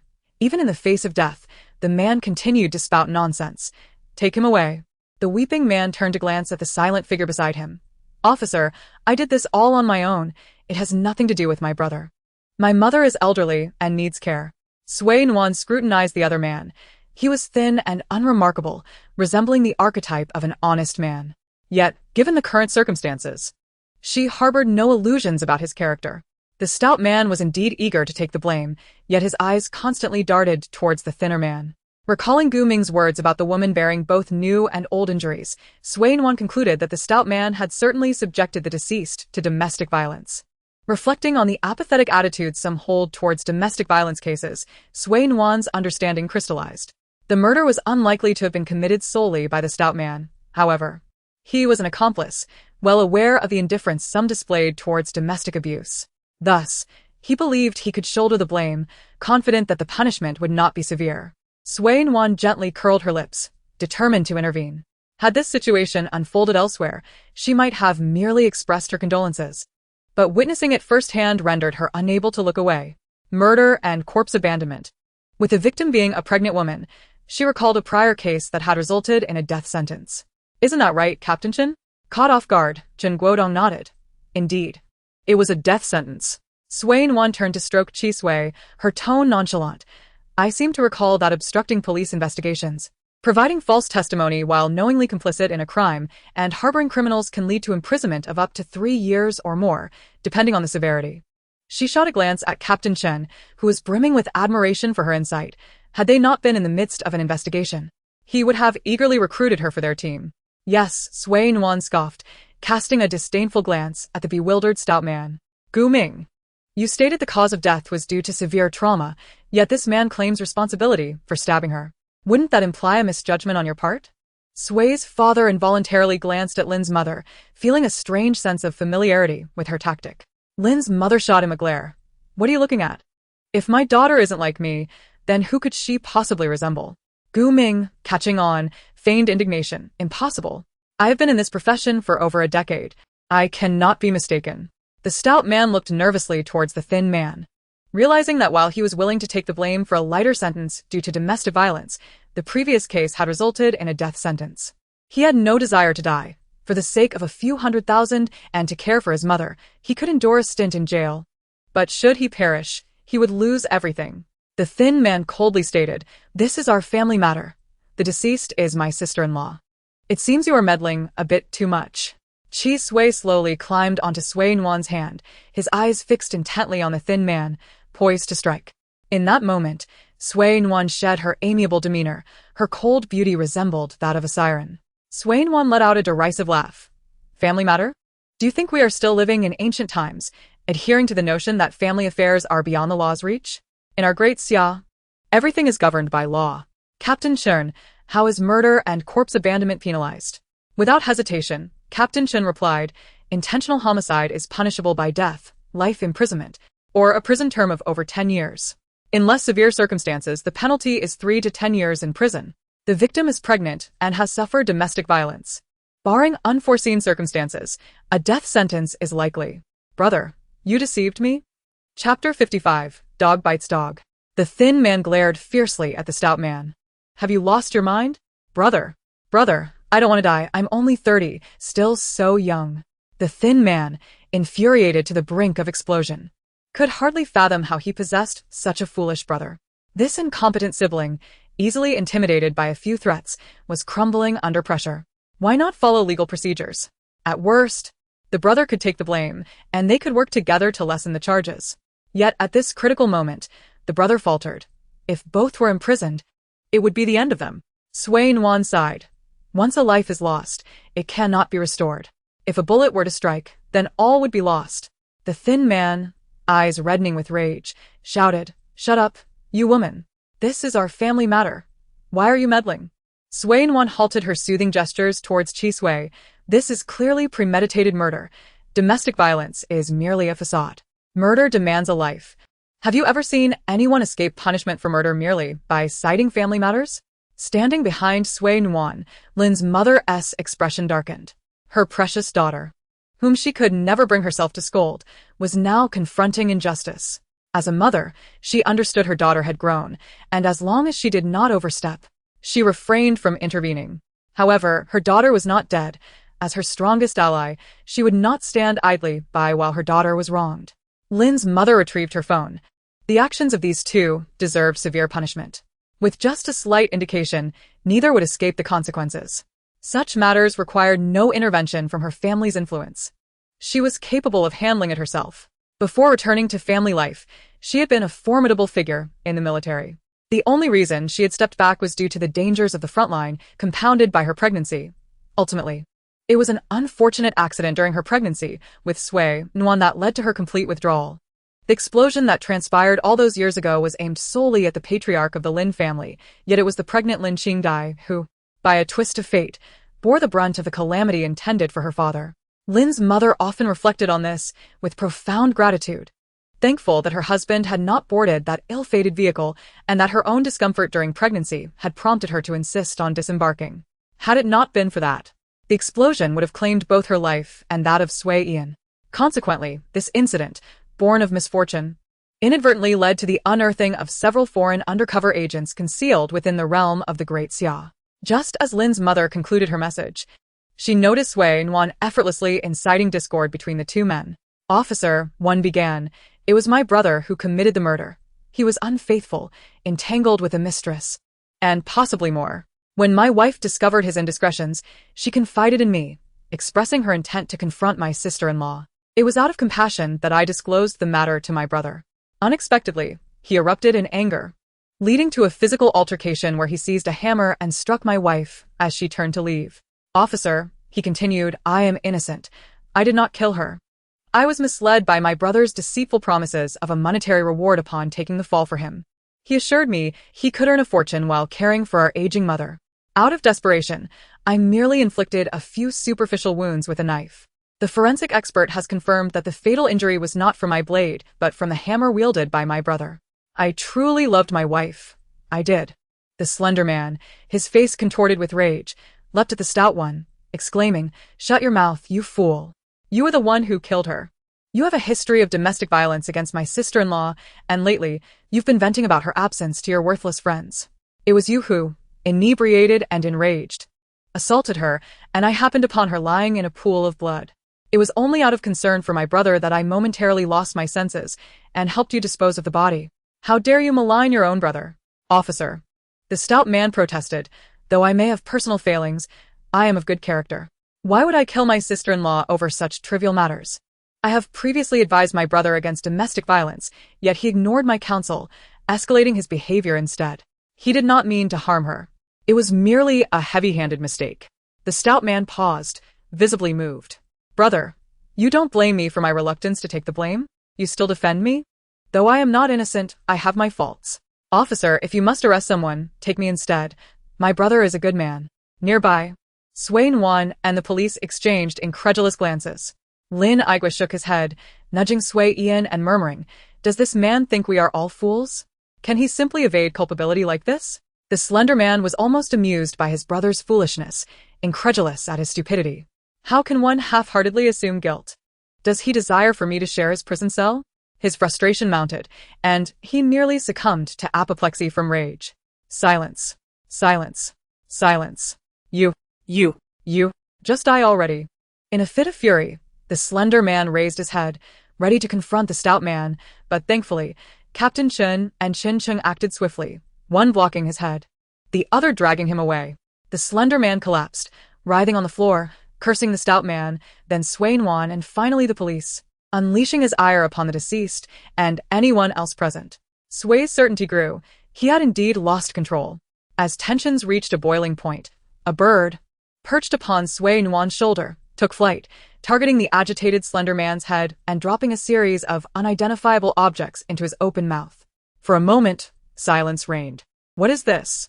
You wretched bird, have you no decency? This foul woman cannot even manage her pet. Why keep it?" The bird, poised to return to Sui Nuan, hesitated, then flew back to the slender man's head, preparing for another assault. Instantly, he fell silent, cowed. The stout man, belatedly realizing the situation, also felt his anger rise, but stifled his words upon witnessing the bird's antics. Captain Chen rubbed his temples, overwhelmed by the absurdity of the scene, akin to observing chaotic exchanges at a bustling marketplace. "Take them away. We will separate them for questioning," he ordered. "Chen Chung, after we return, send a team to investigate their residence." "Understood, Captain," she replied. As the farce drew to a close, Sui Nuan hesitated, observing Captain Chen's busy demeanor. "Perhaps we should postpone the record-keeping until tomorrow?" Before she could finish, Captain Chen interjected, "Sui Nuan, if you have the time, join us at the station to finalize the records." Sui Nuan sighed, resigned to the inevitable. "Very well, the sooner we complete this, the better." Turning to her parents, she added, "I'm going with them. You two should head home." Without a moment's thought, her father replied, "We have nothing else to attend to. We shall accompany you." Captain Chen glanced at the group and concurred, It is best if you all join for the record-keeping. As they drove back, Lin Igwa sighed. Old Sway. May I hitch a ride with you? My car was just towed, and my 3 drivers have all taken leave. Nodding, Sway Ian responded, sure, let's go. Sway Nuan waved to Captain Chen. You all head out. We will follow in our car. Very well, let's go. Once the 2 brothers were handcuffed in the vehicle, free from the threat of the birds' droppings, they resumed their verbal sparring. The cramped space intensified their animosity, and the stout man, unable to contain his anger, spat at the slender man. How dare you, you coward? The slender man retorted. With a smug grin, the stout man replied, I'm the coward? Then you must be the king of cowards. The slender man, shedding his facade, retaliated with a spit of his own, igniting a back-and-forth exchange that left the officers in front visibly perturbed. Captain Chen, exasperated, shouted, enough. Silence. Instantly, the 2 men fell silent, one recoiling in disgust, the other shrinking back in fear. Chen Cheng exchanged a grateful glance with Captain Chen, wishing for an escape from the nauseating sounds. Had it not been for the deceased's belongings in the rear vehicle, Captain Chen would never have allowed these 2 to share the same space. Their incessant bickering ringing in his ears. Even when they quieted, they would occasionally mumble to each other, exchanging scornful glances. The stout man, though he believed himself less intelligent than his brother, was not foolish enough to take the fall for him. The prospect of $1 million payout upon release seemed distant, particularly when murder and body disposal could lead to life imprisonment or worse. Meanwhile, the slender man was deep in thought, contemplating how to shift the blame and lessen his own culpability. Neither brother was virtuous. One possessed a modicum of cunning, yet was wicked, while the other was utterly dim-witted, both malicious and foolish. Upon returning to the police station, Captain Chen's expression darkened as he ushered the 2 into the interrogation room. He was eager to confront these 2 miscreants. The stout man, nearly trembling with fear, began to spill everything he knew upon entering the room. Yet Captain Chen remained skeptical, aware that investigations must rely on evidence, not mere words. At this moment, the average person tends to embellish their own character, yet this short and stout man, who professes his love for the deceased, merely succumbed to a moment of impulse, carelessly inflicting several stab wounds upon the victim. What a convenient excuse for carelessness. It almost provoked a chuckle from Chen Guodong. Upon returning to the police station, Chen Qing swiftly assembled a team to head to the crime scene. Both the slender man and the stout individual had claimed that the primary crime scene was at the stout man's residence. Utilizing the system, Chen Qing retrieved the address and promptly proceeded to the location, forcefully breaking down the door of the rental apartment. A pungent amalgamation of unknown blood scents assaulted the nostrils of the team. The interior was in disarray, bearing unmistakable signs of a struggle. The floor had been hastily tidied, yet bloodstains could still be discerned in the nooks and crannies. The forensic photographer, fully equipped, was the first to enter the room, capturing images and recording video evidence. Chun Chung, accompanied by another officer, consulted the neighboring residents for any insights. The 2 culprits had never anticipated being apprehended while disposing of the body. The scene was so carelessly managed that it was rife with evidence. Fingerprints on the hammer and knife, bloodstains on the floor, and surveillance footage from the living room. The officer who discovered the hidden camera fell silent. The 2 perpetrators appeared rather dim-witted, likely having forgotten to delete the footage. Another officer paused for a moment, stating he would summon Chen Chung back. Go ahead, I will conduct a preliminary examination. Meanwhile, on Sui Nuan's side, a relatively young officer was taking statements from her and her companions. The captain had led a contingent out on duty. Deputy Captain Chen Guodong was interrogating the suspects, and Chen Chung, the capable aide, was investigating the case, leaving only a few younger officers at the scene. The recording of statements required audio and video documentation, and Sui Nuan and her companions recounted the recent apprehension. Following that, they documented the case concerning the suitcase, culminating in the discovery of human remains at the bottom of the lake. A few bystanders, wide-eyed, listened intently. The recording equipment prevented Sui's father and mother from interjecting, yet their expressions revealed their astonishment. The remains were, astonishingly, discovered by Sui Nuan herself, rather than retrieved accidentally while fishing. These 2 circumstances were utterly distinct. The young officer taking the statements couldn't help but twitch his lips. How could one be so unfortunate as to encounter 2 major cases within 3 days? The suspect in the suitcase case was apprehended within a month and subsequently sentenced to death, confirmed in both the first and second trials, and had long since exited this world. As for the second case involving human remains, it was reassigned. It was rumored that Captain Chen had quarreled with the division chief over this matter. That case either involved some form of cover-up or was an exceedingly complex issue they were entirely unable to address, entangled in confidential matters. A cover-up seemed implausible. The division chief was even more unyielding than Captain Chen, directly arresting his own nephew for criminal activity. If there were a cover-up, the division chief would have berated him more fiercely, rather than persuading Captain Chen to abandon the investigation. The young officer glanced back at the current case and muttered to himself, well, here we are again with another wife murder case. Perhaps this individual is simply Jinx this year? Ahem. He was a civil servant and must not indulge in superstition.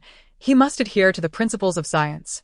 Once the statements were completed, as Sui Nuan and her companions were preparing to leave, they encountered Captain Chen. Sui Nuan waved her hand, instructing her parents to step outside first, as she wished to discuss something with Captain Chen. Mother Lin nodded in agreement. Go ahead. Your father and I will wait for you in the car.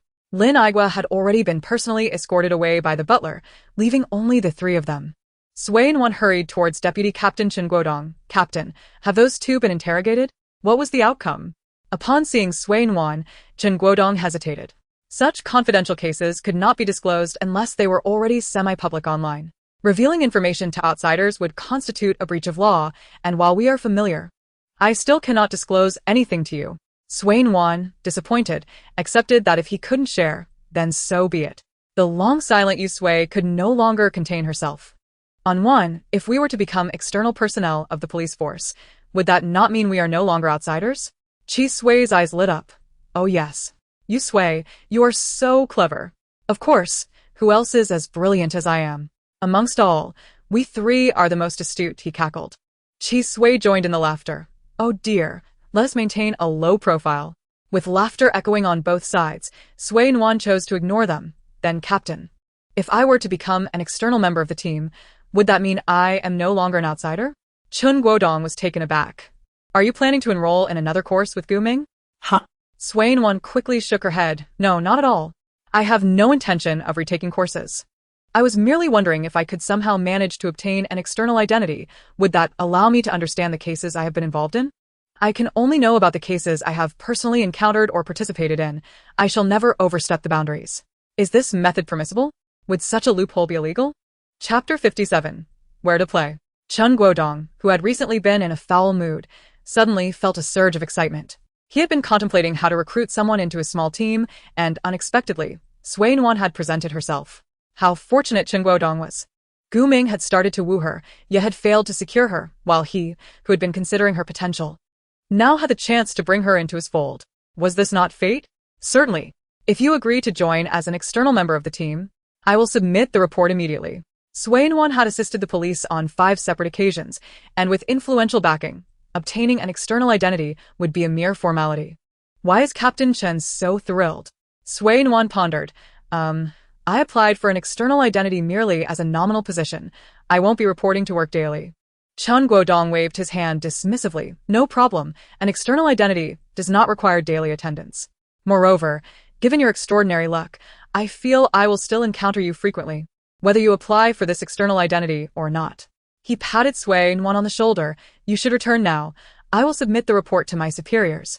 Once the credentials are processed, when we meet next, I will share everything you wish to know. Sui Nuan felt a pang in her heart. It seemed Captain Chen had already assumed they would frequently cross paths due to various cases. She waved her hand. All right, I shall take my leave. Chen Guodong was in good spirits. Despite the multitude of evidence collected from today's case, including surveillance footage, the 2 criminals had been left with no opportunity for escape. With the case resolved, there was no need for overtime, and had no lives been lost today, it would have been a perfect day. Save for the tragic loss of a poor woman. As Sui Nuan turned to leave, the mischievous Chi Sui chimed in. Nuan, you see, even Captain Chen believes your luck is extraordinary. Yu Sui remarked. Chi Sui, your talent for comforting others is truly remarkable. Your words can stir up storms and move the hearts of deities. What does that mean? Chi Sui's cultural knowledge was limited to the past decade and the humans of the mountains, along with a smattering of animal studies. Beyond that, he had little to draw from. Yu Sui, accustomed to mocking other beings, had been striving to shed her bad habit while spending time with Sui Nuan. Yet sometimes, her words would slip out unfiltered. Faced with Chi Sui's innocent gaze, Yu Sui wished to slap herself across the face. It's nothing, just a commonplace remark. Sui Nuan understood. Yu Sui was referencing a line from a poem by Du Fu, The Pen Falls, startling the wind and rain. The poem is completed, causing the deities to weep. The original intention of the verse was to praise someone, yet Chi Sui's words of comfort often had the opposite effect, prompting Yu Sui to use this phrase to ironically commend Chi Sui, creating an impression of mockery. Chi Sui marvel, Yu Sui, you are truly impressive. Yu Sui, who preferred gentle persuasion over harshness, felt a pang of guilt. If there's anything Chi Sui doesn't understand, feel free to ask me. I will gladly share everything I know with you and on Nuan. Awesome. Yu Sui, I saw something online a few days ago. The two little ones often chattered away, and Sui Nuan had grown accustomed to it. Thankfully, she could only comprehend a portion of their language. If she could understand all animal languages, she shuddered to think of how lively each day would be. During the day, there are small creatures that are active in the daylight, and likewise, there are those that thrive under the cover of night. For someone like her, who suffers from poor sleep quality, such thoughts can be rather chilling. As she returned to the car, Lin Mama waved and asked if Nuan was interested in solving cases. Sitting in the car, Sui Nuan pondered for a moment. She wasn't particularly interested but felt compelled to understand the details of the incidents she had encountered. Now that she realized such occurrences might become frequent, she felt the necessity to take them seriously.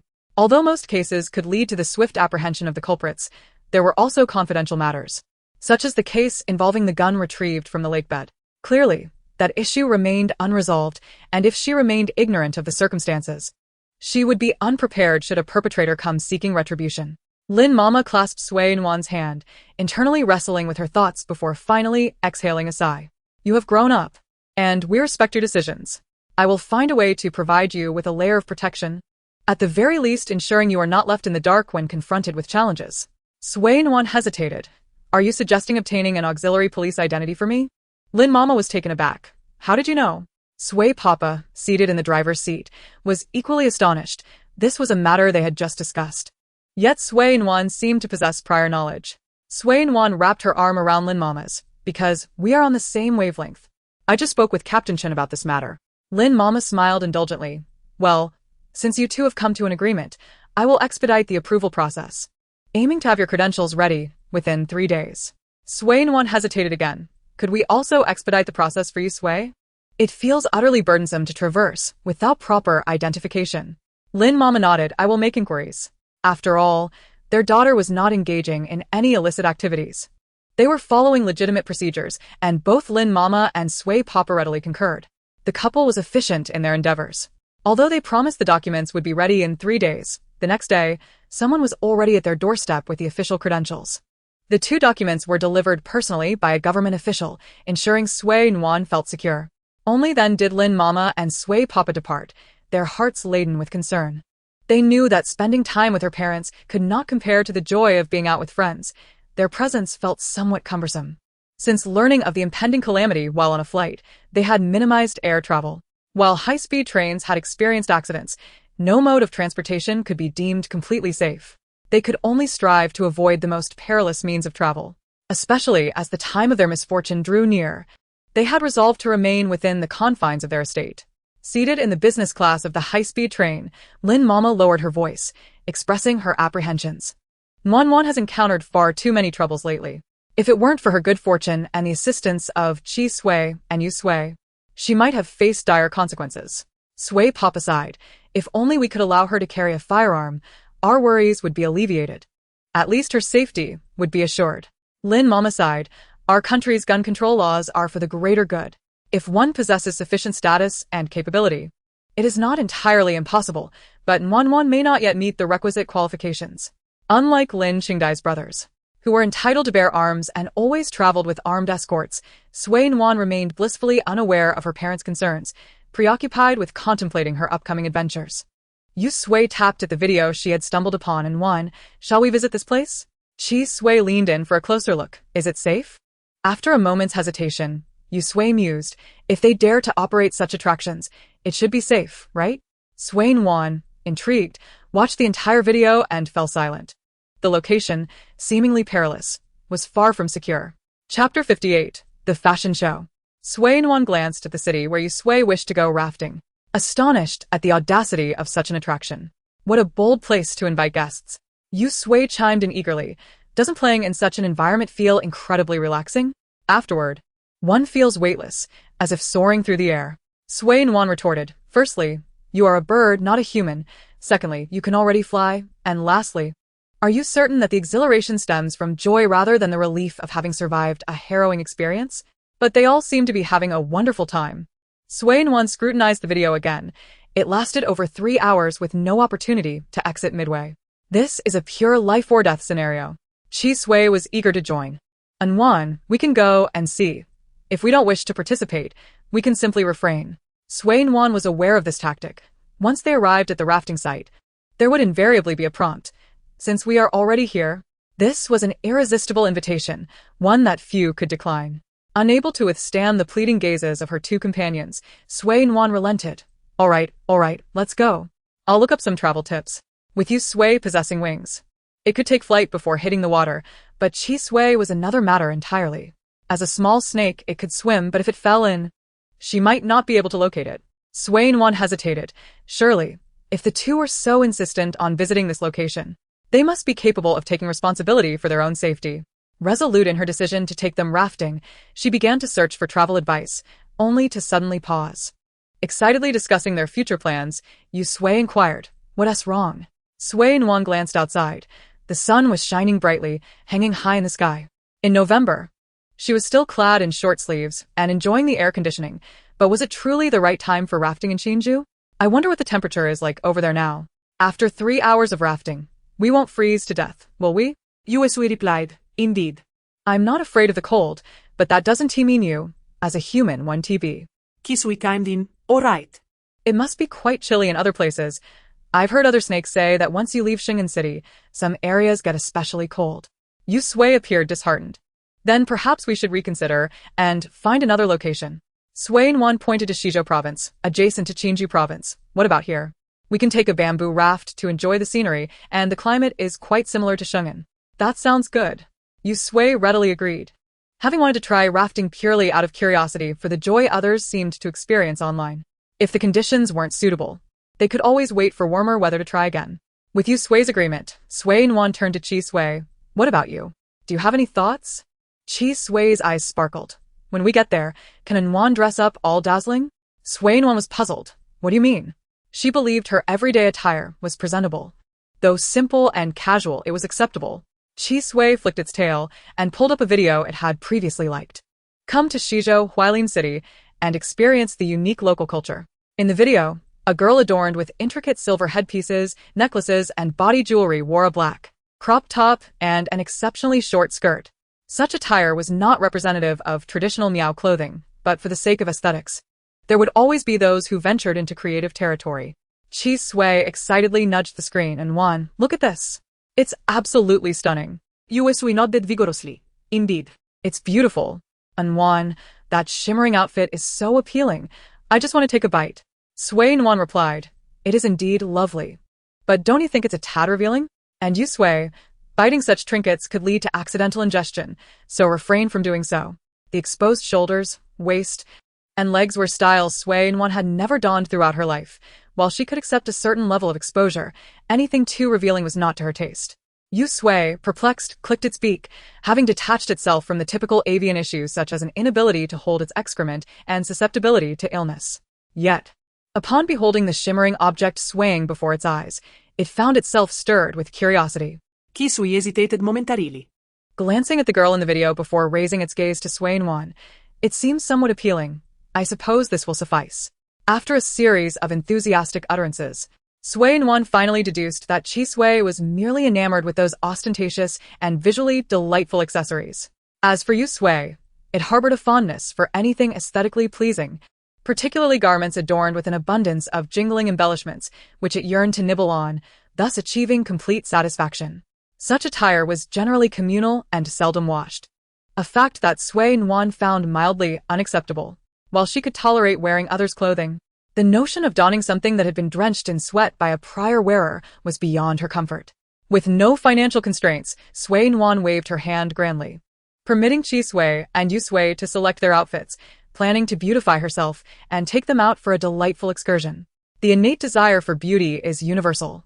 and both Chi Sui and Yu Sui shared the sentiment. The two little creatures eagerly accepted their assigned task.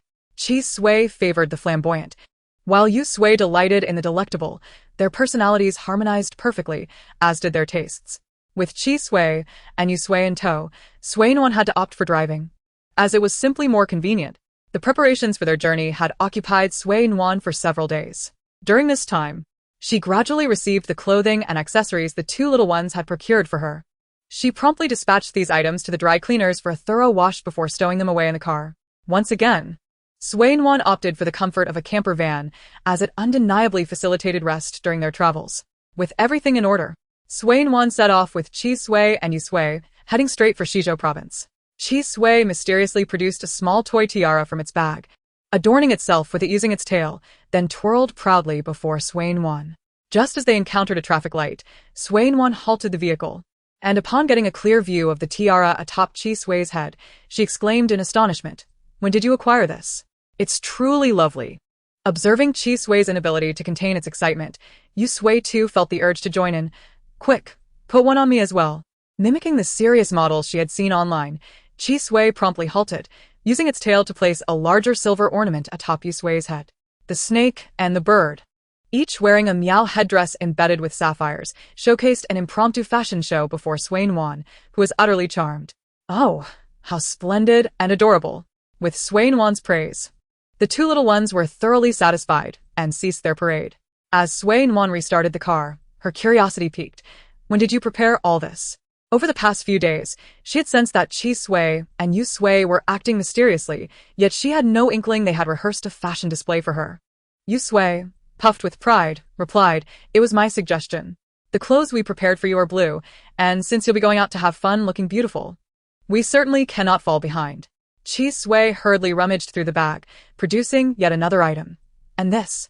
Unable to lift the objects from the bag, Yu Sui scampered over, retrieving a photograph with its beak and presenting it to Sui Nuan. The photo featured Chi Sui and Yu Sui, both adorned with their headpieces. Chi Sui flicked its tail. "Sui Nuan, we've learned how to use a camera and a Polaroid. We can take countless photos of you." Chapter 59, following. The doting mother, Sui Nuan, felt deeply touched. "Chi Sui, Yu Sui, you must have put in considerable effort, right? Truly wonderful, so impressive." The journey from Shenzhen to Shizhou, including a bamboo raft ride, took just over 6 hours, and as it was not a holiday, the roads were free of congestion. Along the way, Sui Nuan, Chi Sui, and Yu Sui engaged in cheerful conversation, and before long, they arrived at the hotel they had booked in advance. With the two little ones in tow, Sui Nuan was apprehensive about potential rejections if they had not secured accommodations ahead of time, as both creatures held their pride dearly. Being denied entry would undoubtedly sadden them. Yu Sui perched by the window, peering down. "The view here is splendid, so dazzling." Having departed Shenzhen in the afternoon, they arrived at the hotel and settled in just as night fell. Gazing out the window, the city below was indeed illuminated brilliantly. As Sui Nuan and Chi Sui stood beside Yu Sui, admiring the scenery, Sui Nuan had booked a luxurious single room within a scenic area, which appeared particularly enchanting under the evening lights. Just as she was about to suggest going downstairs to explore, Yu Sui suddenly stepped forward, its beak colliding with the window. Had it not been closed, it might have toppled out. Sui Nuan, puzzled, inquired, "What is the matter?" Chi Sui, having climbed down from Sui Nuan's shoulder, asked, "Yu Sui, what are you looking at?" Yu Sui shook its head. "I thought I saw someone familiar, but I can't recall where I've seen them." As night descended, the scenic area became increasingly crowded, bustling with people. Not only was Sui Nuan oblivious to the identity of the person Yu Sui mentioned, but even if she had known, locating them amidst the throngs would be nearly impossible. "Should we go down to take a look? We might just run into them," Chi Sui eagerly suggested, already keen to join the festivities. "Sui Nuan, I want to eat that delicious pan-fried bun. It looks so appetizing." Ever since having secretly sampled human food, Chi Sui had developed an insatiable love for those distinctive flavors, and fish had since fallen from its list of favorites. In its eyes, nothing could compare to the delights of human cuisine. It was simply too delectable. Sui Nuan felt a tinge of helplessness. She believed that Chi Sui should not consume human food, yet the little creature's horns had begun to sprout, leading her to question whether or not a dragon could partake in human fare. During this period, Sui Nuan had gradually adopted a more laid-back attitude. as examinations yielded no issues, and the feedback was consistently that Chi Sui was in excellent health.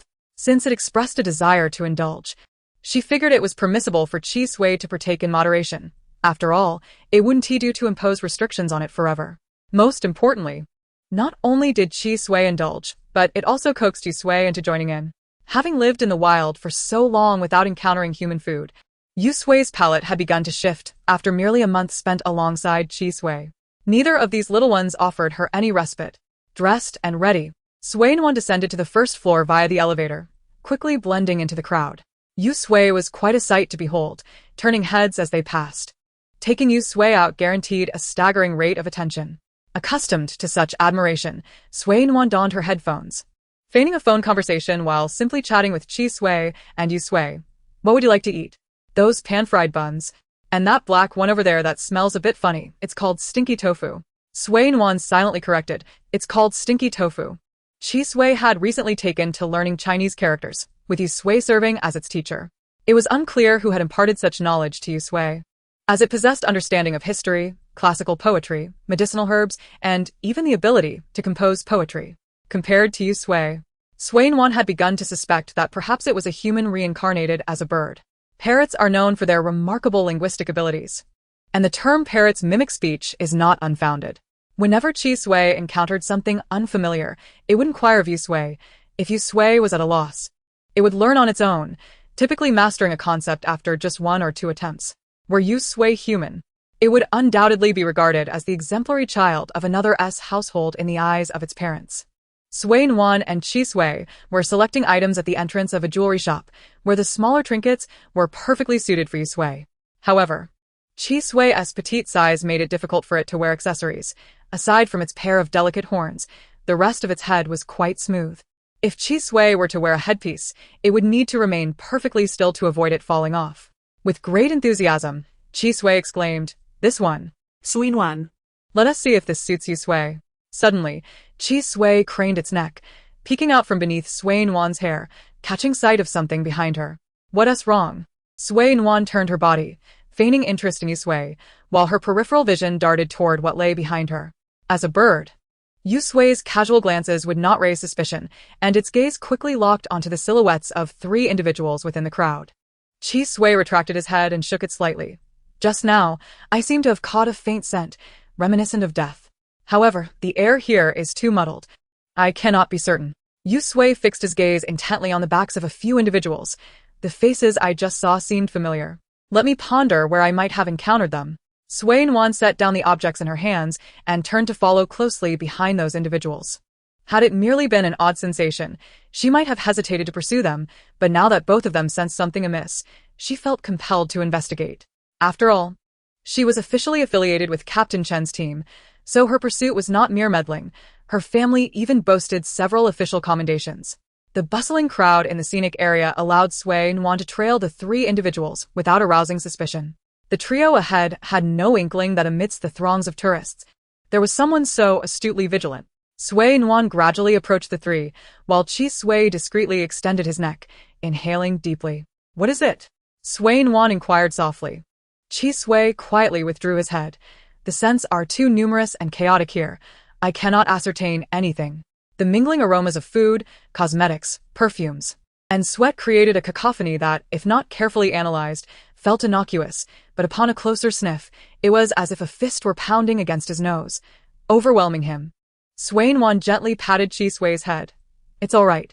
There are many people here, and we are at a distance. The fact that we can detect anything at all is quite remarkable. Yu Sui glanced around. Nuan, I'll take to the skies to observe. Without the crowd obscuring my view, we stand out too much like this. Sui Nuan felt uneasy. Be cautious. Always think before you act. If anything arises, return and consult us. Understood, Nuan, Yu Sui replied. As Yu Sui soared into the air and concealed himself, Sui Nuan's visibility diminished significantly. Chi Sui noted that the path ahead was nearly deserted. I'm moving closer. Be prepared. With that, Sui Nuan quickened her pace, passing by the 3 individuals. As she walked past, she intentionally slowed for a moment, ensuring Chi Sui could catch the scent before she accelerated away. Once in a secluded corner, Sui Nuan lowered her voice. What can you determine? Chi Sui replied with conviction. It's definitely them. But the person is likely not dead, merely on the brink. They are motionless, probably in a state of unconsciousness. Sui Nuan's expression turned grave. Was this a case of murder and disposal, or kidnapping for profit? In pursuing the trio, she unknowingly strayed beyond the scenic area. Sui Nuan halted, realizing she possessed no means of self-defense. Facing two assailants would prove daunting. Continuing to follow them would raise suspicion. And she hesitated over whether to alert the authorities, but the situation remained uncertain, and she had lost track of the individuals. If she reported it, the police might not even capture them successfully. Chapter 60. Refrain from uttering such phrases. They are inauspicious. Most importantly, Sui Nuan aimed to clarify where Yusui had seen those individuals before. Before long, Yusui returned. Nuan, those people are preparing to leave by car. I wish to follow them. Sui Nuan's countenance was serious. Can you recall where you have seen them? Yusui fell into contemplation. He could only remember those he had encountered recently, and the familiarity, along with the fact they were driving, struck a chord. Nuan, I remember. Among those two individuals, one of them I saw in a vehicle in Dongling City. Sui Nuan's expression darkened. This was the worst possible outcome. The incident in Dongling City involved far more than just a trafficking case. It also involved drugs. Yusui, a bit anxious, urged, Nuan, let me follow them. I can fly in the sky, they won't notice me. This was not the time for indecision. Sui Nuan spoke urgently. Be cautious in your pursuit. Do not get too close to them. Chi Sui and I will return to the hotel and await your return. Gather the information and come back. I will seek reinforcements. Yusui took to the sky. Nuan, don't worry. Sui Nuan's palms were clammy. Be safe, Yusui. Though her voice was not loud, she was certain Yusui heard her. Watching Yusui depart, Sui Nuan and Chi Sui lost their desire to continue their outing. Kisui. Let us head back to the hotel. All right, Yusui is a bird. She is still in the sky. Those individuals should not notice her, right? Chi Sui expressed his apprehension. Sui Nuan nodded. They won tea. We must have faith in Yusui. While Sui Nuan had prepared for the possibility of encountering a case during their outing, she never anticipated it would be a continuation of the situation from Dongling City. She had assumed everything there had been resolved, but it seemed there were still fish that had slipped through the net. At this moment, it was crucial not to alert the authorities. Such matters of concealment existed in Dongling City, and they could just as easily occur here. Greed for wealth can corrupt the heart. One should never test humanity with money. Upon returning to the hotel, Sui Nuan and Chi Sui meticulously inspected their room, ensuring everything was in order before closing the windows and drawing the curtains. Chi Sui climbed to the edge of the curtains, peering out. He intended to wait there for Yusui's return, so he could promptly alert Nuan to open the window for her. Meanwhile, Sui Nuan directly dialed Captain Chen's number.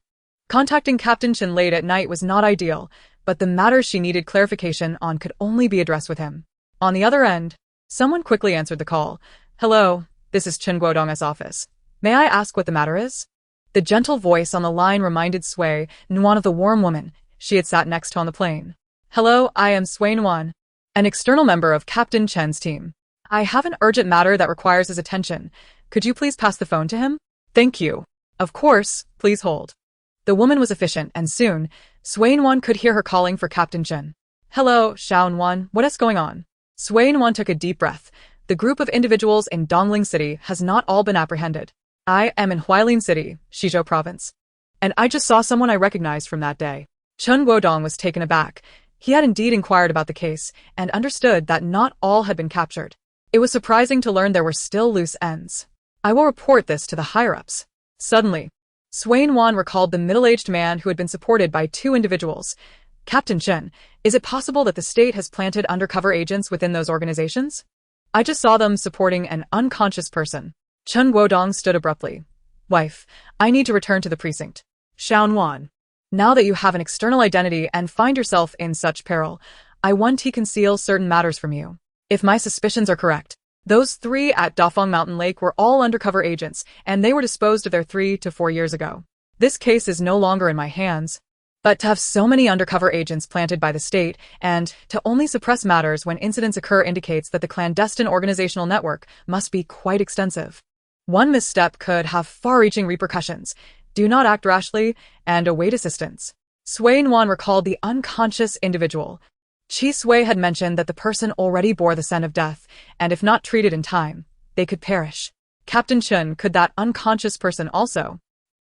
Chun Guodong was silent. It is quite possible, but currently, you are the only one aware of their situation. Your safety is paramount. It took considerable courage for Chun Guodong to express such sentiments, but as captain, he could not let emotions cloud his judgment. Though he was not part of the narcotics team, he had heard of their brutal nature. Sui Nuan felt somewhat awkward. I have already sent you Sui to follow them. After a prolonged silence, Chun Guodong, who was driving, finally spoke. That is exceedingly reckless.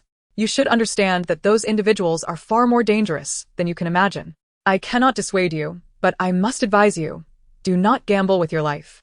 It is best that you refrain from taking action and wait for my instructions. Let Sui Nuan just wait for reinforcements. She certainly cannot manage it alone. However, Captain Chun is also acting in his own interest. Captain Chun, I know my limits. If there are any developments, I will inform you.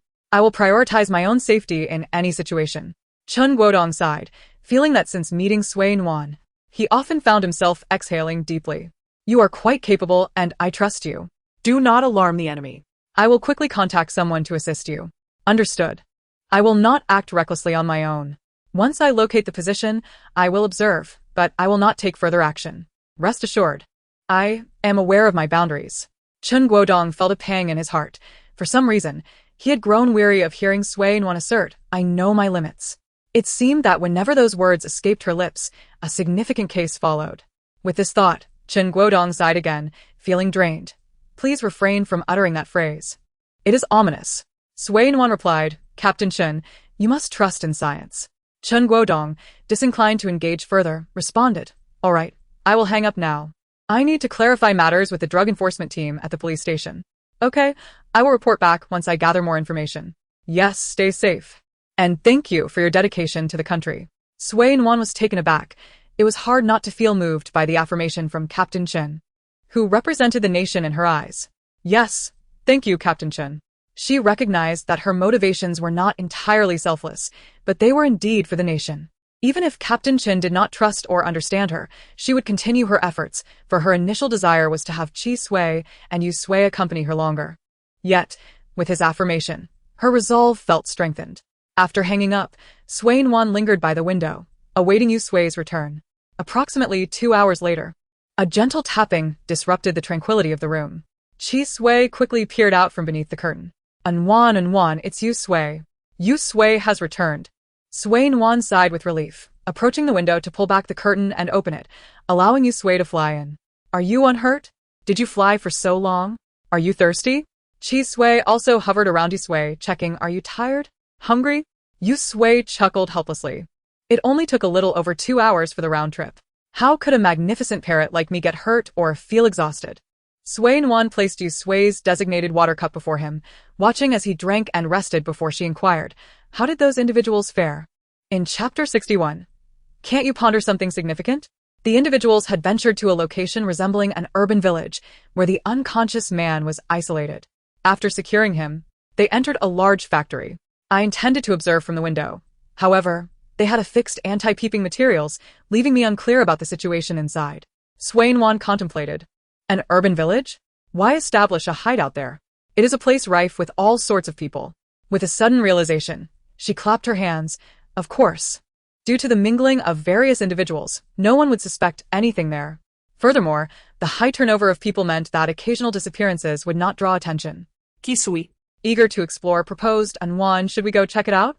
Yu Sui concurred, suggesting it would be wise to scout the area, though they should keep their distance.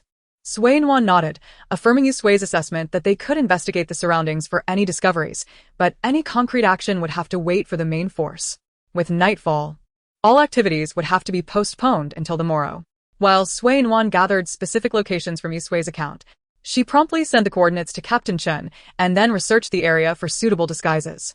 Yu Sui recalled, Nuan, could you disguise yourself as a student? There is a school not far away, and many students likely reside there. This idea was feasible. Fortuitously, tomorrow was Friday, when students would be dismissed in the afternoon. Sui Nuan quickly conducted background research and purchased a school uniform from that institution. Once everything was prepared, she lay down to rest. By the following afternoon, Sui Nuan applied makeup, primarily to appear younger and less attractive. After all, it is a well-known fact that attractive individuals tend to draw attention wherever they go. Moreover, Sui Nuan believed that at over 20, despite her good maintenance, the age difference was apparent. Thus, without some makeup to appear younger, she might raise suspicions. Dressed in a blue and white uniform and carrying a red backpack, Sui Nuan set off. The backpack was meant to accommodate Chi Sui and Yu Sui, as the student uniform was quite sheer, making Chi Sui's black feathers overly conspicuous. Those who dared engage in such activities would surely be vigilant. The frequent appearance of a white-headed parrot would undoubtedly arouse suspicion. Even if the likelihood of being suspected was low, Sui Nuan was unwilling to take any chances. Having entangled herself with such individuals, she had little faith that they would be unarmed. This time, she intended only to take a look and would not recklessly charge in. With her hair tied in a high ponytail and her red backpack in tow, Sui Nuan proceeded cautiously, heeding Yu Sui's reminders. The golden afternoon sun bathed Sui Nuan in warmth, captivating a small creature that lurked in the shadows. The little creature, with its beady eyes, gazed blankly at Sui Nuan's slowly retreating figure. "Master? Mistress, it is time to eat." The little creature lowered its gaze, its round eyes suddenly transforming into fierce, slanted triangles. "Eat, eat, eat. All you ever think about is food. Can't you ponder something of significance?" With that, the small creature turned and left, leaving a bewildered companion behind. "Aren't you leaving? Do I need to invite you to go?" Sui Nuan remained blissfully unaware of the attention she had attracted from a certain individual. As she continued her subtle conversation with Yu Sui, the only one to notice the unfolding drama in the corner was Chi Sui, tilting its head, wondering if this creature would become their next companion. It certainly looked formidable. After concluding her exchange with Yu Sui, Sui Nuan glanced down at Chi Sui nestled in the side pocket of her backpack. "What is it? Is something behind us?" Chi Sui snapped back to reality, shaking its little head. "Nothing much, just that as we passed that alley I noticed two little critters." Sui Nuan turned to glance at the alley, saying, "If you're interested, we can check it out later." Yu Sui also peeked through the chain's gap, recalling that it had indeed heard some sounds, but had not paid much attention as it had been conversing with Nuan, with the two small companions in tow. Sui Nuan circled around the area Yu Sui had mentioned, then promptly decided to leave. Chi Sui, puzzled, asked Nuan, "What are you doing?" "I'm assessing how many people are surveilling the area. It seems that the residents of the surrounding houses have some issues. I always feel as though I am being watched as I pass by, and several people have poked their heads out to look at me. I estimate that there are at least 50 individuals in the outer circle. This is likely a mid-sized stronghold. The characteristic of urban villages is their numerous small paths, making it easy to get lost yet still find an exit." Sui Nuan remembered her intention to take Chi Sui to see the so-called little critters. So, she continued to navigate based on her recollections. Arriving in an unfamiliar urban area, Sui Nuan found herself lost after several circles. Chi Sui hesitated. Nuan. "Haven to you just walk through here?" Sui Nuan replied, "Ahem, I seem to be lost, but it's all right. Trust me, if I walk around a few more times, I will surely find my way out. Rest assured, I know my limits." Chi Sui, Yu Sui, after wandering in circles like a headless fly, Sui Nuan successfully found herself back in the alley. Yu Sui, unable to contain its impatience, suggested Nuan, "How about I fly up to take a look?" Chi Sui also stretched its head out to look around, feeling that this place seemed somewhat familiar. Sui Nuan had also felt a sense of familiarity when she entered. Since she was already there, she decided to explore despite being unsure of the route. "Wait here, Yu Sui. I should be able to find a way out. Your frequent presence here might be a bit unsafe." Upon finishing her words, Sui Nuan continued to brave her way out of the narrow alley that could barely accommodate two people. Her eyes lit up. She had known it would be fine. The path outside the alley was fortuitously the same one she had taken upon her arrival. When she entered, Yu Sui had guided her, but now, having taken a long detour, and with Yu Sui unable to fly, she could only wander aimlessly. Chi Sui let out a sigh of relief, grateful to be out. "I thought I would truly get lost." Sui Nuan felt a bit embarrassed. It was her first realization of her somewhat directionally challenged nature. Yet, there was little she could do. This place was filled with similarly designed buildings, and the chaotic layout meant that one wrong turn could lead her astray. Once out of the alley, Sui Nuan glanced around. "Chi Sui, do you remember which alley made the noise earlier?" Chi Sui scratched his head. Everything here looks quite similar to me." It was not just Sui Nuan who struggled with navigation. Even Chi Sui would get lost in this place. If Yu Sui were not confined to Sui Nuan's backpack, he would have remembered the path with ease. At this moment, Being lost was merely due to Yu Sui's limited view, which occasionally hindered Sui Nuan's sense of direction, resulting in her wandering around for a good half-hour. Yu Sui poked his little head out to take a look, pointing towards the third small alley on the right. Sui Nuan paused, glancing at the alley Yu Sui indicated. Impressive, she thought. He could actually remember. The alleys all seemed so similar. To avoid revealing himself, Yu Sui quickly withdrew his head, explaining to Sui Nuan. There are points of memory. If you observe carefully, you'll notice.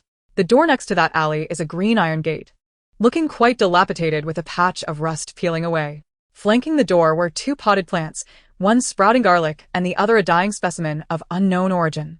Sui Nuan and Chi Sui simultaneously turned to the door beside the alley, searching for the memory cue Yu Sui had mentioned. Indeed. Chapter 62. So young yet engaging in campus bullying? Chi Sui expressed envy. Yu Sui, if only I had your clever brain. Sui Nuan agreed, and with the alley location pinpointed, she quickened her pace towards it. Chi Sui could hardly contain his excitement. The voice they had just heard might belong to their next companion. Unbeknownst to Sui Nuan, she assumed Chi Sui was merely bored and seeking something to occupy his time. As they reached the mouth of the alley, Sui Nuan vaguely heard intermittent voices from within. Are you all fools? If you want to die, I can send you on your way right now. I'm asking you a question. Why are you looking down? If you have the guts to act, then have the guts to respond to me face to face. Do you still recognize me as your leader? Have you forgotten how formidable I am? Do you believe I 1T beat you to a pulp? Yes, are you all stupid? Look up at the big sister. Have you forgotten her teachings? Big sister. Take a break. Let me handle it. Watch as I tame them to be obedient. Standing outside the alley, Sui Nuan frowned. The initial voice was a sharp female tone, followed by a fawning male voice, and the more she listened, the more the conversation felt amiss. Recalling the bullying phenomena at school, Sui Nuan's expression darkened. Nuan, what is happening inside? Chi Sui hesitated, unsure of what to say. Sui Nuan shook her head, reaching for the zipper of her backpack to signal Yu Sui to hand her a weapon. After a moment's hesitation, Yu Sui retrieved a sturdy beef tendon stick from beside him and handed it to Sui Nuan. With a cold smirk, Sui Nuan thought, so young yet daring to engage in campus bullying? Today, I shall show them the pain that far surpasses mere schoolyard intimidation. Had it not been for the nearby hideout, she might have considered calling the authorities right away. Nevertheless, she was confident she could easily handle a few students. Of course, if they were a group of burly men, she would have to contemplate her approach more carefully, with one hand recording on her phone and the other wielding the beef tendon stick capable of delivering devastating blows. She stepped cautiously into the alley. Chi Sui and Yu Sui peeked out, resembling curious onlookers. Upon entering the alley, Sui Nuan was taken aback. The figures inside, oh no, a group of little creatures, were equally astonished, and both sides fell into a 3-second silence. It was Sui Nuan's first encounter with such a multitude of mice, all perfectly lined up in formation. For a moment, she was at a loss for what to do or say. Squeak, squeak, squeak. The orderly formation of mice panicked and scattered in all directions, except for the two at the front, who remained remarkably calm. The larger mouse stuttered, Ella, little sister, you run first. I will hold them off, as repayment for your teachings over the years and for saving my life. Whoa, if I die, you must remember me. The gray-white mouse, shielding itself behind the larger one, retorted silently, get lost, you coward. I am the leader. I take the front in danger. Let us go. The larger mouse, overwhelmed with emotion, scurried behind the much smaller gray-white mouse, exclaiming, Big sister, you can do it. I know you're strong. I'll cheer for you. The remaining frightened mice gradually calmed down, yet their ingrained fear of humans kept them huddled in corners, timidly watching their big sister and Sui Nuan confront each other. In comparison, the larger mouse proved worthy of its position as second in command. Although it harbored fear, at least it did not abandon the gray-white mouse outright. The gray-white mouse disdainfully nudged the quivering larger mouse away with its paw. Stay back. Don't hinder my business. With tears in its eyes, the larger mouse replied, Understood. Big sister. Please be careful. Humans can be fierce. Sui Nuan, still in a state of shock, pondered. Shouldn't I be the one more afraid? From her initial glance, there appeared to be at least 70 or 80 mice, forming a formidable front. Had it not been for two that seemed capable of communication, she might have turned on her heels and fled. Fear stemmed from the unknown and the uncommunicative. Since neither condition applied now, Sui Nuan felt emboldened. She tucked the beef tendon stick behind her back and crouched down to address the standing gray-white mouse. Hello there. The gray-white mouse, puzzled, shifted slightly, human. You can understand me? It seemed friendly enough. Sui Nuan slowly squatted down. Yes, I can understand some animal speech. What were you doing just now? The larger mouse dashed forward. Big sister, is this human a superhero? I heard kids say that when they watch cartoons, superheroes can do anything. The gray-white mouse raised a paw to cover the larger mouse's mouth. Sure, can you keep quiet for a moment? Instantly, the larger mouse fell silent, obediently nodding. With a gentle smile, the gray-white mouse resumed, That's better. Now, be good and stay aside. After scolding the little one, the gray-white mouse turned back to the crouching Sui Nuan, its gaze distant. Human, you are quite special. I was just reprimanding my disobedient little brother. They ran onto the busy road in search of food, where there are many steel beasts that move quickly. If the mice don't escape in time, they will be flattened. While they may be foolish, as their leader, I must teach them what is permissible and what is not. I don't wish to see them turn into road pancakes the next time we meet. Chi Sui, intrigued, asked, How did you become their leader? They're so much larger than you, and you are so small. The gray-white mouse, astonished, responded, A snake? You have a snake? Can it understand what I say? Sui Nuan patted Chi Sui. Yes, his name is Chi Sui, and this is Yu Sui, my other companion. Yu Sui also poked his head out of the bag, declaring, Greetings. I am the charming and dashing Yu Sui. The little mouse's eyes sparkled with curiosity. Do you have a fondness for small animals? Without hesitation, Sui Nuan nodded. Indeed. They are all my companions. The little mouse stepped forward but hesitated upon glancing at the group of subordinates behind it. The elder mouse hurriedly approached the little one, gesturing animatedly. What is it? Speak plainly. Why the hesitation? The elder mouse replied with a sense of grievance. Did you not tell me to keep quiet, dear sister? The gray-white mouse interjected. Boss, if you wish to act, please do so. Do not feel constrained by us. You have already done enough for us. You have taught us much, and I know you have longed to venture into the world. Chapter 63. Bold Ideas. The little mouse hesitated again. But with the encouraging gaze of the elder mouse, its determination gradually solidified. Do you like golden hamsters? I truly adore them. The golden hamster paused, momentarily forgetting its next words. Sui Nuan extended her hand, inviting the golden hamster to climb onto it. I express my affection. Do you wish to travel and explore with us? The golden hamster took a few tentative steps forward, glancing back at the elder mouse, who was now teary-eyed. The elder mouse wiped away its tears. Sister, you should go and fulfill your dreams. If time permits, do return to visit us. The golden hamster nodded resolutely yes. With newfound determination, it raced faster, climbing firmly into Sui Nuan's palm. Sui Nuan lifted the golden hamster to meet her gaze. She could certainly care for dozens of mice. However, she pondered where to house them upon their return. While she could allocate a piece of land for their care, the reproductive capacity of mice was astonishing. Even with ample food and resources, she dreaded to imagine the overwhelming number of mice that might arise when she next visited that place. Should she inadvertently raise a multitude of them, she might become notorious on the internet for her unintentional crimes. The golden hamster sensed Sui Nuan's dilemma, lowering its gaze to the ground. Though the statement seemed somewhat cold-blooded, it was indeed a truth I could not ignore. My greatest concern was for Dahe. Dahe was the most intelligent mouse I had ever encountered. Without it, I would not have cared for the well-being of the other mice. Sui Nuan looked down at the nearest elder mouse. Is that you, Dahe? Yes, I cannot accompany you. I cannot abandon the others. Sui Nuan tentatively inquired, Dae. Do you wish to join us? Dahe was taken aback, locking eyes with the golden hamster for a prolonged moment. Sister, I shall not accompany you. I harbor no ambitions, only a desire for a warm home with a family. You have seen the world on my behalf. Thank you for all these years. I know you dislike meddling in affairs, yet you have done so for my sake. I understand you wish to explore, but you have kept your promise to protect us, and thus, you have been unable to realize your dreams. Now you may go. We have grown stronger, and you have fulfilled your promise to me. You should pursue the life you desire. The golden hamster's eyes glistened with emotion as it rubbed its eyes with its paws. Please do not be so sentimental.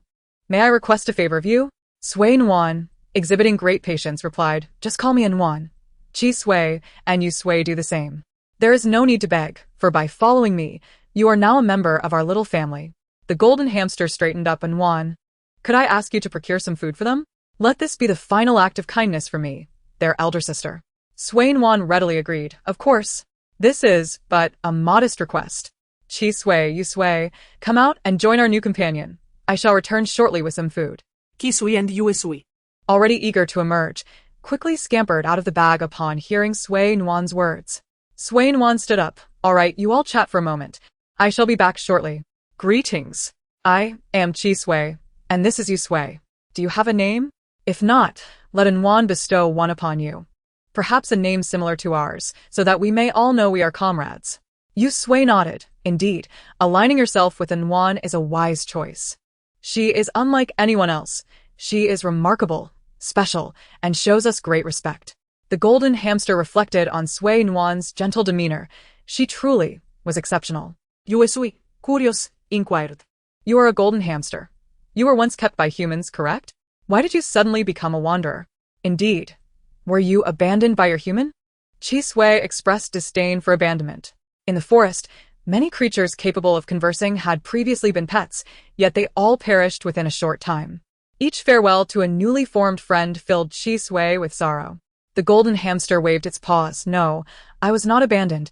I chose to escape. I have always yearned for freedom. She purchased me from a pet store, believing I would find freedom with her. However, upon returning home, I was confined to a larger cage. She was busy with school every day, leaving no time for play. I grew increasingly bored. One day, after a heated argument with her family, she stormed out, and her mother angrily opened my cage door. After much hesitation, I boldly dashed out. I faced larger creatures upon my escape, but I did not perish. What does not kill me only makes me stronger. Eventually, I became their leader, until I met Nuan today. Chi Sui commended. How impressive. You broke free from your constraints and embraced a life of distinction, amassing a legion of followers. Yu Sui, who had been pondering deeply, suddenly brightened. Do they all heed your commands? The golden hamster nodded. Yes, they all obey me. An audacious idea struck Yu Sui. While such a plan might falter amidst towering skyscrapers, it was entirely feasible within the confines of a village.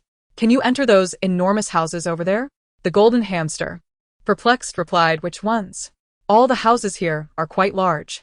Yu Sui was about to elaborate when Sui Nuan returned, laden with bags. What were you discussing? Yu Sui trotted a few steps forward. Nuan, I have a bold idea that requires the cooperation of our new companion. Sui Nuan set down her belongings. What is this bold idea? Pray, share it with me. The golden hamster also approached, standing upright to listen intently. Nuan, you are intrigued by the contents within those houses, are you not?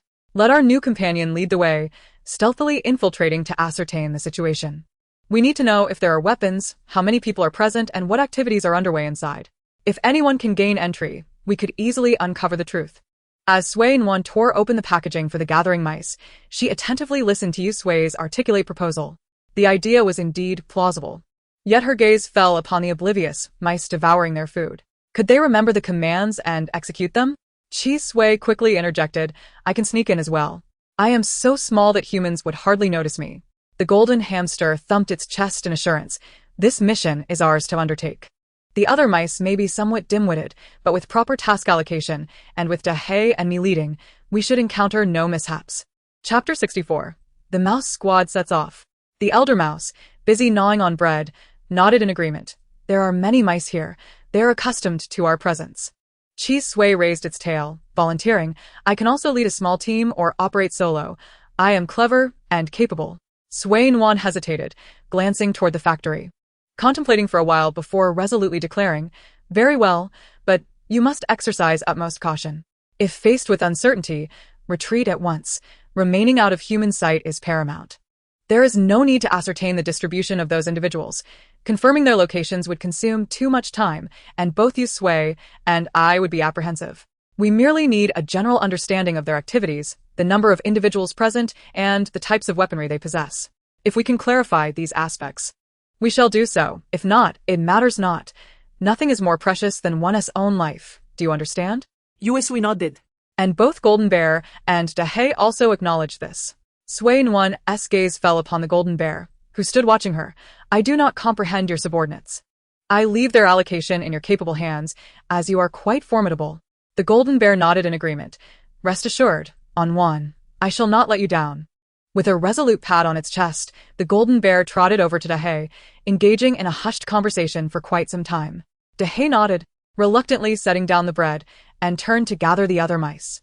Nuan tilted her head, about to inquire why the golden bear was not directing the operation. When their eyes met in mutual confusion, I wish to depart, but before I do, I want to observe its organizational capabilities. As long as I am present, any potential issues can be salvaged. I can also provide targeted training for a while before I leave. If I continue to manage now, and they encounter difficulties later without me, it could lead to dire consequences. The golden bear glanced back at Dahe, who was explaining the situation to a group of mice, and reflected, in human terms, that all gatherings must eventually disperse. My dream is freedom, to traverse the world, to behold different skies, and witness the splendor of existence. Nuan lowered her gaze to the other two diminutive creatures, Chi Sui, who was innocent, and Yu Sui, who was astute and perceptive. The golden bear embodied a depth that came from experience and introspection. A creature as thoughtful as the golden bear should not easily place its trust in humans, nor should it follow them without reservation. Every being harbors secrets. And Nuan chose to respect the golden bear, just as she would refrain from probing into the pasts of Chi Sui and Yu Sui. The phrase "the past is shrouded in darkness and cannot be pursued. The road ahead is bright and resplendent" resonates well here. Chi Sui nudged Nuan with its tail. Unwan, our new companion still lacks a name. Hurry and give it one, so we may feel like a true team. Nuan's eyes held a hint of inquiry. You? The golden bear nodded resolutely. Life is different since I followed you. Dahe and the others call me Big Sister or Boss, but I have yet to receive a proper name. Nuan fell into contemplation, recognizing the golden bear's yearning for freedom and desire to explore the outside world. How about we call you Tian Sui? The sky knows no bounds. Much like your desire for freedom, unimpeded by any constraints. Tian Sui's eyes sparkled with delight. Thank you. I adore this name. It was unique, and it believed itself to be unlike other mice. It had never had a taste for sweets, donuts, cream puffs, or nuts, despite their deliciousness. As Nuan settled on a name, Dahe had also devised a strategy. Big Sister, we have finalized our specific actions. Please come and see if you have any additions. Tian Sui nodded at Nuan and dashed toward the group surrounding Dahe.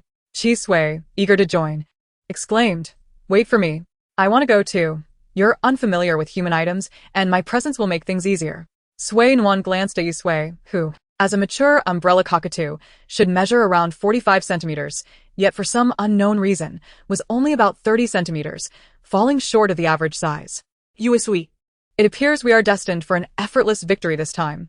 With the mouse squad deployed, Nuan not only stood to gain credit, but also had little to fear from being discovered, as she had not approached that area, merely circling the outer perimeter. Yu Sui, leisurely preening its feathers, remarked, "It's about complementing each other. Both you and I are too large for infiltration." Nuan nodded in agreement. Indeed. The dashing Yu Sui, let us go and listen to the strategies of the mouse infiltration team. Unable to suppress a smile, Nuan soon joined the outer circle of the group. Dahe spoke confidently. Once we infiltrate, we will divide into 2 mouse squads, each observing a designated area to confirm and compile the number of individuals. The remaining mice will search for knives, guns, and so forth. Chi Sui volunteered. I'll take the weapon search team. I'm well acquainted with many types of firearms and weaponry. Dahe hesitated momentarily, not doubting Chi Sui's capabilities, but rather questioning whether Chi Sui might consume its comrades. Chi Sui pointed at itself with its tail. You need not worry. I am quite capable. I am familiar with most firearms on the market. Rest assured regarding the weaponry. Yu Sui, overhearing, it's unbearable to witness my companion's naivety. With a sigh, Yu Sui raised a wing to its forehead. Chi Sui does not eat mice. Completely oblivious to this layer of misunderstanding, Chi Sui had never actively hunted mice in the wild. It simply did not consume them. Upon Dahe's hesitation, it quickly dismissed the notion that Dahe feared Chi Sui would eat its companions. Dahe looked at Chi Sui with uncertainty. You truly do not eat mice. Do you? Chi Sui shook its head vigorously. I assure you, aside from my childhood when I could not hunt, I have not eaten mice since. Trust me. I do not relish them. Under the earnest gaze of Chi Sui, Dahe reluctantly consented to allow Chi Sui to lead a small team to scout for weapons. The teammates assigned to Chi Sui were among the swiftest mice. After all, Nuan effectively commanded a biological chain, grass, Tian Sui, Ki Sui, and Usui. If a feline were to join the mix, the food chain would be firmly established. Having finalized their action plan, Sui Nuan and Usui waited in a narrow alley while Chi Sui, Tian Sui, and Ahe led a line of mice onward. As they watched the procession of mice and Chi Sui depart, Sui Nuan took out her phone to report to Captain Chen. Ever since their conversation yesterday regarding the situation, Captain Chen had been sending messages every few hours to ensure Sui Nuan's safety. Chen Guodong believed he had persuaded the young lady to join as an auxiliary team member, so he felt responsible for her well-being. Even if Sui Nuan were not an auxiliary member, Captain Chen would still worry, for he was a police officer. And protecting the populace was their duty. Whether others had strayed from their original intentions, he could not say. However, Chen Guodong believed his own motivation remained unchanged, never forgetting the advice of his grandfather and father. Chapter 65. A snake can truly find humor in silence. While Sui Nuan anxiously awaited news, Chi Sui and Tian Sui, having confirmed their location, led the larger group through a shortcut, arriving at the interior of the factory in just over 10 minutes. Emerging from a pipe and peering about, Chi Sui exclaimed in astonishment, "Did we just waltz right in?" Dahe beamed with pride. "Of course. We mice are experts at navigating small passages." Tian Sui, positioned at the forefront, began to assess the situation.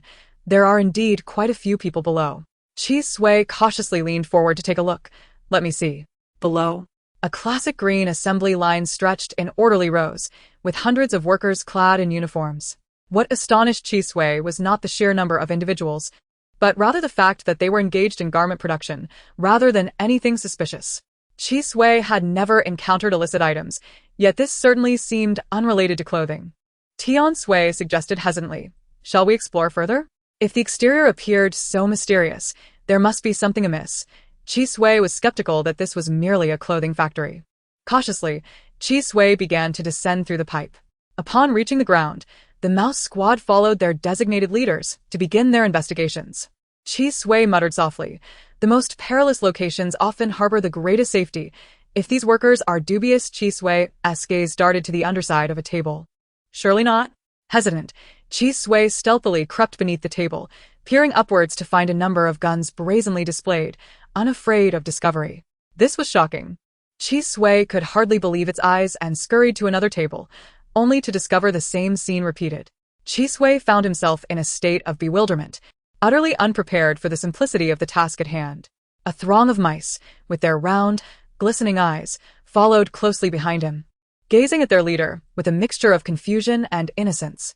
Upon witnessing this scene, Chi Sui felt a pang of regret, immense regret. These mice were utterly oblivious to his words. What was the purpose of bringing such a multitude along? Had he known it would be so effortless, he would have embarked on this endeavor alone. A slight headache nagged at him as he scratched his head with his tail.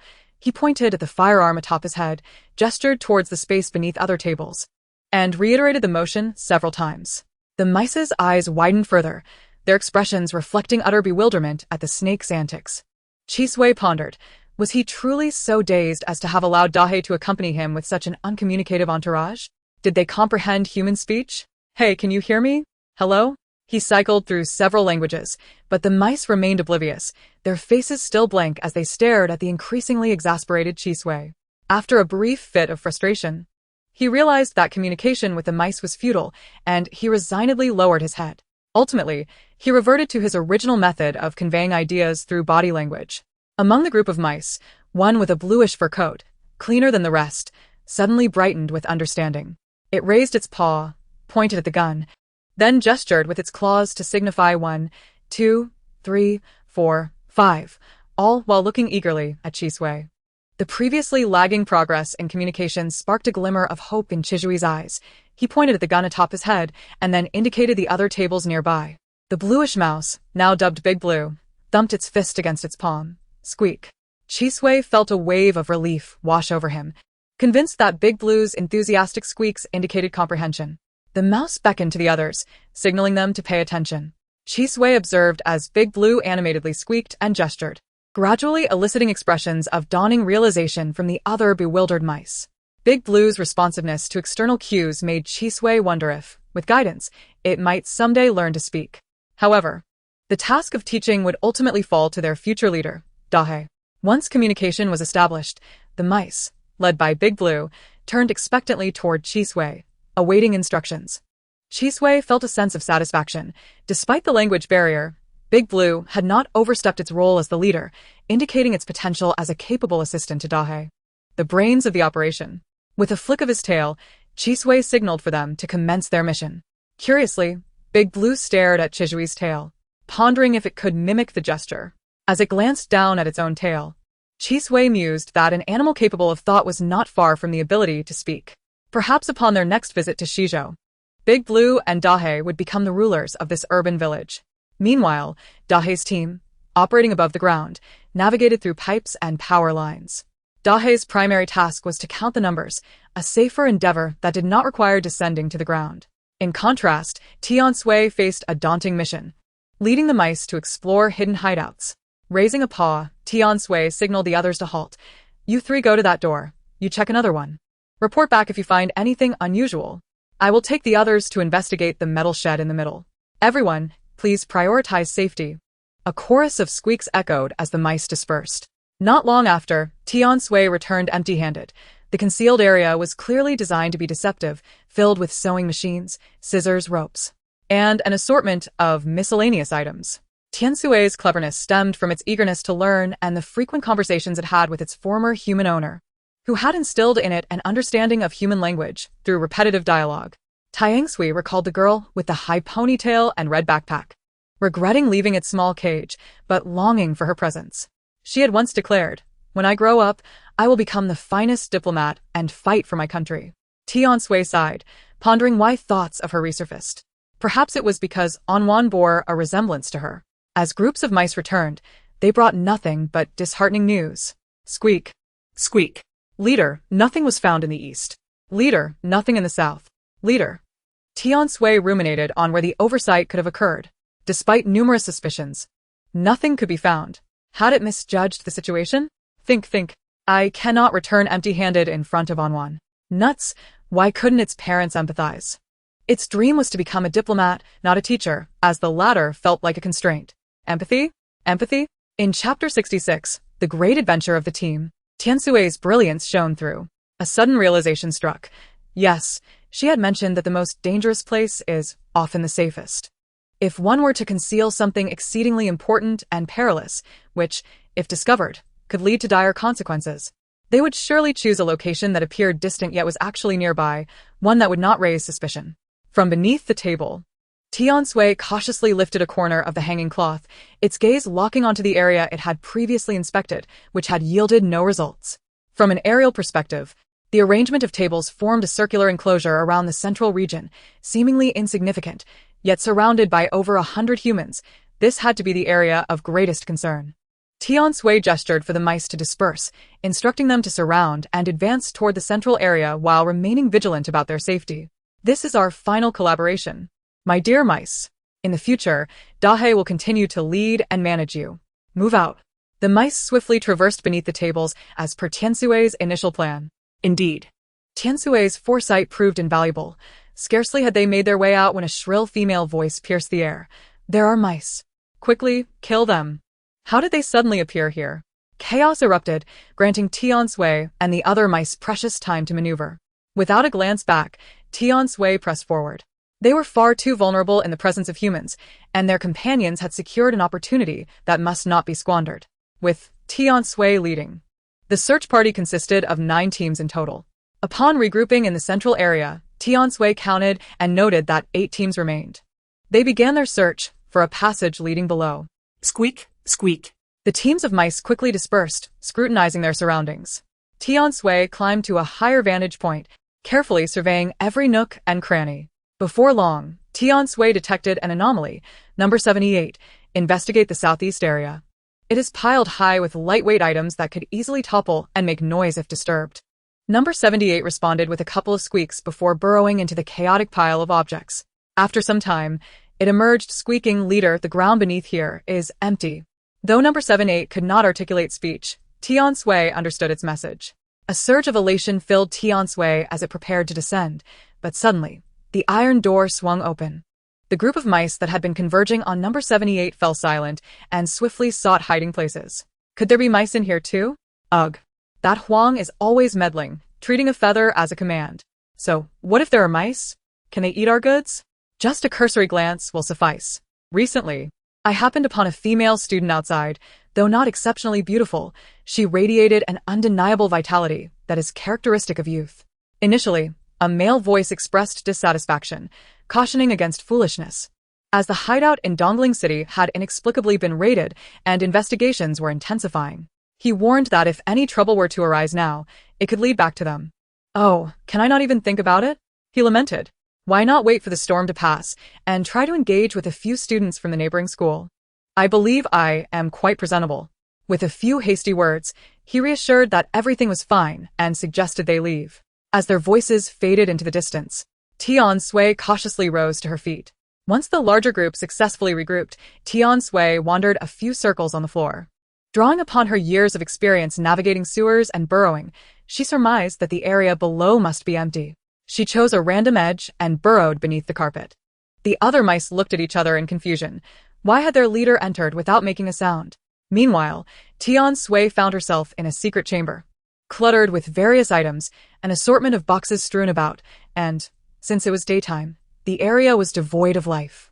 After circling around a bit, despite her strength being several times that of an average mouse, she found it nearly impossible to lift any of the larger objects. Embracing the notion that she had come this far, she eventually discovered a small bag of powder that she could easily carry and extract through a small hole. This substance posed no hindrance to her escape or climbing, and although she was uncertain if it was the poison mentioned by a Nuan, she resolved to take it. Sensing that a Nuan would find it invaluable, clutching the small bag of powder, she swiftly ascended and emerged from the tiny opening. As she climbed out, a group of previously bewildered mice joyfully surrounded her. "Let us retreat cautiously. One of our companions was just discovered, and those humans will certainly remain on high alert." The mice prepared to retrace their steps, but sadly, the gap at the entrance had been sealed off due to the earlier detection of their fellow mice. Tian Sui, Feeling anxious, pushed against the obstruction but could not budge it. "What now, leader? We're trapped here." Taking a deep breath, Tian Sui reminded herself to remain calm, composed, and to think critically. While mulling over potential solutions, she scanned her surroundings and soon noticed a small hole in the tin roof. In the darkness, the light streaming through that small opening stood out starkly. She passed the powder to Mouse 78 for safekeeping. Once relieved of her burden, she hastily grabbed a length of rope, biting one end, and swiftly ascended to the roof, navigating the protrusions with agility. The other mice were unperturbed. In their eyes, their leader was synonymous with omnipotence, and with her presence, no problem was insurmountable. The opening in the roof was rather small, and Tian Sui pressed the rope beneath her claws, biting through a piece of metal. After approximately 10 minutes, she had gnawed a hole large enough for the mice to pass through. The taste of rust filled her mouth, prompting her to spit in distaste. Just as she poked her head out of the hole, a deep voice called from above, "Leader." Tian Sui slowly lifted her gaze to see the imposing figure of Dahe standing directly above her. "Come back. I can exit from this side." Daí hesitated momentarily. Cautioning, "Be careful, leader." Tian Sui secured the rope to herself and peered down through the small opening, instructing the others to climb up and prioritize safety. The mice, one swifter than the last, soon began to ascend. With additional mice now on the roof pulling the rope, Tian Sui decided to let the others climb up together. Meanwhile, Chi Sui had meticulously counted their weapons in the warehouse. They had 58 guns outside, but despite searching thoroughly, Chi Sui's team could not locate the hidden firearms. Time was of the essence. Lingering too long could cause Nuan to worry. With this thought in mind, Chi Sui reluctantly led the team back. While the warehouse was fraught with tension, outside, Nuan received a familiar phone call. "Hello, Captain Chin? Greetings, my identity is somewhat confidential. You may refer to me as 001. Nuan's demeanor shifted to seriousness. Without further explanation, she had already deduced the identity of the caller. Numerous covert military units exist in Daxia, but only one department would reach out to her through Captain Chen. "Hello, 001. Chapter 67. What's wrong with seeking help from mom at the age of 22? The voice on the other end softened slightly. "We are merely conducting a routine inquiry. Could you please explain how you discovered the issues with that group and located their hideout?" To obscure the connection between Nuan and the Dongling City case, the caller deliberately suppressed the details of the earlier events. Some individuals online only know of corruption and nothing else. When Chen Guodong reported to the Drug Enforcement Department, He merely stated that several relevant individuals had been apprehended and tested positive for drug use. Leadership in Shenzhen had also sensed the stirrings from the capital. Upon hearing about the Dongling City matters, both the leaders of Shenzhen and Dongzhou province agreed, without a second thought, to send personnel to participate in the investigation. This entire incident allowed Sui Nuan to remain incognito, resulting in her temporary lack of trust from 001. Sui Nuan wasted no time and succinctly explained the sequence of events. While I was here for leisure, I unexpectedly spotted a familiar face, one I had seen in Dongling City. They were accompanied by an unconscious individual, which aroused my suspicion. I followed them for a while, but, fearing detection, I had Wei pursue them instead. Wei is a parrot. Afterward, I returned to the hotel to inform Deputy Captain Chen of the situation. Today, I personally came here. Rest assured, I exercised caution and did not venture inside, only observing from the periphery. My preliminary assessment indicates that the residents surrounding the factory are implicated, numbering no less than 50. The man on the other end hesitated before glancing at Chen Guodong. He finally understood why the deputy captain trusted this young woman so implicitly. She was the unsung hero behind their previous significant success. Simultaneously, he grasped why Chen Guodong often wore an odd expression when mentioning her. This girl certainly possessed audacity. Considering her actions, how could she claim to act with discretion? What kind of place was that?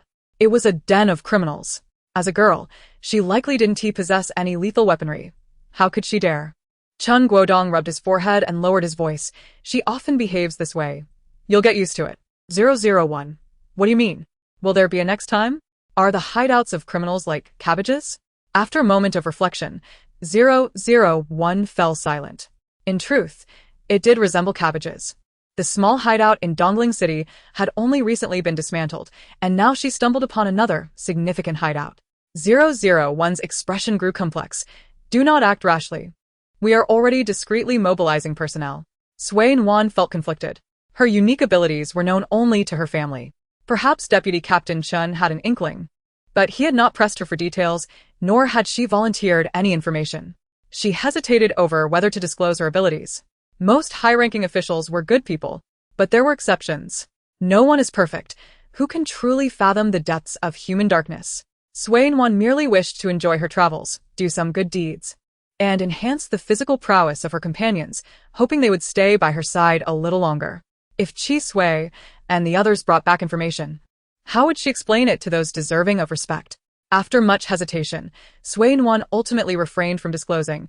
I will not act rashly. Should I uncover any further developments, I will continue to report to Captain Chen. Very well. Thank you for your contributions to our work and to the nation. Upon hanging up the phone, Sui Nuan found herself lost in thought. Yu Sui, who had been listening intently, inquired with confusion. And Nuan, what troubles you? I am contemplating whether to reveal to a select few that I can communicate with you all, yet I fear that such disclosure may invite complications.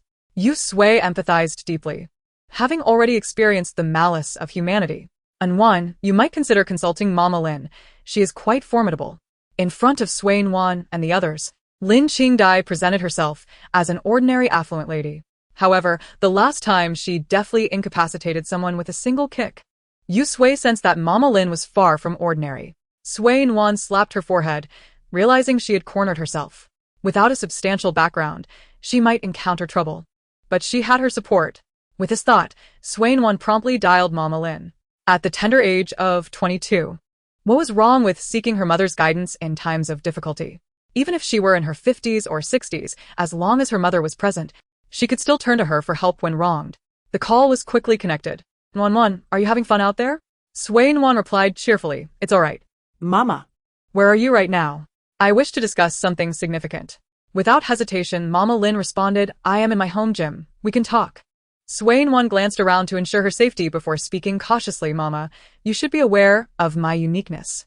Yes, I know. Nuan can converse with small animals. What is it? Have you encountered another issue? Sui Nuan scratched her face. I am currently in Shizhou and have stumbled upon developments related to the incident in Dongling City. Mama Lin grew anxious. Nuan, are you unhurt? No, do not worry, Mama. I have also gained a little companion. A rather adorable golden hamster, whom I named Tian Sui.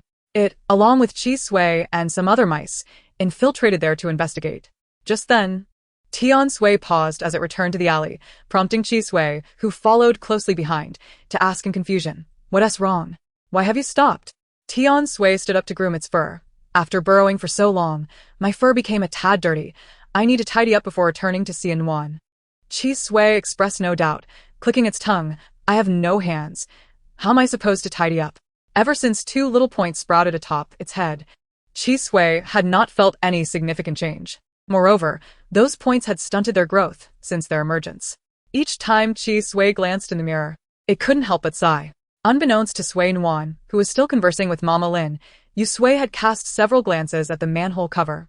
But since the eavesdropper was a little companion, it refrained from alerting her. Sui Nuan's tone grew somber. I do not wish for our people to sacrifice too much. I wish to inform them of the findings, but I am uncertain how to convey it. Mama Lin tentatively asked, are you considering revealing a bit of your special abilities? Sui Nuan softly affirmed, if I disclose, my life should not be restricted, right? Mama Lin laughed heartily. Who would dare to limit your freedom? Nuan, remember, you have me, your father, and your brother standing behind you. And I, too, have your grandfather and several uncles behind me. Rest assured. I shall go find your grandfather right away. Sui Nuan's tone brightened. In her mother's presence, she felt like a child, regardless of her age. Then may I reveal just a little? Feel free to speak. Your grandfather has quite the temper. If anyone dares to lay a hand on you, he will undoubtedly show up with his cane. The cloud of concern lifted from Sui Nuan's face, her lips curving into an uncontainable smile. If Sui Nuan had a tail, it would surely be wagging incessantly at that moment. Chapter 68. Isn't it enough to just impair reproductive capability?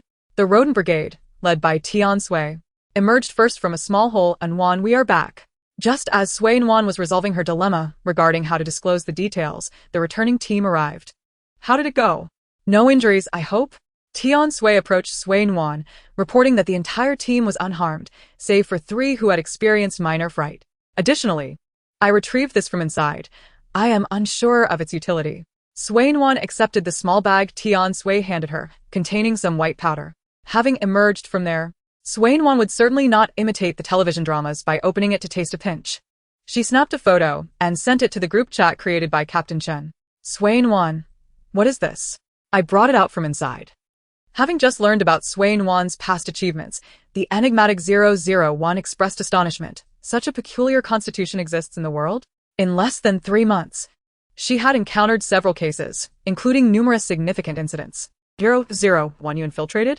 Sui Nuan, no, it was my hamster that went in and brought it out. The chat group fell silent for an extended period, leaving Sui Nuan puzzled. Perhaps there was no signal? The 3 team leaders exchanged glances.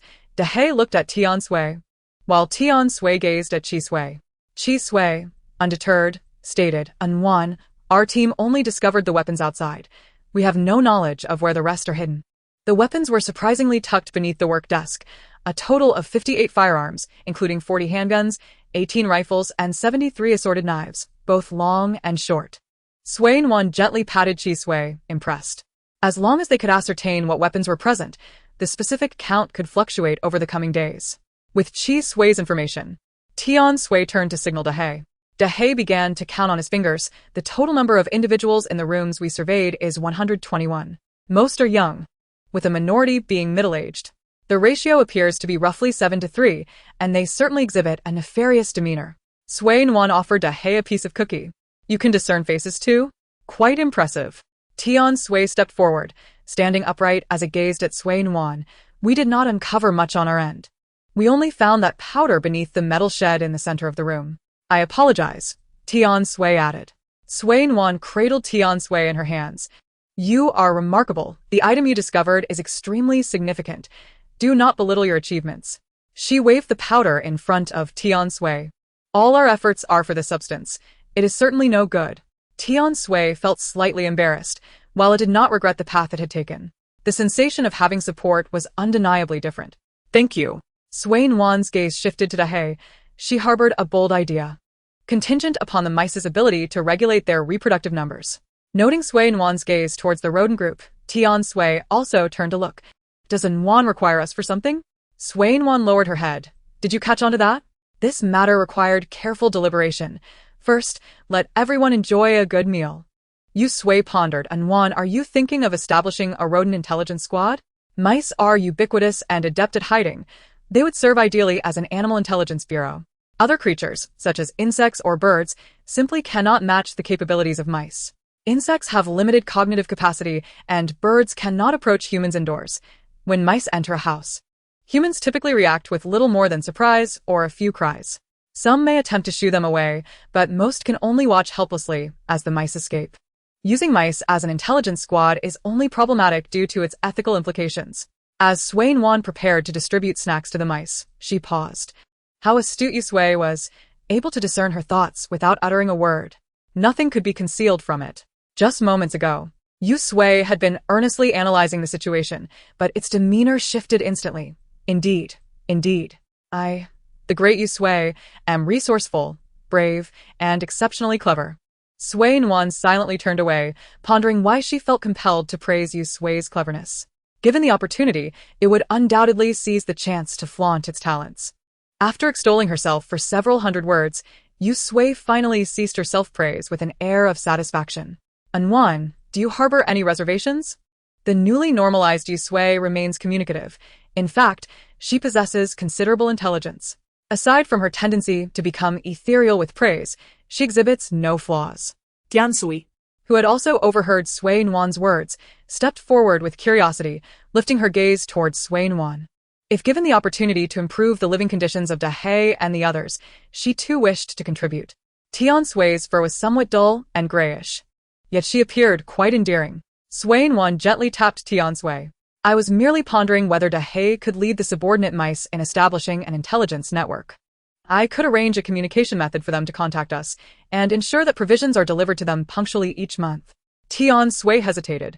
Well aware of how prolifically mice can breed when food is abundant, this was precisely the reason Nuan had initially refrained from involving the mice. Nuan found herself in a quandary.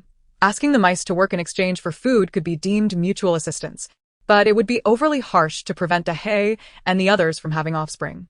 Nuan, what are you discussing? Kisui, who had just conveyed the matter of Dalan to Dahe, opined that Dalan was a promising talent. Nuan reiterated her previous statements, and soon the trio, along with 3 little animals, fell back into contemplation. What's so difficult about this? Simply have the veterinarian neuter them, and the issue is resolved. Kisui remarked dismissively. During this period, he had absorbed a plethora of disparate knowledge. Nuan, Yusui, and Tiansui exchanged bemused glances at Chisui's candid suggestion. Only he could so brazenly propose such a scheme. Meanwhile, Dahe was engaged in a one-on-one session, instructing Dalan while enjoying a meal. When he suddenly felt a chill, he instinctively lifted his head to survey the surroundings. Spotting the elder sister Tiansui nearby, he resumed his focus. Continuing to mentor the prodigious mouse, Dalan. Chisui tilted his head. Why does everyone wear that expression? Is my suggestion flawed? I believe this strategy effectively eliminates future complications and promotes longevity. How splendid. Nuan. Yusui. Tiansui. After a prolonged silence, Nuan struggled to regain her composure. Chisui, while your idea is certainly intriguing, not all small creatures are averse to having offspring. Take Dahe, for instance. His dream encompasses a loving family, and he would surely resent a future devoid of progeny. Chisui scratched his head. Is that so? That does present a dilemma. He was the quintessential representative of those who did not favor having offspring. He had even contemplated asking Nuan to take him for neutering. When Nuan had initially heard Chisui enthusiastically broach the subject, she was left utterly bewildered. Chapter 69. Join us, and I will apply for your gun rights. Had Nuan not repeatedly declined, Chisui might have stubbornly pursued the procedure. Nuan was reluctant to accompany Chisui for neutering, partly due to the merits involved. Since he was still in a state of transformation, she feared that enduring such a procedure might inadvertently impose a great curse upon him, only for his reproductive abilities to be restored one day. After being rebuffed, Chisui ceased to mention the matter, yet unexpectedly, he seemed to have retained the memory of it. Yusui was taken aback, a demolition expert. Nuan silently applauded. It was hard not to concur with Yusui's assessment. Chisui remained undeterred, insisting that if one wished to resolve the issue of reproduction, this was the most direct and straightforward approach. Nuan gently cleared her throat. Indeed, it's simple, but before making such a decision, we should at least secure Dahe's consent. This cannot be forced. Well, I will first report the intelligence you brought back to Captain Chin, and we shall deliberate on this matter further. Resuming her grip on her phone, Sui Nuan exhaled, pondering Chi Sui's fixation with neutering. 001. It's difficult to ascertain from the images, but what we extracted is highly likely. 001. We have provisionally assigned 800 personnel to proceed to Shizhou. The investigation team from the capital will subsequently target the possibility of Shizhou's complicity. 001. For now, you should remain at the hotel. I will visit you tomorrow. Apart from 001, do not disclose anything to anyone else. 001. I have just conferred with Captain Chen regarding the situation. You should understand that undercover operations are reciprocal. We can plant individuals among them, and they can also incite our people. 001. We will not delve too deeply into your secrets.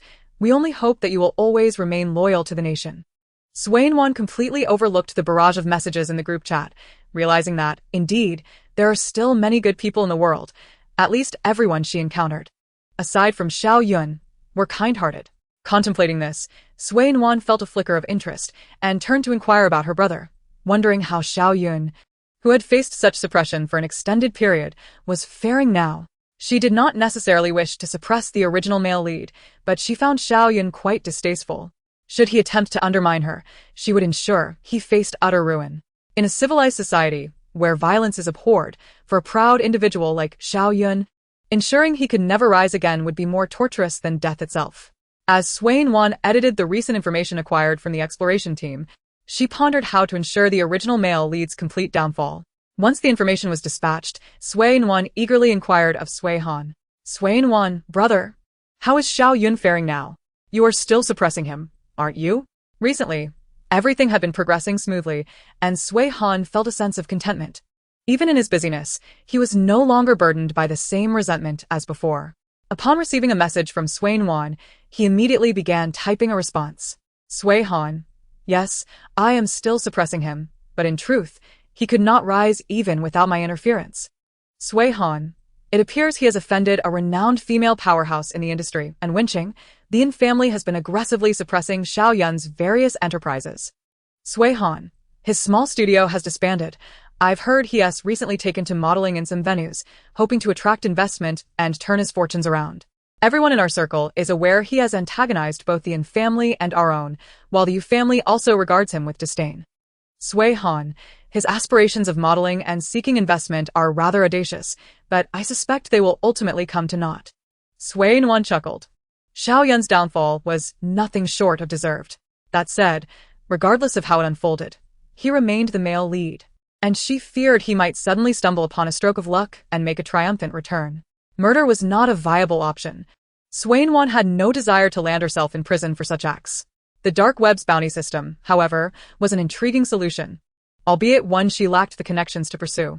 The most reliable and effective means of ensuring Xiao Yun could never regain his footing would be to gift him a pair of silver bracelets, a couple of bespoke striped outfits, along with a 2- or 3-decade all-inclusive government package. Stripped of his identity, should he find himself disengaged from society for a decade or two, it would effectively render him incapable of ever rising again. Sui Nuan gradually descended into contemplation, pondering how to orchestrate his imprisonment. Before she could fully formulate her thoughts, the incessant notifications from her phone jolted her back to reality. Captain Chen, have you located the weapons, personnel, and items? 001. Sui Nuan, do you have any thoughts on the extrajudicial identity of the drug enforcement team? If you wish, I can submit an application. It's guaranteed. Captain Chen, are you trying to poach my personnel right in front of me? 001. Ahem, well, it could be arranged to have an extrajudicial identity. Given this capability, it would be a waste to be just an ordinary extrajudicial officer. Come on, old Chen. You understand my position. Captain Chen, recently, there has been a noticeable increase in cases. We have been quite busy. And this requires the consent of the young lady. 001, isn't this an invitation? 001. Sui Nuan. On behalf of the anti-drug squad of the Shenzhen City Public Security Bureau, I sincerely invite you to join us. We will not restrict your personal freedom, but there may be times when we require your assistance in challenging situations. Sui Nuan was momentarily taken aback. Did this count as an achievement, being sought after by every official she encountered? Initially, it was the forensic expert Gu Ming, followed by the deputy team leader Chen Guodong, and now another member of the drug enforcement team, codenamed 001, has arrived. Could she truly be that sought after? What a collection of eccentricities. Oh, how I digress. Just as Nuan was about to respond to a message, her mother Lin called. Mom, what is it? Lin's mother, as always, was gentle, showing no trace of the formidable figure once dubbed the Demon Lord.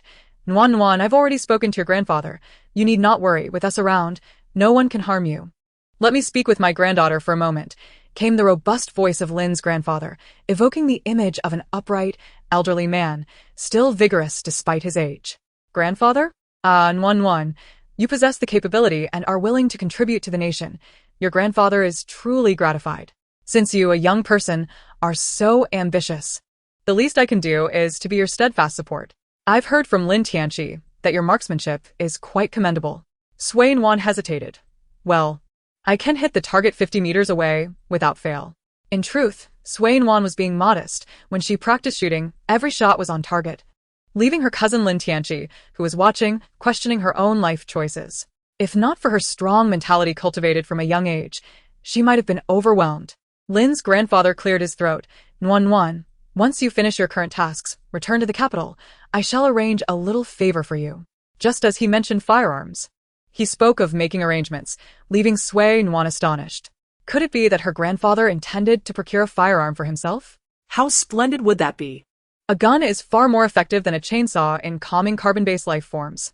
Nuan indeed yearned for her own handgun, but she recalled that her grandfather despised nepotism. Her uncles, mother, and cousins had all ascended through their own merits, despite occasionally benefiting from their grandfather's influence. Competence was the key to their promotions. Grandfather, isn't that rather inappropriate? You seem to disapprove. The old man paused. I am growing old. I do not wish to see the elderly burying the young. You contribute to the nation, and I cannot hinder you. My only desire is for your safety. Nuan has also accomplished significant feats, hasn't she?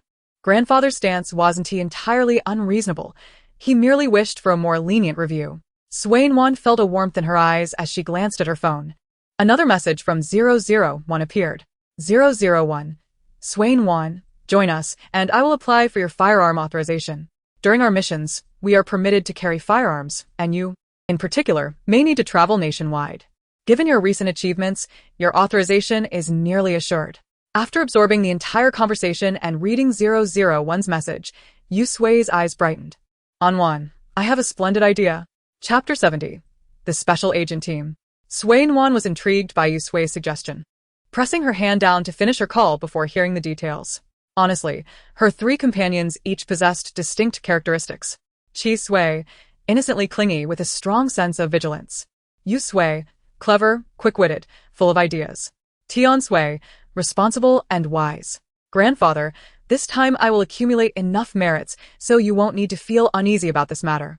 Lin's grandfather laughed heartily. Indeed, you are my Lin Machu's granddaughter. I await your safe return to the capital. Good, grandfather, I will.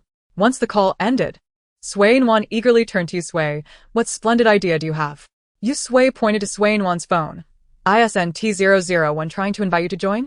The big black ones have a certain intelligence, they just cannot understand what the big black one says. We can have them care for the big black ones. And when you need assistance, you can send the big black ones over, while you act merely as a mediator. But what if we need to take adventures across various places, and sometimes we can't return in time? Nuan suddenly realized, yes. Let them nurture the big black ones. We need not worry about their overpopulation. Our daxia has plenty of talent. Someone will surely devise a way to manage their reproduction. Having them nurture the big black ones is for investigative assistance, and we need not fear they would be mistreated. Why didn't I think of this sooner? Nuan turned to Tiansui. Tiansui, do you think the big black ones would be willing to leave? Previously, when Nuan wanted to take the big black ones, they refused because they could not all go together. If they could all join, Nuan believed the big black ones would not decline. Shall I ask the big black ones? Nuan nodded. Go ahead. If they agree, I will discuss their enlistment with Captain Chen. Tiansui turned and jogged towards the big black one, who was still giving a lesson to the big blue one. Big black, I have something to tell you. The big black one immediately stood upright. What is it, big sister? Nuan wants to know if you would like to join a special agent team. The big black one's eyes lit up. A special agent team? Just like those on television? Yes, just like today. Those humans will provide you with food and shelter. All you need to do is infiltrate certain places to gather evidence and information. The big black one was elated. All of us mice? Will you join us, big sister? Tian Sui hesitated and glanced back. At that moment, Sui Nuan was engrossed in replying to a group chat that was increasingly frantic over a certain 001. Chi Sui hung carelessly around Sui Nuan's neck, seemingly still conversing with her. Tian Sui turned back. You must lead the special agent team well, as for me. At this point, Tian Sui couldn't help but look back again. Yu Sui was still watching, and Tian Sui silently shifted its gaze back to Sui Nuan. As for me, I wish to explore the world. I really like Nuan. She is truly special. Tian Sui did not look back at the big black one. Its gaze fixed on Sui Nuan, who was clad in a blue and white school uniform with a red backpack. The vibrant girl slowly faded away, replaced by Sui Nuan, who lifted her head to meet Tian Sui's gaze. Sui Nuan waved her hand. What is it? Tian Sui? Tian Sui came to its senses, beckoning the big black one, and dashed towards Sui Nuan, reminiscent of that moment when the girl with the red backpack rushed towards it. From this day forth, it chose a new path. Nuan, let the big black one tell you personally whether it is willing. The big black one sighed softly. Big sister had never forgotten her initial intentions. When they first met, she had expressed a desire for freedom and to see the world. How had the big black one responded back then? So much time had passed, and it had forgotten its initial words.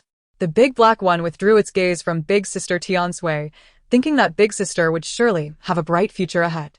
We are willing. I wish to lead them to a better life. If humans can provide adequate living conditions, I will not evade any responsibilities within our capability. Sui Nuan extended her fist towards the big black one. Then I wish the special agent team led by the big black one a future of smooth sailing. The big black one bumped its fist against Sui Nuan's hand. All right, we will. Big sister, I also wish you safety through whatever you may encounter. Tian Sui bumped fists with the big black one. We will. With the big black one's consent, Sui Nuan immediately edited her thoughts and sent them to the group. Sui Nuan, 001, although I have agreed to be an auxiliary member of your drug enforcement team, I may be traveling for extended periods and may not always be able to arrive on site immediately. Before awaiting a response from 001, Sui Nuan quickly edited another message. Sui Nuan, just now, the mice that helped me scout the factory had 78 individuals, with a total mouse population of 83. If you find it suitable, you may recruit them. Sui Nuan, if you need them for any tasks, just call me to communicate, and I will relay the message to the leader of the mice, ensuring they are ready to respond at any moment, regardless of whether I can arrive promptly.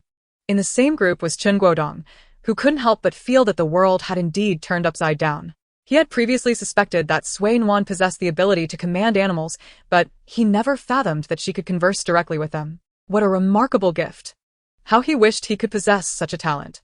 Captain Chen, ever eager to seize every opportunity, cast envious glances.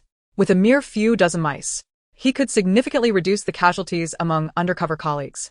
Without a second thought, 001 agreed. Very well, we shall retrieve our new colleagues. Accommodation and meals will be provided. Please inquire if they have any additional requests. Sui Nuan placed her phone before Dahe, who consented, affirming the arrangements for meals and lodging while requesting that any further needs be communicated at once to establish their terms.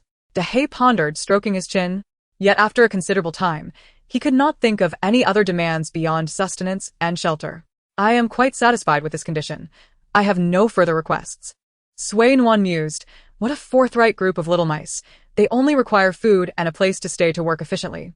If any future requests arise, do not hesitate to inform me, and I shall relay them. Glancing at the time, Sui Nuan noted it was nearly time to return to the hotel. Dahe, I will come to fetch you tomorrow or the day after. Please be cautious. Dahe felt a twinge of emotion, waving a paw. Farewell, Miss Leader. Sui Nuan thought to herself that perhaps her vision was failing her, as she had inexplicably detected a hint of Lin Mei in the large black rat. Before exiting the alley, she carefully placed her 3 little companions into her red backpack. Yu Sui nestled in the middle, while Chi Sui and Tian Sui occupied either side. There was no other choice. Yu Sui was simply too large. It was inconvenient for them all to speak together while crammed into the bag, as Chi Sui lamented. Chapter 71. You truly keep your word. Having arranged for her 3 little ones, Sui Nuan strolled leisurely outside, her spirits high. Yet, the thought of the potentially treacherous middle-aged man made her sigh. She wondered if he could endure until tomorrow when 001 would lead the team to his rescue. Although she wished to save him, such a feat required her to be capable enough to avoid creating an even greater disaster. lacking the strength to take on multiple adversaries and uncertain if her rescue would alert those nefarious individuals. She realized why it was said that those who achieve great things often possess a ruthless heart.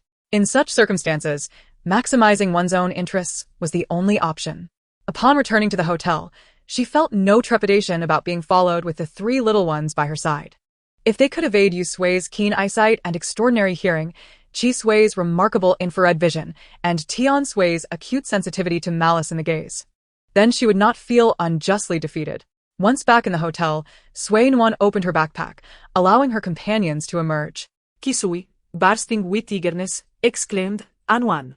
Can you prepare a basin of water for me to bathe? After climbing for so long, I feel unclean without a wash. Tian Sui chimed in and Nuan, I want a wash too. While preparing water for Qi Sui, Sui Nuan hesitated, recalling that golden-haired bears might not tolerate wetness. Can Tian Sui bathe? She pondered. Shall I order some specialized bathing sand for golden-haired bears? Tian Sui shook his head. No need. I can bathe using water. Sui Nuan face-bombed, realizing that she often projected her understanding of typical pets onto these rather extraordinary creatures. She had a snake with horns, a parrot that was years old yet smaller than usual, and a golden-haired bear capable of defeating mice thrice its size. Very well. I shall prepare a separate basin for you. The bathing supplies for Qi Sui and Yu Sui were previously ordered online, flamboyant and oversized, akin to a basin. As for Tian Sui, a disposable bowl sufficed, which was ample as a bathtub for him. Having filled the basins, Sui Nuan took her clothes and entered the bathroom. Just as she finished drying her hair, there were knocks at the door. Frowning, her gaze instinctively darted to the beef tendon stick in her backpack. Qi Sui suddenly perked up. Nuan, it's our takeout. Sui Nuan replied, You've made progress. You actually know the address here and can order takeout. After retrieving the food, she glanced at the packaging and couldn't help but frown. You truly kept your word. A snake ordered snake soup through a delivery app.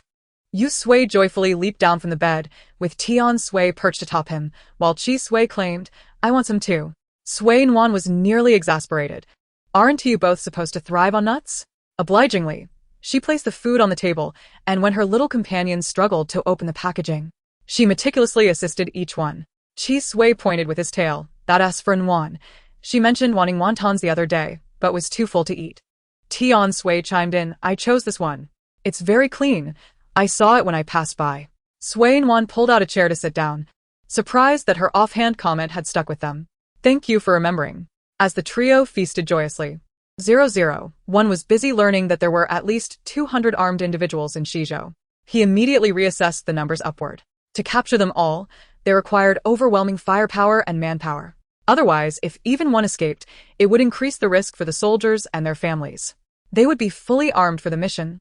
But 001 expressed his reluctance to take any risks. With secret arrangements underway, vehicles departed towards Shizhou. Meanwhile, in the capital, the investigative team, having barely settled in, was dispatched back to Shizhou. Though not the same group, familiar faces could still be seen. Sui Nuan was compliant with advice to remain indoors. After all, there would be ample time for leisure later.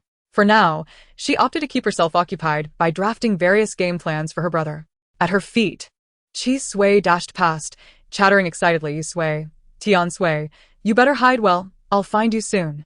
Sui Nuan glanced down at Tian Sui, who was hiding on her lap, and Yu Sui, who was hanging upside down from the curtain rod. These little ones took their games quite seriously, employing every tactic at their disposal. Sui Nuan continued to type out her plans when Tian Sui curiously asked, How do zombies and plants fight? Surprised, Sui Nuan lowered her voice. Tian Sui, do you know Chinese characters? Yu Sui was quite intelligent and had taught Qi Sui on the spot. She hadn't expected Tian Sui to have learned without instruction. Emerging from the bathroom, Qi Sui queried, Who are you talking to? Sui Nuan naturally replied, I'm discussing game plans. I'm not speaking to anyone in particular. Using her unique abilities to play hide and seek would be rather dull, as they were all relying on sight to find their concealed companions, rather than utilizing their enhanced senses. After spinning around Sui Nuan a few times, Qi Sui declared, All right, I'll search elsewhere.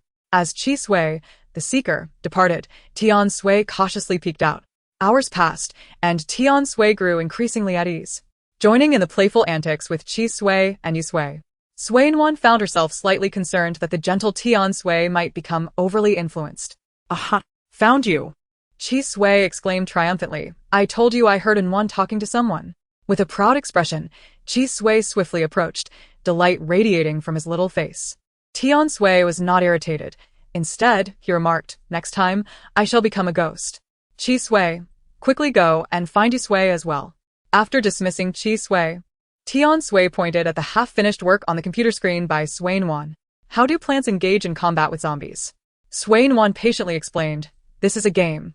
And the essence of a game lies in its enjoyment. You may envision the plants as projectiles clad in botanical skins. Tian Sui nodded in understanding. He had been curious about how plants could possibly defeat zombies. It turned out they were akin to cannonballs. Suddenly, Tian Sui recalled the question Sui Nuan had just posed to him and belatedly responded.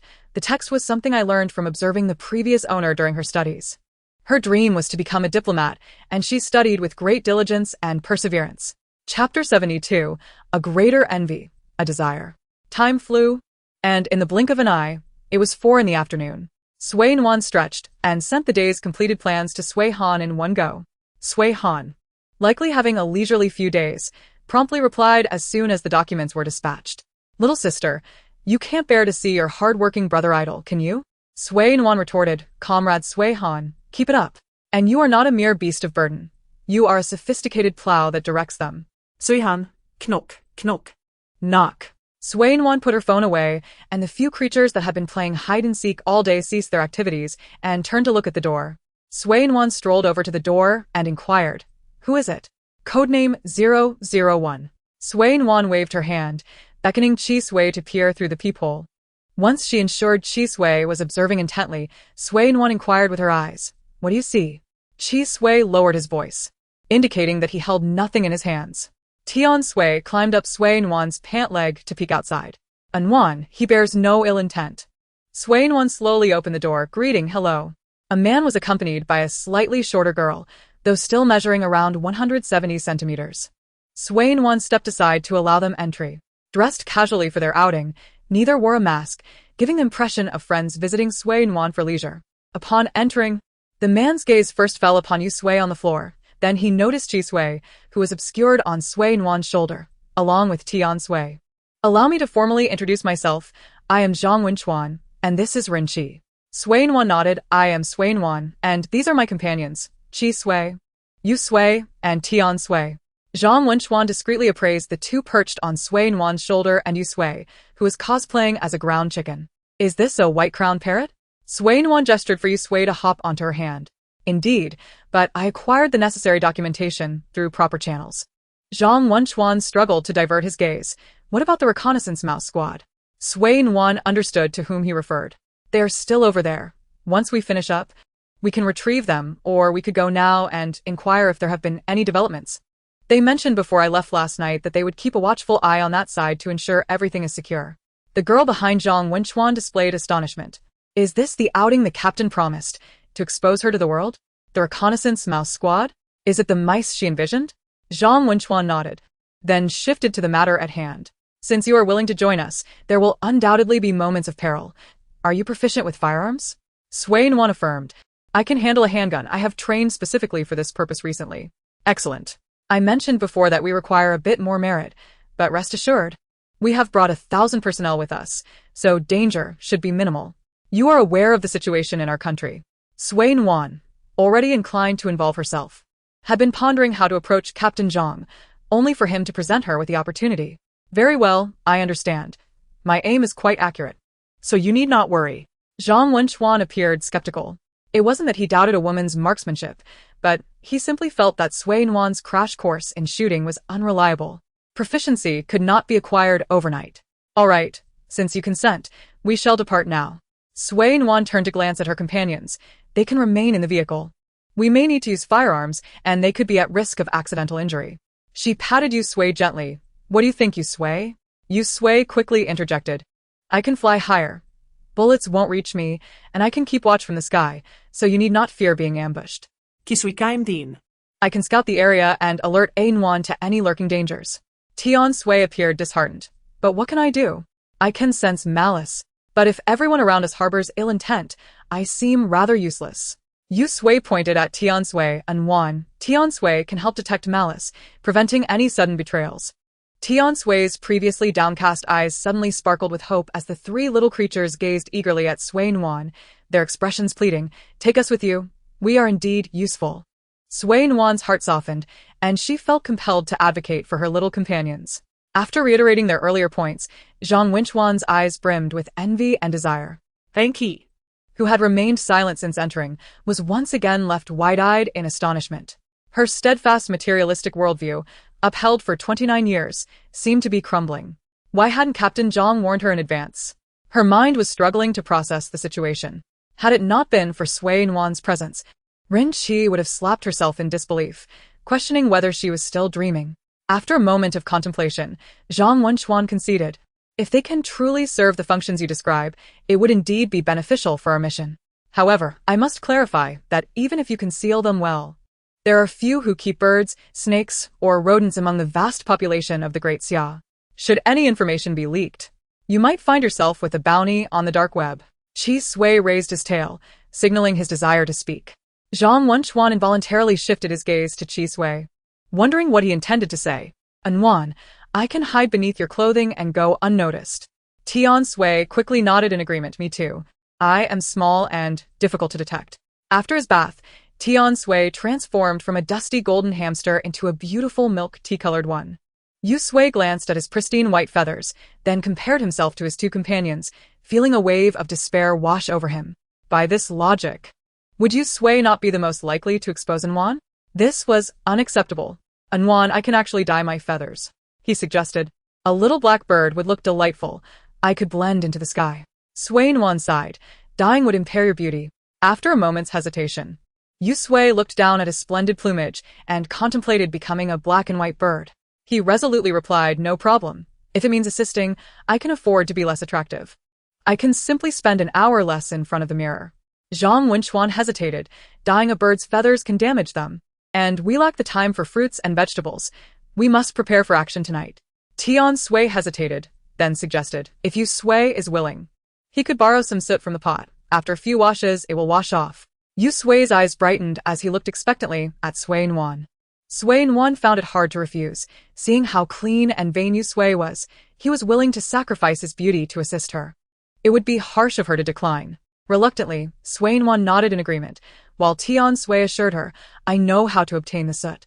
With Tian Sui perched atop his head, Yu Sui took flight. Zhang Wenchuan pointed at the departing Yu Sui. "What are they doing?" Sui Nuan cleared her throat. "They're going to disguise themselves. Let us continue discussing our subsequent actions." Zhang Wenchuan and Rin Qi prepared to survey the surroundings for any hidden cameras, as they would be discussing confidential matters. "Do not worry. Qi Sui possesses keen vision, and no camera will escape his notice." Zhang Wenchuan exclaimed, "Damn, I am envious. I want that." Chapter 73. The Assault. This time, we are fully prepared. We shall capture everything in one fell swoop. 10 minutes later, Sui Nuan concluded. It was a direct assault, employing a dual strategy of brute force and manpower suppression. If the adversary wielded firearms and refused to surrender, casualties were inconsequential. Under no circumstances should any enemy be spared. After Sui Nuan's deliberation, a dark-feathered bird and a similarly shadowy golden bear descended from above. "What is this?" Yu Sui landed on the ground, having just glimpsed the murky waters, which were comparable to the dark hue of Qi Sui.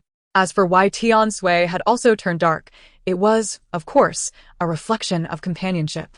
In any case, a good wash would suffice. Tian Sui had grown accustomed to it and felt no discomfort. Zhang Wenchuan, witnessing the return of the two creatures, rose to his feet and announced, "Let us prepare at the base.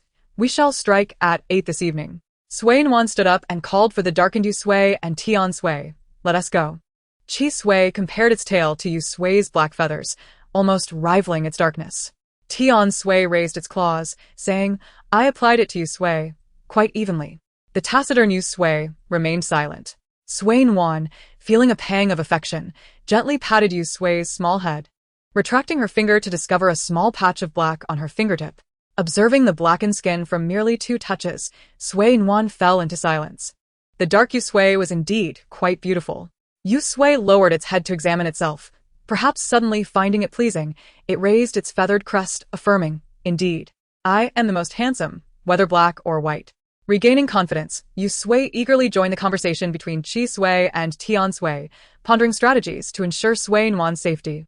Following Zhang Wenchuan to their temporary location, Sui Nuan was handed a black bulletproof vest. This garment was a semi-universal size, fitting her almost perfectly. The busy Zhang Wenchuan, after entrusting Sui Nuan to Rin Qi, disappeared to make final preparations. Rin Qi had also donned a combat suit, her figure clad in black. Standing tall with a rifle in hand, exuding a cool and competent demeanor that made Sui Nuan feel somewhat like a timid girl in her presence. Not only was Sui Nuan taken aback, but the three little dark entities perched on her shoulder were also left gaping. How could someone appear so unassuming in casual attire, yet transform into a figure of such poise and sharpness in combat gear? It felt as if her entire countenance had shifted. Holding two guns, Ren Qi inquired, "Are you more skilled with a rifle or a handgun?" Sui Nuan pointed to the handgun. "I have only trained with handguns. I have yet to practice with rifles." Ren Qi handed her the handgun. "Do not be afraid. Just stay behind when the time comes. The captain intends for you to earn some merit this time." In truth, what Sui Nuan had accomplished previously, combined with this mission, was already sufficient for recognition. However, the captain wanted her to possess a firearm license legitimately. The tangible merits were evident, ensuring no one could accuse her of favoritism. Sui Nuan nodded. "I understand, and I am not afraid. This is not my first encounter with death." Ainki responded. Heh. The bewildered Ren Qi blinked. "How did you?" Sui Nuan touched her nose. "When I was fishing, I encountered a dead body during the last case resolution on the plane." Suddenly recalling Captain Zhang's remark from the previous day about the unluckiest person in the world, Ren Qi asked, "You didn't also encounter a corpse while fishing, did you?" Sui Nuan awkwardly chuckled. "Well, Captain Zhang just informed me that you will primarily manage the mouse squad moving forward. Allow me to brief you on them." Ren Qi nodded, having long been curious. The mouse squad consisted of 83 members, led by a mouse named Dahei, remarkably intelligent and capable of understanding commands. After recruiting them, you could train them accordingly. There was also one named Dalan, who was decent but not as bright as Dahei, though still trainable. Their future roles would mainly involve infiltration and reconnaissance. They could also be tasked with locating individuals, but for more complex operations, communication with me would be necessary. Ren Qi inquired, "Are there any requirements for recruiting them?" Sui Nuan responded earnestly, "The requirements are quite simple. Provide food and shelter. I would suggest, if you do not require too many operatives from the mouse squad, you might consider controlling their breeding numbers. However, do not resort to mistreatment or other improper methods. The mice hold grudges, and assistance is reciprocal. They too are capable of thought and have temperaments." Rin Qi, pulling out a small notebook from an unknown source, diligently recorded the information. Although she would not personally care for them, Captain Zhang had mentioned that she might be responsible for this squad in the future, so it was imperative that she was well informed. Witnessing Sui Nuan's seriousness, Tian Sui felt a bit more reassured about the future of Dahei and the others. Meanwhile, Sui Nuan was discussing similar matters with Rin Qi, while Zhang Wenchuan was finalizing the arrangements for the 1,000 personnel they had brought along. "Is everything ready? Sui Nuan, are you prepared?" "The scene may be somewhat gruesome," Zhang Wenchuan stated, aware of Sui Nuan's impressive accomplishments, including several fatalities. However, experiencing death firsthand and witnessing it were two entirely different sensations. Sui Nuan stood at attention, saluting, "I am ready." Though she had never served in the military, her posture was surprisingly standard. Zhang Wenchuan raised an eyebrow in astonishment. "Good. Then let us depart." Sui Nuan glanced at Rin Qi, who smiled and donned her mask. "Let us go." Sui Nuan secured her mask and followed Rin Qi towards the vehicle. Observing other uniformed soldiers boarding a truck resembling a cargo vehicle, Sui Nuan hesitated, wondering if she too would have to squeeze onto that truck. Zhang Wenchuan, leading the way, waved, "What are you standing there for?" Sui Nuan hurriedly joined him, relieved that she would not be crammed into those vehicles. The truck was filled with both men and women, all trained and orderly, their heights similar. At 165 centimeters, Sui Nuan blended in without appearing out of place. Yet, the poise of those who had undergone training made her feel distinctly out of her element, standing alone. She felt fine, but among them, she seemed to stand out like a crane among chickens. Boarding another vehicle behind Captain Zhang, Sui Nuan gently touched the already concealed Qi Sui and Tian Sui. Experiencing such a serious matter for the first time, Sui Nuan refrained from making any bold moves. She knew little and was merely here to earn merit, so she remained obedient. Time flew by under the tension, Before long, Sui Nuan recognized her surroundings. Captain Zhang. It's just up ahead. Zhang Wenchuan nodded as the lead vehicle halted. Sui Nuan, still puzzled, watched as orderly squads of soldiers infiltrated the night. In the urban village, the streetlights were nearly non-existent, many broken. It was no wonder everyone donned black attire. Zhang Wenchuan swiftly exited the vehicle, and Sui Nuan turned to Rin Qi. Captain Zhang had instructed her to follow Rin Qi.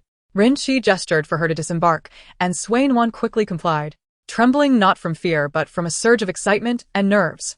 Chapter 74, Power Play. Rin Qi prepared to lead Sui Nuan to a hiding spot as the swift-moving team members had already set up ambushes and were advancing. To avoid alarming the enemy, the initial encounters were executed quietly, with soldiers taking down adversaries as discreetly as possible. However, it was not long before a gunshot rang out, seemingly triggering a chain reaction. The sound of gunfire echoed throughout the urban village. Nuan, there is malice nearby. As Tian Sui's words faded, Qi Sui added, at 8 o'clock in the alley. There's a man just 3 steps from the entrance. Sui Nuan sidestepped to aim at the alley's mouth. As the man peeked out, a bullet, almost synchronized with his movement, struck him squarely in the forehead. Ren Qi was momentarily startled. She had yet to spot the enemy, when Sui Nuan had already neutralized him.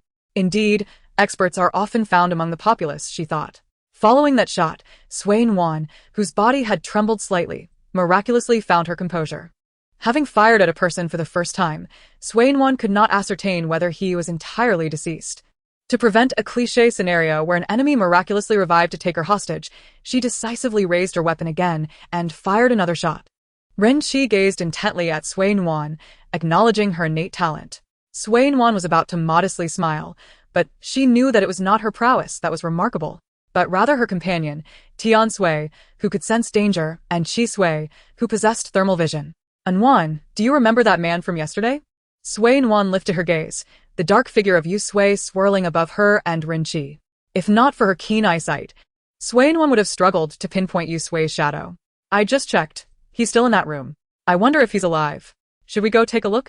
Sui Nuan hesitated, deciding that it was best to leave the judgment to Rin Qi, the specialist in such matters. By the way, I noticed they seem to have brought someone back with them.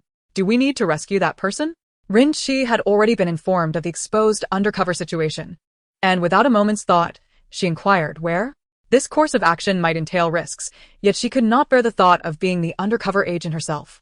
Confined and unknown, with no one to remember her. Sui Nuan glanced at Yu Sui, who had overheard Rin Qi's words and, upon discerning the direction, urged, follow me. Sui Nuan beckoned, and Yu Sui guided them onward. Rin Qi clenched her teeth. They had arrived late, and their teammates were already engaged in a confrontation inside the factory. Nuan, there are 3 sources of malevolence approaching, at 12 o'clock, 1 o'clock, and 9 o'clock. The sound of 3 gunshots rang out, and Sui Nuan fired twice, while the 3rd shot came from Rin Qi, standing beside her. Although she lacked special abilities, her years of military service at 29 had made her battle-hardened, enabling her to notice the enemy as soon as Sui Nuan raised her weapon. The path guided by Yu Sui was less populated with adversaries. Yet Sui Nuan managed to eliminate 5 or 6, while Rin Qi took down 4 or 5 as well. The duo cautiously approached the building, with Sui Nuan remaining vigilant, questioning whether this seemingly unguarded location could be a trap. Yu Sui perched on a power line, observing that the area was deserted, with all attention directed towards the factory. Tian Sui emerged from Sui Nuan's bag, exclaiming, Nuan, let me handle this. At the entrance there was a small iron mesh window, designed for external observation of the interior. Tian Sui leapt onto the window, and with keen vigilance, Sui Nuan and Rin Qi watched in astonishment as Tian Sui chewed through the mesh as if it were a mere snack, creating a hole. Both Rin Qi and Sui Nuan were momentarily taken aback by this unexpected display. Hidden beneath Sui Nuan's bulletproof vest, Qi Sui was equally astonished, incredulously poking its head out as the trio stared, bewildered, at Tian Sui gnawing through the mesh. Yu Sui, stationed on the power line, marveled. What a set of iron teeth! Within minutes, Tian Sui had swiftly created a small opening and squeezed through. Sui Nuan and Rin Qi exchanged glances, their eyes reflecting lingering astonishment. Qi Sui, curious, peered in and Nuan, I want to see too. If the opening was sufficient for Tian Sui, then Qi Sui, being even more slender, would undoubtedly fit as well. Soon, both of them had entered the room. Nuan, he's still alive, Tian Sui's voice echoed from within. Kisui. Who followed closely behind, clung to the doorknob, exclaiming, "Wow, there are so many snakes and insects in here." Nuan felt a chill run down her spine. Could it truly be as she feared? She had always believed such torturous methods were confined to the realms of television dramas, particularly those of historical nature. Never expecting to encounter a real-life version today. After a while, Chi Sui managed to unlock the door from the inside, proclaiming, "You can open it now, Nuan. But be cautious. There are venomous snakes here." Nuan carefully pushed the door open, and a swarm of snakes surged forth, for nightfall was when they were most active. Nuan stood there, gun raised, uncertain whether to fire at the snakes, slithering on the ground. In no time, the snakes had scattered. Nuan cautiously peered inside. Could he be the undercover agent? Renqi shook her head. "I don't know. The files of undercover agents are concealed. I lack the authority to access them." With that, Renqi pushed the door open and strode inside. "Take him away.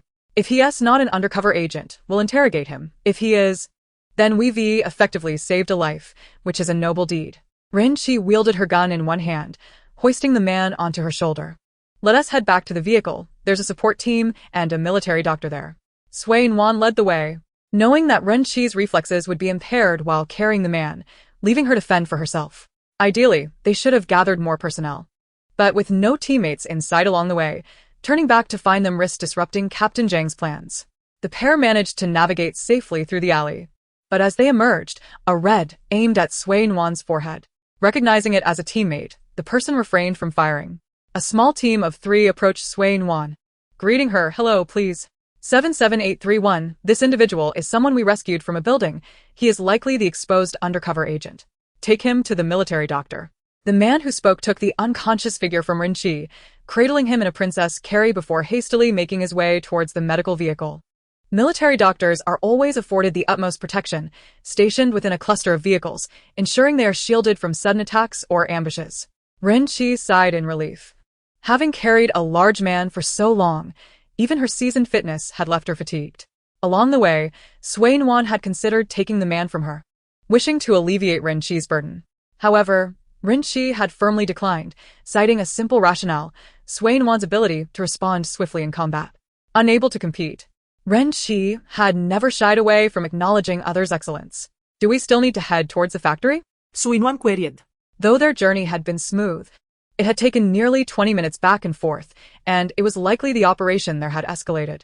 Renqi recalled Nuan's unique abilities, inhaling deeply. "Yes.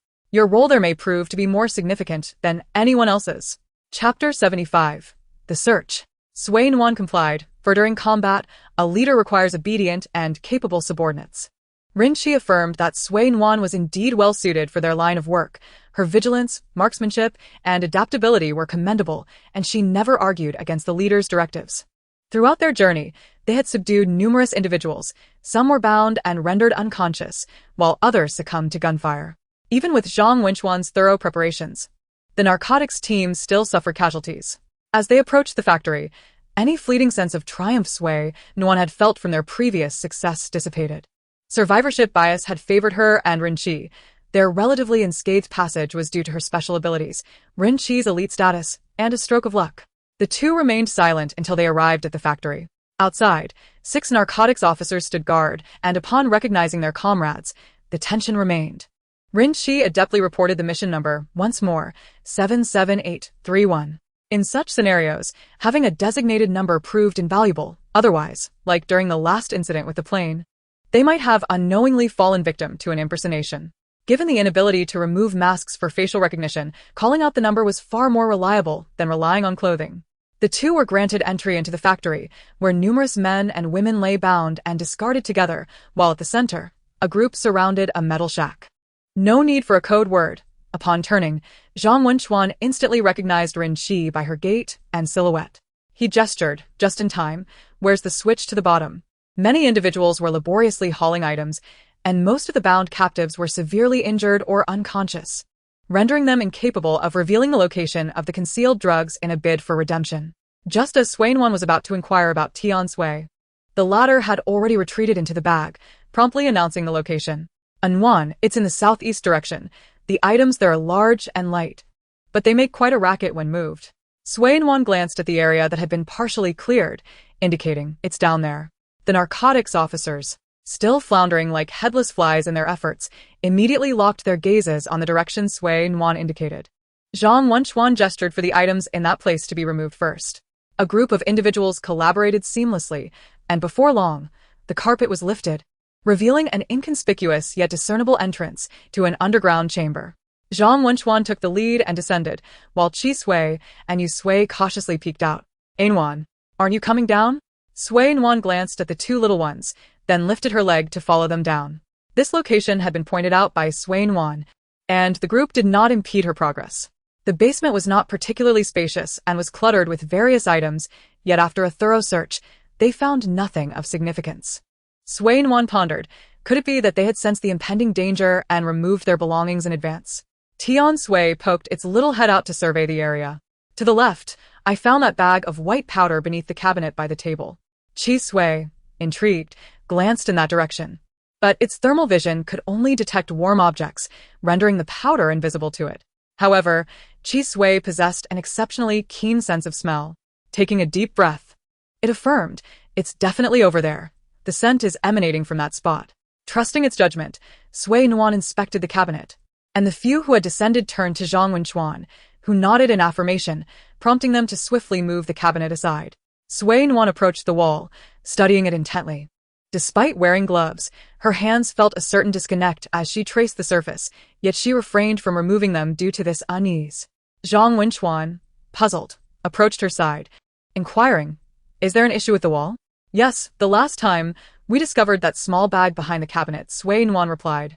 Zhang Wenchuan remarked, to take such a considerable risk in creating the substance, yet they could be so careless as to leave behind a bag. Those individuals are truly foolish and treacherous.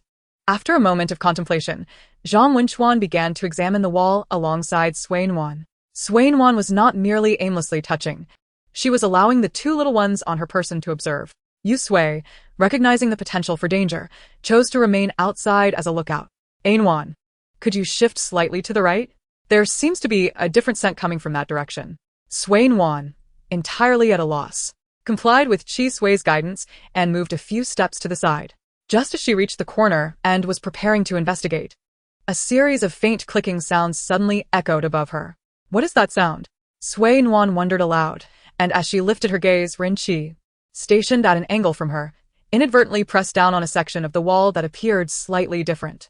My heavens! Sui Nuan recoiled in fright, her heart racing, and she stumbled back several steps. Her startled exclamation drew the attention of all those engrossed in their research. Zhang Wenchuan hastened to her side, concerned. Are you all right? Sui Nuan wiped away the non-existent cold sweat from her brow, assuring him, I'm fine, just narrowly avoided being struck. Ren Qi, equally startled, instinctively released her grip and turned towards Sui Nuan, questioning, who is this person?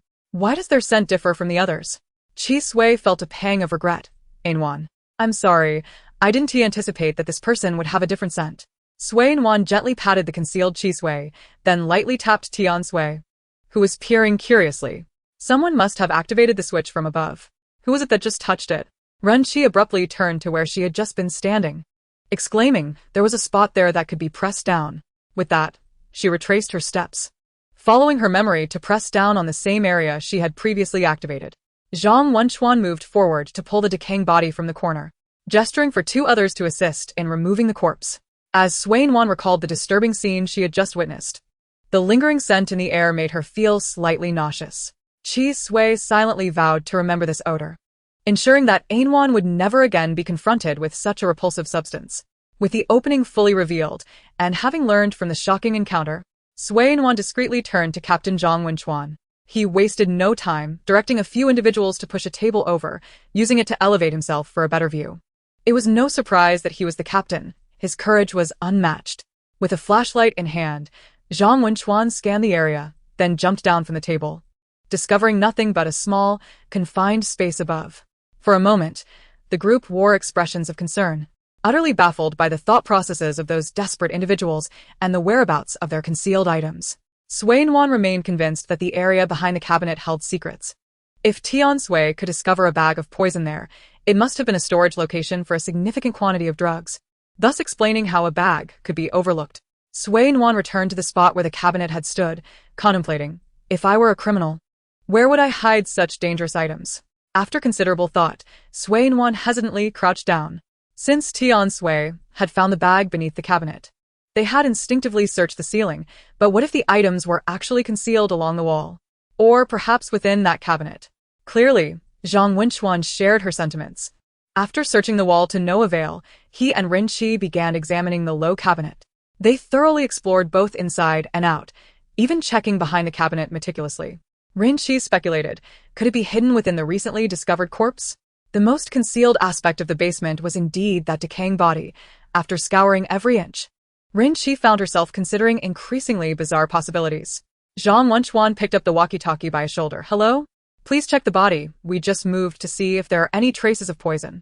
The walkie-talkie promptly relayed an affirmative response. Sui Nuan, who had nearly been on the ground searching, felt a wave of skepticism wash over her. Surely not. Hiding poison on a corpse is too twisted, too grotesque. Nuan, Is there a small pit at the base of the wall in front of you? following Kisui's guidance. Sui Nuan glanced down, and indeed spotted a hole large enough to fit a finger. With her gloves on, she boldly reached towards the small hole. It seems to be empty in here. Zhang Wenchuan and Rin Qi approached, crouching beside Sui Nuan. What's inside? Sui Nuan felt around carefully, offering an awkward smile. It feels empty. I can only reach a tiny bit inside. Allow me. Sui Nuan withdrew her hand, shifting aside to give Zhang Wenchuan room. His fingers were longer than hers. However, the hole was still too small for him to grasp anything. Qi Sui, eager to try, suggested, Nuan, should I give it a go? Considering Qi Sui's size, Sui Nuan assessed the hole's dimensions and realized that Qi Sui could indeed fit through. She discreetly tugged at Zhang Wenchuan's arm, whispering, should we let Qi Sui try? Zhang Wenchuan glanced at the little head peeking out from Qi Sui, then silently withdrew his hand, creating space for Sui Nuan. The three of them squatted at the wall, taking turns at the small opening, leaving the other team members in a state of bewilderment. Zhang Wenchuan intended to keep Sui Nuan's ability to communicate with animals a secret from too many people. Too many eyes on a secret could easily unravel it. Rin Qi and Zhang Wenchuan quietly stepped forward, effectively blocking the small opening from view. The darkened Tian Sui, concealed in Sui Nuan's pocket, emerged, peering at the small hole before glancing down at itself. It realized that, despite its appearance, it could squeeze through. Though it looked plump, its body was soft and pliable. Nuan, what if I go with Qi Sui? I don't trust it going in alone. In terms of combat capability, despite being the smallest, Tian Sui might actually possess the greatest strength among the trio. During the recent undercover operation, Tian Sui had been the first to dart inside, with Qi Sui following close behind. Tian Sui had managed to navigate past the snakes without needing Qi Sui's assistance to subdue them. It had single-handedly made its way to the undercover side. Most of the snakes primarily preyed on rodents, and in their eyes, whether it was a rat or a golden-haired bear, if it resembled a rodent, it was fair game. Although in the end, Qi Sui frightened away all the snakes. It subtly attests to the formidable strength of Tian Sui. Sui Nuan lowered her gaze to the shadowy Tian Sui, noting that the hole was somewhat small, perhaps too constricted for it to squeeze through. Rin Qi also cast a glance at Tian Sui, silently nodding in affirmation of Sui Nuan's observation. The entrance was irregularly circular, resembling the result of someone painstakingly prodding with a hard, slender stick. If only the sharp point atop Chijui's head were to grow another couple of centimeters, it would likely struggle to enter. Tian Sui assessed itself once more, conceding that, indeed, it might not fit. Perhaps as a hamster, it could manage to wriggle through.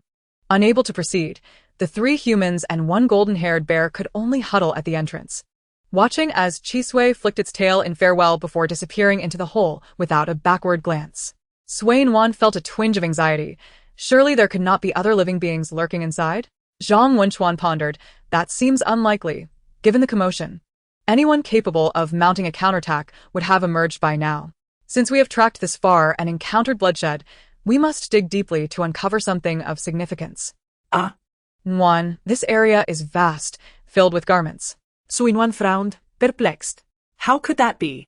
Ren Qi and Zhang Wenchuan exchanged curious glances. What did it say? They both inquired. Sui Nuan scratched her face, explaining, Qi Sui claims that the other side is laden with clothes. Nuan, hold on. There's a scent of the deceased here as well. Let me investigate. Qi Sui, Must not suffer another Waterloo. Sui Nuan reiterated. Chi Sui says it will search, as there are distinct odors within. Zhang Wenchuan turned to survey the modest basement. Surely, if there was a secret room, there must be an entrance. Yet where could it be? As he spoke, the trio and the bear's gaze fell upon the corner above, where a body had recently plummeted. Nuan, shall I go take a look? Tian Sui proposed eagerly, feeling that after 2 days trailing Sui Nuan, it had yet to achieve any merit, in stark contrast to Chi Sui and Yue Sui, who were able to assist immediately. How large is it up there? Zhang Wenchuan gestured. It could barely accommodate someone of your size. Moreover, only someone with considerable flexibility might manage. Had the space not been so minuscule, Zhang Wenchuan would have already climbed up to investigate. Ren Qi glanced at herself, reflecting that if Zhang, the captain, suggested Sui Nuan would struggle to fit, then she would undoubtedly fare no better. She was half a head taller and more robust than Sui Nuan. Nuan, I've found something remarkable. Chi Sui emerged cautiously from the hole, clutching a small bag in its mouth. Being a non-venomous snake, it lacked the sharp fangs of a poisonous counterpart. As it held the transparent bag containing powder, it was careful not to puncture it. The small black head peeked out from the hole, and a tiny bag of white powder fell to the ground. Nuan, look. I found this. Zhang Wenchuan was elated, yet he struggled to keep his voice low. This is what you showed me earlier this afternoon. Sui Nuan extended her hand, allowing Chi Sui to nestle safely within. Where did you find this? Chi Sui happily flicked its tail. In the clothes. These items were sewn into many garments. Sui Nuan's expression turned grave, realizing the clothes above were indeed a means of trafficking. Chi Sui says the items are concealed within the clothing. Zhang Wenchuan nodded. You will receive due credit for this. Ask Chi Sui if there are many clothes inside. Chi Sui scratched its head with its tail. Yes, indeed, very many. Sui Nuan's complexion darkened at Chijui's mention of very many. Zhang Wenchuan felt a mix of anger and excitement, angry at the audacity to produce and sell such quantities of poison, yet thrilled that they had intercepted it. Well done. Upon our return, I will ensure you receive a firearm certification. If the garments are indeed packed with contraband, I shall secure you a police rank. Chapter 77. Undercover. Zhang Wenchuan rose, patting the wall before him. This wall won't collapse if I break it, right? As long as it's not a load-bearing wall, it should be fine. Still, better safe than sorry, he mused, feeling a surge of excitement. With a sigh, he stepped outside to inquire further. If the wall does collapse, that would be quite awkward. The structures in this old district don't seem particularly sturdy. A group emerged from the metal shed just as Zhang Wenchuan was preparing to employ some intimidation tactics against the desperate individuals within. Suddenly, the walkie-talkie on his shoulder crackled to life. Hello, hello. The person we rescued has regained consciousness and is en route to the factory. He claims to know the entrance. Zhang Wenchuan halted, standing firm. If someone was aware, there was no need for him to inquire further. Those individuals rarely spoke the truth. Who? Which person? Ren Qi stepped forward. The one we just rescued. Zhang Wenchuan nodded. He had recently dispatched someone to search, unaware that Sui Nuan and her companion had already accomplished the task. Shortly thereafter, a man with a slightly purplish hue to his complexion was carried over on a stretcher. He appeared quite agitated, stating, in a corner of the basement, there is a brick that can be pressed down. My teammate is there. She is still waiting for me. In unison, Sui Nuan and the others turned to regard the body obscured by debris. Out of respect for the unidentified corpse, the team members approached cautiously, allowing the female teammates to conduct the search. The man on the stretcher noticed Sui Nuan's gaze fall upon the covered body and was incredulous. How? How is this possible? She. Zhang Wenchuan knelt and gently patted the man's shoulder, offering his condolences. The man stared at the body concealed beneath the cloth for a prolonged moment before regaining his composure, exhaling a bitter laugh. It was my premature exposure that led to her demise. I alone should bear the blame. The others, unaware of the full context, exchanged glances. But it was not long before the man collected himself. He struggled to rise, but a masked medic stepped forward, pressing him back onto the stretcher. You must remain still. The man clenched his fists tightly, and ultimately, all his frustrations coalesced into a single sigh. He gestured towards the metal shed in the basement. The drugs are stored in another secret room. My teammate and I had uncovered the truth. We had the evidence in hand. We planned our escape the day before. Everything was going smoothly, yet somehow, a flaw emerged. My undercover identity was suddenly compromised. With no options left, I sought to flee and call for help. But my messages went unanswered. I could not escape the city, and there was no one to whom I could turn for aid. Calling the police was sheer folly. They pursued and cornered me for 3 days and nights, and in the end, I was captured, losing consciousness and awaiting my fate. As he spoke, the man's voice grew thick with emotion. I was too careless. Not only did I fail my mission, but I also caused the death of a fellow elite operative. Zhang Wenchuan opened his mouth, momentarily at a loss for words. A sudden exposure? How could there be so many coincidences? It was clearly the information I reported that alerted the traitors embedded within the authorities. Nuan furrowed her brow, reflecting that the human heart is indeed the most inscrutable of enigmas. The man turned to scrutinize Zhang Wenchuan, his breath catching. Why are you not? Zhang Wenchuan sighed, reluctant to reveal the truth to this loyal operative, yet the reality could not remain concealed. It was better to be forthright. We are part of the anti-drug team from Dongzhou province, not from Shizhou province. The man froze, his breathing becoming rapid. After a prolonged silence, he suddenly chuckled softly.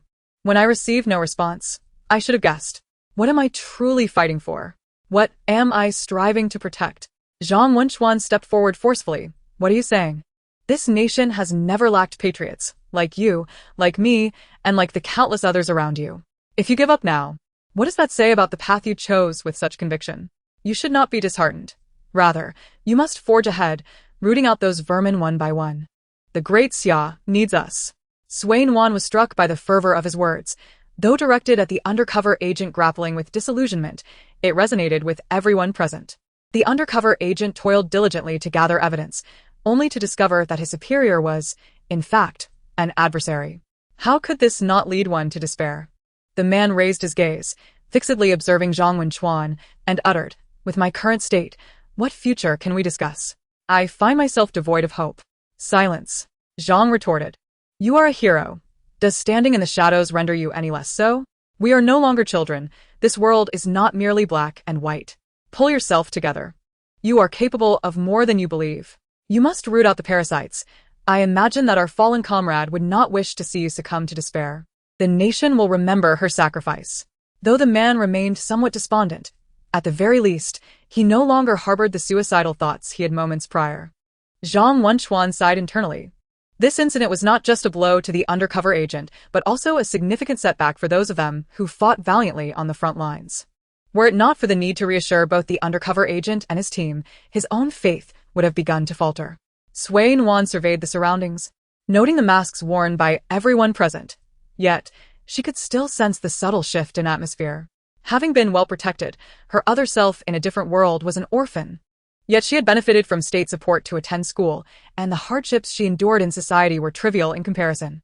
This was her first direct encounter with the darker facets of society. Previously, during a human trafficking incident, she had merely handed the victims over to Captain Chen and walked away, feeling nothing like the profound impact this experience had on her. As the nation was still in its developmental phase, many matters required trial and error in order to forge a path forward. Nuan raised her hand and pondered. What could she possibly achieve on her own? Both Qi Sui and Tian Sui seemed to sense her contemplation, peering out with curiosity. And Nuan? Nuan snapped back to reality. Was she not contributing to her country? The strength of one individual might be limited, but what if millions, even billions, united in effort? A smile graced her lips as she realized that her propensity for encountering challenges might serve her well. However, for the sake of her own safety, she resolved to return to the capital after this case, concluded to further enhance her capabilities. Not to mention, at the very least, she aspired to possess the swift, decisive prowess of her beloved mother. Skills acquired through external means could never match the sense of security that came from one's own formidable abilities. Furthermore, it was evident that Captain Chen had been driven nearly to the brink of madness by recent pressures.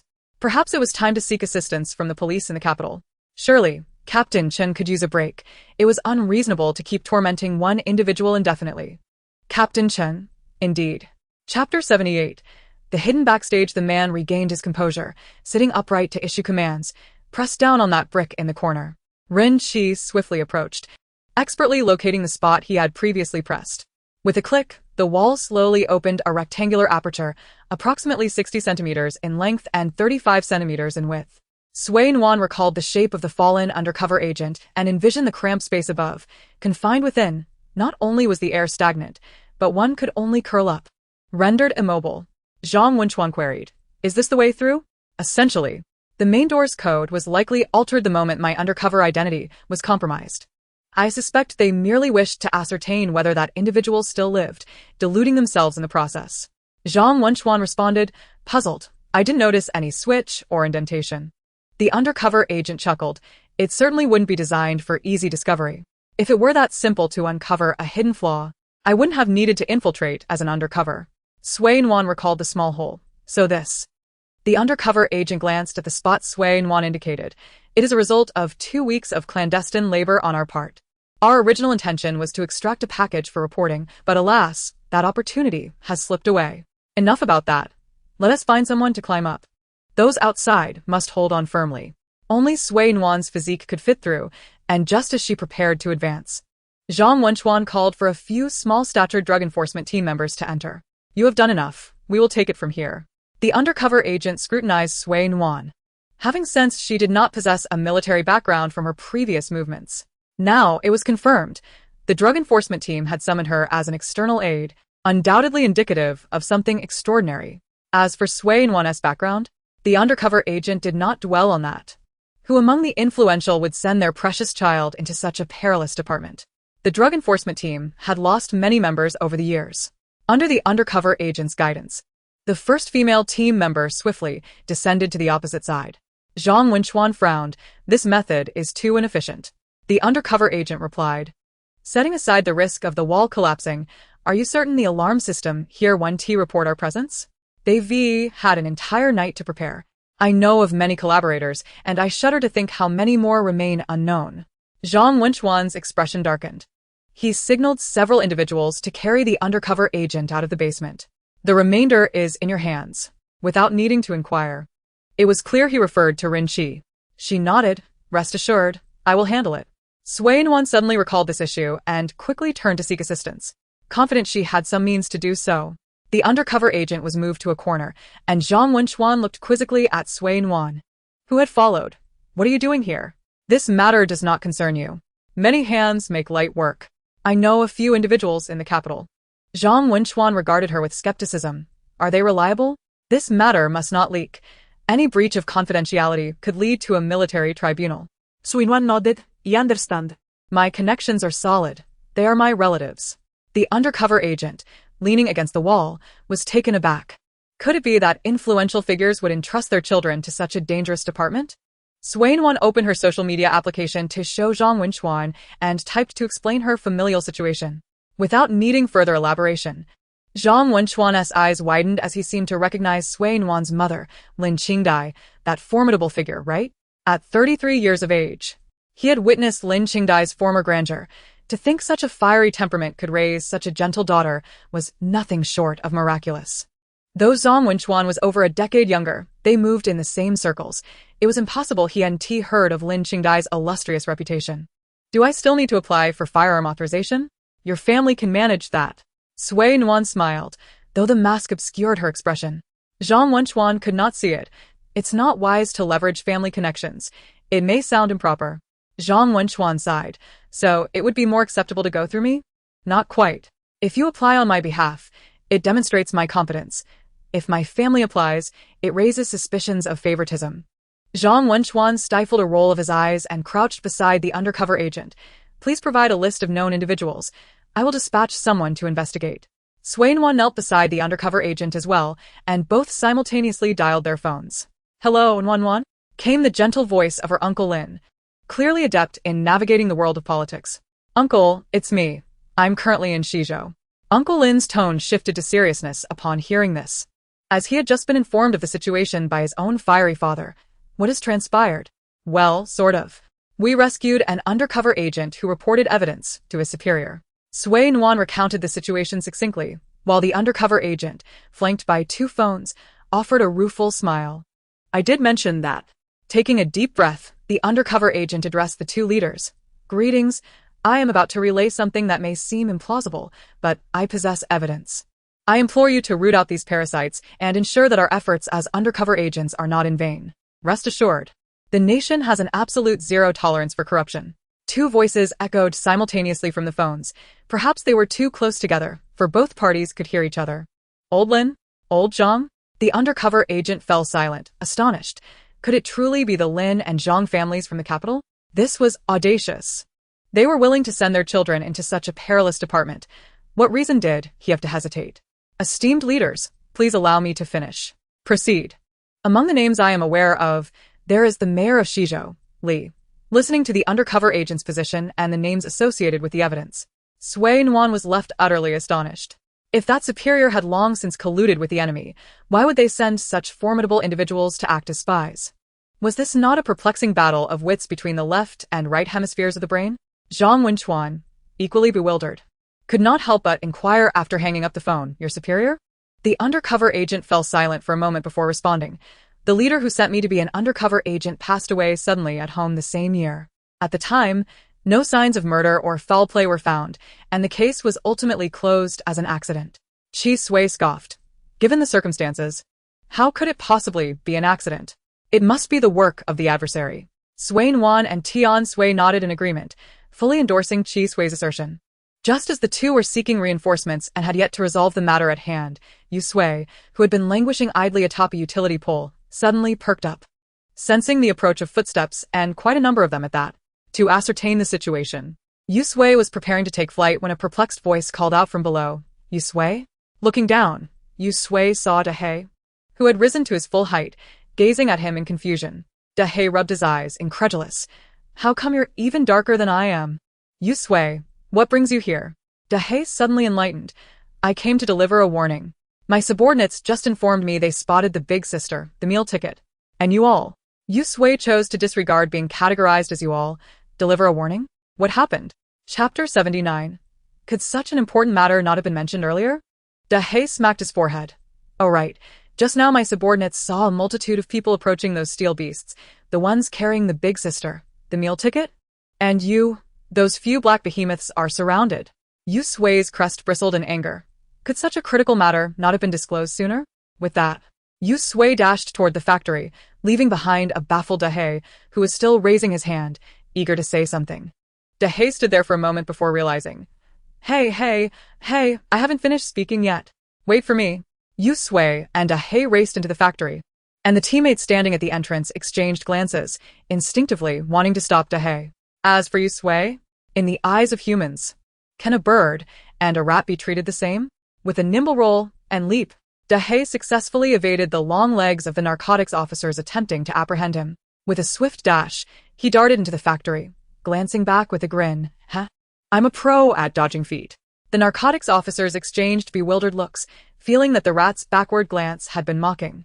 At the forefront, Yu Sui momentarily forgot that he was a bird, not merely a so-called white free-range chicken. After running for a while, he finally recalled to flap his wings and fly toward Nuan's direction. Nuan, I'm coming in. The keen-nosed Chi Sui excitedly poked his head out. Yu Sui? You made it too? And Dahei? Nuan turned in confusion, and Tian Sui, nestled in Nuan's pocket, also peered out. Dahei, what are you doing here? Yu Sui landed, folding his wings, and Dahei said he just saw armed enemies approaching, and the vehicle we came in is surrounded. Nuan gasped. Was there still hope for rescue? Zhang Wenchuan was astonished. How is that possible? This was a surprise operation. They shouldn't have reacted so quickly. The expressions of the group turned grave. Dahei, who had just reached Nuan, scratched his body. Big sister? What's going on? Zhang Wenchuan pointed at Dahei. Is that the rat you mentioned? Nuan nodded, crouching before Dahei. Can you tell me how many people are surrounding us? Many. Dahei had yet to acquire an extensive vocabulary, glancing around. But there are more people here than there are with the meal ticket. Nuan, meal ticket? Zhang Wenchuan, unable to comprehend Dahei's words, pressed the intercom to relay the information, alerting everyone to be cautious. Almost simultaneously with the command, the anti-drug team began to spring into action. Dahei remarked that while there were many foes, there were nonetheless more allies present. Zhang Wenchuan nodded. You should head to the basement. We have things covered up here. Nuan hesitated. I'm quite adept with a firearm. Perhaps I should stay to assist? You are not yet an official extrajudicial team member. Without that status, you are still one of the citizens we are tasked to protect. Nuan silently retrieved another identification from her pocket. Indeed, it was the extrajudicial team member badge issued by Captain Chen. This item proved quite useful, and Nuan generally carried it with her. Zhang Wenchuan was momentarily at a loss for words. All right, but do ensure your safety. Just as Zhang Wenchuan finished briefing Sui Nuan, Rinqi emerged from the basement. Captain, I've left it in Xiao Li's hands below. Zhang Wenchuan said nothing. Xiao Li was an exceptionally capable team member, meticulous and cautious, and he felt assured in entrusting her with the task. Noticing that Sui Nuan's attention had drifted, Dehei, suddenly realizing, hurriedly approached and tapped Sui Nuan's shoe. I haven't finished yet. Sui Nuan, puzzled. What is it? Is there more? In addition to those surrounding us, I also saw many individuals who somewhat resembled those with the meal ticket. They just arrived when I was making my way here. I can't tell if they're allies. Sui Nuan's expression grew increasingly complicated. Captain, I have new information to report. Zhang Wenchuan had just set his gaze on Sui Nuan and the others. What is it? Dehei added. Besides that group, there are other teams. They should also be anti-drug units, but from Shizhou. Zhang Wenchuan was taken aback. If reinforcements were being dispatched now, they would likely be there to assist. As a surprise raid was underway, he had not provided prior notification from the Shizhou side, aiming for an element of surprise to capture both individuals and credit. However, their noise was indeed rather conspicuous. Any astute individuals would not entirely overlook it. Not far away, a gunshot rang out, sounding the alarm, just moments after a brief silence. Gunfire erupted again. Zhang Wenchuan waved. It should be reinforcements. We must head out as well. Nearby residents murmured, another round? Did they poke a den of criminals today? When will it end? Frustration simmered within, yet those living nearby diligently secured their doors and windows, with some even hastily blocking their entrances with belongings. In the deep of night, numerous videos circulated online, though unfortunately, they were grainy and dark, leading many netizens to speculate that it was a scene of a large-scale foreign shootout.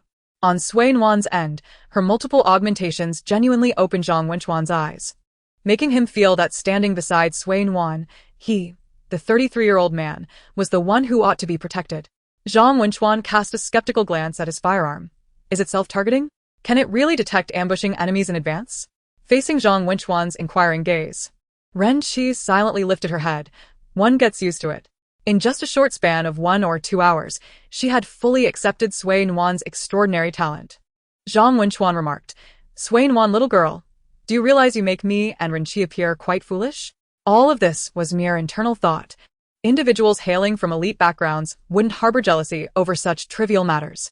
Those desperate individuals, intending to obliterate the anti-drug officers and reclaim vast quantities of goods, were thrown into disarray. Originally planning to encircle the enemy, they found themselves instead enveloped as the filling in a dumpling, unable to escape. After half an hour of clearing, the anti-drug teams from Dongzhou and Shizhou finally converged. The leader of Shizhou's anti-drug unit was a tall and competent police officer. To hold such a position, this woman must have exerted tremendous effort, surpassing the average person's diligence. The Shizhou leader nodded, overseeing the clearing of the scene and reassuring the frightened populace. This was Shizhou territory, with such a ruckus caused by Dongzhou. If they were to disregard it, they would be embroiled in conspiracy theories trending on social media the next day. Sui Nuan stepped forward a few paces. We just rescued an undercover agent from the tin house at 8 o'clock. There were numerous venomous snakes inside. And when we opened the door, they all fled out. The police officer nodded, turning to relay a few instructions to those nearby. The officers finally made their way to Sui Nuan and her companions after arranging the situation. Codenamed Flying Eagle, she expressed her deep gratitude to the Eastern Province's drug enforcement team for their invaluable contributions to the efforts in the Western Province, assuring them that the subsequent operations would be under the full management of the Western Province's drug enforcement unit. Zhang Wenchuan stepped forward resolutely, asserting their claim. The undercover we rescued has divulged information regarding numerous affiliated personnel. Since it was we who initially uncovered this matter, we shall take full responsibility moving forward. In Chapter 80, Return to Shingen. Although their exchange appeared normal, Sui Nuan discerned the underlying tension in their dialogue. The two engaged in a lengthy discussion, during which the officer known as Flying Eagle fell silent, having received her orders unexpectedly, not from her direct superior but from a deputy leader.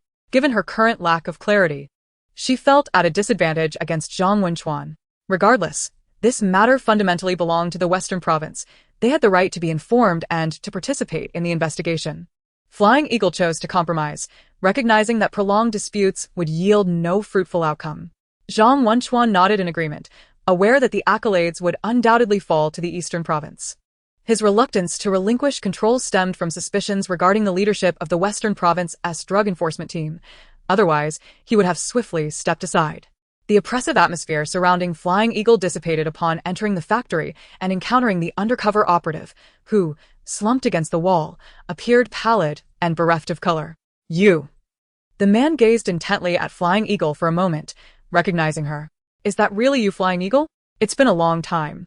Each cohort of drug enforcement agents featured a few exceptionally talented individuals. This particular batch had 3 standouts: Flying Eagle, Sky Eagle, and Song Eagle. 6 years prior, Sky Eagle and Song Eagle had been declared deceased in the line of duty, and at that time, Flying Eagle had found it hard to believe, unaware that they had been sent undercover by the organization. Instinctively, Flying Eagle scanned the surroundings, searching for Song Eagle. "Where's Sky Eagle?" The man's bitter smile revealed that his gaze fell upon the body covered by a white cloth, indicating that she had indeed perished in service. Realization struck Flying Eagle. This sudden assignment was a consequence of that tragedy. Nuan furrowed her brow, letting out a quiet sigh. Those individuals truly deserve their fate. He, standing beside her, patted her shoulder, remarking, "With such a considerable haul, it's unlikely any of them will survive. Perhaps this counts as retribution?" She spoke these final words in a hushed tone, lamenting that the deceased would never know of their revenge, wishing that none of those people had existed in the first place. The subsequent handling of the situation was straightforward. The individuals were sent to trial, and the drugs were to be collected and processed uniformly. Of course, incineration was not an option. The destruction of narcotics followed specific protocols and required specialized facilities. Anyone with a modicum of education would refrain from simply burning such substances. Exiting the factory, Nuan mused. A change in the weather is imminent. Finally, the burden that had been placed upon Nuan would soon be lifted, as Sui quipped. The skies over the Western Province for officials are about to brighten. Ren Qi echoed her sentiment, expressing a fervent hope that all criminals would soon be apprehended. Nuan yawned. The cramped quarters had become overwhelmingly cluttered. Despite the assistance of the officers Flying Eagle had brought along, they had been busy throughout the night. And dawn was now breaking. "Let us proceed to welcome our new team members," she announced. The imposing figure of Dahe, perched upon Ren Qi's shoulder, exclaimed, "Oh yeah. All expenses covered. Here I come." Tian Sui peeked out from her pocket, cradling her chin in her paws, gazing at the slowly rising sun with satisfaction. Pleased to have chosen the right path. Upon reaching the alley, Dahe shouted, "Come out and greet your customers. The meal tickets and long-term meal tickets have arrived." Nuan pondered, "Is it because I fed them once that they now refer to me as a meal ticket, while Ren Qi is the long-term meal ticket, since she is responsible for their sustenance?" Over 80 rats scurried out, and no matter how many times Nuan witnessed such scenes, the sight still sent shivers down her spine. Ren Qi felt quite pleased, crouching down to inspect. "Which one is Big Blue?" A rat, vaguely aware of its name, took a few steps forward, prompting Ren Qi's astonishment. "It's so clever." Dahe puffed up proudly, "Indeed. Our rat colony is filled with intelligent creatures, all nurtured by the eldest sister." Big Blue was slightly smaller than Dahe, and Nuan estimated it to be a female rat. Among the colony, she was the tittiest, her blue-tinged fur impeccably groomed. Nuan crouched down, saying, "This is the member of the team that will be taking you in. From now on, you must heed Dahe's commands, as well as hers, understood?" The rats looked on, bewildered, except for Big Blue, who nodded in agreement. Seeing that the deputy leader, Big Blue, had nodded, the other rats quickly followed suit. Nuan was uncertain about how her ability to understand animal language worked. As long as Chi Sui could comprehend her words, she could understand theirs as well. If not, it would result in mutual incomprehension. Yet, Nuan felt content with this arrangement, not daring to imagine what life would be like if she could understand all animal languages. She would never need to sleep again. Returning to the city with her group of rats, Nuan hesitated, contemplating whether to take a nap before driving back to the capital. Initially, she intended to rest, but the sheer volume of clothing she had encountered was overwhelming. More critically, the illicit items concealed within had left everyone present grim-faced. Even an outsider like Nuan could discern the enormity of the haul. It was substantial enough to be measured in tons, not grams. A rough estimate suggested around 32 tons, and it was clear that those involved would face capital punishment. Upon arriving at the hotel, Nuan took a shower, changed her clothes, and began to pack her belongings. It would be better to return to the Eastern Province and sleep there. A few hours of rest wouldn't kill her. To ensure Nuan's safety, Zhang Wenchuan insisted on assigning several female officers to accompany her, adamant that he could not rest easy without someone protecting her given the gravity of the case. My father knows your uncle. If anything were to happen to you because of me, he would flay me alive, he asserted. All right, it's settled. Make sure to return to the capital early. That certificate needs to be obtained in Beijing. He added that the capital was safer than anywhere else and assured her that he would take care of matters on his end before also making his way back to Beijing, promising her that he would ensure everything regarding the certificate would be handled smoothly. Reluctantly, Sui Nuan accepted the protection detail assigned by Zhang Wenchuan. As for transportation, she would borrow a standard duty vehicle from Flying Eagle for the time being. During her journey back to the eastern province, Sui Nuan was escorted by armed officers, allowing Zhang Wenchuan to focus on his own pressing matters. Throughout the trip, Sui Nuan remained alert and lively, showing no signs of fatigue. And the three little ones were equally spirited. What a pity. The beautiful clothes we bought for Nuan went unused, Chi Sui lamented, glancing at the untouched garments in the car. It's all right. We can save the clothes for another opportunity, Yu Sui replied, rummaging through the bag to produce a small crown. Tian Sui can wear this. It's lovely. As they traveled, the little ones chattered excitedly. During Sui Nuan's shower, Yu Sui and Tian Sui had also bathed, though they hadn't been thoroughly cleaned and were somewhat dusty. Upon returning to Shenzhen City in the eastern province, Sui Nuan felt an overwhelming wave of fatigue wash over her. The previously energetic trio began to wobble. Sui Nuan insisted on changing her clothes before diving into bed, uncertain whether the little ones had fallen asleep. As she collapsed into slumber the moment she got home, the personnel assigned to protect Sui Nuan were replaced, stationed downstairs and at the hotel directly across from her residence. Chapter 81. Is it not better to have him taken offline than to send him to prison? Sui Nuan's slumber was particularly restorative, lasting from the afternoon until 6 the following morning. News of the incident in the western province had captured attention online, with reports concerning the use of firearms requiring careful attention. The area was not remote, unlike the secluded villages of Dongling City, making it impossible to merely gloss over the situation. This matter could not be concealed any longer, prompting the authorities to release information online. Naturally, the officials were prudent in discerning what should and should not be disclosed. Sui Nuan groggily sat up, surveying her surroundings. At the foot of her bed lay Chi Sui, while Yu Sui sprawled on the floor, and Tian Sui rested beside Yu Sui, all in a deep and tranquil slumber. Sui Nuan, feeling perplexed, wondered why they were all sleeping so soundly. It was somewhat understandable for Tian Sui, a golden-haired bear, to be sprawled out in such a manner, but why were Chi Sui, a snake, and Yu Sui, a bird, also lying in such disarray? Chi Sui was curled up on her bed, while Yu Sui and Tian Sui lay flat on the ground. Before Sui Nuan could comprehend the situation, the alert Tian Sui was the first to stir. With a hint of confusion, it asked Nuan, "You're awake?" Sui Nuan scratched her head, still not fully present. "Why are you sleeping on the floor?" Tian Sui glanced at itself, then at the still sleeping Yu Sui, and replied, "I don't know. I suddenly felt very sleepy and just collapsed." As the exchange between the human and the mouse unfolded, Yu Sui and Chi Sui slowly emerged from their dreams. Chi Sui wagged its tail and greeted, "Good morning, Nuan." Sui Nuan's attention was drawn to the horns sprouting from Chi Sui's head. "Chi Sui, your horns have grown longer." This time, the growth was remarkably evident, nearly double their previous length, leaving one to wonder if they would continue to grow. Chi Sui touched its horns with its tail, exclaiming, "Oh yes, indeed. Mirror, mirror." Sui Nuan's gaze shifted to Yu Sui and Tian Sui. "Yu Sui, how have you grown feathers of different colors?" Yu Sui appeared somewhat gray, yet overnight it had sprouted several vibrant, colorful feathers, which looked rather peculiar, bright hues interspersed among its gray plumage. Those feathers were so striking that one could hardly believe Yu Sui was merely a white-capped parakeet. Everyone present had undergone some transformation. Sui Nuan slipped on her shoes and approached Tian Sui, asking, "Do you feel anything different?" Tian Sui scratched its head in confusion, replying, "Not really. I feel quite relaxed. I had a good sleep." Sui Nuan understood. It must be a similar situation to Yu Sui's earlier experience, where its body had been restored. Hence the lack of visible changes. Rushing to the mirror, Yu Sui let out a wail. "No. Why did this happen? Why?" Sui Nuan urged Tian Sui to climb onto her hand as she hastily walked to the bathroom. Yu Sui stared at its reflection, weeping profusely, while Chi Sui, feeling uncertain, was quite pleased with its horns, thinking it looked cooler. However, Seeing its friend so distraught, it hesitated to laugh, choosing instead to comfort Yusui. Everything will be all right. Those humans who were captured and sentenced also undergo changes. What's a few feathers now? Once you develop a full set of colorful plumage, you will be the most beautiful and striking bird in the world.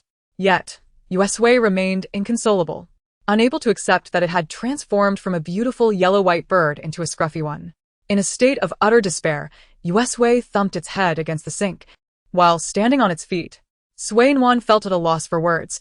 The white Yusui was lovely, the black Yusui mysterious. And as for the one with the mixed feathers, well, it was rather chaotically beautiful. It's alright, in a couple of days it will be fine. The merits are still being rewarded, and who knows, you might be back to normal by tomorrow? As she uttered these words, Nuan felt her cheeks flush.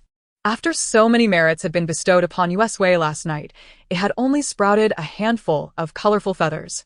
To fully transform into a colorful bird, how many merits would that require? Yusui continued its head-thumping motion, unwilling to face the reality of its scruffy appearance. Tiansui, with admiration in its eyes, insisted, "But you look beautiful." Yusui had gone through molting periods before, so it could simply view this as an anticipation of future surprises. Yusui mused about how beautiful colorful birds were, their feathers shimmering in flight. To achieve a more splendid and attractive appearance, one must first undergo transformation. Nuan quickly seized the topic. Tiansui is right. Look, while you've only grown a few feathers, each one is stunning on its own. Isn't it? Yusui, still in its head-thumping position, cautiously lifted its head to gaze at its reflection, and it wasn't too bad, though not exceptionally beautiful. Nuan and Tiansui continued to praise. Look at this vibrant feather.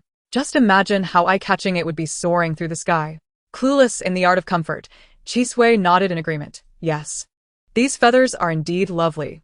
Yusui, being straightforward, offered genuine compliments, prompting Yusui to finally face the mirror. It circled around, inspecting its reflection for quite some time, its expression gradually shifting from disdain to appreciation. Indeed, I am still the most beautiful Yusui. To attain delicious food, one must often endure a long period of waiting. I have the utmost patience. Looking at it from this perspective, it appeared quite lovely. Yusui, don't you think so? Yusui replied, yes. The newly grown feathers are truly beautiful. Nuan sighed in relief. After spending so long with Yusui, Yusui had finally learned to soften its words. Although it hadn't directly complimented Yusui's current appearance, praising the newly sprouted feathers was progress. In contrast, the former Yusui would have likely offered a blunt critique. The previous Yusui might have remarked, not really, your feathers look rather scraggly and unattractive.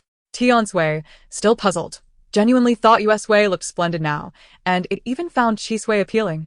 Wishing to collect it. It also felt that Nuan looked particularly lovely today, and wished to keep her as well.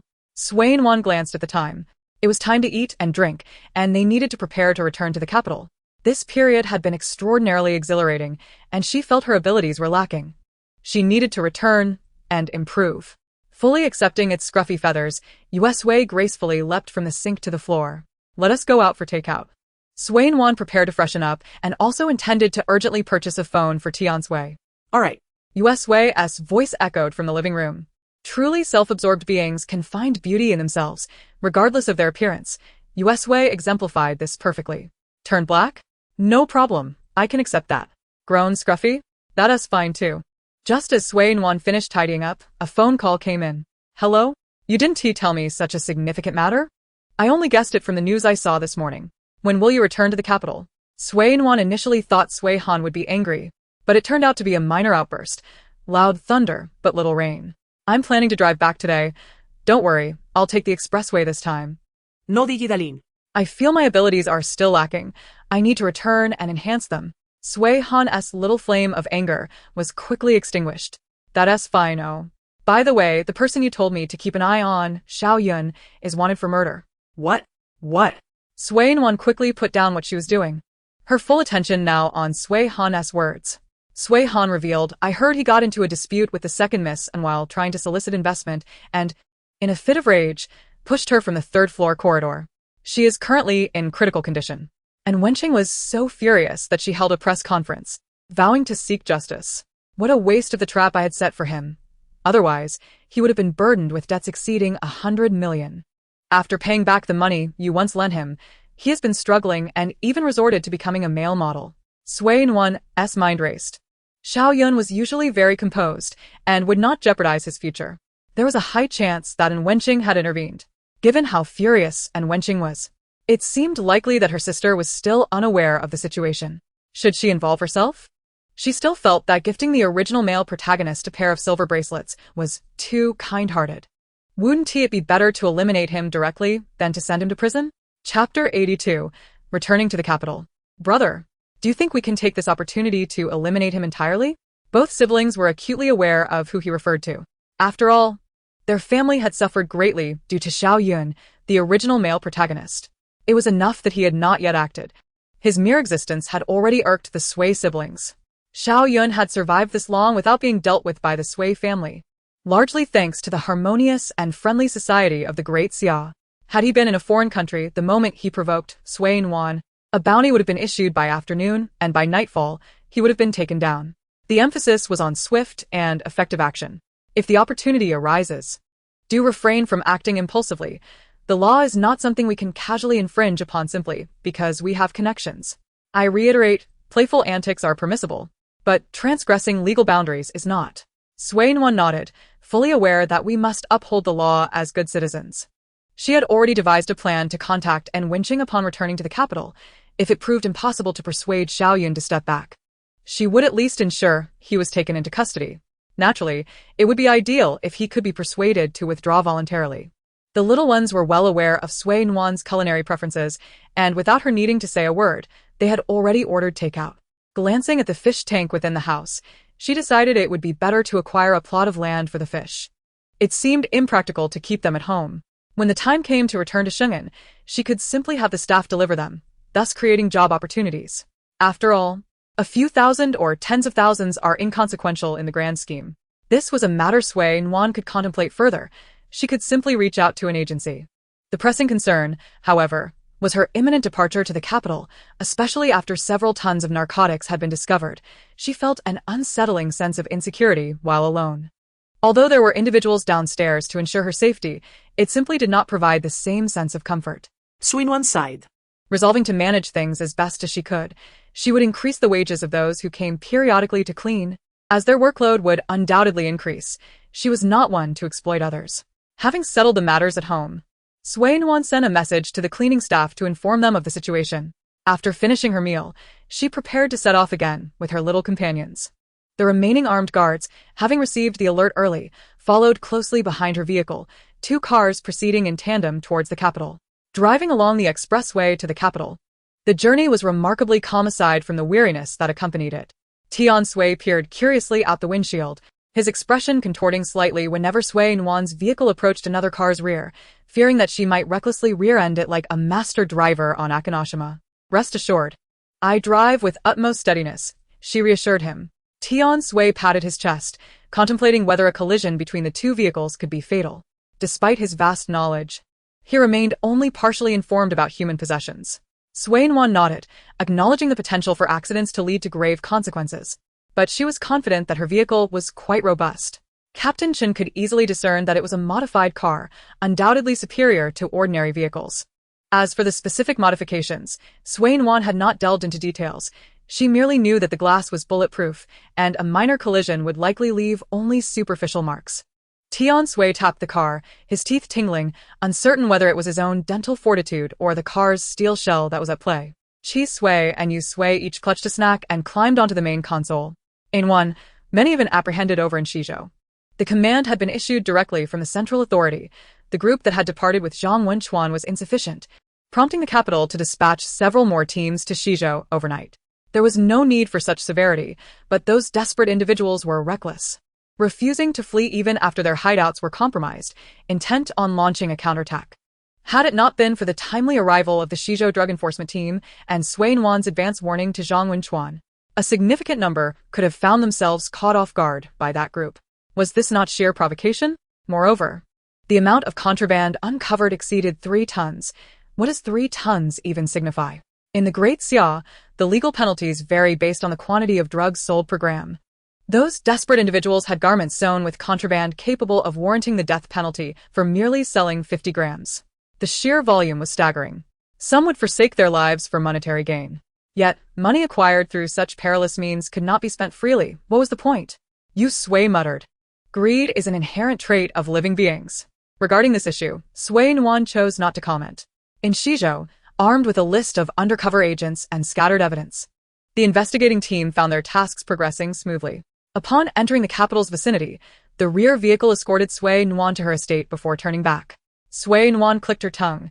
She had previously vowed never to drive herself to the capital, yet here she was, quite the contradiction to her own words, a true display of irony. Upon returning home, she encountered Sui Han, who had just returned from the office. You must be exhausted from driving all day, he remarked. Sui Nuan nodded. Indeed. Thankfully, there was a bed in the car, allowing me to rest at the service area. Oh, by the way, this is my new companion, Tian Sui. Sui Han glanced at the inquisitive Tian Sui, greeting him hello.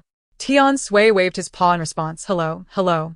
Qui suis lazily flicked his tail, yawning. Long time no see.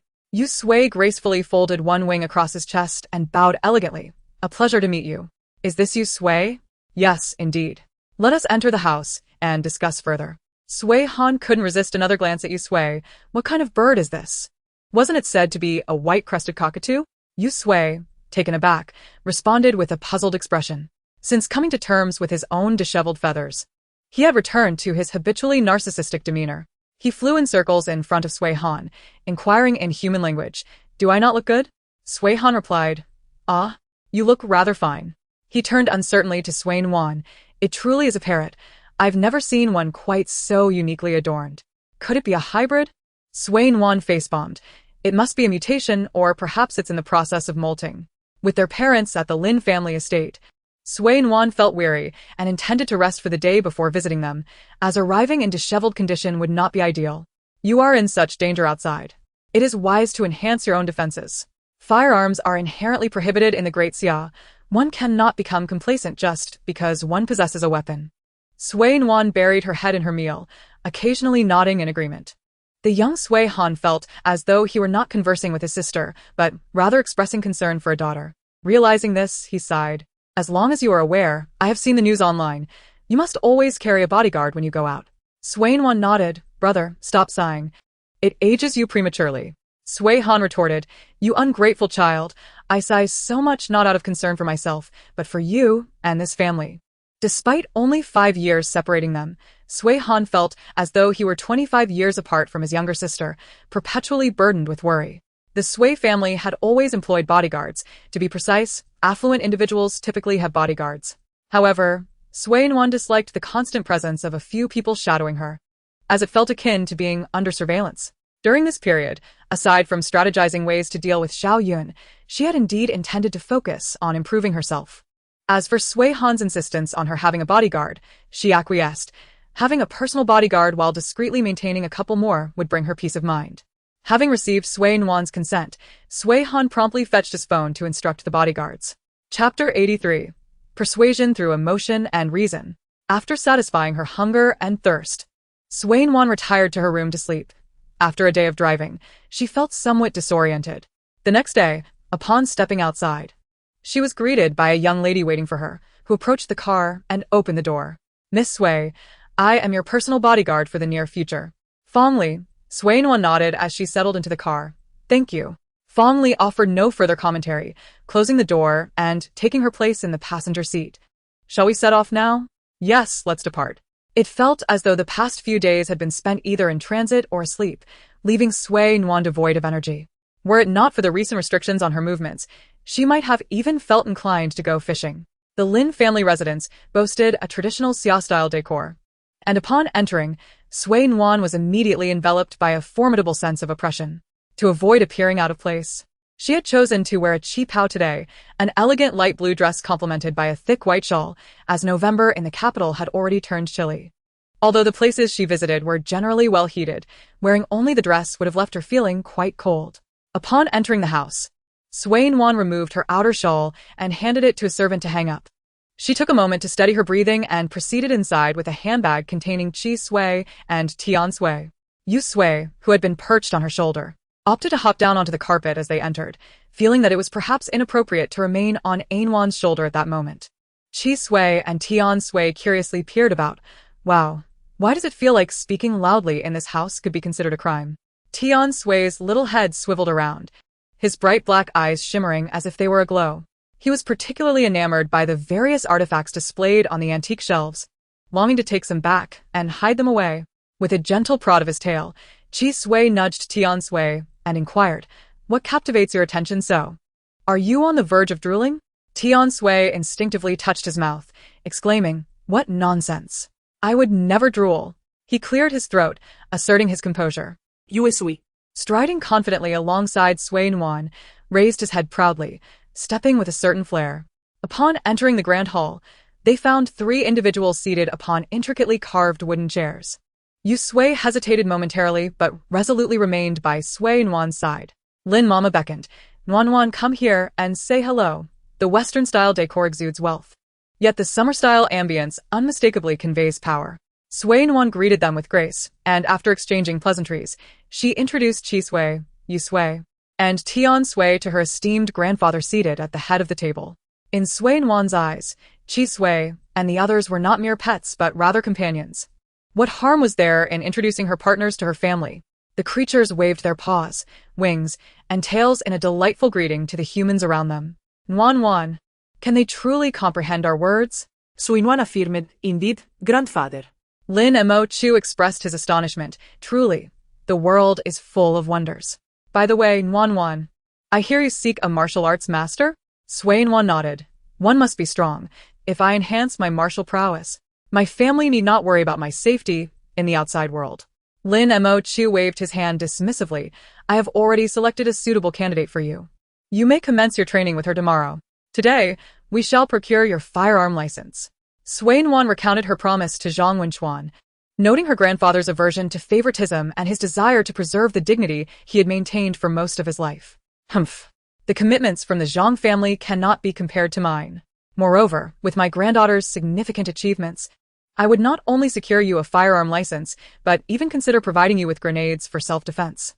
Thus, it was settled. And Lin Mo Chu personally escorted Sui Nuan to meet one of the highest authorities. After an hour of persuasion that appealed to both emotion and reason, the documents and firearm were placed in Sui Nuan's hands.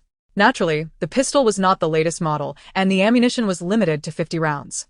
Initially, Lin Mo Chu intended to acquire several hundred rounds for her, but the senior officials, having taken several steps back, firmly declined, citing the current circumstances of the Great Xia as a challenge. An hour later, 2 prominent figures had spent 40 minutes in negotiation, with the remaining 20 dedicated to Sui Nuan selecting her firearm and completing the registration process, all conducted with remarkable efficiency. Lin Montag zumutat. It seems they are not as easily swayed as before. Indeed, they have matured. Sui Nuan, what a troublesome individual. I hope this is the last time. It is truly a burden. A fortnight later, a high-ranking official exclaimed, "Is this ever going to end? I ask you, is this ever going to end? One person with a firearm is insufficient. Do we need 2 for each? Is she the Grim Reaper, destined for such misfortune? Why the need for so many firearms?" Sui Nuan was taken aback by her grandfather's swift arrangements, meticulously planning her future. After being thoroughly beaten for an entire month, Sui Nuan found herself devoid of hope.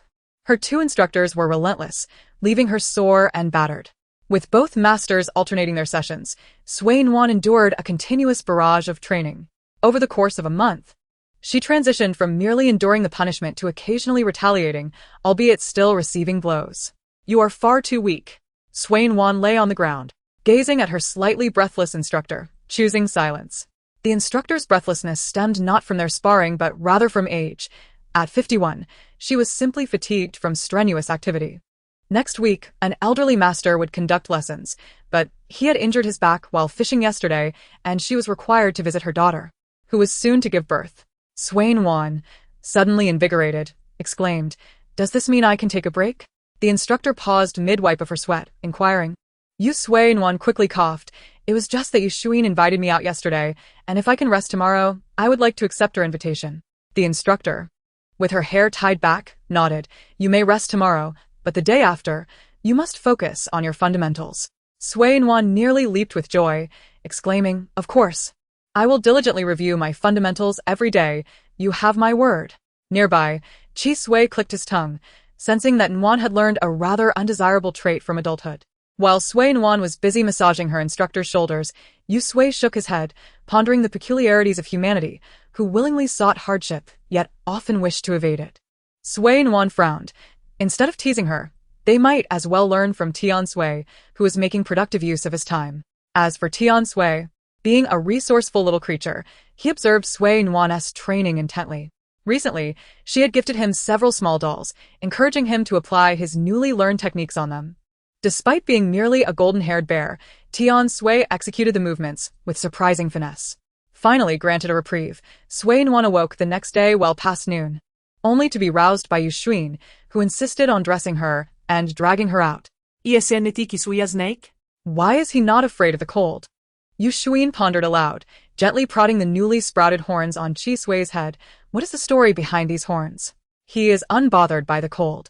The horns must be a mutation. And what of Yu Sui? Such a stunning bird. Over the course of a month, Yu Sui's plumage had become increasingly vibrant, forming a splendid blend of colorful and white feathers, far more striking than when it had only a few scattered strands. Previously a white-crested cockatoo, now undergoing mutation. I am uncertain of the outcome. Where are we headed? Yu Xuan placed Chi Sui in Sui Nuan's hands and gently cradled Tian Sui. To explore the land, of course. Did you not mention needing to secure a piece of land for Chi Sui to cultivate fresh food? With Yu Sui and Tian Sui joining us, we cannot afford to neglect this. Sui Nuan felt a pang of guilt for lacking attention towards her three companions in front of her friend. Where shall we go for this exploration? I have been unable to find the time. Yu Xuan, brimming with confidence, declared, I have already pre-selected several locations. We will finalize one after inspecting them today. Sui Nuan nodded, leaving the subsequent arrangements to the butler. Although $1 million salary sounded impressive, it came with the expectation that the butler would oversee all matters, including the land she had secured. In truth, Yu Xuan was not particularly adept at discerning the merits of various locations. Her intent was merely to provide sustenance for the three little ones. The two soon settled on a site. After making the payment and sending the address and requirements to the butler, Sui Nuan glanced at the time and noted, It's still early. Where shall we go for leisure? Yu Xuan raised a finger. Let us indulge in some fast food. I have been busy brushing up on my airplane and boat piloting skills, and I haven't ventured out in ages. Before Sui Nuan could respond, Kisui, Yu Sui, and Tian Sui were already buzzing with anticipation. Having endured a month of relentless training, they lacked the motivation to venture outside without Sui Nuan. Not wanting to disappoint the eager gazes of her four companions, Sui Nuan touched the firearm concealed beneath her coat and declared, Very well, let us go. As Sui Nuan and Yu Xuan strolled through the streets, Fong Li and Yu Xuan's bodyguards trailed at a discreet distance. Should the need arise, they would assist in carrying items, but for now, the two had little in their hands. Alongside the two bodyguards, a few more discreetly dressed individuals wearing earpieces were stationed at a distance. It was deemed more effective to allow the bodyguards to remain inconspicuous rather than wear uniforms, which might draw attention. Only the two close bodyguards wore uniforms, signaling a clear message. Do not engage with this person. Nuan, did you know? That scoundrel Xiao Yun has gone into hiding, and the Yin family has turned everything upside down in search of him. Sui Nuan frowned, contemplating whether this was the so-called protagonist's halo. If such a phenomenon existed, it would indeed pose a dilemma. Nuan, would you like to try takoyaki? Chi Sui exclaimed excitedly, Eat. We want to eat. Both Yu Sui, Tian Sui, and I wish to partake. Sui Nuan shook her head. Yes, they wish to eat. As the two conversed while waiting, the cheerful Chi Sui glanced to the left front in confusion, feeling a familiar presence in that direction. Yu Sui and Tian Sui, curious about what Chi Sui was searching for, followed his gaze. With exceptional vision, Yu Sui gently grasped Sui Nuan's shoulder. Nuan, there seems to be someone familiar over there. Just as Sui Nuan, who was in the midst of enjoying a takoyaki, turned her head in puzzlement, their eyes met.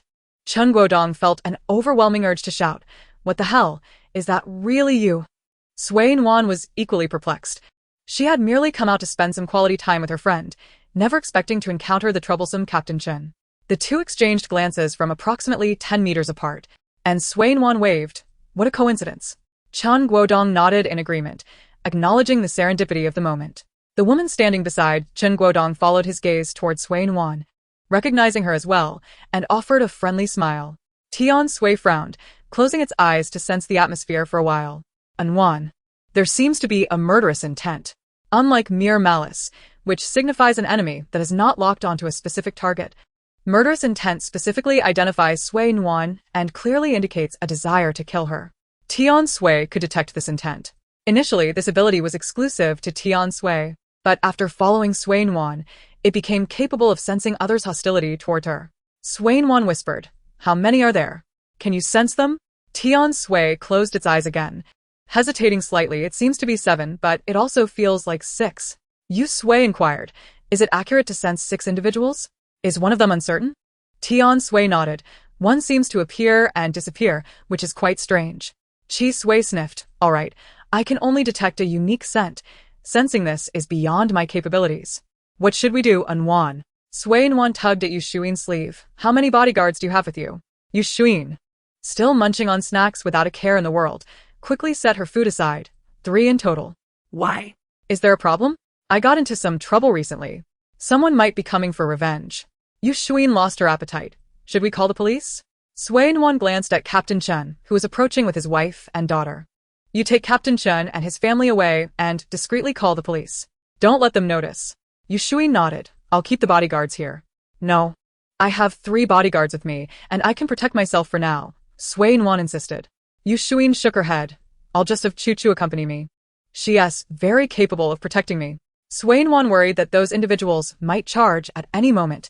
You must ensure your safety. As Captain Chen reached Sui Nuan, he noticed something was amiss in their expressions. What's wrong? Sui Nuan lowered her voice. Someone is coming for revenge.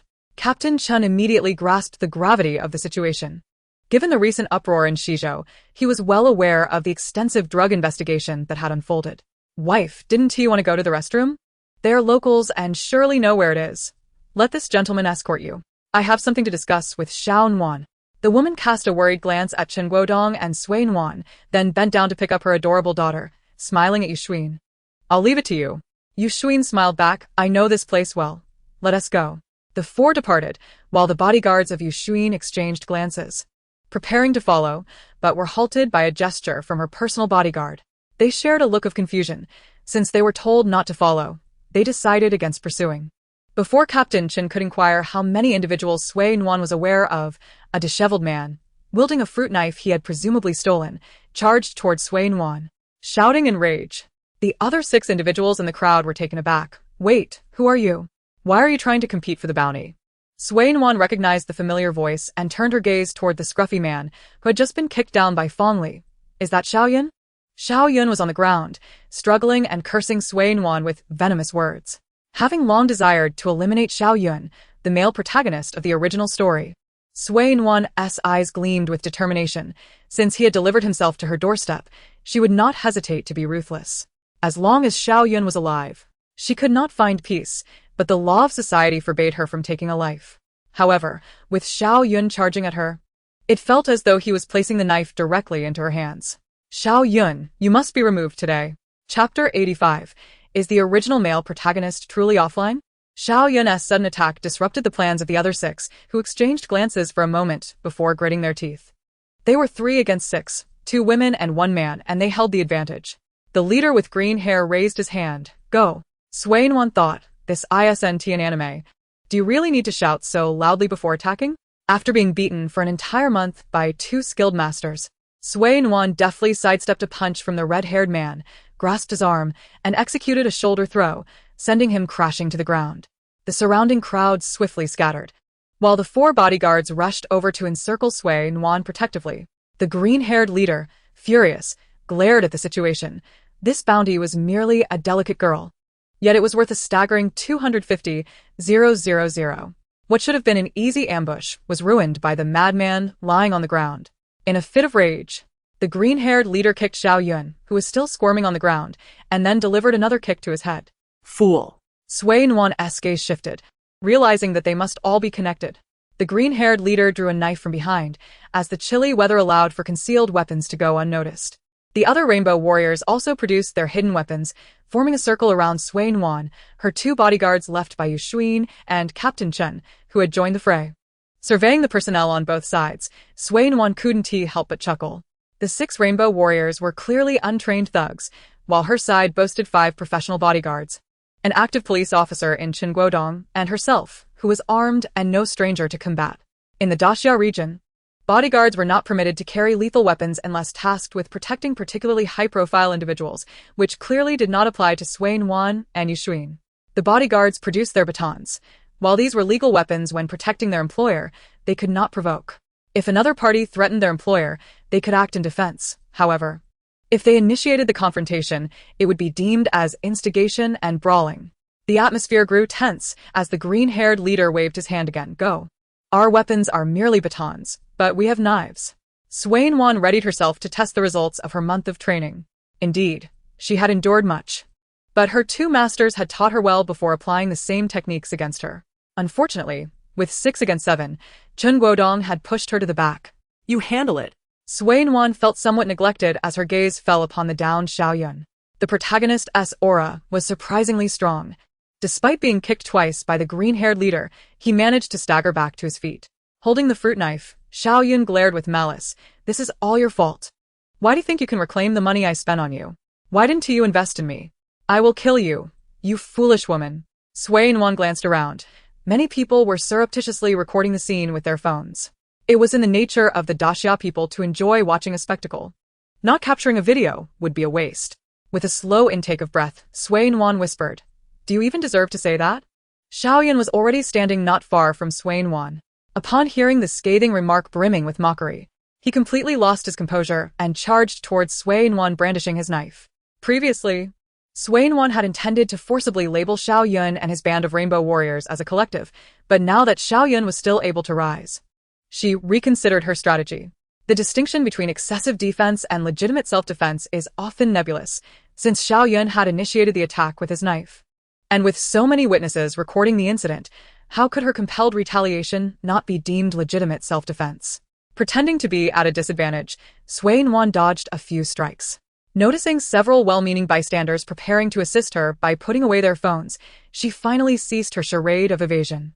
She swiftly seized Xiaoyun's knife and cast it aside, delivering several knee strikes to him. With so many people present, Sui Nuan had no desire to resort to her firearm unless absolutely necessary. Moreover, shooting Xiaoyun would be a sheer waste of ammunition.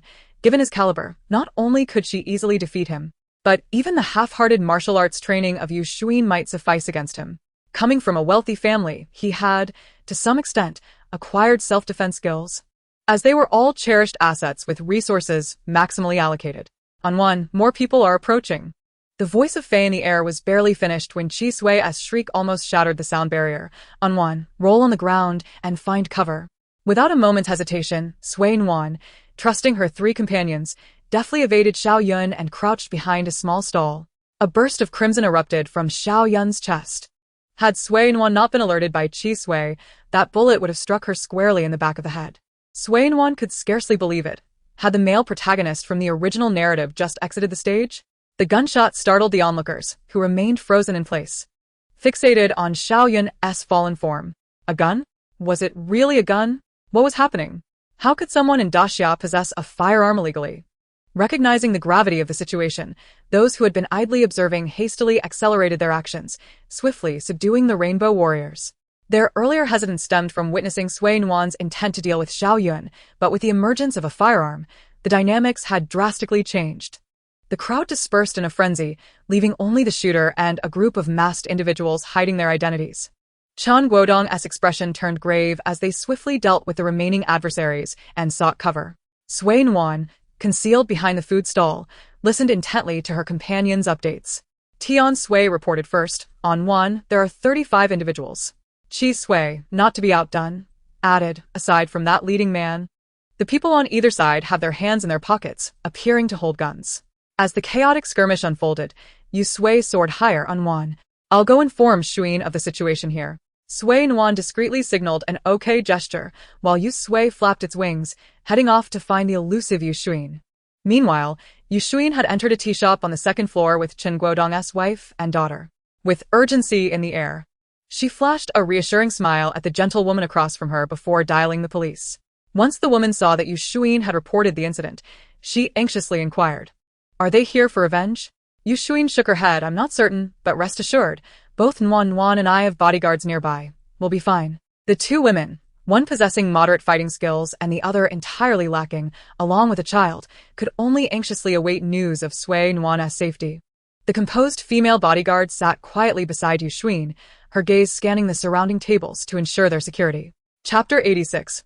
What is this, a cheat code? The quartet had not been seated in the tea shop for long when Yu Sui spotted Yu Xuan from the window. It landed on the sill, tapping the glass to capture her attention. With just a single tap, all four pairs of eyes turned toward Yu Sui.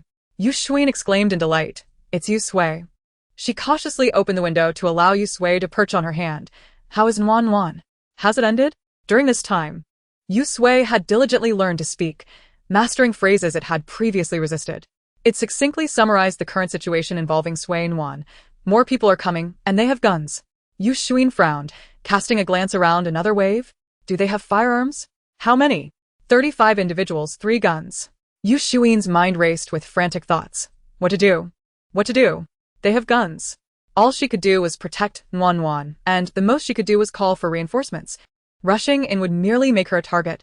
Shaking her head, she picked up her phone once more, relaying the situation to the dispatcher in detail. She needed to contact her family and have them send help. Surely the police would manage the situation swiftly in the capital. As for Sui Nuan, the short man leading the charge was well aware of the old adage that villains perish from excessive talking. He successfully replicated the previous green-haired man's actions, delivering several kicks to those easily brought down. "Useless lot, I'd pay you 250,000 for your heads." With each successive blow, Sui Nuan felt invigorated. Her physical prowess heightened, her senses sharpened. What does 250,000 mean? She pondered. Surely, that couldn't be the bounty on her head? Although the thought was unsettling, she couldn't suppress a surge of indignation. Who were they insulting?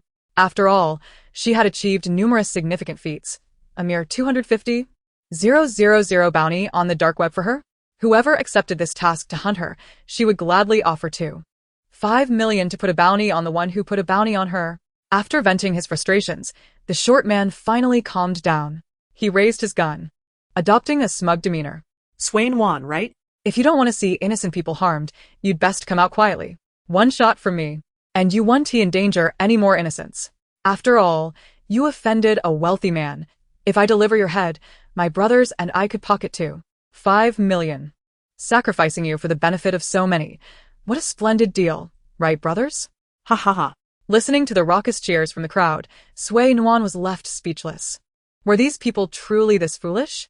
Brandishing firearms so brazenly in the capital, shouting threats incessantly, it was they who were inviting their own demise. Fortunately, their stupidity worked in her favor. They hadn't rushed in with guns blazing. Had she been injured, her bodyguards and Captain Chen might have been at risk as well. Fondly glanced at Sui Nuan, making a gun gesture. As Sui Nuan's personal bodyguard, she was well aware that Sui Nuan always carried a firearm. Sui Nuan retrieved her gun from behind her back, signaling with 3 fingers, indicating that while she was armed, there were 3 opponents with guns. And it was risky to engage them directly. The ever-watchful Chen Guodong exclaimed, did they really manage to secure a gun license so quickly? He had assumed it would take longer, given how challenging it was to acquire one. Unless on a very special mission, even he, as the deputy captain, was not permitted to carry a firearm. Sui Nuan felt conflicted. Her marksmanship was impeccable, but the 3 opponents were all aimed at her. If she fired 3 shots, they would likely retaliate with at least 1 shot of their own. Sui Nuan hesitated, uncertain of their accuracy. The short man exuded a cunning intelligence, and his recent shooting had been remarkably precise. Without the warning, she might have dodged but still sustained injury. While Sui Nuan remained in turmoil, Chi Sui offered a suggestion. I've seen in anime that some can shoot and deflect incoming bullets. I'll give Nuan a heads up, you can do it. However, whether such anime feats could be replicated in reality was uncertain. Sui Nuan signaled to the nearby fighters. She wished to test her aim. If she truly succeeded, then Captain Chen and Miss Fong must not falter, but swiftly retrieve the firearm. Chen Guodong was bewildered. Had she not been incapable of wielding a gun just a few months prior? And now she dared to engage in such a perilous endeavor? This was a firearm, after all, and this was reality, not a mere game. Fong Li also disapproved, deeming the maneuver excessively dangerous. Any misstep would leave no room for redemption. Sui Nuan felt cornered. Were there any other alternatives? She would not take such a significant risk. Waiting for the police? That would be a reckless gamble with her life. Though villains often succumb to their verbosity, if they continued to blabber until the police arrived without taking action, how were they any different from fools?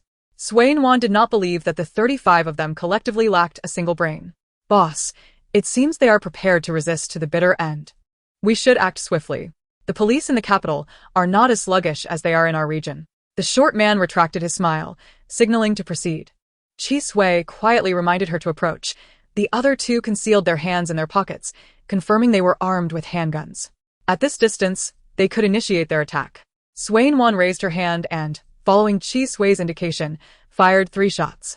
Afterward, she rolled behind Fong Li's food stall and stood up, unleashing 6 rapid shots.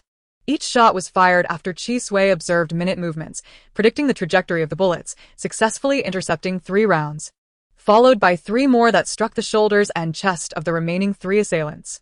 Prepared in advance, Fong Li and Chen Guodong dashed out, seizing the guns almost simultaneously, aiming at the short man standing in the center. Concurrently, Nuan pulled the trigger, landing a bullet squarely in the short man's forehead. The 3 armed assailants fell first, prompting the remaining 4 bodyguards to rise and rush over to protect Nuan. Chen Guodong cast a complex glance at Nuan. Had she truly leveled up?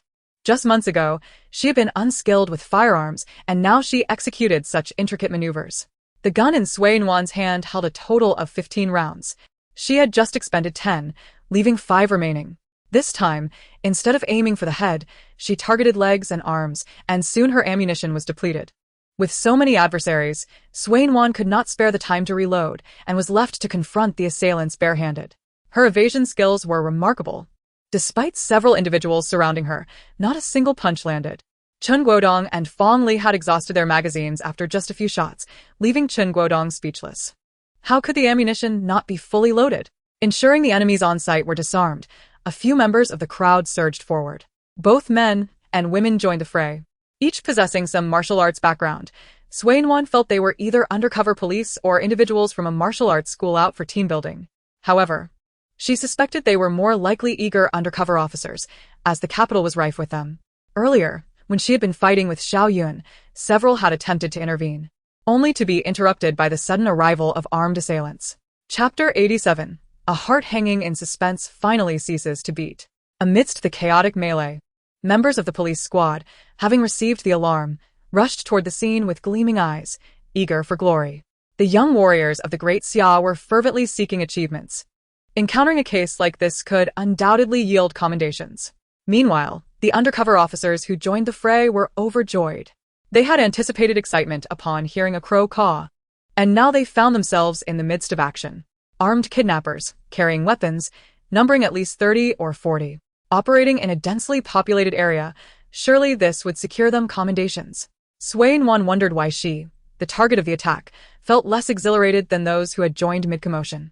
A young girl in traditional Hanfu kicked a towering man, estimated at 190 centimeters, to the ground. Noticing Nuan's gaze, she smiled and adjusted her slightly askew hairstyle, continuing to engage the assailants. Nuan, truly enthusiastic. As several police vehicles with sirens blaring arrived at the food street, Nuan and the remaining undercover officers were already concluding the conflict. The fully armed officers, silently chanting "Here comes my third-class merit," were momentarily stunned, as if the heavens themselves had collapsed. Before them, it seemed not a scene of resolution, but rather a badge inscribed with the words "Third-class merit" sprouting wings and drifting away. Nuan was perplexed. Why were all these people acting so strangely today? Captain Chen wore a complex expression, his face a portrait of existential despair. The bodyguards were visibly anxious, fearful for Nuan's safety. Meanwhile, the newcomers, a group of young men and women, beamed with delight, their smiles nearly stretching to the back of their heads. The officers who had just arrived transitioned from excitement to a state of dismay, as if the sky were indeed crashing down. The criminal investigation team leader cast a disparaging glance at the dejected young officers behind him, composed himself, and approached Nuan. Upon seeing Chen Guodong beside her, he paused in surprise. "Deputy Captain Chen, what brings you here?" Chen Guodong forced a smile. "Just on vacation, bringing my wife out for some fun." The team leader nodded. "You will be joining us tomorrow as a colleague. I have heard of your impressive case-solving skills." "A pleasure to meet you." Nuan turned in astonishment. She now understood why Captain Chen had worn that expression earlier. Captain Chen, you applied for a transfer to the criminal investigation team in the capital? The team leader, unaware of the connection between Sui Nuan and Chen Guodong, continued the conversation casually. It's just a short-term transfer for mutual learning and improvement. You two know each other? What a coincidence. Chen Guodong felt increasingly numb. He had merely sought a transfer due to the recent hectic schedule and the desire to accompany his wife for medical treatment in the capital. He never anticipated bumping into Sui Nuan here. Was this fate? Indeed, Nuan has assisted in solving numerous cases. She is currently an auxiliary member of the criminal investigation team at Shingen. The team leader was astounded. This young lady is so capable? Would you be interested? What is the situation with this case? He nearly blurted out his intention to recruit her, but caught himself, realizing it was inappropriate with Chen Guodong present. If the opportunity arose, a private conversation could be arranged. Chen Guodong remarked, "You may not fully grasp her prowess. Wait until you experience what she has faced recently, and you won't dare approach her for recruitment." With the current case lacking clarity, another new case had just been presented. While solving cases could lead to promotions and accolades, it was undeniably a source of considerable stress. He felt youthful and did not wish to succumb to premature baldness. The case involves confidential matters. I hope you'll understand. The team leader's expression grew serious. In that case, I must ask you all to return to the station with us to provide statements. Sui Nuan looked to Chen Guodong for guidance. Was this something they could disclose? He shook his head. Captain Zhao, this matter is classified. I will be entirely responsible for the subsequent investigation. Captain Zhao furrowed his brow. But upon observing the number of fallen individuals around them, the firearms scattered on the ground, and the bodyguards accompanying Sui Nuan, he nodded. Very well. But I hope to be kept informed. Sui Nuan felt a twinge of sympathy for Captain Chen. He wouldn't have just transferred and not yet officially begun his duties. Would he? It seemed she might inadvertently cause Captain Chen to work overtime again. Moreover, if all went as expected, she would be staying in the capital for the foreseeable future. Chen Guodong called his wife to explain the situation, while Sui Nuan belatedly dialed Yu Shuin's number to reassure her. After both had made their notifications, Chen Guodong put away his phone and turned to Sui Nuan. Finding himself ensnared in a web of conflicting emotions, Captain Zhao frowned. Was this person also one of their group? Chen Guodong and Sui Nuan turned simultaneously, and Captain Zhao was pointing at the now lifeless Xiao Yun, the original male protagonist. Sui Nuan had no intention of offering Xiao Yun any explanation. She spoke candidly. I don't know. He suddenly charged at me with a knife, cursing and hurling insults. After we subdued him, the other 6 rainbow warriors sprang forth, with the green-haired one berating him as worthless. Captain Zhao and Chen Guodong were momentarily taken aback. Rainbow warriors? Their gazes fell upon the multicolored hair of the 6 individuals, and they were both astonished by Sui Nuan's peculiar description. Although they found the term somewhat absurd, it was indeed quite apartment. Captain Zhao cleared his throat twice to mask the unintentional approval that had surfaced on his face. For now, they would treat them as a group. A female team member approached Xiao Yun and scrutinized him closely. Captain Zhao, he bears a resemblance to Xiao Yun, doesn't he? Captain Zhao leaned in, parting Xiao Yun's greasy, disheveled hair. Although he sported a beard, upon his teammates' reminder, it became evident that this individual did indeed resemble the wanted criminal Xiao Yun. The female team member recalled the wanted poster depicting Xiao Yun's likeness and glanced down at Xiao Yun, whose eyes were wide open and unblinking, wrinkling her brow in disapproval. Deservedly so. The uproar surrounding Xiao Yun had grown quite substantial, with online discourse rife with vitriol. Many labeled him a parasitic leech of a man attempting to live off a wealthy woman, leading to the unfortunate demise of the affluent lady. Public opinion was firmly in the hands of the wealthy and powerful, especially within Wenqing and in Wenshu, both of whom were not only stunningly beautiful but also exceedingly wealthy, causing online sentiment to overwhelmingly favor them. Take him back for now. I'll keep the case under wraps until you come to handle it tomorrow. Chen Guodong nodded, expressing his gratitude to Captain Zhao. Typically, cases could not be suppressed. Yet, given the confidential nature of Chen Guodong's statement, Captain Zhao had no recourse. Are you alright, Nuan? Did you sustain any injuries? Yu Shuin rushed to Sui Nuan's side, thoroughly inspecting her from head to toe, relieved to find her unscathed. Thank you immensely for assisting me, and Nuan once again. Though Chen Guodong was a police officer, he was not obliged to involve himself in this turmoil if he did not wish to, particularly as he was on leave with a frail wife and a young child by his side. Chen Guodong shook his head. This is my duty. His daughter ran up and hugged his leg, exclaiming, Daddy is so amazing. Daddy is a hero. His wife trailed behind, her brow furrowed, her eyes betraying a mix of concern and pride. "You're not hurt, are you?" Chen Guodong lifted his daughter with one arm and stepped forward to support his slowly approaching wife, reassuring her, "I'm fine. This is my beloved wife, Zhu Qing'an." Sui Nuan smiled and shook hands with Zhu Qing'an. "Hello, I'm Sui Nuan, and this is Yushuin." Zhu Qing'an nodded. "I've heard Guodong speak of you. You are quite remarkable." Noticing Zhu Qing'an's pallor, Sui Nuan expressed her concern. "Captain Chen, it seems your wife isn't feeling well. You should take her home to rest or perhaps to the hospital." Before Chen Guodong could respond, Zhu Qing'an shook her head. "I'm fine.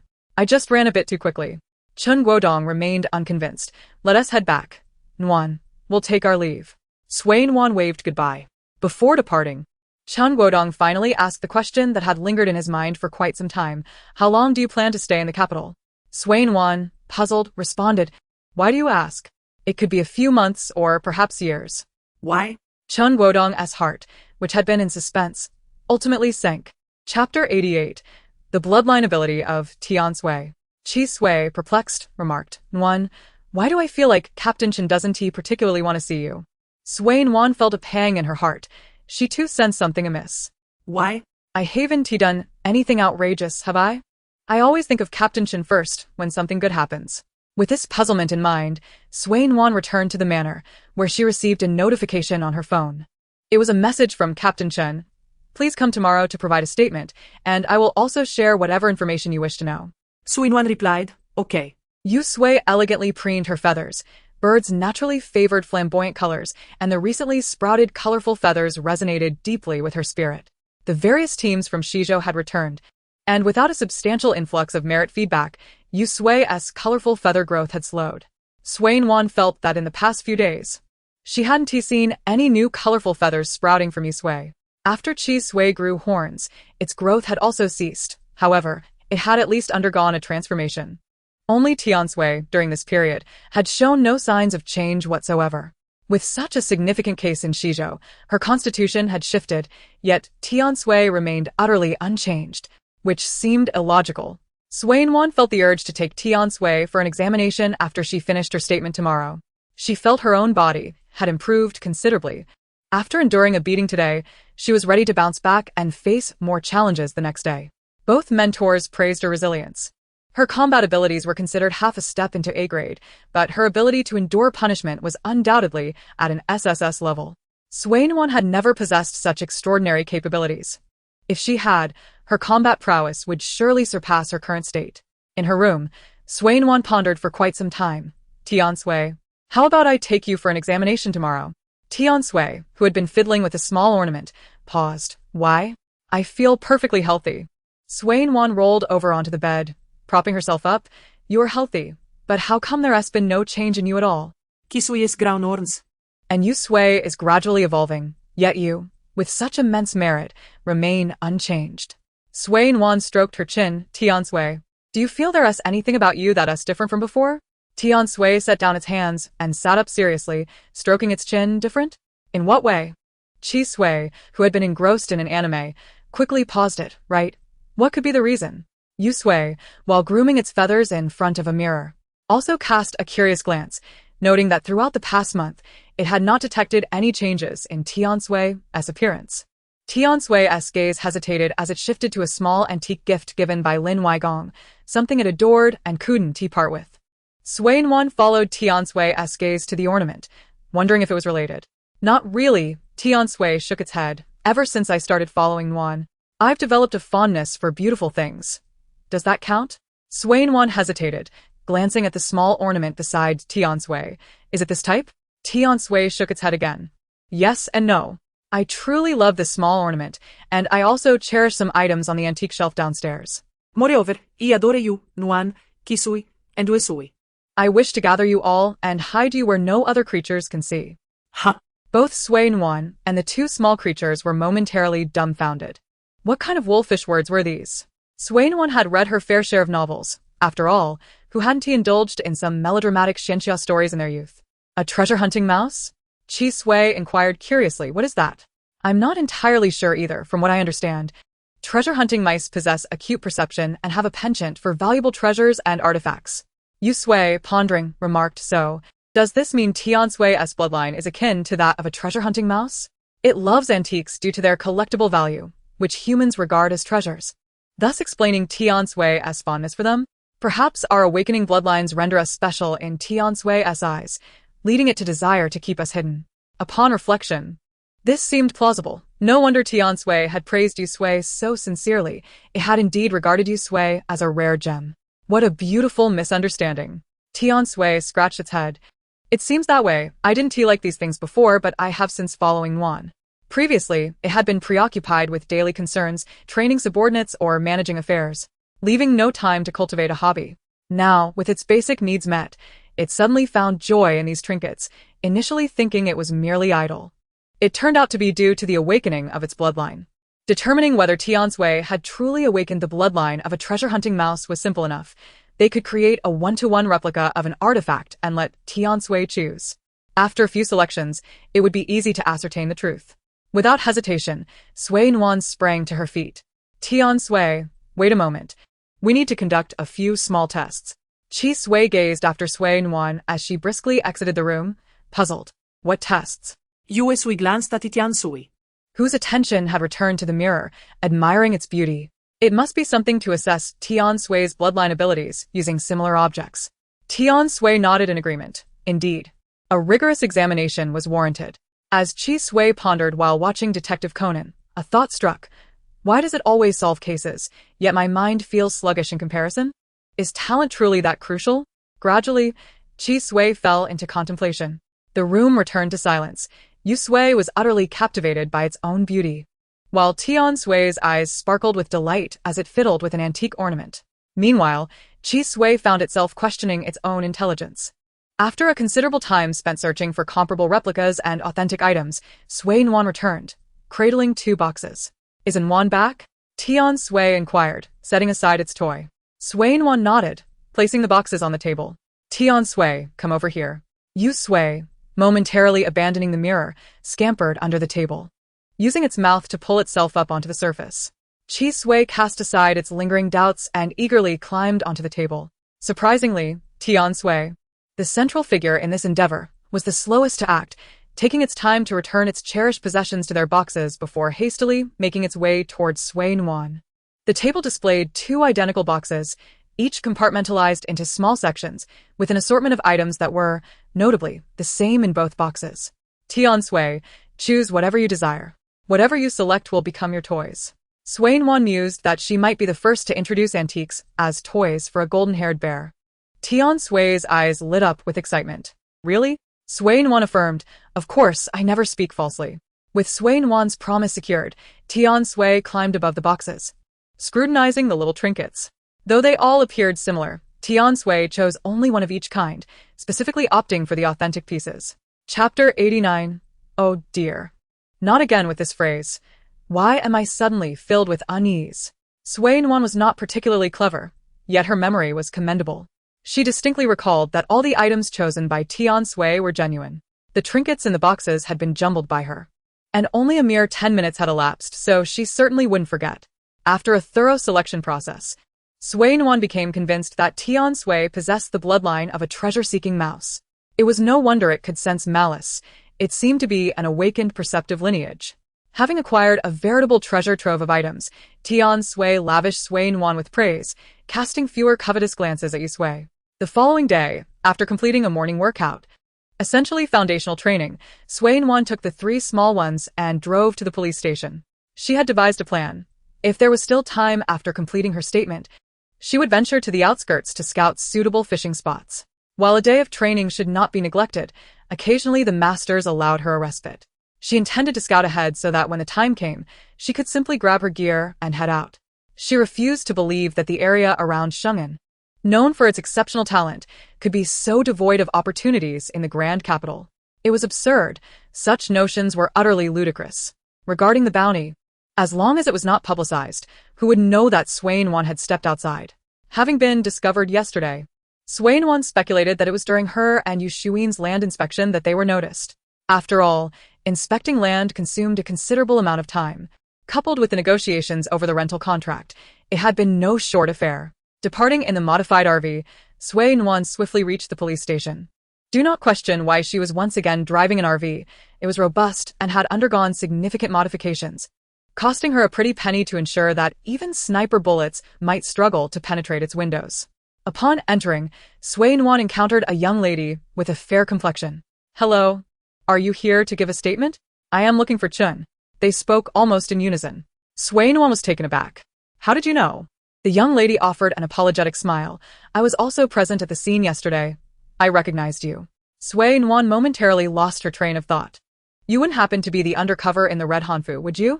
The young lady nodded. "Yes, Vice Captain Chen's office is at the end of this corridor. Turn left." Nuan acknowledged. "All right. Thank you." This was not her first visit to this police station. She had been here previously concerning the airplane incident. What could she say? It was merely fate, after all. Navigating the familiar halls to Captain Chen's office, Nuan knocked on the door. "Captain Chen?" Chen Guodong looked up. "Come in." Curiosity piqued, Nuan asked, "Did you interrogate those individuals?" "Yes, they were detained overnight, and as soon as I questioned them in the morning, they divulged everything." Nuan pulled up a chair. "What did they say?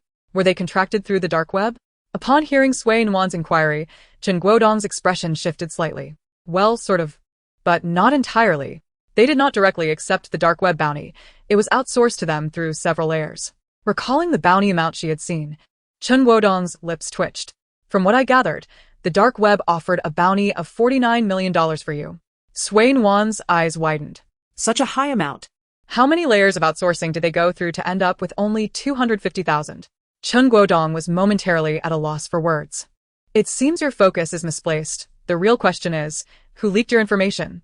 Nuan frowned. "I am not sure about that. After returning to Shenzhen, I took a nap and then came straight back to the capital. I hadn't left the house until yesterday." Chen Guodong felt a headache coming on. "Fortunately, firearms are prohibited in the Great Xia. I've already inspected the 3 guns from yesterday. They are old modified firearms with average range and prone to malfunction. Since they failed to kill you, they should be hesitant to strike again for fear of being discovered. I have reported this matter, and investigations are underway in the shadows. I estimate they will not dare to attempt another assassination, but you should avoid unnecessary outings for the time being." Nuan expressed regret. "So I can't even go out in the capital?" Chen Guodong hesitated. "It's not entirely impossible, but given your circumstances, it would be wise to be cautious. When you do go out, ensure you are disguised, and remember to carry a firearm." Understanding the first part of his statement, Nuan replied, "Captain Chen, you must trust in science." Chi Sui chimed in, "Yes, Captain Chen, you must trust in science." Tian Sui poked its head out from a small bag. "It's a pleasure to meet you for the first time." Chen Guodong's gaze fell upon Tian Sui. "Is this your new companion?" Nuan nodded. "Its name is Tian Sui." These little ones could provide Nuan with some cover. She herself was cautious. Chen Guodong sighed. "To be honest, the capital is currently under strict scrutiny. Those individuals could easily get caught. My earlier warning was merely to keep you alert." Nuan felt rejuvenated. "So, as long as I stay within the capital, I should be all right?" Chen Guodong paused, a sense of foreboding rising within him. Yet, considering the capital's circumstances, aside from the bounty, what further trouble could Nuan possibly stir? With newfound confidence, Chen Guodong nodded. "As long as you remain in the capital, you should be fine. But do not let your guard down. Always carry your firearm and ensure you are disguised." Nuan nodded earnestly. "Rest assured, Captain Chen, I know my limits." Chen Guodong thought, "Oh no, not again with this phrase. Why am I suddenly filled with unease?"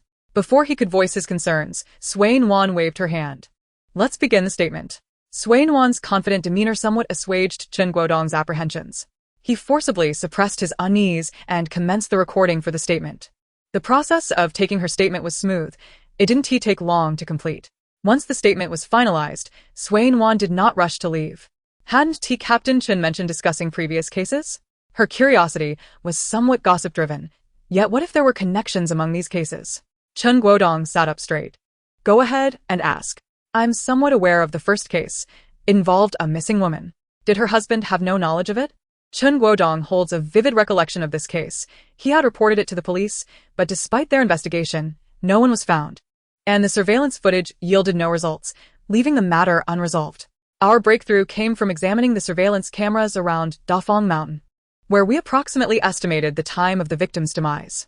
It took us several days of meticulous scrutiny to piece together the details. Although it may sound harsh, The gravity of a homicide and a missing person case cannot be equated. Sui Nuan nodded, acknowledging the second matter. Chen Guodong solemnly affirmed that it involved an undercover operation. The hideout was originally located in Dongzhou, but due to the exposure of the undercover identity, they were disposed of in the lake, and the hideout was quietly relocated. Chen Guodong was not privy to much information regarding this case, and Sui Nuan could not extract further details from him. What about the airplane incident? Chen Guodong shook his head, explaining that the investigation was being conducted in the capital, and if she wished to know more, she could inquire with the young woman who was piloting the plane at the time. Sui Nuan nodded, shifting to the subject of human trafficking.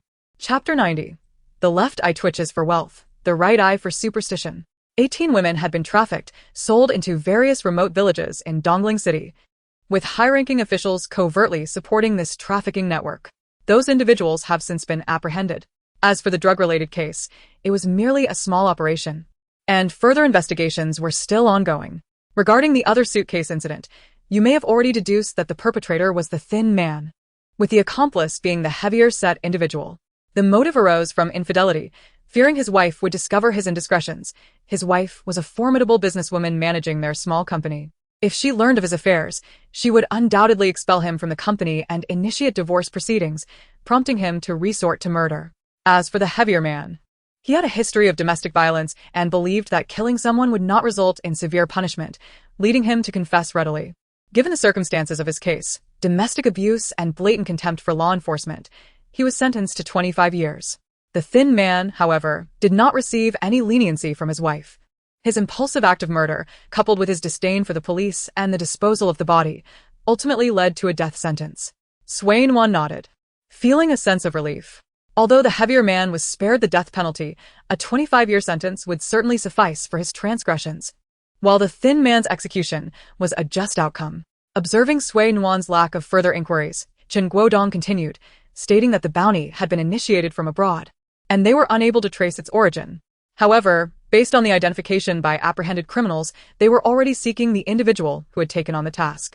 Should there be any developments, I will inform you promptly. After all, you are the victim here. Sui Nuan felt somewhat bemused by the fact that after layers of outsourcing, she had only received 250,000. She was in the capital, in broad daylight. Was that sum truly worth it? Even rounding off to USD, it amounted to merely 1.8 million. If someone were to approach her, she could offer 3.5 million, emphasizing her generosity. Chen Guodong seemed to grasp her thoughts, exasperatedly rubbing his forehead. That group of petty thugs had no inkling of her true identity. They were alerted by someone, and upon receiving the message, they hastily armed themselves and pursued her. As for the other group, they were informed by the green-haired individual, who believed she was merely a vulnerable woman unwilling to part with the 250,000, and they intended to eliminate both her and the thugs, which escalated into the chaos of yesterday. Sui Nuan was puzzled. It appeared as though one person was orchestrating the entire affair. Who could it be that was able to effortlessly ascertain her whereabouts and relay her movements to that group? Yu Sui was uncertain, suggesting that if someone knew her itinerary in advance, it could potentially be someone familiar within her circle. Could it be the butler? Sui Nuan initially entertained this thought but soon dismissed it, reasoning that the butler would only be privy to her personal schedule and would not be aware of her contributions in Shizhou. The only individuals who would know about her efforts there, aside from her family, were Sui Nuan and Yu Sui exchanged glances, instinctively overlooking a certain high-ranking official and those surrounding him. That official was undoubtedly trustworthy. After all, one does not ascend to such heights without integrity. Sui Nuan speculated. Could it have been the staff member who stamped and recorded her documentation that day? That person had indeed inquired indirectly, but Sui Nuan had deflected the question rather than responding directly. Yet, it was not difficult to surmise that the sudden application for firearm authorization, particularly given her lack of a special status, had somehow been approved. A fortnight ago, Lin Machu had jokingly recounted an incident where Zhang Wenchuan's father had also helped him apply for firearm authorization, much to the chagrin of the high-ranking officials. If this were the case, then among those who had interacted with her or the weaponry, there must have been someone dubious. It was not necessarily limited to the stamping officer. Chen Guodong's expression grew grave. Have you figured out who it might be? Sui Nuan shook her head, clarifying that it was merely speculation. Furthermore, if it truly was the staff member who approved her firearm application or others involved, how could they have known she would be going out? After going in circles, Sui Nuan sighed, acknowledging that she was not particularly astute. Who could possibly be meddling behind the scenes? With a sudden thought, Nuan asked, Captain Chen, could you assist in investigating the ownership of the land on the outskirts? Chen Guodong nodded, stating that typically such inquiries were prohibited, but given its relevance to the case, he could look into it, albeit requiring an application. Please do check. It is quite urgent. Chen Guodong stood up, assuring her he would inquire promptly. Wherever the issue lay, it would undoubtedly be in the most unexpected places. If the land she rented truly belonged to a certain staff member, Nuan could only draw a singular conclusion. The coincidence was utterly absurd. Nuan called her grandfather Lin to ask about a few names that had surfaced earlier, and then she awaited responses from both sides. Half an hour later, Chen Guodong returned, revealing those plots of land belonged to Wang Jia and Lin. Nuan raised an eyebrow. What a remarkable coincidence. Assuming all goes as expected. I believe I have a sense of who it might be. Nuan, exasperated, called her grandfather Lin again, stating, Wang Jia, if possible, could you have someone investigate her? My information may have been leaked by her. Seeing Nuan hang up, Chen Guodong inquired, why her? What evidence do you have? Nuan sighed, explaining. She was the one who approved the documents that were then entered into the national system, and wasn't 001 also supposed to apply for firearm authorization for me? She might have surmised some of my circumstances. How ironic that it was she who unwittingly presented herself on a silver platter. Chen Guodong fell silent, taken aback by the dramatic turn of events. So, Nuan shrugged. Let's investigate. She likely wouldn't suspect that we would point our fingers at her. Perhaps by using me as bait, we could flush out a whole string of culprits. At this, Nuan's lips twitched. Captain Chen, you aren't planning to use me as bait to lure them in, are you? Chen Guodong paused, realizing the implications. Oh, right. It wouldn't be appropriate. We are public officials. We cannot use ordinary citizens. Nuan quietly rummaged through her pockets, producing 2 small notebooks. Chen Guodong remarked. If you were to use me as bait, it wouldn't be out of the question. My mentor has been preoccupied with various matters lately. So, I happen to be available. If possible, I would like to go fishing. Chen Guodong exclaimed, You're going fishing again? Nuan jumped slightly at his outburst. While Chi Sui recoiled in surprise, whispering Nuan, Captain Chen seems like he wants to eat you. Tian Sui nodded silently in agreement. Nuan, embarrassed, quickly clarified. No fishing today, I'll just go out and explore. I absolutely want to be fishing. Realizing he had become overly agitated, Chen Guodong awkwardly chuckled. Actually, I didn't mean to discourage you from fishing. Of course, it would be better if you didn't go. Nuan remained silent, noting that Captain Chen had abandoned all pretense, clearly believing that her fishing would lead to misfortune. Don't worry, I want to be fishing today. I'll just take a stroll around. Still caught in his awkwardness, Chen Guodong nodded. A stroll sounds good. Consider it a way to relax, he laughed. You're all just pretending, aren't you? Kisui asserted confidently. Nuan replied, Sometimes, Chi Sui, you don't need to be so honest, truly. As Chen Guodong watched Nuan depart, he turned to head back to his office, when his right eye suddenly twitched violently, while his left eye hinted at fortune. The juxtaposition of superstitious beliefs struck him. Chapter 91. What a coincidence. Over here, Chen Guodong repeatedly murmured that it was impossible and implored himself not to succumb to superstition, attempting to hypnotize his own mind. Meanwhile, Nuan, accompanied by her 3 little companions, boarded the car and casually selected a destination to start the engine. The bodyguards had sustained minor injuries the previous day, leaving Nuan to venture out alone today. Of course, Sui's father and mother were opposed to her decision. However, Nuan confidently patted her chest, assuring them that she was merely going to take a statement and would certainly not encounter any trouble. Unintentionally, Nuan found herself regretting her words, as she had not anticipated her sudden desire to explore the vicinity for fishing spots. Chi Sui perked up, asking if they were going fishing. Yu Sui's eyes also brightened, eagerly anticipating the transformation of its plumage into vibrant colors. Tian Sui was equally eager, having heard tales from its companions about the thrill of catching hidden treasures. With the 3 little ones looking at her with hopeful eyes, Nuan felt a pang of guilt. She had promised Captain Chen that they would not fish today. No fishing? Kisui lamented.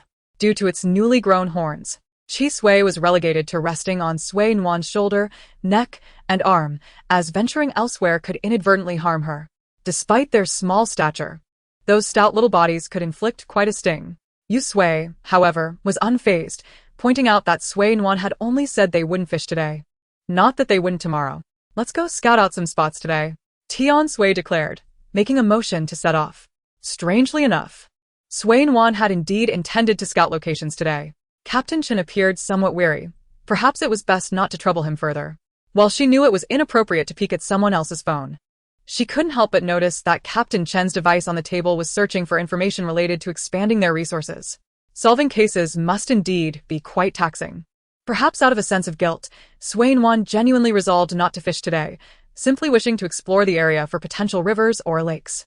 After driving for a while, she found herself in front of a quaint village, quite a rarity even in the capital. Chi Sui curiously inquired if they were stopping here. Sui Nuan swiftly exited the car and locked the door, her intuition whispering that this place held surprises. Just as she secured her firearm and spare ammunition, a woman emerged from a 3-story building about 100 meters from where she parked. The woman appeared to be in her 40s or 50s and approached Sui Nuan with a gentle voice, asking if she was looking for someone. Sui Nuan gestured towards the nearby mountains, stating that she merely wanted to see if there were suitable fishing spots in the vicinity.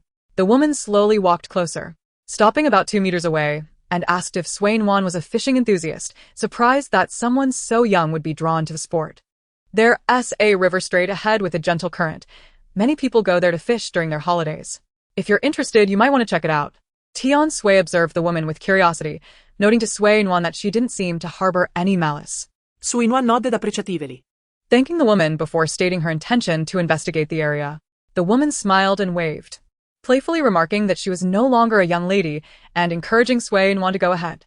The 3 little companions, having smaller ambitions than Sui Nuan, turned to glance back. The woman remained in place, watching Sui Nuan as she walked away. Chi Sui hesitated, expressing concern that the woman seemed odd. Tian Sui echoed the sentiment, stating that it hadn't sensed any ill intent from her. Not only Chi Sui and Tian Sui, but Sui Nuan too felt something peculiar about the woman, though she couldn't pinpoint exactly what it was. Yu Sui turned back, contemplating the situation and questioning whether they could rule out the possibility of abduction. Sui Nuan confidently shook her head, asserting that while the area was relatively secluded compared to the inner ring of the capital, it was not devoid of visitors. Abduction was simply improbable. Unless the abducted individual was foolish, they would invariably find opportunities to seek help from passers-by. The woman spoke logically, her facial expressions devoid of fear. From her micro-expressions, Sui Nuan assessed that she appeared unnaturally calm, as if she had become indifferent to life and death. Sui Nuan hesitated, reflecting on her poor grasp of micro-expressions. The woman had behaved quite normally throughout. How could she appear so detached from the concept of mortality? What do you mean? Sui Nuan shook her head, admitting that perhaps her understanding of the subject was lacking, as she had not paid much attention in that class. Yu Sui glanced back at the now diminished figure of the woman, surmising that Sui Nuan still had things to consider, which she had yet to let go of. Unaware of the deeper implications in Yu Sui's words, Sui Nuan felt somewhat disheartened by the earlier comment and sighed, conceding that she would indeed need to brush up on that knowledge. Meanwhile, the woman's smile gradually faded as she watched Sui Nuan depart, ultimately settling into a serene expression. She cast a glance at Sui Nuan's vehicle and sighed softly, hoping the girl would not meddle in affairs that did not concern her, as it would not bode well for the young lady to be frightened. After muttering to herself, the woman turned, humming a lullaby in a soft dialect as she made her way back to the small building that had initially caught Sui Nuan's attention. As Sui Nuan and her companions continued onward, they were only mildly intrigued by the earlier encounter, soon casting it from their minds. January in the capital typically heralded heavy snowfall. Had the weather not warmed slightly in recent days, Sui Nuan might not have felt compelled to venture out for fishing. Dressed in her overcoat, she found the chill bearable, as her robust physique suited the warm attire perfectly. As she and the 3 little ones shared laughter and conversation, Sui Nuan was abruptly blinded by a reflection of light. Chi Sui exclaimed in surprise, noting that Sui Nuan was not the only one fishing in the middle of winter. Sui Nuan scowled, questioning the absurdity of such a statement.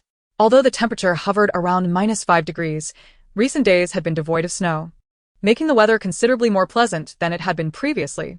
Chi Sui stuck out its tongue, asserting that honesty was the hallmark of a good child, as Sui Nuan's books had taught them. Tian Sui silently emerged from the bag, giving Chi Sui a thumbs up, exclaiming genius. He, let us keep this low-key. Chi Sui chuckled, reveling in their cleverness.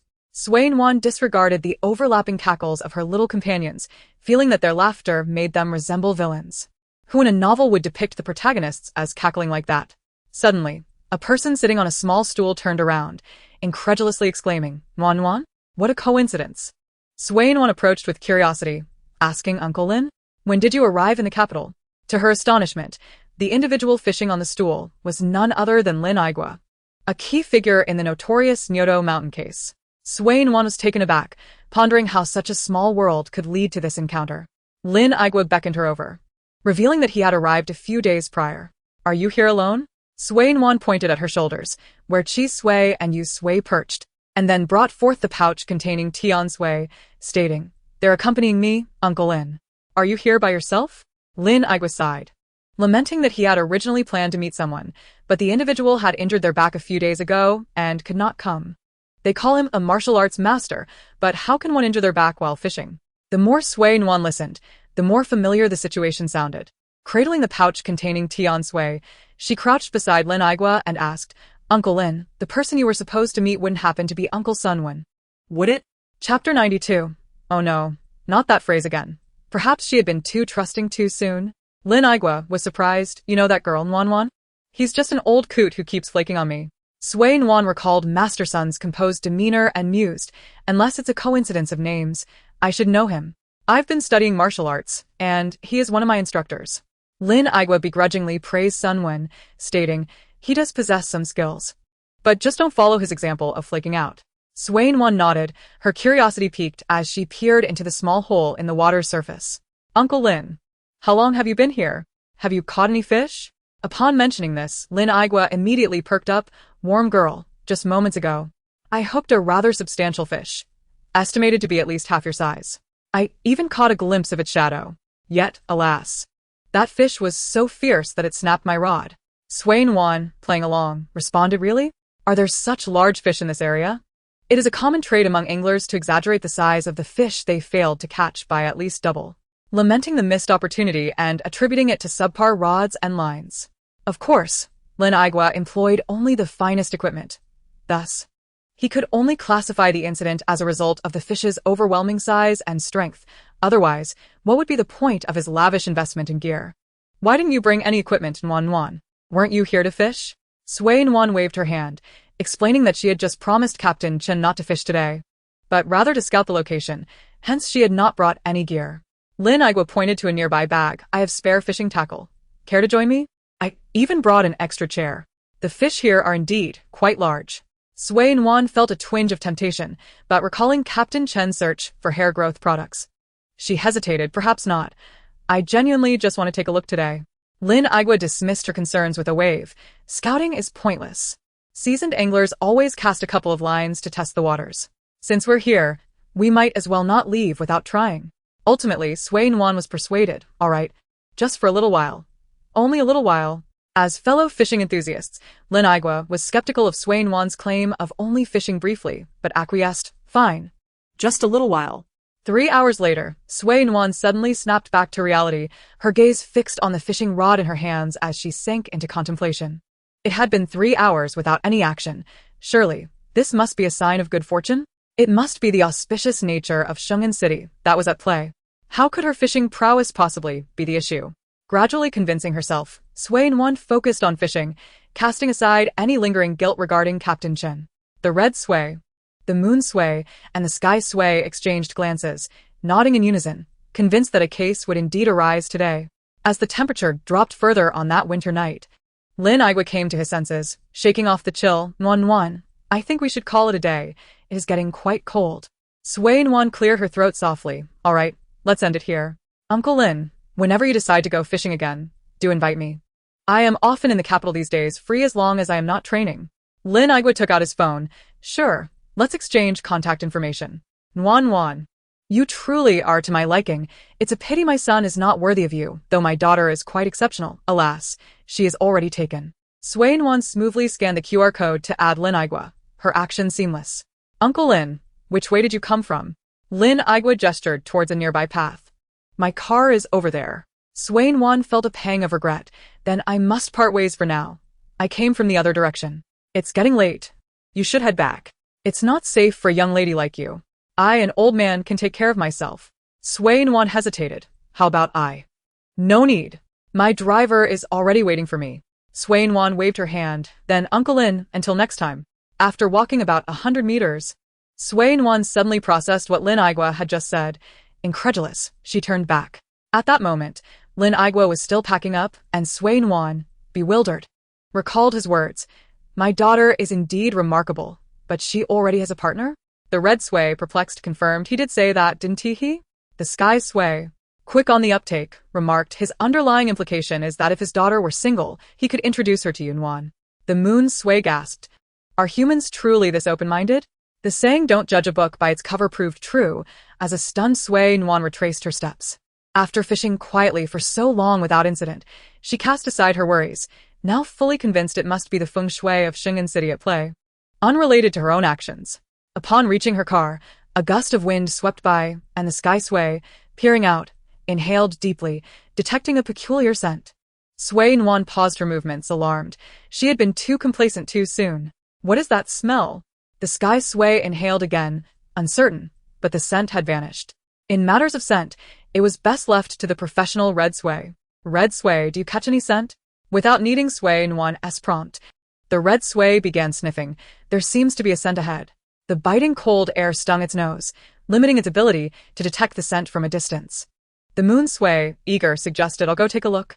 Sui Nuan nodded, and as the moon Sui took to the skies, she gripped her firearm and cautiously approached the house ahead. Upon entering the dwelling, the red Sui confidently declared, it is the smell of humanity returning to the earth. The sky Sui added, a strong scent of blood. It doesn't seem like there's only one. At that moment, the moon Sui had already reached the rooftop, peering down at the scene inside, and gasping in shock. It was merely the sound of pure bird calls, devoid of any other connotations. Instinctively, Sui Nuan hastily ducked behind a wall, wondering what could possibly frighten the moon Sui. Drawing on previous experiences, Sui Nuan was no longer impulsive. Had it been the old her, she might have already jumped into the courtyard. The red Sui, anxious, called out, Moon Sui, what did you see? The sky Sui swiftly climbed out of the bag, using Sui Nuan's clothing as leverage to spring onto the wall, scurrying to the top. Squeak. Unable to see Sui Nuan in the courtyard, the red Sui was frantic. What on earth could scare both of you? The moon Sui, startled for a moment, eventually returned to Sui Nuan's shoulder, momentarily at a loss for words. There are dead people inside. Sui Nuan. The red Sui, with such a strong scent of blood, do they also know there are dead people? Sui Nuan lowered her voice. What did you see? Even you and the sky Sui were frightened? As she questioned the moon Sui, Sui Nuan skillfully dialed 110 on her phone, her movements as proficient as a professional telemarketer. The moon Sui composed itself, attempting several times to articulate, Nuan, 3 people are dead. All of their limbs have been severed. Chapter 93. Transformation. Sui Nuan had no time to be shocked. The call she had made was already connected to the operator. Hello, 110. Please state your emergency. The sky Sui, still perched on the wall, warned. That person has likely noticed us. She is heading towards the door. I have no weapon. Sui Nuan quickly relayed the situation. There has been a homicide. There are dead bodies. The address is. After finishing her words, Sui Nuan hung up and readied her firearm. At that moment, the small courtyard door slowly creaked open, and the woman who had previously given directions peeked out from inside, locking eyes with Sui Nuan, who was holding her gun. The two maintained a tense stalemate for a while. Sui Nuan, armed, kept a safe distance, while the sky Sui was positioned atop the wall. Ready to report at any moment, Sui Nuan felt no fear. The woman's vacant gaze slowly regained a hint of focus. Did you call the police? Sui Nuan did not respond, retracting her earlier thoughts of this person appearing normal. She was anything but, resembling a calm lunatic. I have reported it. Whether you do or not makes no difference. After speaking, the woman leisurely turned to return indoors, showing no fear of Sui Nuan potentially shooting her. She opened the courtyard door wide, humming a nursery rhyme as she walked back inside. Sui Nuan hesitated, uncertain whether to move. Nuan, rest assured, she is the only living person inside. The cleaver is on the chopping board, and she possesses no weapon, plus she harbors no malice toward you. Sui Nuan remained cautious, gradually advancing to within 3 or 4 meters of the courtyard gate to peer inside. The courtyard was awash with blood, and numerous human fragments lay scattered across the ground. The woman smiled. Unfortunately, I cannot accommodate you right now. Did I frighten you? I should have been quicker. Weren't you going fishing? Why come here? Sui Nuan opened her mouth, unsure of what to say, pondering the rationale behind her actions. From her brief glance, Sui Nuan recognized the deceased as two elderly individuals and a stout man. With this woman, it was evident they constituted a family of four. Why? The woman's voice was soft, as if she were questioning herself, pondering why she would resort to violence, why she would take a life. Both parties lapsed into silence for a considerable time, until the woman suddenly erupted into laughter. For revenge, of course. What other reason could there be? My baby was so small, yet she was drowned by those two old wretches and that vile man. What other reason could there be? It is for the vengeance of my newborn daughter. Sui Nuan hesitated for a moment, acutely aware of the deep-seated preference for sons over daughters. She could articulate her desire to seek justice through legal channels, yet for a mother, the penalties the law could impose on such beasts were far too lenient. Gradually, Sui Nuan lowered her gun, realizing that the woman before her had long since come to terms with life and death. The earlier attempt to distract her was motivated by a fear that she might overhear something that could jeopardize their plans. The woman had not even reached for her sole weapon, the knife. Instead, she stood in the yard singing nursery rhymes, entirely devoid of the demeanor of one attempting to escape. This was the first time Sui Nuan found herself at a loss for words amidst so many cases. Feeling utterly numb, the woman was indeed pitiable, yet she had taken a life. But her motive stemmed from the murder of her child. Sui Nuan tucked the gun behind her, her mind swirling with questions that she struggled to voice. Why not run? The woman adjusted her hair, her exhaustion palpable. I have never had a day of willingness since marrying him. I suffered 4 miscarriages at his hands, yet I could never escape the marriage. I resigned myself to my fate, but at 32, I became pregnant again. I was cautious and meticulous, and against all odds, I finally gave birth to my precious child. Yet, the very next day, she was drowned, simply because she cried too much, simply because she was a daughter. I know he has a 6-year-old illegitimate son outside. I would have left with my daughter, but he sought to drive me to my death. How could I let him have his way? They have pushed me to this point, and yet they still dare to eat the meals I prepare. Indeed, they never regarded me as a human, as if I were merely livestock. With that, the woman glared fiercely, viciously kicking the head of the rotund man beside her. They deserve to die. I intend to make this a spectacle. If I can make a commotion, sacrificing myself can save countless women like me. They say I cannot divorce? Then I shall let those lofty figures know that if they deny me divorce, I shall take matters into my own hands. You see, I have gone to such extremes, and I have posted it online. In the future, they will label me a madwoman, but in this age, only the mad can save the wretched. Sui Nuan stood in a daze, her thoughts a whirlwind. The blaring sirens echoed, yet she did not turn to look. She fixated on the woman being taken away, struggling to regain her composure. She understood that regardless of whether the situation escalated, the woman was destined for a death sentence. Taking to the internet would only subject her to a torrent of online vitriol, yet she still chose to act. Why? To voice her resentment? Xiaonuan? Xiaonuan? Sui Nuan gradually returned to her senses, realizing she was seated in the office of Captain Chen, where she had been earlier that morning. Facing the concerned gaze of Captain Chen and a short-haired police officer.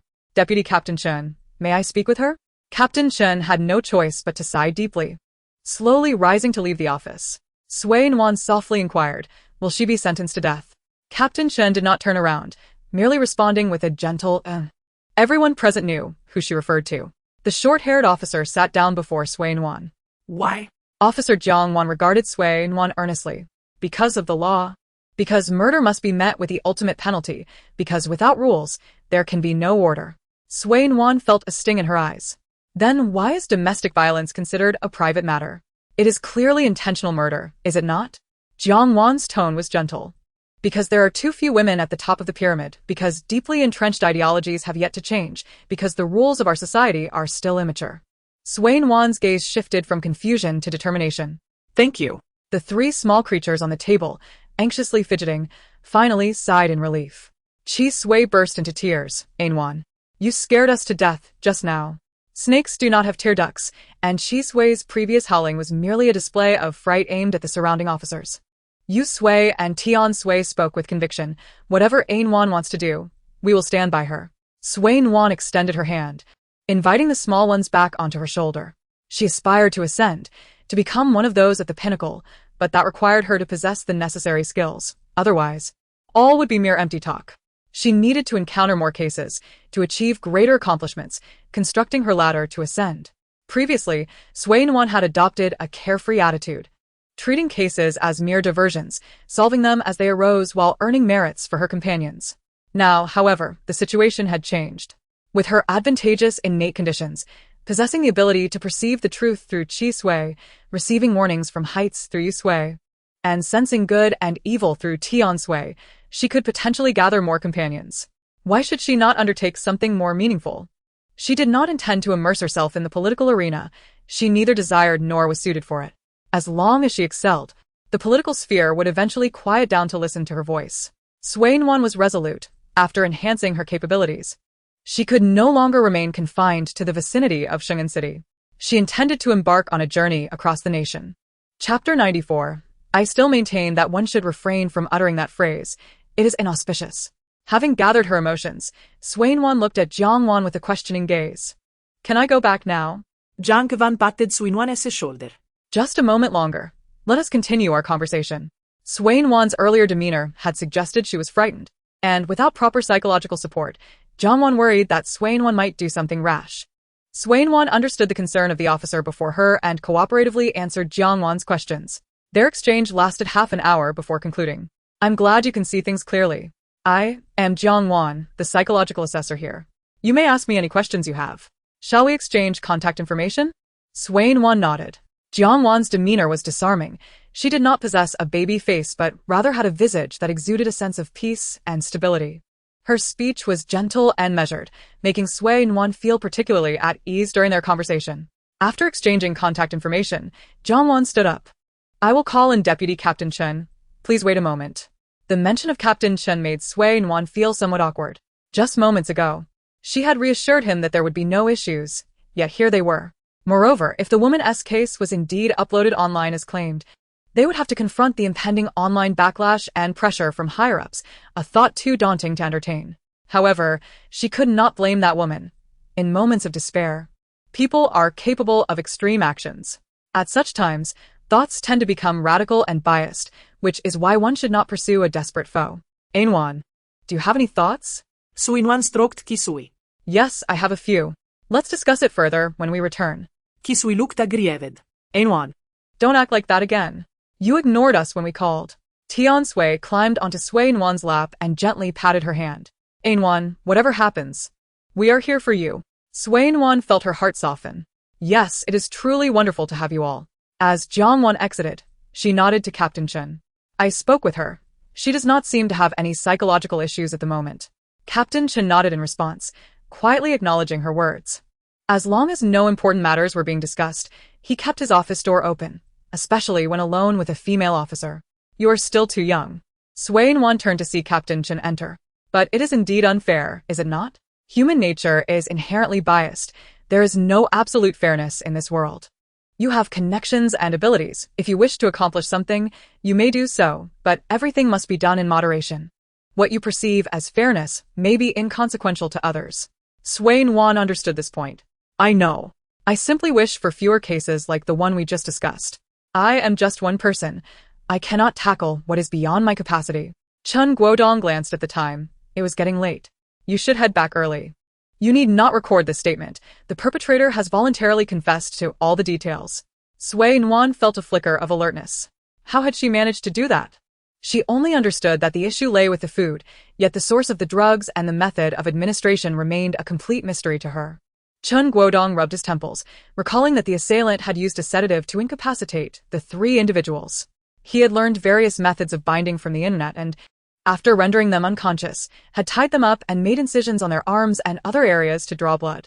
By the time their blood had sufficiently drained, the three had awakened, physically weakened and unable to mount any effective resistance, ultimately falling prey to the assailant's brutal dismemberment with a machete. In rural areas, it is commonplace to have such blades at hand. The three victims likely never imagined that a person so physically frail could wield a machete to such deadly effect. It was no wonder that the woman had yet to finish her gruesome task.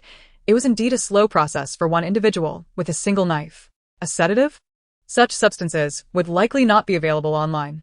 Chen Guodong could not suppress a sigh. The sedative had been purchased by the perpetrator's husband.